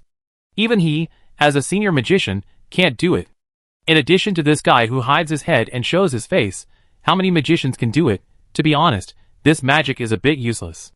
Elton tried to convince himself with this reason, but he had to admit that this magic was useless for ordinary magicians. But for those magicians who could do two things at the same time, it would open up a new magic path for them. After a long time, he looked at Chenluo and said, Sir, I'm very sorry, the improved magic needs to be successfully performed by at least 2 people besides the improver. Unfortunately, none of us can release your improved magic. Chen Luo could understand this rule of the Magic Association. After all, magic that no one could learn could not bring any benefits to the Magic Association. This question also stumped Chen Luo. Although Teacher Britney could perform dual system magic, if he invited Teacher Britney to come, his identity would be exposed, which was inconsistent with Chen Luo's plan. In addition to Teacher Britney, Chen Luo had another suitable candidate in front of him. Chen Luo looked at Jasmine and asked with a smile, "Miss Jasmine, would you like to help me?" Jasmine looked at the people in the room timidly, nodded slightly and said, I try. Fire elements floating in the world, please obey my call. Water elements floating in the world, please obey my call. After a long chant, Jasmine gradually condensed a fireball and a water ball on her outstretched hands. The water ball she summoned was very small, and the fireball was also very unstable, looking like it would collapse at any time. This level of apprentice magic, any magic apprentice can do better than her. But the fact is that even Elton, a senior magician, doesn't have this ability of hers to cast a water ball with one hand and a fire ball with the other. Elton, Brady and Andre stood there, watching the little receptionist of the Magic Association release dual system magic, and they suffered an unprecedented blow in their hearts. Elton even looked at Chen Luo with suspicion and asked, "Mr. Chen Luo, you are not hiding any skills about this improved magic, are you?" No. After hearing this, Jasmine hurriedly explained, "I didn't use any skills, I just summoned a fireball first, then a water ball. Summon a fireball first, then a water ball." Elton looked at the girl in front of him, and was speechless. She said it lightly, but if this thing was really so easy, the magic world would have ushered in the reform of combined magic long ago. If this kind of thing does not require any complicated skills, then there is no doubt that only a very small number of magicians with outstanding talents can communicate dual system magic at the same time. Otherwise, countless magicians in history would have discovered dual system or even multi-system magic long ago, and it would definitely not be the turn of a small magic apprentice. Elton looked at Chen Luo and said, "Please wait a moment, Your Excellency. I will summon all the magicians of the Magic Association to verify this. The proposal of this combined magic is of epoch-making significance to magicians. Its importance is far greater than the improvement of some existing magic, which is enough to attract Elton's attention. Chen Luo has been waiting for a long time, so he is not in a hurry." The Magic Association's hospitality was quite good.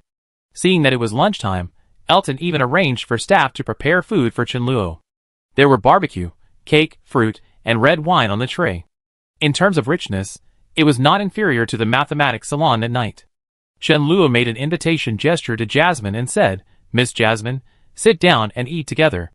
Although Jasmine was a little hungry, she still shook her head and hurriedly said, No, I can't. Sit down." Chen Luo smiled and said, "You just helped me a lot, so I thank you." Jasmine was about to continue to refuse, but Brady, who stayed in the room, seemed to realize something, coughed lightly, and said, "Since Mr. Chen Luo invited you, you should sit down and eat with him." Jasmine looked at Brady, and slowly sat down opposite Chen Luo. She picked up the knife and fork, but she only dared to eat the food in front of her.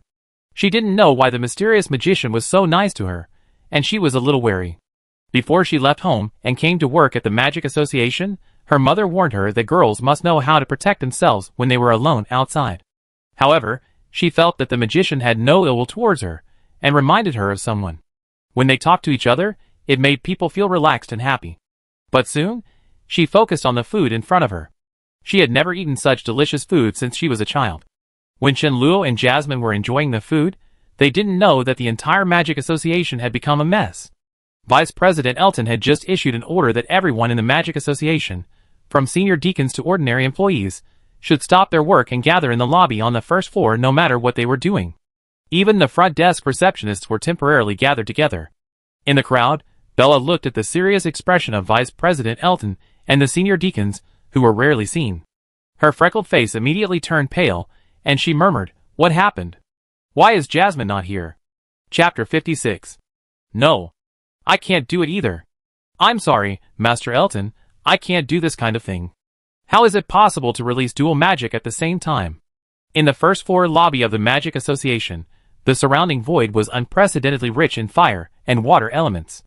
Under the order of Vice President Elton, all the deacons and employees of the Magic Association, including the front desk receptionist who knew apprentice magic, were doing the same thing. They tried to summon a fireball and a water ball at the same time. Fireball and Water Ball are both apprentice magic, which sounds like a simple thing. However, the dozens of people present, whether they were magic apprentices, junior magicians, intermediate magicians, or even several senior magicians, could not do this. A senior deacon looked at Elton and shook his head, saying, "The communication methods of different magic systems are different. How can a magician communicate with one magic element and another at the same time?" Elton thought so just now, but he just saw with his own eyes that someone could do this. Even if one of them is a magic apprentice and the other is a front desk receptionist of the Magic Association. After verification by dozens of magicians, Elton had to admit that the two of them have an extremely rare talent that can do two things at the same time. It is no wonder that magic has been developed for so long, and no one has proposed the concept of this kind of magic, because it has nothing to do with magic talent. Even a holy magician may not be as good as a little girl who does not understand magic. According to the rules of the Magic Association, in addition to the improved magician himself, the improved magic certified by the Magic Association must be successfully performed by at least 2 people in the Magic Association. The girl at the front desk barely counts as one person, but Elton can't find the second person. No one in the entire Yabo City branch of the Magic Association has the magical talent of the two of them. This certification should be considered a failure. However, the proposal of that improved magic has undoubtedly brought some vitality to the magic world that has been stagnant for a long time. Elton feels that if this opportunity is missed, the Magic Association will lose more in the future. After thinking for a moment, he dismissed everyone and came to the room again. The wide magic robe and the mask under the magic hat made it difficult for him to see the appearance of the magic apprentice named Chen Luo. Elton walked up to him and said, "I just searched the entire Magic Association and couldn't find a second person who could successfully release the improved water ball technique. But I think that your improved magic has opened up a new branch of magic and has a very important significance. Therefore, the Magic Association can make an exception and certify your improved magic. The certification of the Magic Association is a recognition of the magician's improved magic. Although this does not affect the power of magic, it can bring some benefits to Chen Luo." Chen Luo nodded and said, "Thank you, President Elton. It should be." Elton looked at him and continued, "In addition, based on your contribution, the Magic Association formally invites Mr. Chen Luo. I wonder if Mr. Chen Luo is willing to become an honorary member of the Magic Association." This was the purpose of Chen Luo's magic certification. After pretending to think for a moment, he nodded and said, "It's an honor. The Mathematics Association has honorary scholars, and the Magic Association also has honorary members. The Mathematics Association's Medal of Honor is awarded to scholars who have made certain achievements in mathematics, and the Magic Association will only invite magicians who have made contributions to the Magic Association or the entire magic system." Chen Luo doesn't care whether he can become an honorary scholar, but he is determined to become an honorary member of the Magic Association. Only by becoming an honorary member of the Magic Association can he enjoy the magic resources of the Magic Association. The greater the contribution to the Magic Association, the higher the level of honorary members, and the higher his authority to obtain resources. The Magic Association's accumulation of hundreds of years is enough to provide magicians with the experience and knowledge they need from magic apprentices to great magicians. This is something that even teacher Britney can't give Chen Luo. Elton nodded, looked at Jasmine again, and suddenly asked, "What's your name?" Facing the high-ranking vice president, Jasmine seemed a little embarrassed and whispered, "My name is Jasmine." Elton smiled and continued to ask, "Miss Jasmine, are you willing to become an assistant deacon of the Magic Association?" Ah. Jasmine was stunned for a moment when she heard it. She was just a small receptionist at the Magic Association. It was her dream to become an ordinary employee of the Magic Association within 3 years. She never thought that she would become an assistant deacon one day. Although there are 2 words assistant in front of the deacon, it can barely be regarded as the management of the Magic Association. After coming to her senses, she looked at Elton in disbelief and asked, Can I? Elton nodded affirmatively and said, "You are the only one in the branch who can perform dual system magic. If Mr. Chen Luo has any new improved magic in the future, only you can verify it, and no one can replace you." As the vice president of the Magic Association, Elton would not care about a small receptionist, but it happened that this little girl had a magical talent that none of them had. For such a talent, how could the Magic Association only let her do a small reception? After thinking for a long time, Jasmine came back to her senses from this huge shock and nodded, I am willing. Brady, you go and help Deacon Jasmine to handle her entry procedures." Elton said to Brady, then looked at Chen Luo and said, "Mr. Chen Luo, please follow me." There are some important things to discuss with you about the improvement of water ball technique. Chen Luo followed Elton to a more luxurious room. Certifying improved magic is not just about letting the people of the Magic Association see the magic effect. This also means that the magic improver agrees that the Magic Association will spread the improved magic. Of course, this is not free. Although the technology of the Shenan continent is backward, the copyright awareness is very advanced. Including the Mathematics Association, once plagiarism is discovered, the scholars involved will be severely punished. Not only will he be deprived of his qualifications to become a scholar, but he will also be discriminated against in any industry in the future. As for other people's improved magic, the Magic Association only gets the agency rights. Any magician who wants to learn improved magic must pay a certain amount of gold coins and swear in the name of the gods that without the consent of the Magic Association or the improver himself, this magic cannot be passed on at will. People in this world believe in both science and magic gods. At the same time, they also believe that the truth of science should be followed even by the gods. People in the Divine Grace continent believe that magic is a gift from the gods. Few people will violate the oath in the name of the gods. This method is more effective than any written guarantee. The basic magic of each system is summarized by countless predecessors of magicians. Everyone can learn it, but improved magic is the crystallization of personal wisdom. Those who spread it wantonly and cause losses to the improvers and the Magic Association will be held accountable. Those with less serious circumstances will be blacklisted by the Magic Association, and those with more serious circumstances may be imprisoned. This method has largely avoided the losses of the Magic Association and the improvers. At the very least, the more money the nobles have, the less likely they will do such illegal things openly. Of course, it is impossible to completely prevent the private spread of improved magic, and it cannot be restricted by morality alone. Driven by interests and money, morality is the most vulnerable to the test. There are still countless evil-minded magicians who privately resell or teach the paid resources of the Magic Association. Once such behavior is discovered, the fate of those magicians is often extremely miserable. The specific amount of gold coins required to learn improved magic is decided by the Magic Association and the improver. The resulting income is distributed by the Magic Association and the improver in a certain proportion. In addition, the Magic Association will also pay the improver a lump sum of money when the improved magic is first certified, as a reward for his contribution. For Chen Luo's proposed improved water polo, the Magic Association gave him a reward of 100 gold coins. This made Chen Luo feel once again that becoming an honorary member of the Magic Association was a wise decision. This is not only related to his purpose of learning magic, but also about money. He spent more effort to publish an article in the Mathematics Association, and could only get 50 silver coins at most, while the Magic Association gave 200 times more than the Mathematics Association. This amount of money was an unimaginable sum for Chen Luo now. He had no way of refusing it, and no reason to refuse it. After all, he couldn't always rely on Isabella. He was still young and could still work hard on his own for a few more years. Chapter 57. The reward given by the Magic Association to Chen Luo is a one-time one, and he can only share it in the future. However, these 100 gold coins are enough for him to use for a long time. Isabella paid for the groceries, so he had very little other expenses on weekdays. After discussing with Elton, Chen Luo also set the price of this improved magic at 100 gold coins. This means that anyone who wants to learn this improved magic must pay the Magic Association 100 gold coins, of which 50 are for Chen Luo. The price of 100 gold coins is considered expensive among all the improved magic or variant magic of the Magic Association. Considering the significance of this combination of magic, Chen Luo and Elton think it is not expensive at all. Although this is only an apprentice magic, it is obviously applicable to all water magic. What Chen Luo proposed is a method, not a specific magic. It is better to teach a man how to fish than to give him a fish. It can be used in the water apprentice magic water ball technique to turn ordinary water balls into open water balls, greatly increasing the lethality. It can also be used for intermediate water magic. The rainstorm was originally only an intermediate water magic, used to create obstacles for enemies within a certain range or suppress fire magic, but if it is well prepared, it can make water fall from the sky, and the power will be instantly increased countless times, and this only requires the use of elementary fire magic at most.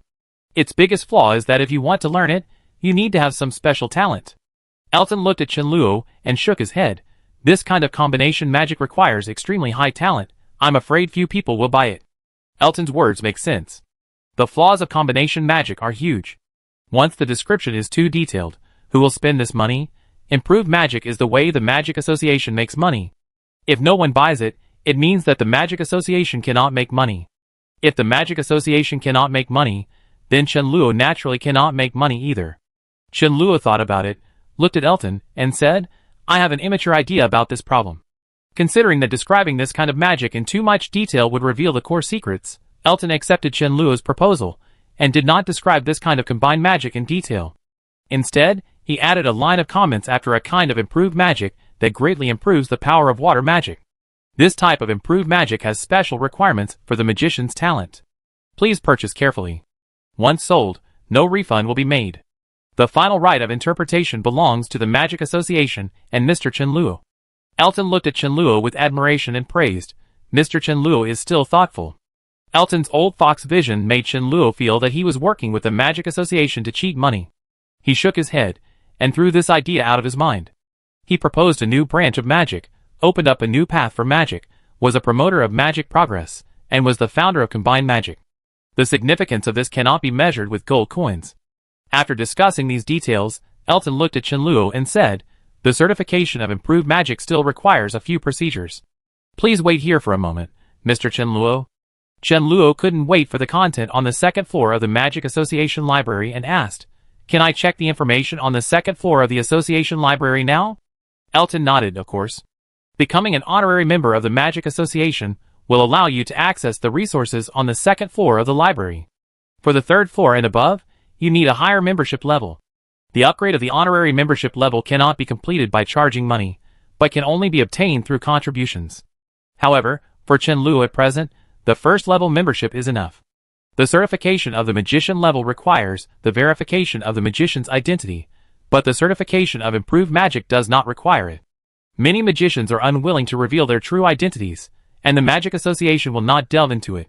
So Chenluo currently has two identities in the Magic Association, Magic Apprentice Blair, and honorary member Chenluo.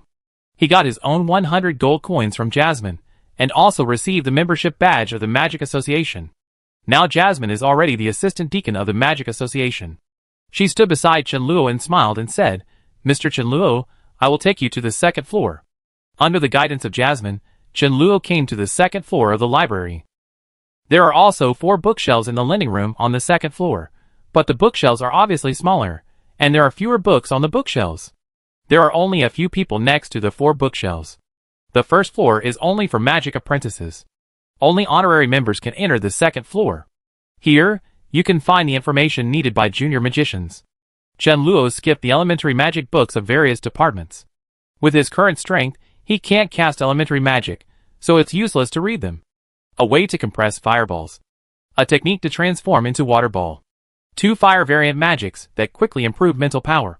Chenluo's eyes finally stopped at the top of a row of bookshelves. This layer is not like the other layers of the bookshelf, where all the books are open. A transparent glass cover is placed on it, closing the entire layer of bookshelf. Jasmine stood beside him and explained, these are the magics improved by other magicians and the theories they proposed.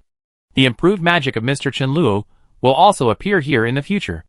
Most of the resources of the Magic Association are free, but the improved magic or theory certified by Chenluo or other magicians, even the Magic Association has no right to provide it for free. Respecting intellectual property rights is right.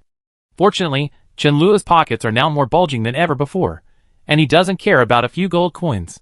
Chenluo randomly pointed to a few improved and variant magics that interested him, and said, I want this, and this. Molly counted them one by one, and said, a total of 400 gold coins. I don't want these. Chenluo waved his hand, pointed to the last one, 2 fire variant magics that quickly improve mental power, and asked, how much is this? Molly smiled and said, this is 50 gold coins. Chenluo finally understood why the Magic Association was so rich. It turned out that there were many people as greedy as him. A mere guess actually sold for 50 gold coins. His 100 gold coins might only be enough to buy 2 or 3 variant magics. Sure enough, only by charging money can you become stronger. With the development of magic today, it is already difficult to improve it. The so-called new magic certified by the Magic Association is mostly variant magic. For example, fancy magic such as transforming fireballs into the shapes of animals, and water balls into human forms. In essence, this magic is still fireball and water ball magic, and the power has not changed. However, each variant of magic has a different use of mental power and method of controlling elements. If the magician does not understand the unique method, what he will summon will always be water balls and fireballs. Qianluo sighed and said, I want this and this. He finally chose only two. One was about 2 fire variant magics to improve mental power, and the other was about compressed fireball magic, for which he paid 90 gold coins. And his wallet, which had just bulged, quickly shrank again. Obviously, the essence of the resources of the Magic Association are all under these glass covers. In order to obtain them, Qianluo not only needs to continuously improve his membership level, but also needs to prepare a large amount of gold coins. The things of the Magic Association are so expensive that it makes people doubt their lives. They cost dozens or hundreds of gold coins at any time. It is not feasible to rely on writing papers for the Mathematics Association. Qianluo must find a way to get money as soon as possible. What he hopes most now is that his combined magic will be welcomed by magicians. He can get 50 gold coins for one person, and 5,000 gold coins for 100 people, so that he can soon realize his dream of becoming rich overnight. At that time, he will not only not need Isabella to support him, but it will be more than enough to support her and teach her Britney. Whether it was the method of compressing the fireball or the information on how to improve mental power faster, they could not be taken out of the Magic Association. After Qianluo swore to the magic gods and paid 90 gold coins, he was allowed to view the relevant information. After that, Qianluo stayed in the Magic Association for most of the day and memorized everything in the information before leaving. These materials cannot be taken out. If he forgets, he can check them again next time with the records. Jasmine sent him out of the Magic Association and smiled. Goodbye, Mr. Qianluo. Goodbye, Miss Jasmine. Qianluo waved to her and said, Thank you so much today. At the entrance of the Magic Association, looking at Qianluo's back, Jasmine's expression was blank for a moment, and an unbelievable look gradually appeared on her little face. As the front desk of the Magic Association, it is their job to serve these magicians. This is a matter of course. They think so, and those magicians think so too. No one had ever said thank you to her before. How could the honorable magician say thank you to a small receptionist, except for a boy named Blair? Except for Mr. Qianluo. And at this moment, these two figures, which had no connection at all, were gradually overlapping in Jasmine's mind. Chapter 58. Jasmine stood at the door of the Magic Association in a daze, and an incredible guess emerged in her mind. Guess about Mr. Blair and Mr. Qianluo. Even though their voices were completely different, they were both magic apprentices, the same height, the same thank you, and she felt the familiarity from beginning to end. This made her vaguely guess what kind of face he had under his magic robe and mask. She stood at the door for a long time before turning around and walking into the hall. Whether Mr. Qianluo was Mr. Blair or not, he had an indescribable kindness to her. After becoming an assistant deacon, she could receive 2 gold coins every month, so that life at home would be much better. Assistant deacon, this was a dream she had never had before. Deacon Jasmine. Hello, Deacon Jasmine. Congratulations, Deacon Jasmine. When she walked into the hall of the Magic Association, many people took the initiative to greet her.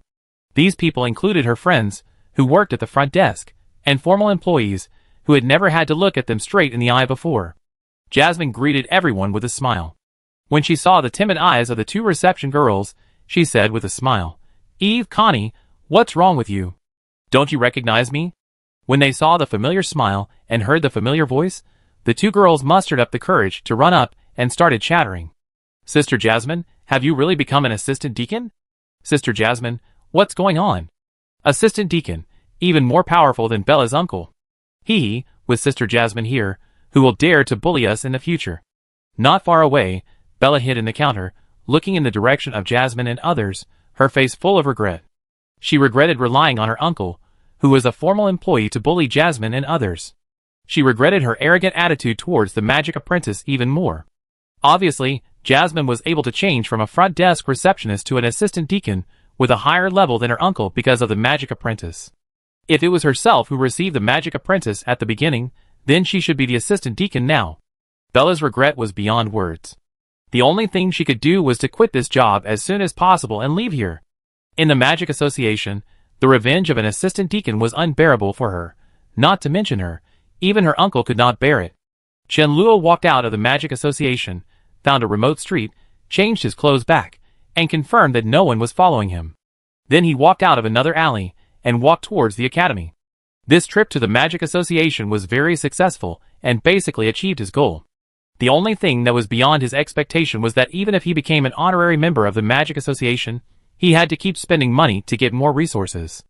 Of course, for ordinary magicians, the resources provided by the Magic Association for free were enough. Magicians of each level only needed to master 1 or 2 basic magics of the corresponding level.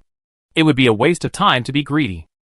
The problem was that Qianluo was not an ordinary magician. These days, Qianluo gradually realized a problem.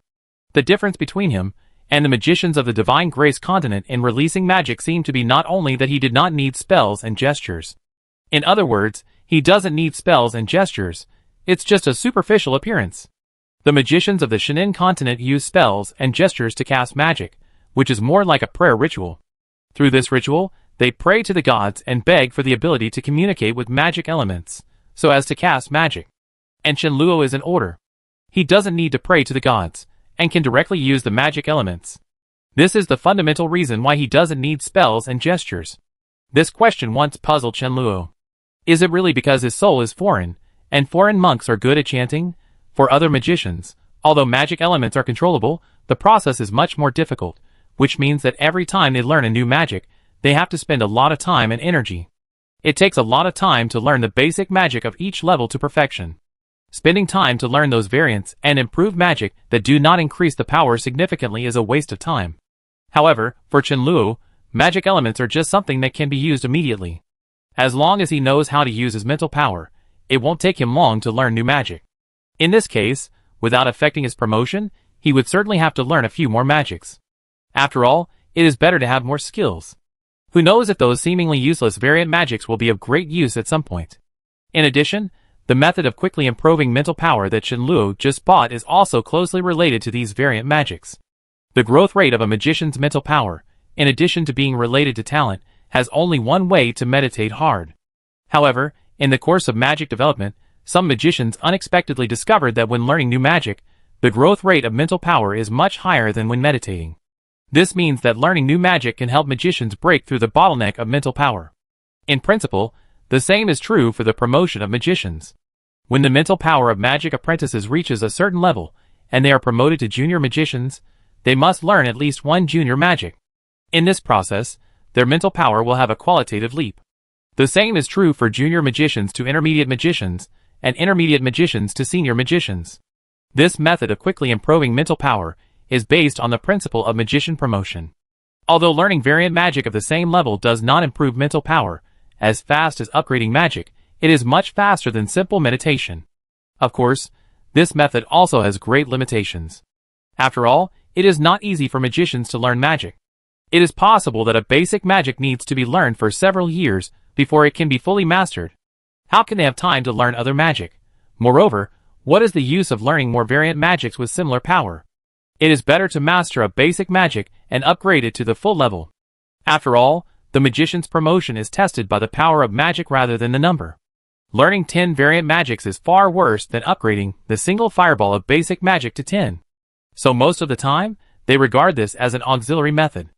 Only when their mental power encounters a bottleneck and cannot break through, will they try to learn variant magic in order to break through as soon as possible. Once they break through the bottleneck of mental power, they will not waste time on variant magic. It is not a matter of one day or one night to be thoroughly familiar with a new magic.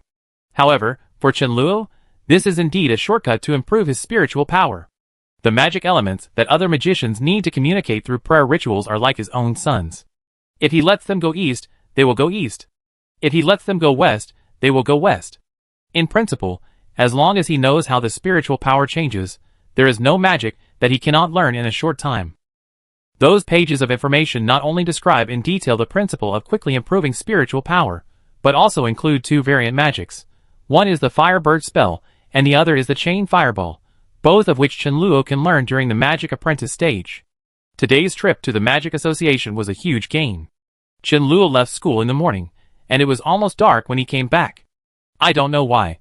Since leaving the Magic Association, he always felt that he seemed to have forgotten something. As he got closer to the school, this feeling became stronger. Until Qianluo returned to school, and was about to approach the teacher's dormitory building, he finally remembered what he had forgotten. He forgot to cook for teacher Britney. In the morning, Luo thought he would be back soon. Before leaving, he told teacher Britney that he would be back to cook at noon. Now it was evening. She should buy some bread for lunch. Luo made a reasonable guess in his mind. When he looked up, he saw two figures lying on the balcony on the second floor, looking at the direction of the school gate, looking eagerly. Teacher Britney and Isabella were lying on the balcony weakly. Looking from a distance, Luo felt like they were waiting to be fed. Chapter 59. Blair, where have you been? Why did you come back just now? Teacher Britney, and I haven't eaten all day. Luo had just walked downstairs when Isabella's voice came from upstairs, with a hint of complaint and grievance in her surprise. Luo quickly went upstairs, looked at Britney and Isabella, and said, Teacher Britney, Senior Isabella, sorry, I cooked right away. Today's incident was indeed his mistake. Because of the magic certification, he forgot to come back at noon, and Luo didn't expect Isabella to be there. In the future, he will be responsible for Isabella and Teacher Britney's food, and Isabella has already paid for it. He needs to be responsible for Isabella's gold coins, which is the minimum credibility of being a person. When Luo was busy in the kitchen, Britney walked into the kitchen and said, Is there anything I can help with? Isabella also quickly followed in and said, I help too. Britney originally thought that Luo just came back a little late, but she didn't expect it to be so late. From morning till now, she has only had breakfast. In fact, since yesterday, eating for her is not just to fill her stomach, but something worth looking forward to. After yesterday, she ate white bread for a long time, and it became a little difficult to swallow. Britney believes that Isabella must have the same feeling as her, otherwise she would not come to school during the weekend. Those ordinary foods, in Blair's hands, can always turn into magical and unforgettable flavors. With the help of teacher Britney and Isabella, Luo cooks much faster. Today he made noodles. Isabella is not very skilled in using chopsticks, so she can only roll them with a fork. While eating, Britney looked at Luo and asked, Blair, where did you go today? Luo put down his chopsticks and said, Sorry, teacher Britney, I went to the Magic Association to read and forgot to cook. Isabella was struggling with the noodles with a fork. Hearing this, she looked up at Luo with a complicated expression on her face. She had to admit that not only was her magic talent not as good as his, but her level of effort was far less than his. When teacher Britney gave them individual tutoring, he started practicing magic after finishing the questions. Every time Isabella went to him during the break, he was reading magic books. Even during the weekend break, he spent the whole day in the Magic Association. Practicing magic was an extremely boring thing. It was the first time Isabella saw someone studying magic so hard. Could it be that the dream of becoming a holy mage that he said that day was really not just talk? It doesn't matter. After listening to Luo's words, Britney shook her head and said, I will just eat some bread for lunch in the future. Luo said apologetically, If there is anything in the future, I will tell teacher Britney in advance. In fact, with your current magic level, Blair, the most important thing is to improve your mental power as soon as possible. Although the Magic Association has many books, they are not very useful for you now. Britney looked at Luo and said, If you want to speed up the growth of your mental power, you can put down the fireball spell first and try to learn some other apprentice magic. Maybe you will get unexpected gains. If Luo could ask teacher Britney earlier, and hear what teacher Britney said earlier, he could spend 50 gold coins less today. It should not be a secret among high-level magicians to speed up the growth of mental power by learning new magic. Luo only bought 2 variant magics with his 50 gold coins. One is to connect the fireballs into a ring. At present, Luo has not thought of a better use for it except for juggling. The other is the firebird. As the name suggests, it is to turn the fireballs into birds. It seems to be useless. He felt sorry for the dozens of gold coins for a while, then looked at Britney and said, I have already learned the other magics. It is not difficult to learn magic. People with qualified magic talent can perform it for the first time. Britney was not surprised. After thinking for a while, she said, I will teach you some improved magic later. Luo looked at her with a surprised expression and asked, Isn't this kind of thing prohibited by the Magic Association? When learning other people's improved magic, you must swear in the name of the magic gods. People in the Divine Grace continent attach great importance to this. Britney smiled and said, Don't worry, these improved magics are not from the Magic Association. Luo knew that not all improved magics would be contributed to the Magic Association. Some magicians looked down on the rewards of the Magic Association, and would not adopt the profit-sharing method. They would sell the improved magic to others at a very high price, but that must be an astronomical figure. Luo did not think that teacher Britney could afford it. However, he believed in teacher Britney. Her magical talent was a little scary even to Chenluo, so it was not too surprising that she came up with a few improved or variant magic. After dinner, Britney took the initiative to help Chenluo wash the dishes. As a senior magician of the wind and water systems, this kind of thing is just a matter of a few gestures and a few spells for her. After washing the dishes, Britney put dozens of silver coins on the table and said, "Blair, you should keep these silver coins. You can't always use Isabella's money." Chenluo knew that Britney was not financially well off. Although she was fully capable of obtaining a lot of wealth through the Magic Association, Britney obviously didn't want to do that.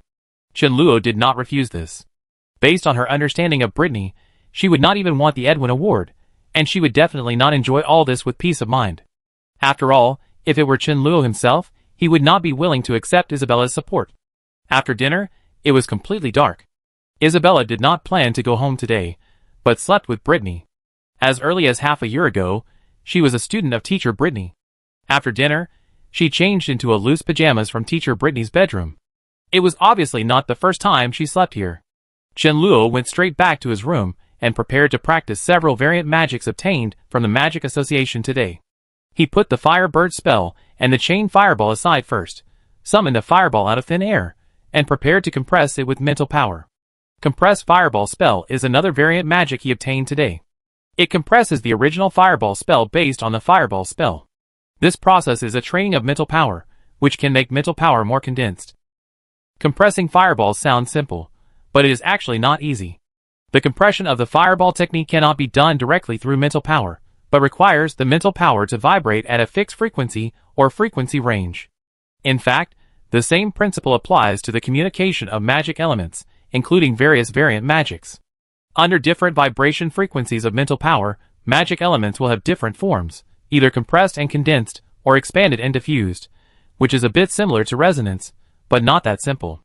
Chenluo couldn't figure out the essence of mental power, and he didn't need to figure it out. He just needed to practice step by step according to the experience of his predecessors. Compared with combined magic, compression magic takes longer. Although the power of the fireball may be improved after compression, the long preparation is destined to make it unusable in combat. It is more like it was created to hone mental power. As time passed, the fireball suspended in front of Chenluo slowly showed signs of shrinking under the control of his mental power. At the same time, Chenluo gradually felt that as the fireball was compressed, the fireball technique that he could easily control with mental power began to encounter some obstacles. The fireball suspended in the air gradually began to shake unsteadily. When he wanted to continue compressing the fireball, his mental power seemed to encounter some obstacles, making the compression extremely difficult. Obviously, when compressing the fireball, Chenluo's mental power reached its limit. This feeling only appeared when he let go of his mind and tried his best to meditate and communicate with the magic elements. This shows that the process of learning new magic can really replace meditation. It is not comfortable to use mental power to the limit, but this is what magicians must experience. Chenluo endured the discomfort of the pain in his head and continued to compress the fireball. At this moment, a faint voice suddenly came from the door of Chenluo's room. "Blair, are you asleep?" Chapter 60. Hearing Isabella's voice, Chenluo gave up the compression, extinguished the fireball, and said, "Not yet, Isabella, come in." Chenluo's room was not locked. Isabella pushed the door open and felt the abnormal temperature in the room. She was surprised and said, "It's so late, you are still practicing magic?" Chenluo did not answer this question and asked, "It's so late, is there anything wrong with Isabella?" Isabella was wearing pajamas and sitting far away from Chenluo at the head of the bed. She said, "Nothing, I just can't sleep, and I want to talk to you." Chenluo was a little surprised. Although he and Isabella no longer had the hostility at the beginning, their relationship was not close enough for her to sit on his bed in pajamas in the middle of the night. Isabella sat on the bedside, dazed for a while, not knowing what she was thinking. At a certain moment, she suddenly looked at Chenluo and asked, "Blair, what are your plans for the future?" Chenluo looked at her. "What? In 2 years, you will graduate from the academy." Isabella leaned against the head of the bed and asked, "What are your plans after graduation?" Chenluo had indeed considered this matter. Students of St. Donis College will have different results after studying in the academy for 3 years. Some people will enter higher-level institutions such as the 5 famous schools in the capital to continue their studies after graduating from here. These people undoubtedly have the most brilliant future. There are also people who can graduate from St. Donis, but cannot pass the admission of the 5 famous schools. Some of them will stay in school and start as assistants. They may become teachers in St. Donis in the future. The vast majority of them will leave school and enter society. With their experience in St. Donis, they can also find a good job. As for people like Toby and Blair, who can't even get a diploma from St. Donatus, they will enter the bottom of society after graduation and do some undignified jobs. Of course, Toby can inherit his father's manor after graduation, and Blair, a downtrodden nobleman, can only become a homeless man if he can't find a job. Obviously, if Chenluo can be admitted to the 5 famous schools in the capital, it will be the best result in the eyes of others, but Chenluo himself doesn't think so. Although school life is not bad, he has to take many classes that are meaningless to him, which is a waste of time. He can get the magic knowledge that can be learned in school from the Magic Association, and he can still find the magic knowledge that cannot be learned in school from the Magic Association. The 5 famous schools in the capital have no appeal to Chenluo. Following teacher Britney is the most suitable choice for him. Chenluo himself can barely be considered a magic genius, but compared with teacher Britney, this kind of thing is very shocking. Even though she is only a senior magician now, maybe when Chenluo is promoted to a junior or intermediate magician, she will be promoted to a great magician. When Chenluo is promoted to a senior magician, she may already be a magician. When Chenluo becomes a magician. In this way, his magic road is almost smooth. All he has to do is to follow the footsteps of teacher Britney. Chenluo has a clear plan for his future. He looked at Isabella and said, "Stay in St. Donis as an assistant." Isabella was stunned for a moment. He didn't expect Chenluo to answer like this. She originally thought that Blair would definitely choose the Royal Capital School of Magic. Although the admission requirements of the Royal Capital School of Magic were very strict, and one had to reach the level of a junior magician to be eligible, with Blair's talent, it was not difficult for him to become a junior magician within 2 years. But what she didn't expect was that Blair actually only wanted to be a small assistant teacher at St. Donis. Of course, what Blair wanted to do in the future had nothing to do with her directly. But the problem was that after a year, when she graduated from St. Donis College, she would not be able to eat the delicious meals he cooked. This morning, she asked the chef at home to try to cook with Blair's method, but he could never make the taste of his. If Blair and she had the same goal, both of them were going to the Royal Capital School of Magic, then after a year, she could continue to live with Blair, and the problem of eating would be solved. At most, she would eat bread again in this year. But now, her plan was completely disrupted. Why? Isabella looked at him and asked in confusion, "Isn't your dream to become a holy mage?" Chenluo asked back, "Does this have anything to do with my being an assistant teacher?" "Of course it does." Isabella looked at him and said very seriously, "At the Royal Capital Magic Academy, you can receive better and more comprehensive magic education. When you graduate from there, you may already be an intermediate magician." Isabella's words further strengthened Chenluo's determination to stay with teacher Britney. 5 years later, if he is still only an intermediate magician, then Chenluo doesn't need to dream of going home. He might as well marry a beautiful wife and live here. With this kind of talent, he will never be able to become a holy mage in his lifetime. Teacher Britney is a good marriage partner. She is gentle and beautiful, with a proud figure and strong strength. The two of them can discuss mathematics and magic at ordinary times. In this way, what reason does Chenluo have not to stay with teacher Britney? Chenluo looked at Isabella and said, "I think teacher Britney can teach me more." Isabella was stunned for a moment, and was speechless. Teacher Britney is a senior magician at such a young age. Such a genius is very rare even in the capital. With teacher Britney teaching him, Blair really doesn't need to go to the Magic Academy. Moreover, even if Blair goes to the capital, they can only be together for 2 years. After 2 years, she will graduate from the Capital Magic Academy. After graduation, she can't live with Blair. Even if she can after graduation, she can't live with Blair for the rest of her life. If she wants to eat that kind of delicious food every day, she must either let Blair be her chef or let Blair be her husband. Isabella will not choose either of these two options. She chooses the third way. It is better to rely on yourself than on others. Anyway, there is still a year before graduation. When Blair cooks, she helps him more and learns his cooking methods. Then she can solve the problem of eating by herself in the future. Of course, unless it is absolutely necessary, Isabella still doesn't want to do it herself if someone can help her do these things, even if she needs to pay him. She showed a seductive smile on her face and said, "Not only learning magic, there are many beautiful noble girls in the capital. When the time comes, I can introduce them to you, Blair. Maybe there are some types that Blair likes among them." Chenluo shook his head without any hesitation and said, I don't like that type. Isabella glanced at him and said, You haven't even met them. How do you know they're not your type? Blair, do you already have someone you like? Chenluo saw Isabella's little thoughts very clearly. She just wanted him to continue to be her cook, but she underestimated Chenluo by trying to seduce him with those little girls like her. In order to let Isabella give up this idea as soon as possible, Chenluo nodded and said, Yes, I already have someone I like. Although Isabella didn't know who this person was, she first excluded herself and asked with some gossip, Who is it? Is it Linda from your class, or Triss? Chenluo shook his head. Linda and Triss were careless, and one was a little thoughtful. It would be better to like Isabella, who was a silly and sweet girl, than to like them. Neither Linda and Trish flashed through Isabella's mind. Their looks were considered good in Blair's class except. Isabella suddenly thought that although Linda, Trish, and Isabella herself looked okay, they all had a common shortcoming. She suddenly looked at Chenluo and asked, Do you like Alice? No, you don't have to guess. Chenluo waved his hand and said, You can't guess, and I won't tell you. Isabella fell into deep thought. It wasn't herself, nor was it Linda, Trish, or Alice. Apart from them, was there any other opposite sex around Blair? At a certain moment, as if she had thought of something, Isabella suddenly looked up and looked at Chenluo with shock in her eyes. She felt that she seemed to have discovered a huge secret. Chapter 61.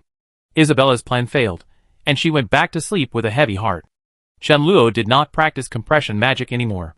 Although overdrawing mental power can make it grow faster, everything should be done in moderation.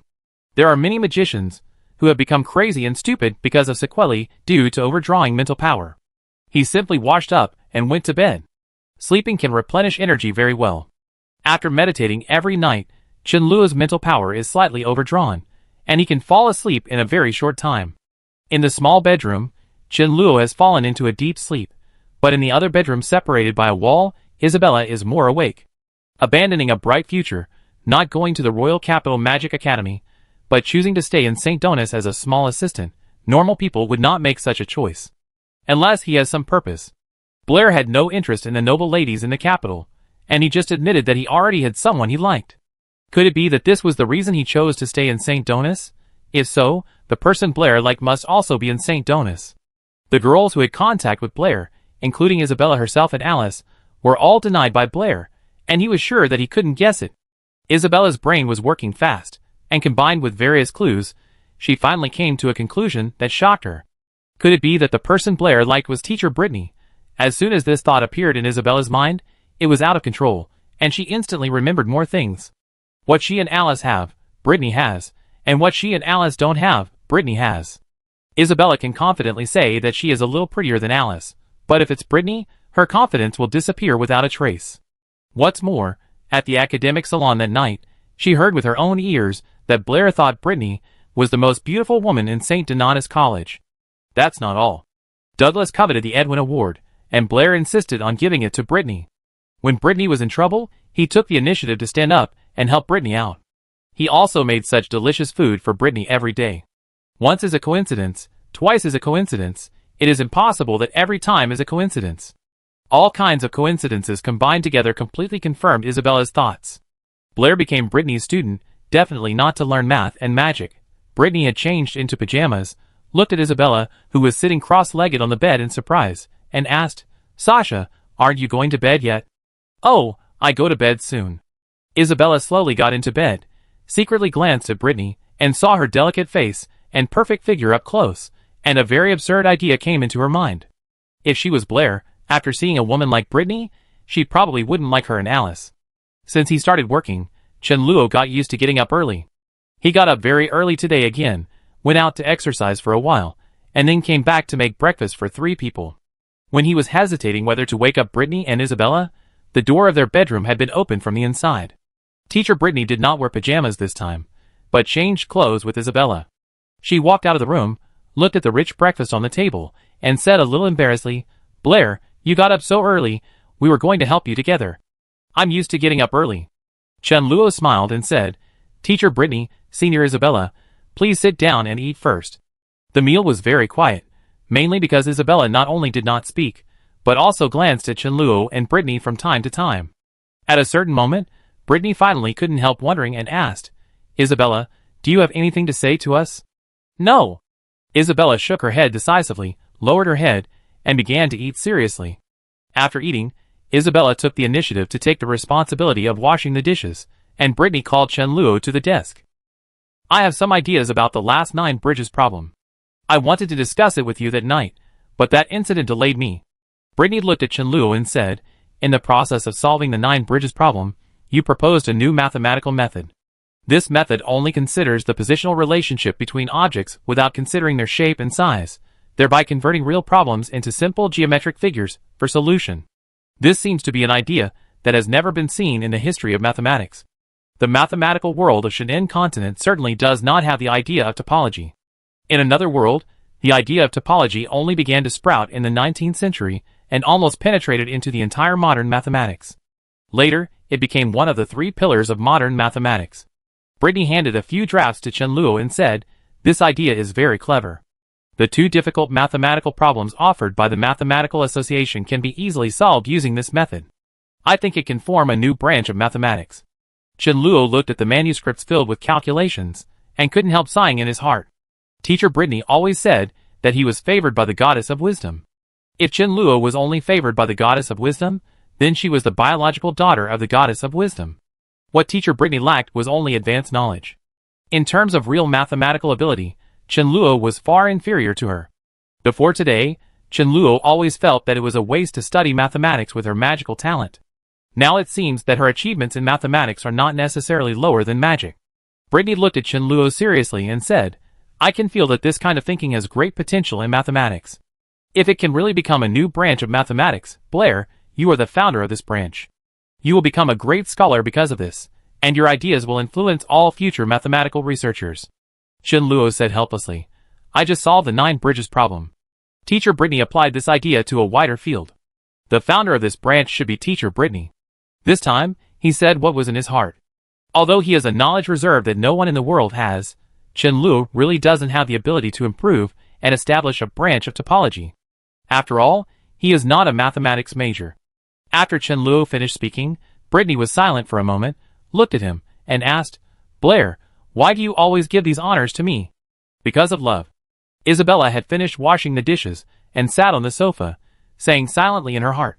After thinking of that possibility, all the doubts in her heart could be explained. Including Blair giving up the Edwin Award and many honors in mathematics, giving them to Teacher Britney. All this is because he likes Teacher Britney.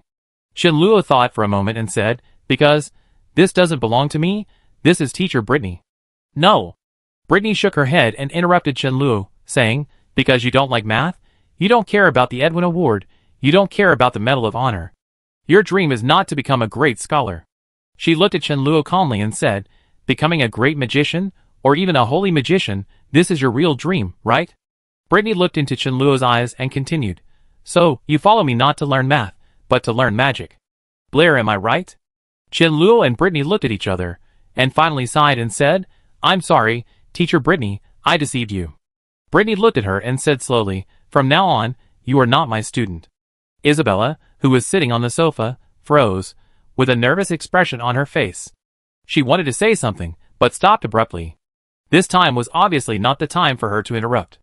Chenluo was silent for a moment, nodded, and said, Teacher Britney, I'm sorry, I will move out today. I can't teach you anything in mathematics anymore. Britney stood up, looked at him softly, and said, Student Blair, are you willing to be my student and learn magic from me? Isabella jumped up from the sofa, grabbed Chenluo's wrist, and said excitedly, Hurry up, say you are willing. Chapter 62. Teacher Britney's twists and turns made Chenluo unable to get out of it for a while. What was going on? Isabella grabbed his wrist tightly, causing Chenluo to react quickly and nod. I do. Britney looked at him with a smile and said, I won't force you to do something you don't like. If you like magic, follow me to learn magic in the future. Chenluo originally thought that Teacher Britney would be angry.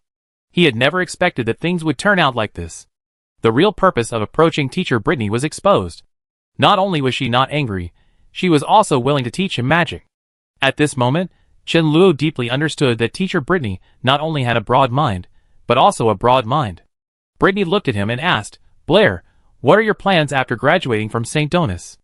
Chenluo was silent for a moment and said, I plan to stay in school as an assistant teacher. With your grades, You can definitely go to the Royal Capital Magic Academy. Britney shook her head and said, as long as you can become a junior magician within 2 years, it won't be difficult for you. Chenluo said, knowledge doesn't have to be learned in school. I think St. Donis is more suitable for me. Britney looked at him and said seriously, if you want to learn magic more systematically, the Royal Capital Magic Academy is a good place. There, you can get guidance from a great magician or even a mage. Even if you go to the Royal Capital, we can still communicate through letters. Chenluo did not follow teacher Britney this time and shook his head and said, I still want to stay in St. Donis. Isabella curled her lips. Blair's words were half true and half false. Replacing St. Donis with beside teacher Britney was his true thought. Everything Blair did was to get close to teacher Britney. The clever Isabella had seen through everything. I respect your idea. Britney finally stopped persuading Chenluo and asked, Blair, how far have you practiced your fireball technique? Chenluo moved his lips and made a few gestures. 5 fireballs of the same size appeared in the void in front of him at the same time. Isabella's eyes widened. A few days ago, he could only release 4. How long has it been since he could condense the 5th fireball? So fast. Even Britney showed a surprised expression on her face. These 5 fireballs were a similar size, suspended in the air, and burning very stably. This showed that his mental power was very condensed. More importantly, the speed at which he released magic was comparable to that of a junior magician. She knew that Blair had a good talent for magic, but she didn't expect it to be this good.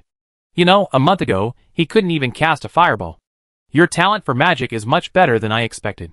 Britney looked at him and said with some relief, it won't be long before you can condense 10 fireballs at the same time and get certified as a junior magician.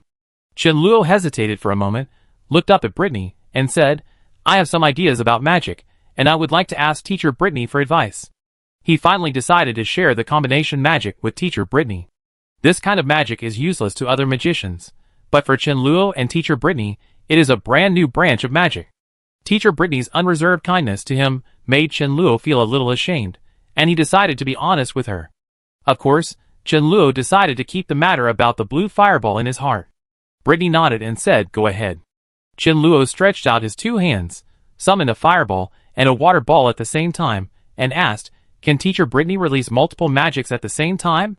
Britney glanced at Isabella, who looked shocked and seemed to understand something. She nodded and said, you can always think of things that most people can't think of. I have never thought of this before, but now it seems that magicians should be able to release multiple magics at the same time, but it seems that not everyone has this ability. Isabella's face was more shocked. Chenluo looked at the fireball and water ball in his hand, and slowly merged them together. As the flame of the fireball was extinguished, the remaining water ball began to roll. Chenluo controlled the rolling water ball and said, I found that the fusion of water ball magic and fire ball magic can greatly increase the power of water ball magic. If other magic systems can be combined like this, there should be some similar changes. For example, wind magic can increase the attack speed of the other 3 magic systems. If wind and earth magic can be released at the same time, the magician will have the strongest attack and the strongest defense at the same time. Similarly, the fusion of earth and water ice magic can greatly improve defense. Fire plus earth can release more powerful fire meteorites. Isabella was confused. Chenluo's words were still not easy to understand for a magic apprentice. However, Britney listened to his story, and an extremely surprised expression gradually appeared on her face. As soon as Chenluo finished speaking, she looked at Chenluo and exclaimed, I have never thought about this, Blair, you are really a genius. She stood up hurriedly and said, come with me. Chenluo followed her out of the dormitory. Although he had a lot of ideas in his mind, he only had the strength of a magic apprentice. Except for a modified version of water polo, he could not perform other high-level magic. But teacher Britney was different. She was at least a high-level magician of dual systems. Most of Chenluo's conjectures about combined magic could be verified in her hands. Britney took Chenluo and Isabella to the top floor of the dormitory building, where there was a wide platform. Britney looked at Chenluo excitedly and said, Blair, your idea is very novel. If it succeeds, there may be a new branch of magic based on the 4 magics, but different from the 4 magics. You will create the history of magic. Chenluo shook his head and said, this is just my guess. Britney smiled and said, I will help you verify them now. She took 2 steps forward, and after a series of operations that dazzled Chenluo and Isabella, an ice wall appeared in front of them. This is one of the advanced water magics, the ice wall. When a water magician reaches the advanced level, He can use his powerful mental power to transform the form of water elements and release more powerful ice magic. The ice wall requires even more mental power, which is already the ultimate magic among the advanced water magics. This scene means that teacher Britney has already stepped half a foot into the great magician. Before Chen-Luo could be shocked, he saw a faint arc appearing in the void. After a loud bang, the ice wall in front of him split in two from the middle and fell to both sides. Chen-Luo finally realized what the arc was. As the wind system is the most powerful of the four systems, the power of the advanced magic wind blade is so terrifying. While Chen-Luo was stunned, another earth wall condensed in the open space in front of him. Earth system advanced magic earth wall. Whoosh, another wind blade passed by. The defense of earth magic was obviously better than that of ice magic. After being hit by a wind blade, a deep gully appeared on the earth wall, but it was not directly split like the ice wall. Ice wall, wind blade, earth wall. So far, Chen-Luo has seen teacher Britney release 3 advanced magics. He opened his mouth, not knowing what to say.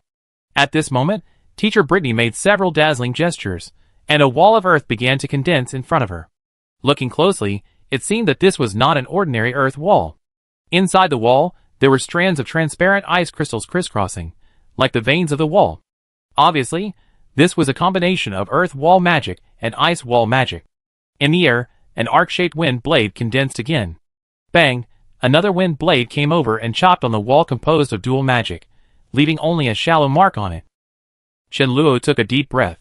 The same wind blade, the elemental wall condensed by the combination of earth and ice magic, had much higher defense than a single system.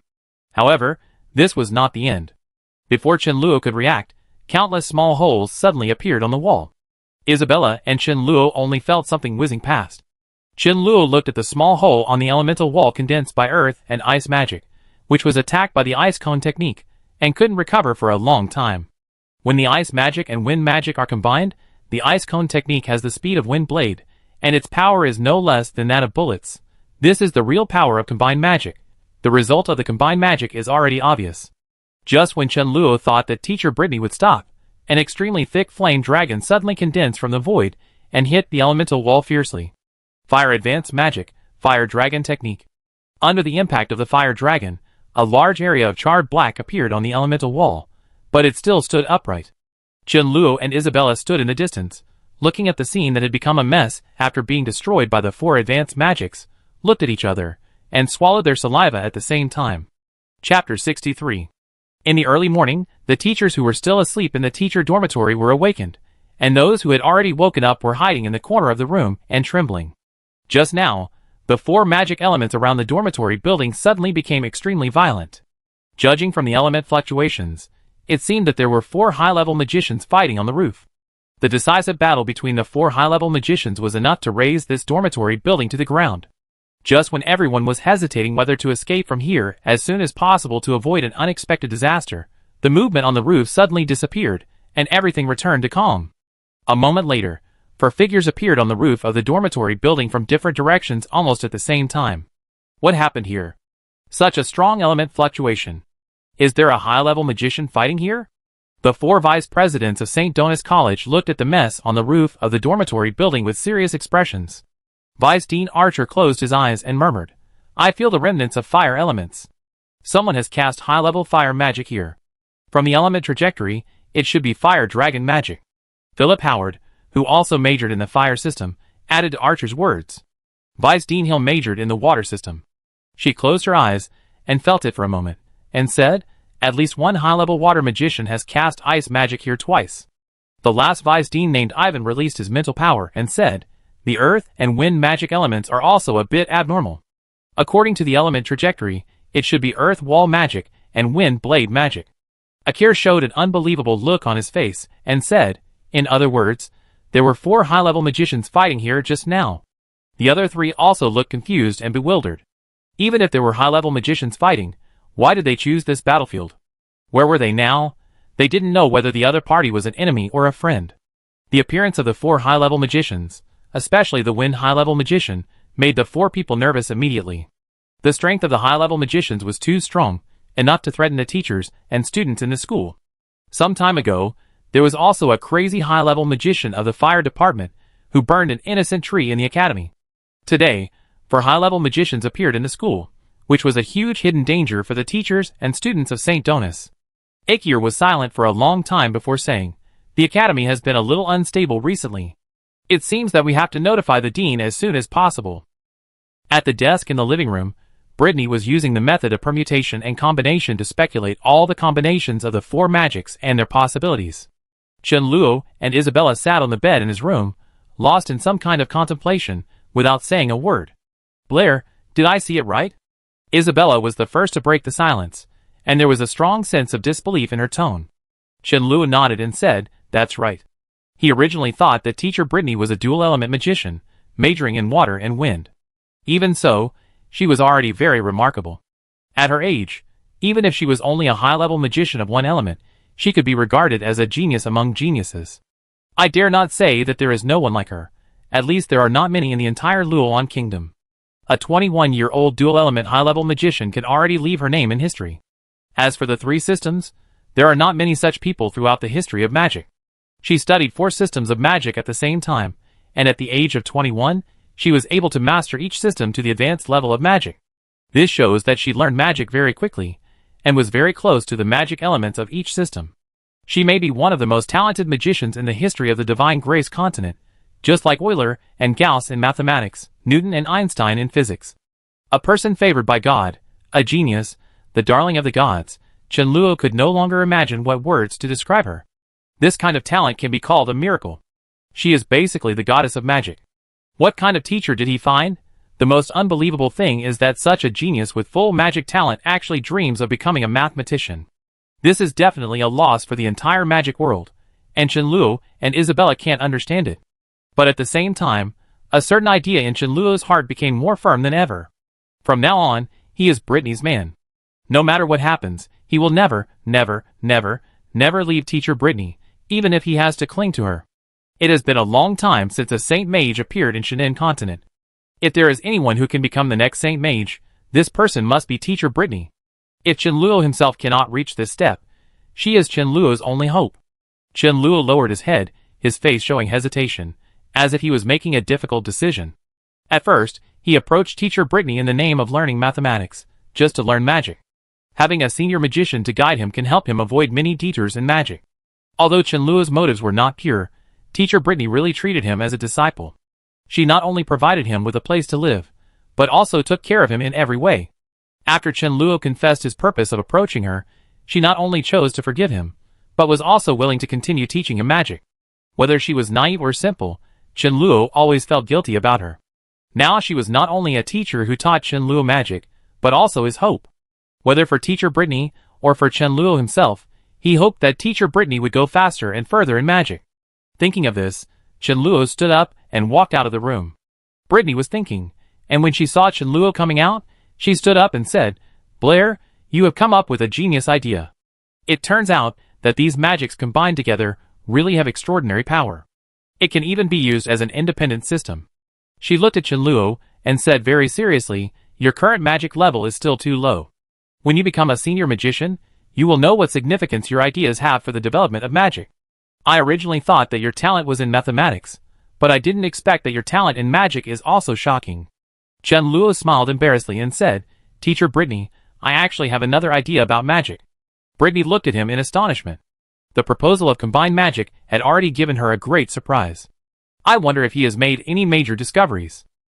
Judging from his expression, this idea seems to be more significant than the significance of combined magic.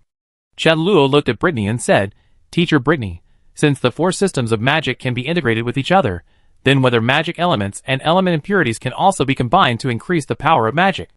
Britney looked at him and asked, "Blair, have you made another important discovery?" Chenluo looked around and said, "The void around us is full of magic elements and elemental impurities. Magicians deal with magic elements every day, but ignore elemental impurities. Is there a possibility that magic elements and elemental impurities can produce new magic after merging with each other?" Britney was stunned for a moment, then laughed and said, "So Blair, you are talking about this." Teacher Britney's reaction was somewhat beyond Chenluo's expectations. She seemed to have known about this kind of thing for a long time, and she didn't seem surprised at all. Britney looked at Chenluo and said, "In the history of magic, elemental impurities were discovered very early. Do you know why no magician has ever tried to use them in combination with magic elements?" Chenluo shook his head. He just read the history of magic in the Shannon continent roughly. These small pieces of knowledge touched his blind spot. Britney smiled and explained, "One of the reasons is, of course, that most magicians can't do two things at the same time like us. They can't even do 4-series combination magic, so naturally they can't communicate with magic elements and elemental impurities at the same time. There is another more important reason." Britney continued to explain without pausing. The reason why magic elements are magic elements is because magicians can easily communicate and use them, but communicating with elemental impurities, although it is not impossible, is 100 times or 1,000 times more difficult than communicating with magic elements. Whether it is a magic apprentice or a holy magician, it is difficult to communicate with elemental impurities. The gods have not given humans such a talent. Shenluo stood there blankly. This time it was his turn to be shocked. He didn't feel that communicating with elemental impurities was much more difficult than communicating with magic elements. He condensed oxygen and hydrogen from the air, which was much easier than communicating with magic elements. If humans don't have this talent, then what is he? Chapter 64. Britney looked at Shenluo, who was standing there in a daze, and smiled and said, "It's amazing that you can think of elemental impurities, but elemental impurities cannot be used in magic. This is the conclusion reached by countless magician predecessors after practice. You still have to focus on magic elements in the future." Shenluo came back to his senses from his trance, nodded, and said, "Teacher Britney, I understand." When he realized that ordinary magicians in the Shannon continent, including Teacher Britney, could not control elemental impurities as casually as he did, Shenluo swallowed back what he was about to say. No wonder no magician has ever paid attention to the mutant fireball. In principle, even if they lack scientific knowledge of the composition and properties of air, from a probability perspective, they should have more or less understood elemental impurities over the years. Unless they can't control these things freely at all. Release magic without spells and gestures, can control elemental impurities that others can't control. Shenluo feels more and more that he is not like a human being. This feeling became stronger after he got the same conclusion from Isabella as Teacher Britney. Perhaps his guess was right. His soul came from another universe, and was not restricted by the rules of this parallel universe. The more Shenluo learned about this world, the more he was convinced that this seemed to be a parallel universe of another world. The planet where the Shannon continent was located had the same calendar as the Earth. The moon, the sun, and many stars in the sky were only named differently from the ones he was familiar with. This is a world with different time and space rules from the Earth. Here, Shenluo, who comes from another universe, has the power of God. After Isabella failed to control the elemental impurities, she looked at Shenluo in confusion. "Can you easily control the elemental impurities, Blair? How is it possible?" Shenluo waved his hand and shook his head. "No one can do that kind of thing." Shenluo simply interrupted Isabella's suspicion decisively. If she really knew about this incredible thing, how would Isabella look at him? How would Teacher Britney look at him? Shenluo didn't want to be treated as a guinea pig for research. Isabella, who was hit by Teacher Britney's talent, made a decision that surprised Shenluo. She planned to move in and live with Teacher Britney, and only go home once a weekend. In this way, she could receive guidance from Teacher Britney at all times, just like Shenluo. If we don't use Britney as a reference, Isabella's magic talent is actually very good, and she is one of the best in St. Donis College. If nothing unexpected happens, she will be the first among all the students to successfully advance to the junior magician. Shenluo sat cross-legged on the bed meditating, and Isabella slipped in from outside, sat at the head of the bed, and said, "Blair, how about we discuss something?" Shenluo opened his eyes, and looked at her and asked, "What is it?" Isabella said, "I will move here soon. Can I sleep in your room?" Shenluo shook his head and refused righteously. "There is a difference between men and women. I am not such a casual person, Isabella. You should give up this idea as soon as possible." "Who said I want to sleep with you?" Isabella glared at him in shame and said, I will sleep in your room alone. I am used to sleeping alone." Shenluo glanced at her, as if looking at a fool, and asked, "You sleep in my room? Then where should I sleep?" "Sleep with Teacher Britney?" Isabella was stunned for a moment, put her hands on her hips and said, "Okay, Blair, you really what?" Isabella took a deep breath, tried to calm down, and said, you can sleep on the sofa. The sofa outside is big and comfortable." Shenluo looked at her and asked back, "Since the sofa is big and comfortable, why don't you sleep on it?" "Blair, do you have gentlemanly manners?" "No." This confrontation ended with Isabella's defeat. After all, Shenluo was not Fitch, and he didn't want to seduce her. There was no need to indulge her eldest lady's temper, and talk to her about gentlemanly manners. Sleeping on the sofa is not as comfortable as sleeping on the bed. Many people want to sleep with Britney, but Isabella is not satisfied. If possible, Chunluo is willing to exchange with her. Isabella went back to move things. Chunluo closed his door with the breeze technique, thinking that he should install a lock on the door as soon as possible. There are still many things to pay attention to when sharing a house with the opposite sex.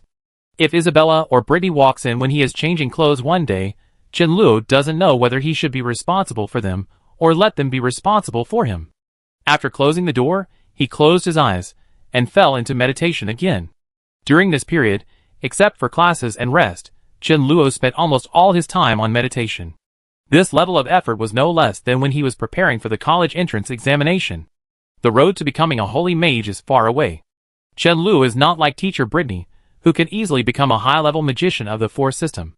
His destiny and hope must be obtained through efforts far beyond ordinary people.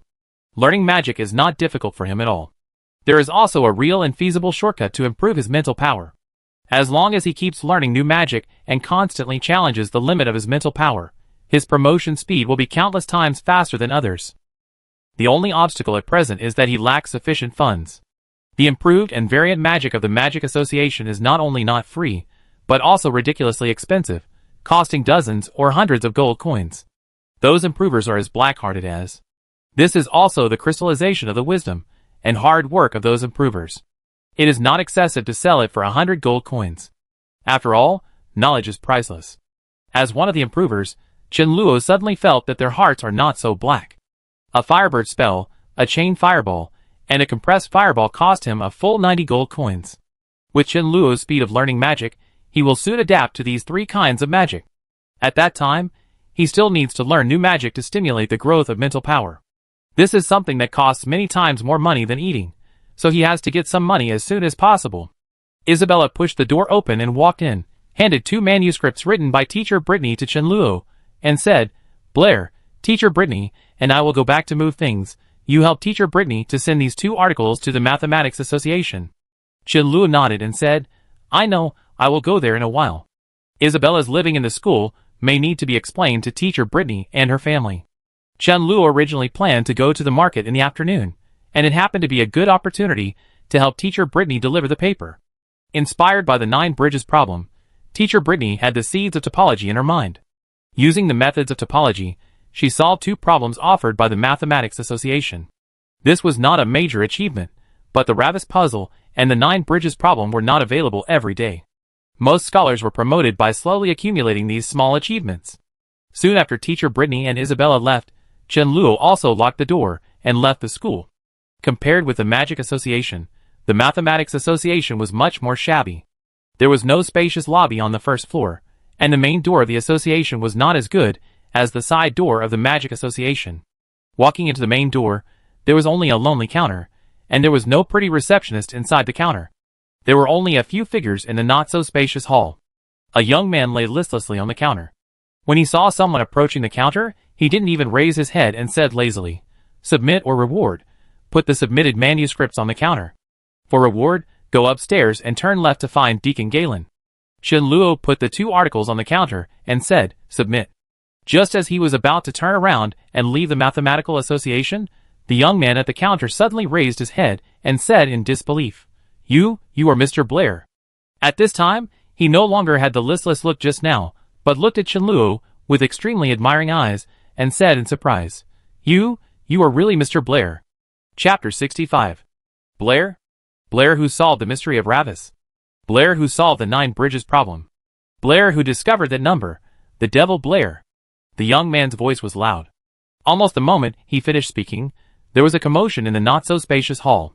The few people who were originally scattered in the hall began to gather towards the counter. "Mr. Blair is so young." "Mr. Blair, it's nice to meet you." "Mr. Blair, have you made any major discoveries? Can you tell us about it?" The people around Chunluo included young men in their 20s, middle-aged men in their 30s and 40s, and even gray-haired old men. All of them seemed to have forgotten the age gap and addressed Chunluo as Mr., and were very polite in their words. In the Mathematical Association, age has never been a standard for measuring identity and status, but academic achievements are.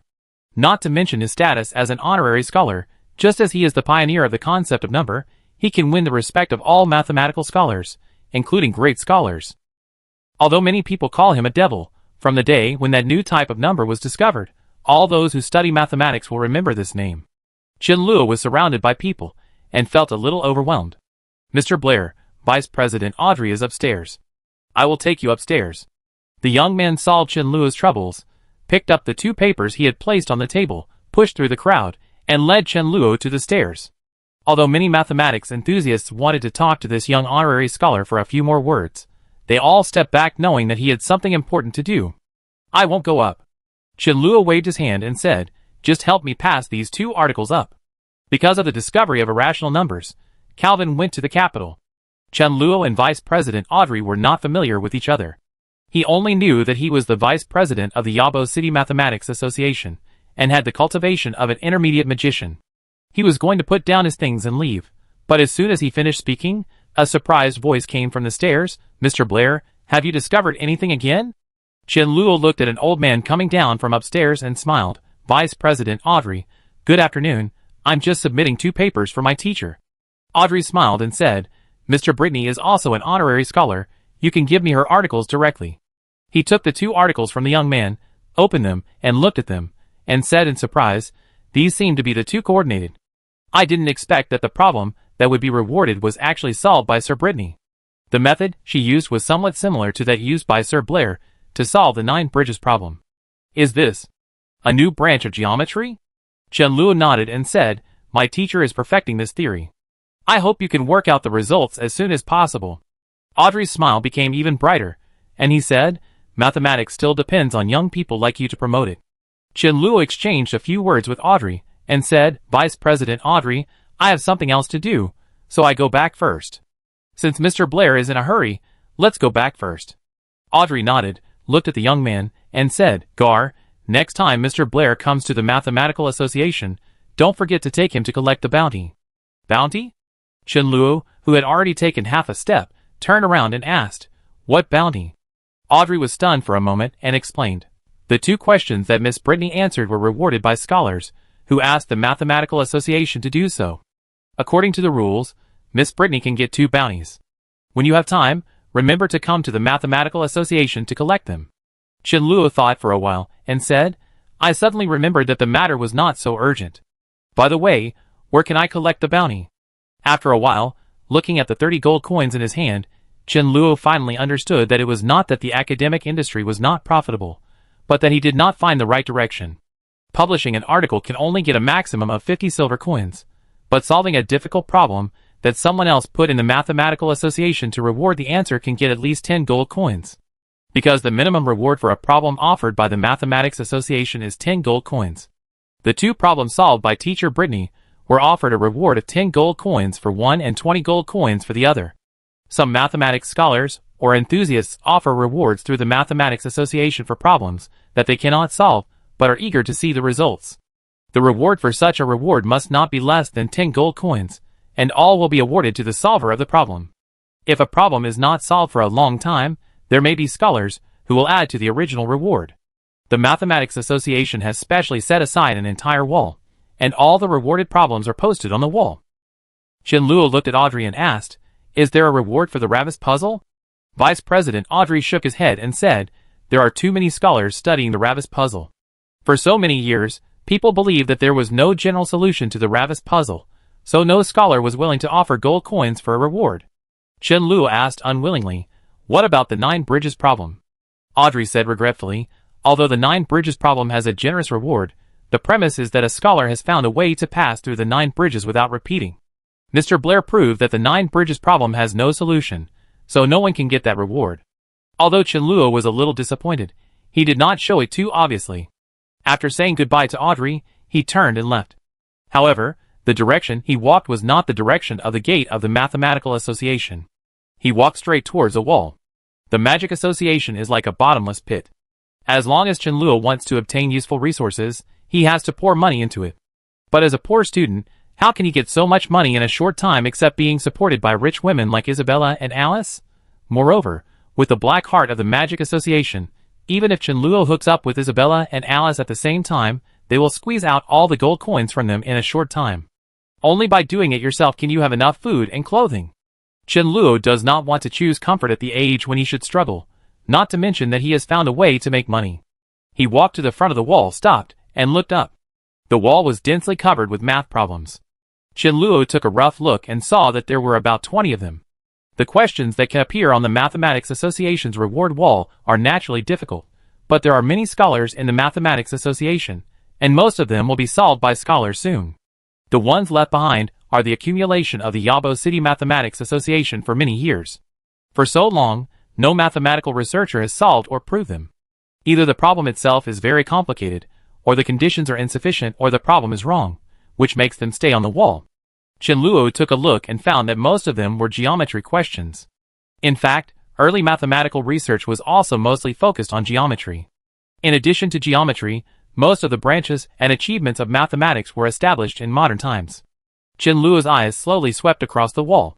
There were a few questions that he had no ideas for in a short time, but for most of the rest, Chen Luo could give the answers to the questions or the proof methods of the questions on the spot. The mathematical scholars in Shenan continent are still in the stage of exploration on the road of mathematics. Chen Luo is different from them. He comes from another world and knows the future of mathematics. Many problems that puzzled the scholars of the Shenan continent have been named as theorems in the future, and there are many mathematical methods that they don't know, which elementary school students in the future can use skillfully. Under the bounty wall, those mathematical researchers always kept their distance from Chen Luo. Although they also had many questions in their hearts that they wanted to discuss with the honorary scholar Blair, it was obvious that Mr. Blair was thinking about the problem. It is very impolite to interrupt a scholar's thinking, because many times, inspiration is just a moment. If they disturb Mr. Blair and make him lose some precious inspiration, they may become the sinners of history, and have to apologize to all mathematical scholars. The young man named Gal approached the bounty wall quietly, and finally stood not far behind Chen Luo. He did not disturb Chen Luo, but waited for his instructions at any time. A slight murmur came from the front. Gal thought that the Honorable Mr. Blair was solving the problem, so he couldn't help holding his breath and listening. The next moment, he heard the whispers of the youngest honorary scholar of the Mathematical Association. 10 gold coins, 20 gold coins, 40 gold coins, 80 gold coins, 500 gold coins issued. Chapter 66. The Magic Association is a bottomless pit that requires an astronomical amount of gold coins to fill. Just now, Chen Luo was still worried about the gold coins. However, looking at the math problems posted on the wall, he found that he seemed to have found a new way to make money. He looked at the young man behind him and asked, "Your name is Gar, right?" Gar stood behind Chen Luo, and was wondering when he suddenly heard a familiar voice. He immediately raised his head and said respectfully, "Yes, may I ask if there is anything I can do to help Mr. Blair?" Chen Luo pointed to the wall in front of him and asked, "Are there any extra backups of these bounty questions? I want to take them back for research." "Yes." For an honorary scholar, this request was not excessive. Gar nodded immediately and said, "I get it for you right away." After leaving the Mathematics Association, Chen Luo went to the market again, bought some ingredients, and bought a lock for his room. When he returned home, Teacher Britney and Isabella had not returned yet. They will definitely go home for dinner in the afternoon. It is still early now. Chen Luo steamed the buns first, and then put the rice for porridge into the pot. Although the main ingredients of bread and buns are flour, bread tastes better to many people, but Chen Luo still likes to eat buns. As for Britney and Isabella, if they are not used to eating buns, there is bread in the refrigerator. In addition to buns and porridge, Chen Luo only made 2 side dishes. After all, it is best not to eat too much for dinner. If Britney or Isabella are fed fat by him in the future, they may blame Chen Luo in turn. Women are very concerned about their figures, and they are often unreasonable. If Britney gets pregnant, Chen Luo is not sure whether she will still care about the relationship between master and apprentice. As for Isabella, she is more likely to be unreasonable. It was almost lunchtime, and Britney and Isabella appeared outside the door at the right time. Isabella didn't have much stuff, she only packed 2 bags. She threw the bags on the sofa, and couldn't wait to sit at the dining table. Teacher Britney and Isabella were more accepting of steamed buns than Chen Luo had imagined. Although they had never eaten this kind of food before, it did not prevent them from learning from Chen Luo to break the steamed buns first, and then put the vegetables in them. Watching Isabella and Teacher Britney skillfully pick up the vegetables with chopsticks, Chen Luo was a little doubtful whether they would still use knives and forks a year later. Remembering something, Chen Luo took out the bounty he received from the Mathematics Association and said, "Teacher Britney, This is the bounty for the 2 difficult problems, you keep it. Britney shook her head and said, take this money, Blair, I was going to buy ingredients for you. Isabella raised her head and said, didn't we agree that I would buy the ingredients? Chenluo did not dissuade teacher Britney like Isabella did. After being together for so long, he had already figured out her temper. She was a very opinionated person, even a little stubborn, and would not easily change her decision, so Chenluo did not refuse again. Good night, teacher Britney, good night, senior Isabella. After dinner, Britney and Isabella cleaned up the dishes. Chenluo said goodbye to them, and returned to his room. After returning to his room, he first installed the lock he bought today on the door to prevent teacher Britney and Isabella from suddenly breaking in. Chenluo was not going to let teacher Britney and Isabella know about the difficult problems offered by the Mathematics Association, nor was he going to complete them under the identity of Blair. Whether it was the 9 bridges problem, the Ravis mystery, or the irrational number, they could all be attributed to his clever thinking, and any scholar could do it. But if he solved all the difficult problems offered by the Mathematics Association, he would not be able to explain why a poor student in mathematics had a higher mathematical ability than all scholars just because he had read books for 2 months. Moreover, this kind of thing that was done in one go was too high profile. Chenluo just wanted to make money in a low-key manner, and did not want to attract other people's attention like before. In addition, Chenluo had many secrets that could not be discovered by others. A private space that was not disturbed was particularly important to him. After locking the door, Chenluo took out several pieces of paper locked in the drawer. The papers recorded the difficult problems that the Mathematics Association had not yet solved. During the day, Chenluo had already browsed through these questions. He first picked out the questions that he had ideas for, put aside the ones that he had no ideas for, and then picked up the feather pen and began to write furiously. In the kitchen, Isabella put the washed dishes on the table, looked back at Chenluo's closed door, and wondered, why did Blair go to bed so early today? In his eyes, although Blair had the shortcomings of greed and ungentlemanliness, it could not hide his greatest advantage, which was extraordinary hard work and diligence. Isabella had never seen anyone more hardworking than Blair. He almost never missed any time to learn magic. He even went to the Magic Association on his days off, and even forgot to cook for his favorite teacher Britney. How could such a person go to bed right after dinner? This was not normal. Isabella approached Chenluo's door slowly with curiosity.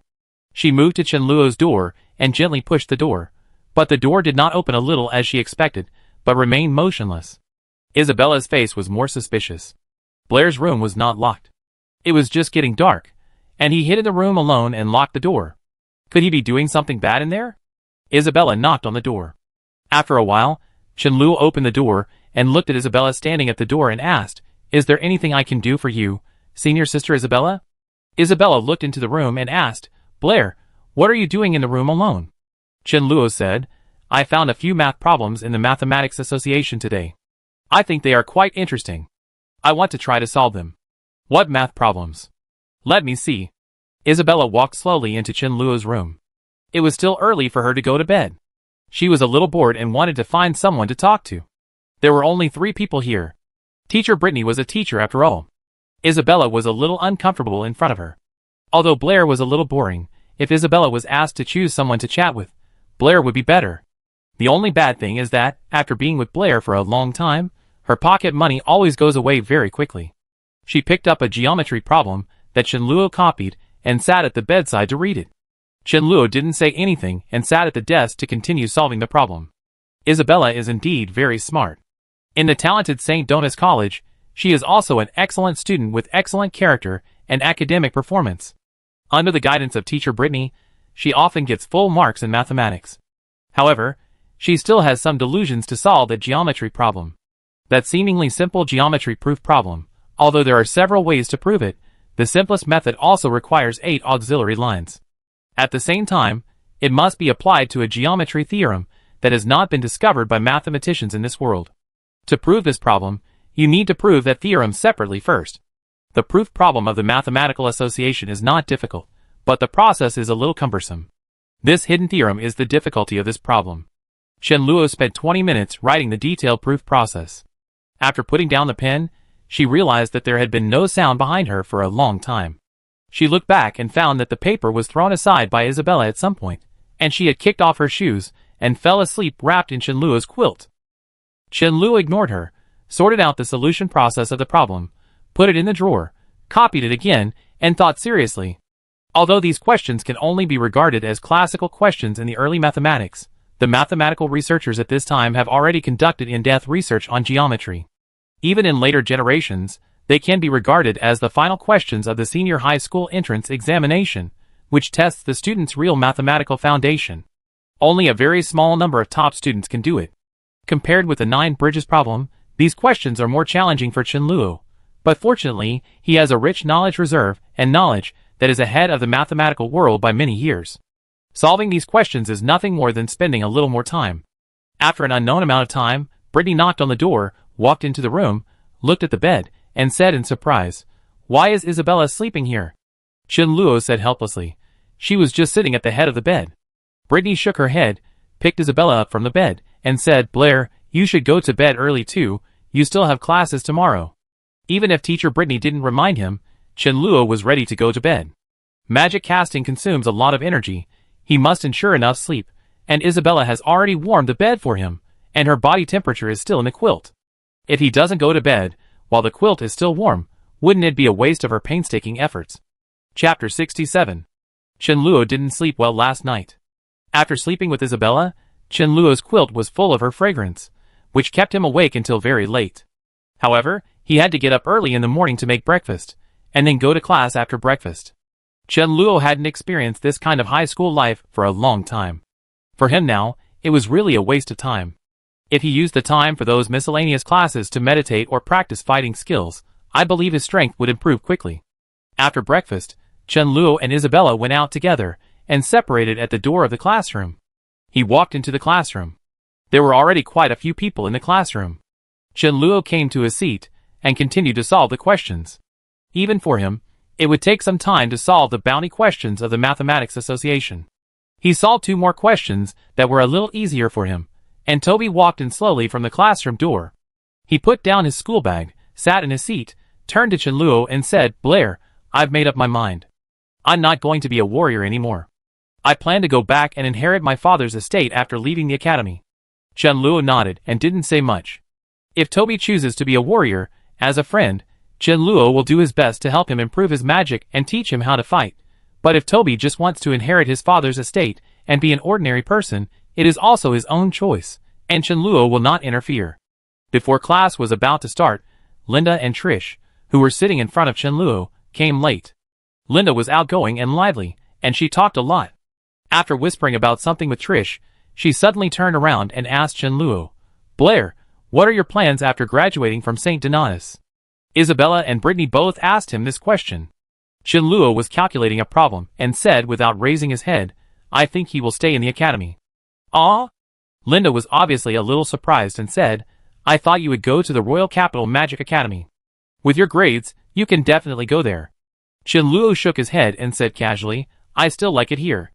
Linda glanced at Trish, then looked at Chen-Luo and said, "There are many young and beautiful noble ladies in the Royal Capital Magic Academy. They are elegant and polite. Blair, don't you consider it?" "No." Chen-Luo knew that Trish must want to apply to the Royal Capital Magic Academy in the future, and she hinted at him through Linda. However, noble ladies really have no appeal to him. Isabella is not young and beautiful, or Britney is not elegant and gentle, so why go to the Royal Capital? After hearing Chen-Luo's answer, Trish was obviously a little disappointed. Seeing that Chen-Luo obviously had no intention of chatting, Linda turned her head away and stopped making trouble. A beautiful noble lady, elegant and polite. Toby looked ahead, muttered a few words, and suddenly looked at Chen-Luo and said, "Blair, I suddenly want to be a warrior again." Toby finally changed his mind and hoped to become a powerful warrior. Although Toby's magic talent has little hope of passing the Royal Capital Magic Academy, if he can become a powerful warrior, there is still a great possibility of entering the Royal Capital Knight Academy. Of course, whether it is the Magic Academy or the Knight Academy, in Chen-Luo's heart, neither is as good as St. Donatus. The place where teacher Britney is the holy place for him to learn magic. In the next few days, in addition to learning fighting skills with teacher Britney, daily meditation, and learning magic, Chen-Luo put most of his energy on solving problems. It only took him 5 days to learn 3 variant magics: Firebird, Chain Fireball, and Compressed Fireball. His mental power also increased greatly in the process. Last night, Luo was able to release 6 fireballs stably at the same time. At this rate, he might be able to advance to the junior magician level with Isabella. Of course, the premise is that he can get enough variant magic. After tasting the sweetness of rapid mental growth, Luo naturally couldn't stand the slow meditation method. The gold coins that were enough to pay for his variant magic naturally became what he urgently wanted. For this reason, he stayed up all night yesterday for the first time, and didn't go to bed until he solved all 23 reward questions of the Mathematics Association. Although the mathematics here is still very backward, it is not so easy to be rewarded by the Mathematics Association, and no one has solved it for so long. It took him almost a week to solve more than 20 problems, some of which were extremely difficult, and he had to stay up late at night to find ideas. Fortunately, he taught the senior high school graduating class, and he had studied geometry for a period of time and memorized many axioms and theorems. Otherwise, he would not have received the reward from the Mathematics Association. The next day was a day off, and Luo got up early, prepared breakfast for teacher Britney and Isabella, and left the school with 2 steamed buns. Mathematics Association. Gar yawned, walked down from the upstairs, opened the door of the Mathematical Association, and let in the mathematical researchers, who had come here early to wait. These people came for the bounty. The bounty for the problems offered by the association was generous. If someone could solve those problems, they would not only get a generous reward, but also gain a certain amount of fame. Compared with burying oneself in research and slowly accumulating results, this is obviously a faster way to become famous. Many mathematical researchers want to take this shortcut. Every day, people wait outside without waiting for the association to open, wanting to see if there are any new bounty problems to be announced, and maybe they can solve them by chance. However, in Gar's opinion, these people are simply stupid to the extreme. Which of the owners of those bounty problems is not a senior researcher with a strong interest in mathematics? The problems they offer for bounty answers have never been simple. And before these problems are announced, scholars from the Mathematical Association, including several presidents, will try to solve them first. Only the problems they cannot solve will be announced. Most of the people who can really answer these questions are already famous scholars, or even honorary scholars, and they are definitely not those who only want to get something for free. Gar ignored those people. After opening the door of the association, he walked into the counter, yawning and wiping the dust on the counter. He only wiped halfway when a figure walked outside the counter. The man was wearing a magic apprentice robe, a wide hat on his head, and a mask on his face, so that people could not see his true face. Even though Gal had received countless people, he rarely saw scholars in strange clothes. He couldn't help but look at the other person twice and said, "Submit or reward."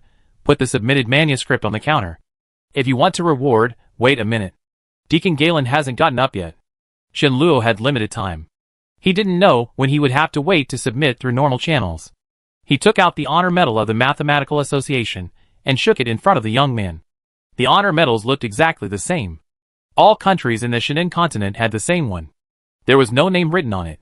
There were also many honorary scholars in the Mathematical Association, so he didn't worry about exposing his identity. The effect of the honor medal was very obvious. After the young man saw it clearly, the expression on his face immediately became respectful. Gar stood up straight, bowed to Luo, and said, "What's your name, Mr. Scholar?" Luo. Gar immediately said, "Mr. Luo, how can I help you?" Luo put a thick stack of manuscript paper on the counter, pointed to the wall on the left, and said, "Here are the answers to the 23 bounty questions. Please have someone verify them, as soon as possible, and settle my bounty." Looking at the thick stack of manuscript paper, Gar was stunned in an instant. The Mathematical Association's bounty problems were first posted on the gambling wall several years ago. Even the most recent one was proposed by an honorary scholar 2 months ago. These problems have withstood the test of time, and are left on the wall. Even if a scholar solves them, they usually only solve one. It is very rare for a new honorary scholar like Britney to solve 2 problems at once, which took up an entire issue of the journal. But the person in front of him actually said that he solved all the bounty problems of the association. Gar looked at the figure under the magic robe with a suspicious look on his face. He suspected that this person was here to defraud the bounty, and began to question the authenticity of the Medal of Honor. He saluted Luo and said, "Mr. Luo, please allow me to take another look at your Medal of Honor." Chapter 68. Luo handed the Medal of Honor to the young man in front of him again. The Mathematics Association is a huge organization. There are mathematics associations in the 4 empires, and dozens of kingdoms in the Shinin continent. Although these associations are not affiliated with each other, the Medal of Honor is recognized by all mathematics associations, and is distributed by kingdom every year. The Yabo City branch is just a small branch of the Mathematics Association of the Luolan Kingdom. Honorary scholars are rare here, but if the scope is expanded to the entire Luolan Kingdom, other kingdoms, or even the 4 empires, honorary scholars are nothing at all. A Yabo City branch, let alone a small front desk receptionist, even their president cannot know all the honorary scholars on the Shenin continent. This is why Chen Luo dared to take out the Medal of Honor, and was not afraid of his identity being exposed. Gar checked the Medal of Honor, and his expression became more puzzled. After the honorary scholar passed away, the Mathematics Association would retain their honorary scholar status, while casting a new medal to ensure that the number of honorary medals remained unchanged. There is nothing wrong with this medal. In other words, if the Medal of Honor of the mysterious man in front of him was not stolen, then he is indeed an honorary scholar. Verifying whether the other party is a thief or a liar is not something that a small front desk receptionist can do. Gar looked at the thick stack of manuscripts, looked at Chen Luo with a complicated look, and said, "Please wait here for a moment, Mr. Chen Luo, I will go to ask Vice President Audrey." Chen Luo didn't wait long before he saw Vice President Audrey running down from upstairs in a hurry. He walked quickly to Chen Luo and asked directly, "Have you solved all the reward questions of the Mathematics Association?" Chen Luo did not speak, but handed over the stack of manuscripts. After Audrey took it, he looked over impatiently. Although what Gal said was a bit unbelievable, he knew whether this honorary scholar was a liar after he personally verified it. Mathematics never tolerates fraud, and the answer he wanted was on this thick stack of papers. The first question he saw was the shortest path problem. Scholars of the Mathematics Association have been studying this problem for a long time. Many people have proposed answers, but they cannot prove that the path they found is the shortest. This person actually went against the convention and thought of using the method of symmetrical points. According to the axiom that the line segment between 2 points is the shortest, he easily found the optimal path. In other words, this reward question worth 20 gold coins was solved so easily by him. Audrey glanced at Chen Luo and turned a new page. The second page is a more complicated geometry-proof question. This question was a conjecture proposed by a senior honorary scholar in the capital a year ago. In the past year, countless scholars have tried to prove this conjecture, but all ended in failure. Many scholars have concluded that the conjecture of the honorary scholar is wrong and cannot be proved. Now, Audrey finally understands why no one has proved this conjecture, because before proving this conjecture, they still need to know a theorem. The sum of the distances from the circumcenter of a triangle to each side is equal to the sum of the circumcircle radius and the encircle radius. This is a new theorem that Audrey has never heard of. The proof of this theorem is attached at the bottom of this manuscript, with clear steps and perfect. With this theorem, this conjecture can be easily proved. And this question is worth 50 gold coins. Standing in front of the counter, Audrey almost couldn't wait to turn a new page. This time, it was 2 divine graces. Of course, Chen Luo would not stand there stupidly. It took him a whole week to solve these 20 or so questions. Even if he followed his thoughts and only looked at the problem-solving and proof process, it would take a long time. Gar's suspicion of Chen Luo had long disappeared without a trace. When he saw Chen Luo walking towards the sofa in the rest area, he took the initiative to serve him tea and cakes, and then stood behind Chen Luo waiting for instructions.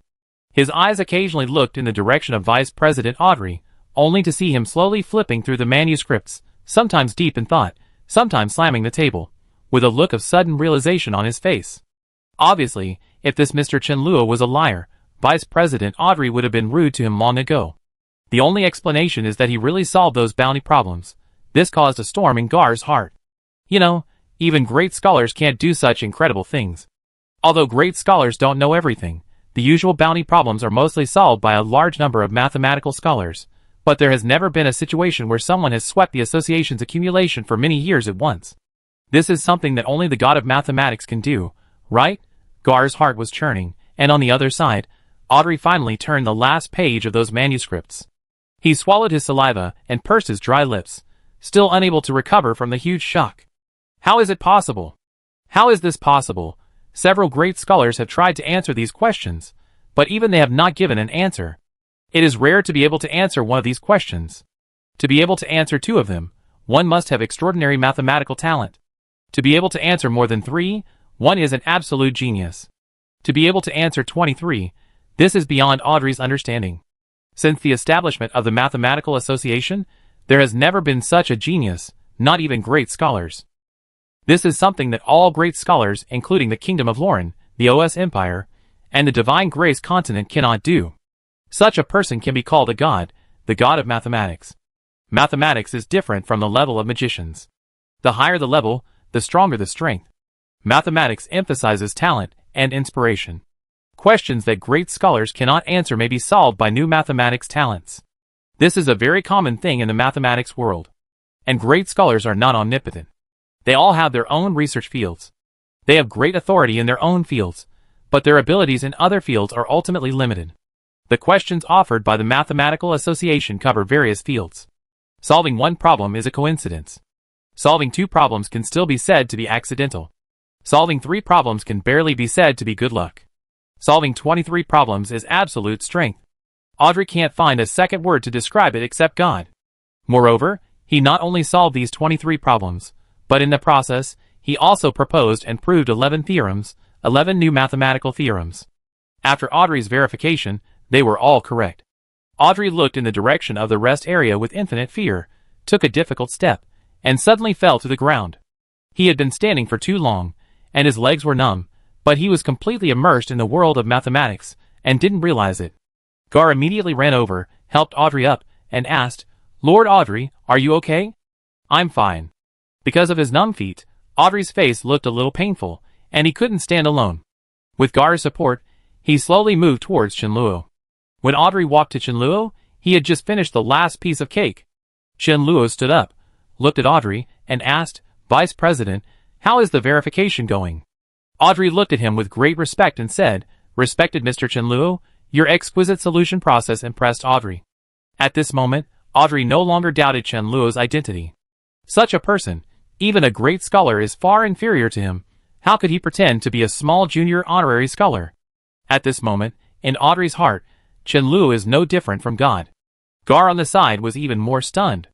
Vice President Audrey was a senior honorary scholar. He had never been so respectful in front of the great scholar. Could it be that the mysterious man in front of him was more noble than the great scholar? Chenluo looked at Audrey and asked, "Are the results correct?" Audrey nodded and said, "No flaws." "Then give me the money." Chenluo looked at him and said, 23 reward questions. The total reward is 535 gold coins. Since this is the first cooperation, I will give you a decimal point and give me 530. Audrey's face showed an extremely stunned expression. These 23 difficult questions and 11 new theorems, is it a precious treasure in the mathematics world?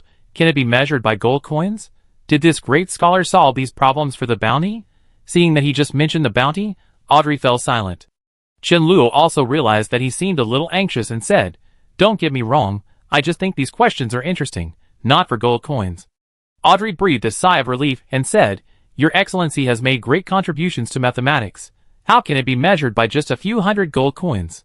Chenluo looked at him and asked, "You mean, there is still room for the bounty of these questions to increase?" Audrey fell silent again, and after a moment, he seemed to understand something. He waved to Gal and said, "Go and help Chenluo collect his bounty immediately, not a single gold coin less." Chapter 69. The Mathematics Association is still very reputable. There are 23 bounties, and the bounty totals 535 coins, not one less, all placed in a black cloth bag in front of Chenluo. Although Chenluo has not counted them, judging from the weight and volume, these gold coins will only be more, not less. Audrey secretly gave Gar a look and said earnestly, "Sir Chenluo, do you want me to have someone help you deliver these gold coins to your residence?" Chenluo naturally rejected Audrey's request with righteous words. Blair's identity is not convenient to expose. He has already disturbed the mathematics world with the irrational number issue. If he makes another big news, his life will never be peaceful. Seeing his ruthless rejection, Audrey felt a little anxious. He knew very well that the person in front of him must be a giant in the mathematics world. If he missed it, he would become a sinner of the Yabo City branch, and even a sinner of the Mathematics Association of the Kingdom of Lauren. But this great scholar obviously didn't want to have more contact with him. Audrey was extremely anxious, gritted his teeth, and said, "Respected scholar, Audrey is presumptuous to ask, Chenluo, is not your real name?" Chenluo picked up the bag full of gold coins and asked, "If it is not your real name, can't I receive the bounty?" In principle, Chenluo is his real name, Blair. Judging from Chenluo's extraordinary mental power, Blair should have died. No, of course not. Audrey shook his head and said, "No matter who you are, whether you are an honorary scholar or not, this is what you deserve." Chenluo looked at Audrey and smiled. "You don't need to test me. This Medal of Honor is real." Audrey was refreshed and immediately said, "Forgive Audrey for being rude. May I ask, Mr. Chenluo, which country is this scholar from?" Chenluo held the bag and asked, "Is this important?" Audrey nodded solemnly and said, "This is very important to us.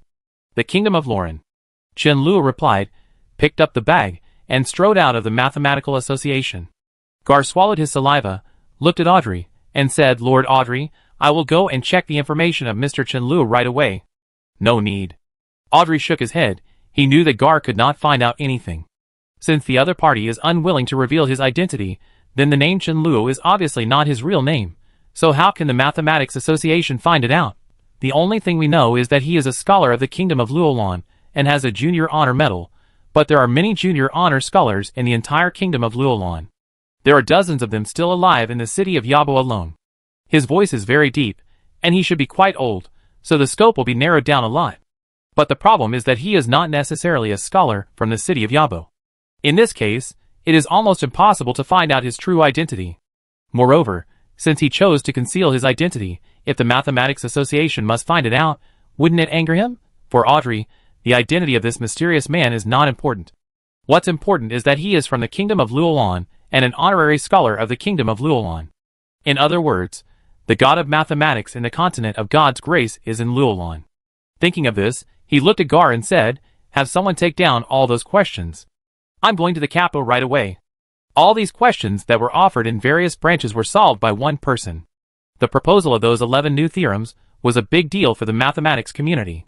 He had to go to the headquarters of the Mathematics Association in the capital to report in person. This was an ordinary weekend. Some mathematical researchers in Yabo City came to the Mathematics Association early. Here, they could discuss problems while paying attention to new developments in mathematics. Vice President Audrey had been standing at the counter for a long time, obviously thinking about a problem. Although everyone wanted to greet him, no one dared to disturb him. What happened later was even more beyond their expectations. First, the distinguished Lord Audrey was very respectful to a mysterious person. Later, the mysterious person took something from the Mathematical Association. Then, someone started to tear down the reward questions posted on the wall in a very violent way. What happened? Why did you tear them down? Did the Mathematical Association cancel the reward? Gar stood on the ladder, tore off the last piece of paper, and said, "These questions have been solved by someone. Let's go." Solved? When did this happen? Did someone solve all the questions? Then he took all the rewards.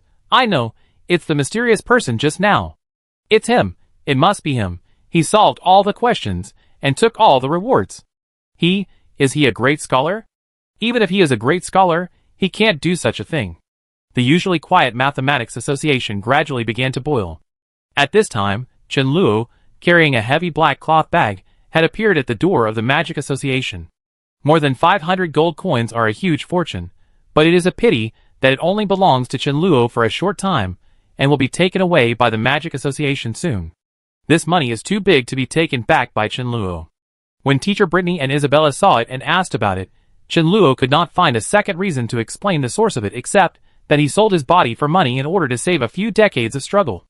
The best way to deal with it is to use it in the Magic Association to exchange for the resources he needs. Chenluo walked into the Magic Association and glanced at several counters. He didn't see Jasmine. The next moment, he remembered that the little girl was already the assistant deacon of the Magic Association and didn't need to do these reception things anymore. He also didn't see the freckled girl who looked at people with a double chin. He didn't know whether she had asked for leave or resigned. Chenluo walked to a counter. The girl inside the counter raised her head, showed a professional fake smile on her face, and asked, "Sir, how can I help you?" "Blair."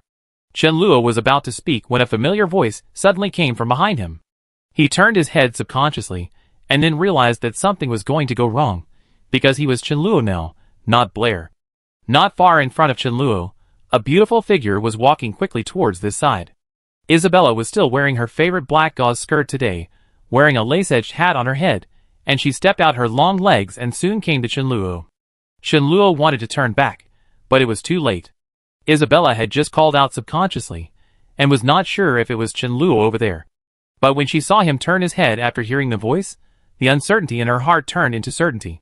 Thinking that the hat of his magic robe was down and there was a mask, Chen Luo calmed down, lowered his head as much as possible, and said in a low voice, "This beautiful lady, you recognize the wrong person." I'm sorry. When Isabella saw him, she was obviously stunned for a moment, and then she apologized repeatedly. However, when she wanted to leave, she suddenly seemed to realize something, looked at Chen Luo again, and said, "Can you say what you just said again?" Although the voice of the person in front of her was different from Blair's, she felt that the words "this beautiful lady" he said were inexplicably familiar. While Isabella was speaking, she also bent down slightly, as if she wanted to see Chen Luo's face under the hat of his magic robe. The mask can only cover half of the face, and people who are not familiar with it may not be able to recognize it, but Isabella and Chen Luo sleep in the same bed together day and night, and Chen Luo is not sure whether she will recognize him through the mask. He buried his head lower and said, "You recognize the wrong person." Isabella shook her head and said, "It's the first sentence." Chen Luo glanced at her and ignored her. Isabella also realized that her request was really strange and shameful. Just as she was about to leave, her steps paused again. She took a step closer to Chen Luo and suddenly sniffed. Seeing her action, Chen Luo finally began to panic. Since Isabella moved in with him, she would study with Chen Luo at night, and she would get into Chen Luo's bed while studying. Although Chen Luo would wake her up when she went to sleep and let her sleep in the next room, there would inevitably be the smell of Isabella in his bed. Smelling her own fragrance from Chen Luo, Isabella raised her head, frowned at him, and said, "Blair, what are you doing? Don't think I won't recognize you just because you put on clothes and cover your head." Just as she reached out her hand and wanted to take off the hat of Chen Luo's magic robe, a figure walked quickly from a distance, blocked Isabella in front of her, and said to Chen Luo with a smile, "Mr. Chen Luo, please come this way." Jasmine looked at Chen Luo and smiled. "Lord Elton told me to take Mr. Chen Luo to see him."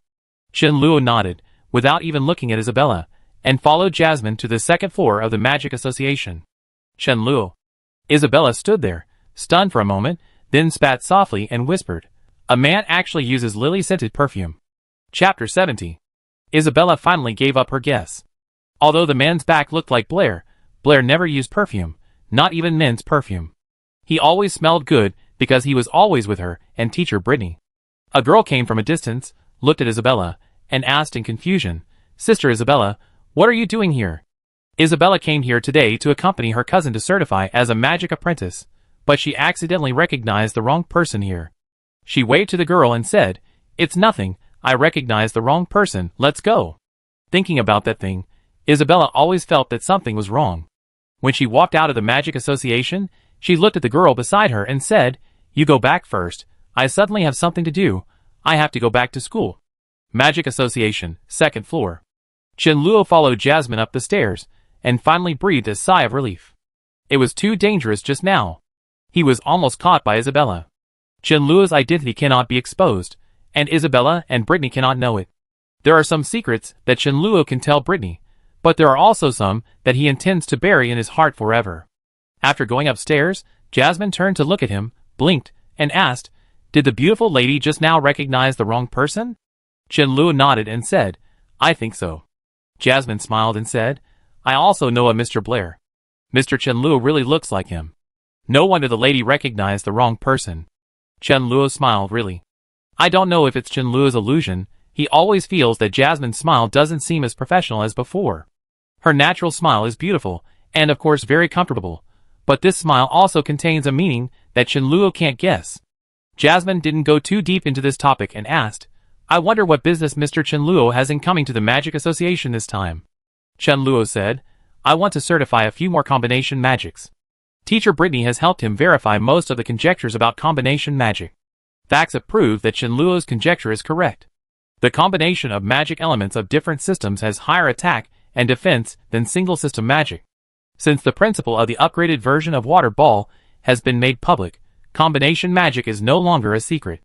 Even if there is no Chen Luo, there are magicians who can easily think of this. Instead of waiting for others to make money with his ideas, he might as well list all the combinations of magic elements and thoroughly propose combination magic. In the past few days, in addition to answering the bounty questions of the Mathematics Association, he has also been perfecting the combination magic. According to the method of permutation and combination of the 4 magic elements, there are 6 ways to combine 2 magics, for ways to combine 3 magics, and 1 way to combine all magics. Dual magic is extremely difficult. Compared with dual magic, 3 and 4 magics are even more difficult. After all, there are so few people who can do 2 things at the same time, not to mention 3 or 4 things at the same time. But that is not what Chen Luo should consider.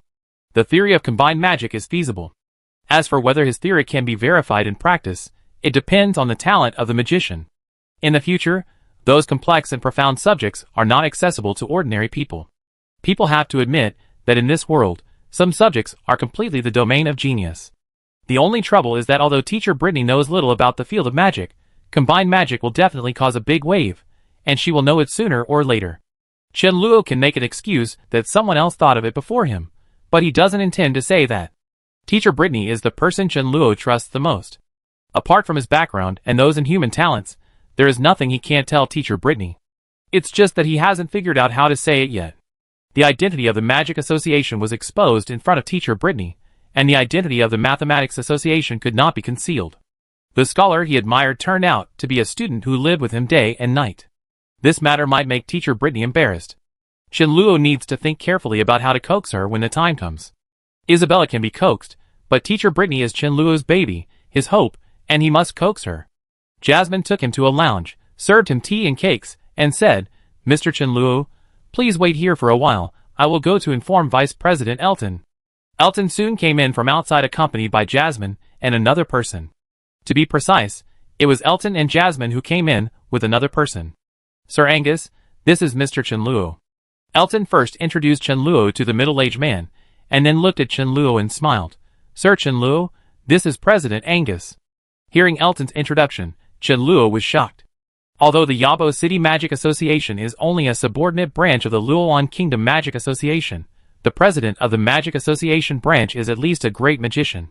The middle-aged man, with a dignified face in front of him, was the first great magician Chen Luo had seen.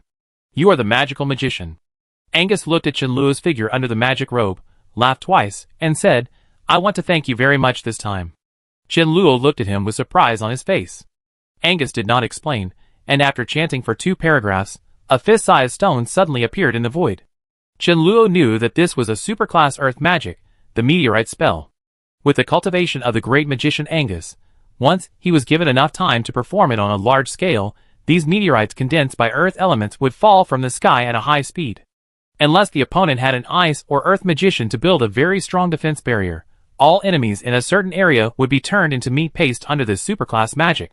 However, unlike the meteorite spell that Chen Luo knew, the outer layer of the meteorite summoned by Angus was wrapped in a thick layer of flames, and the extremely high temperature made the surface of the meteorite even show signs of melting.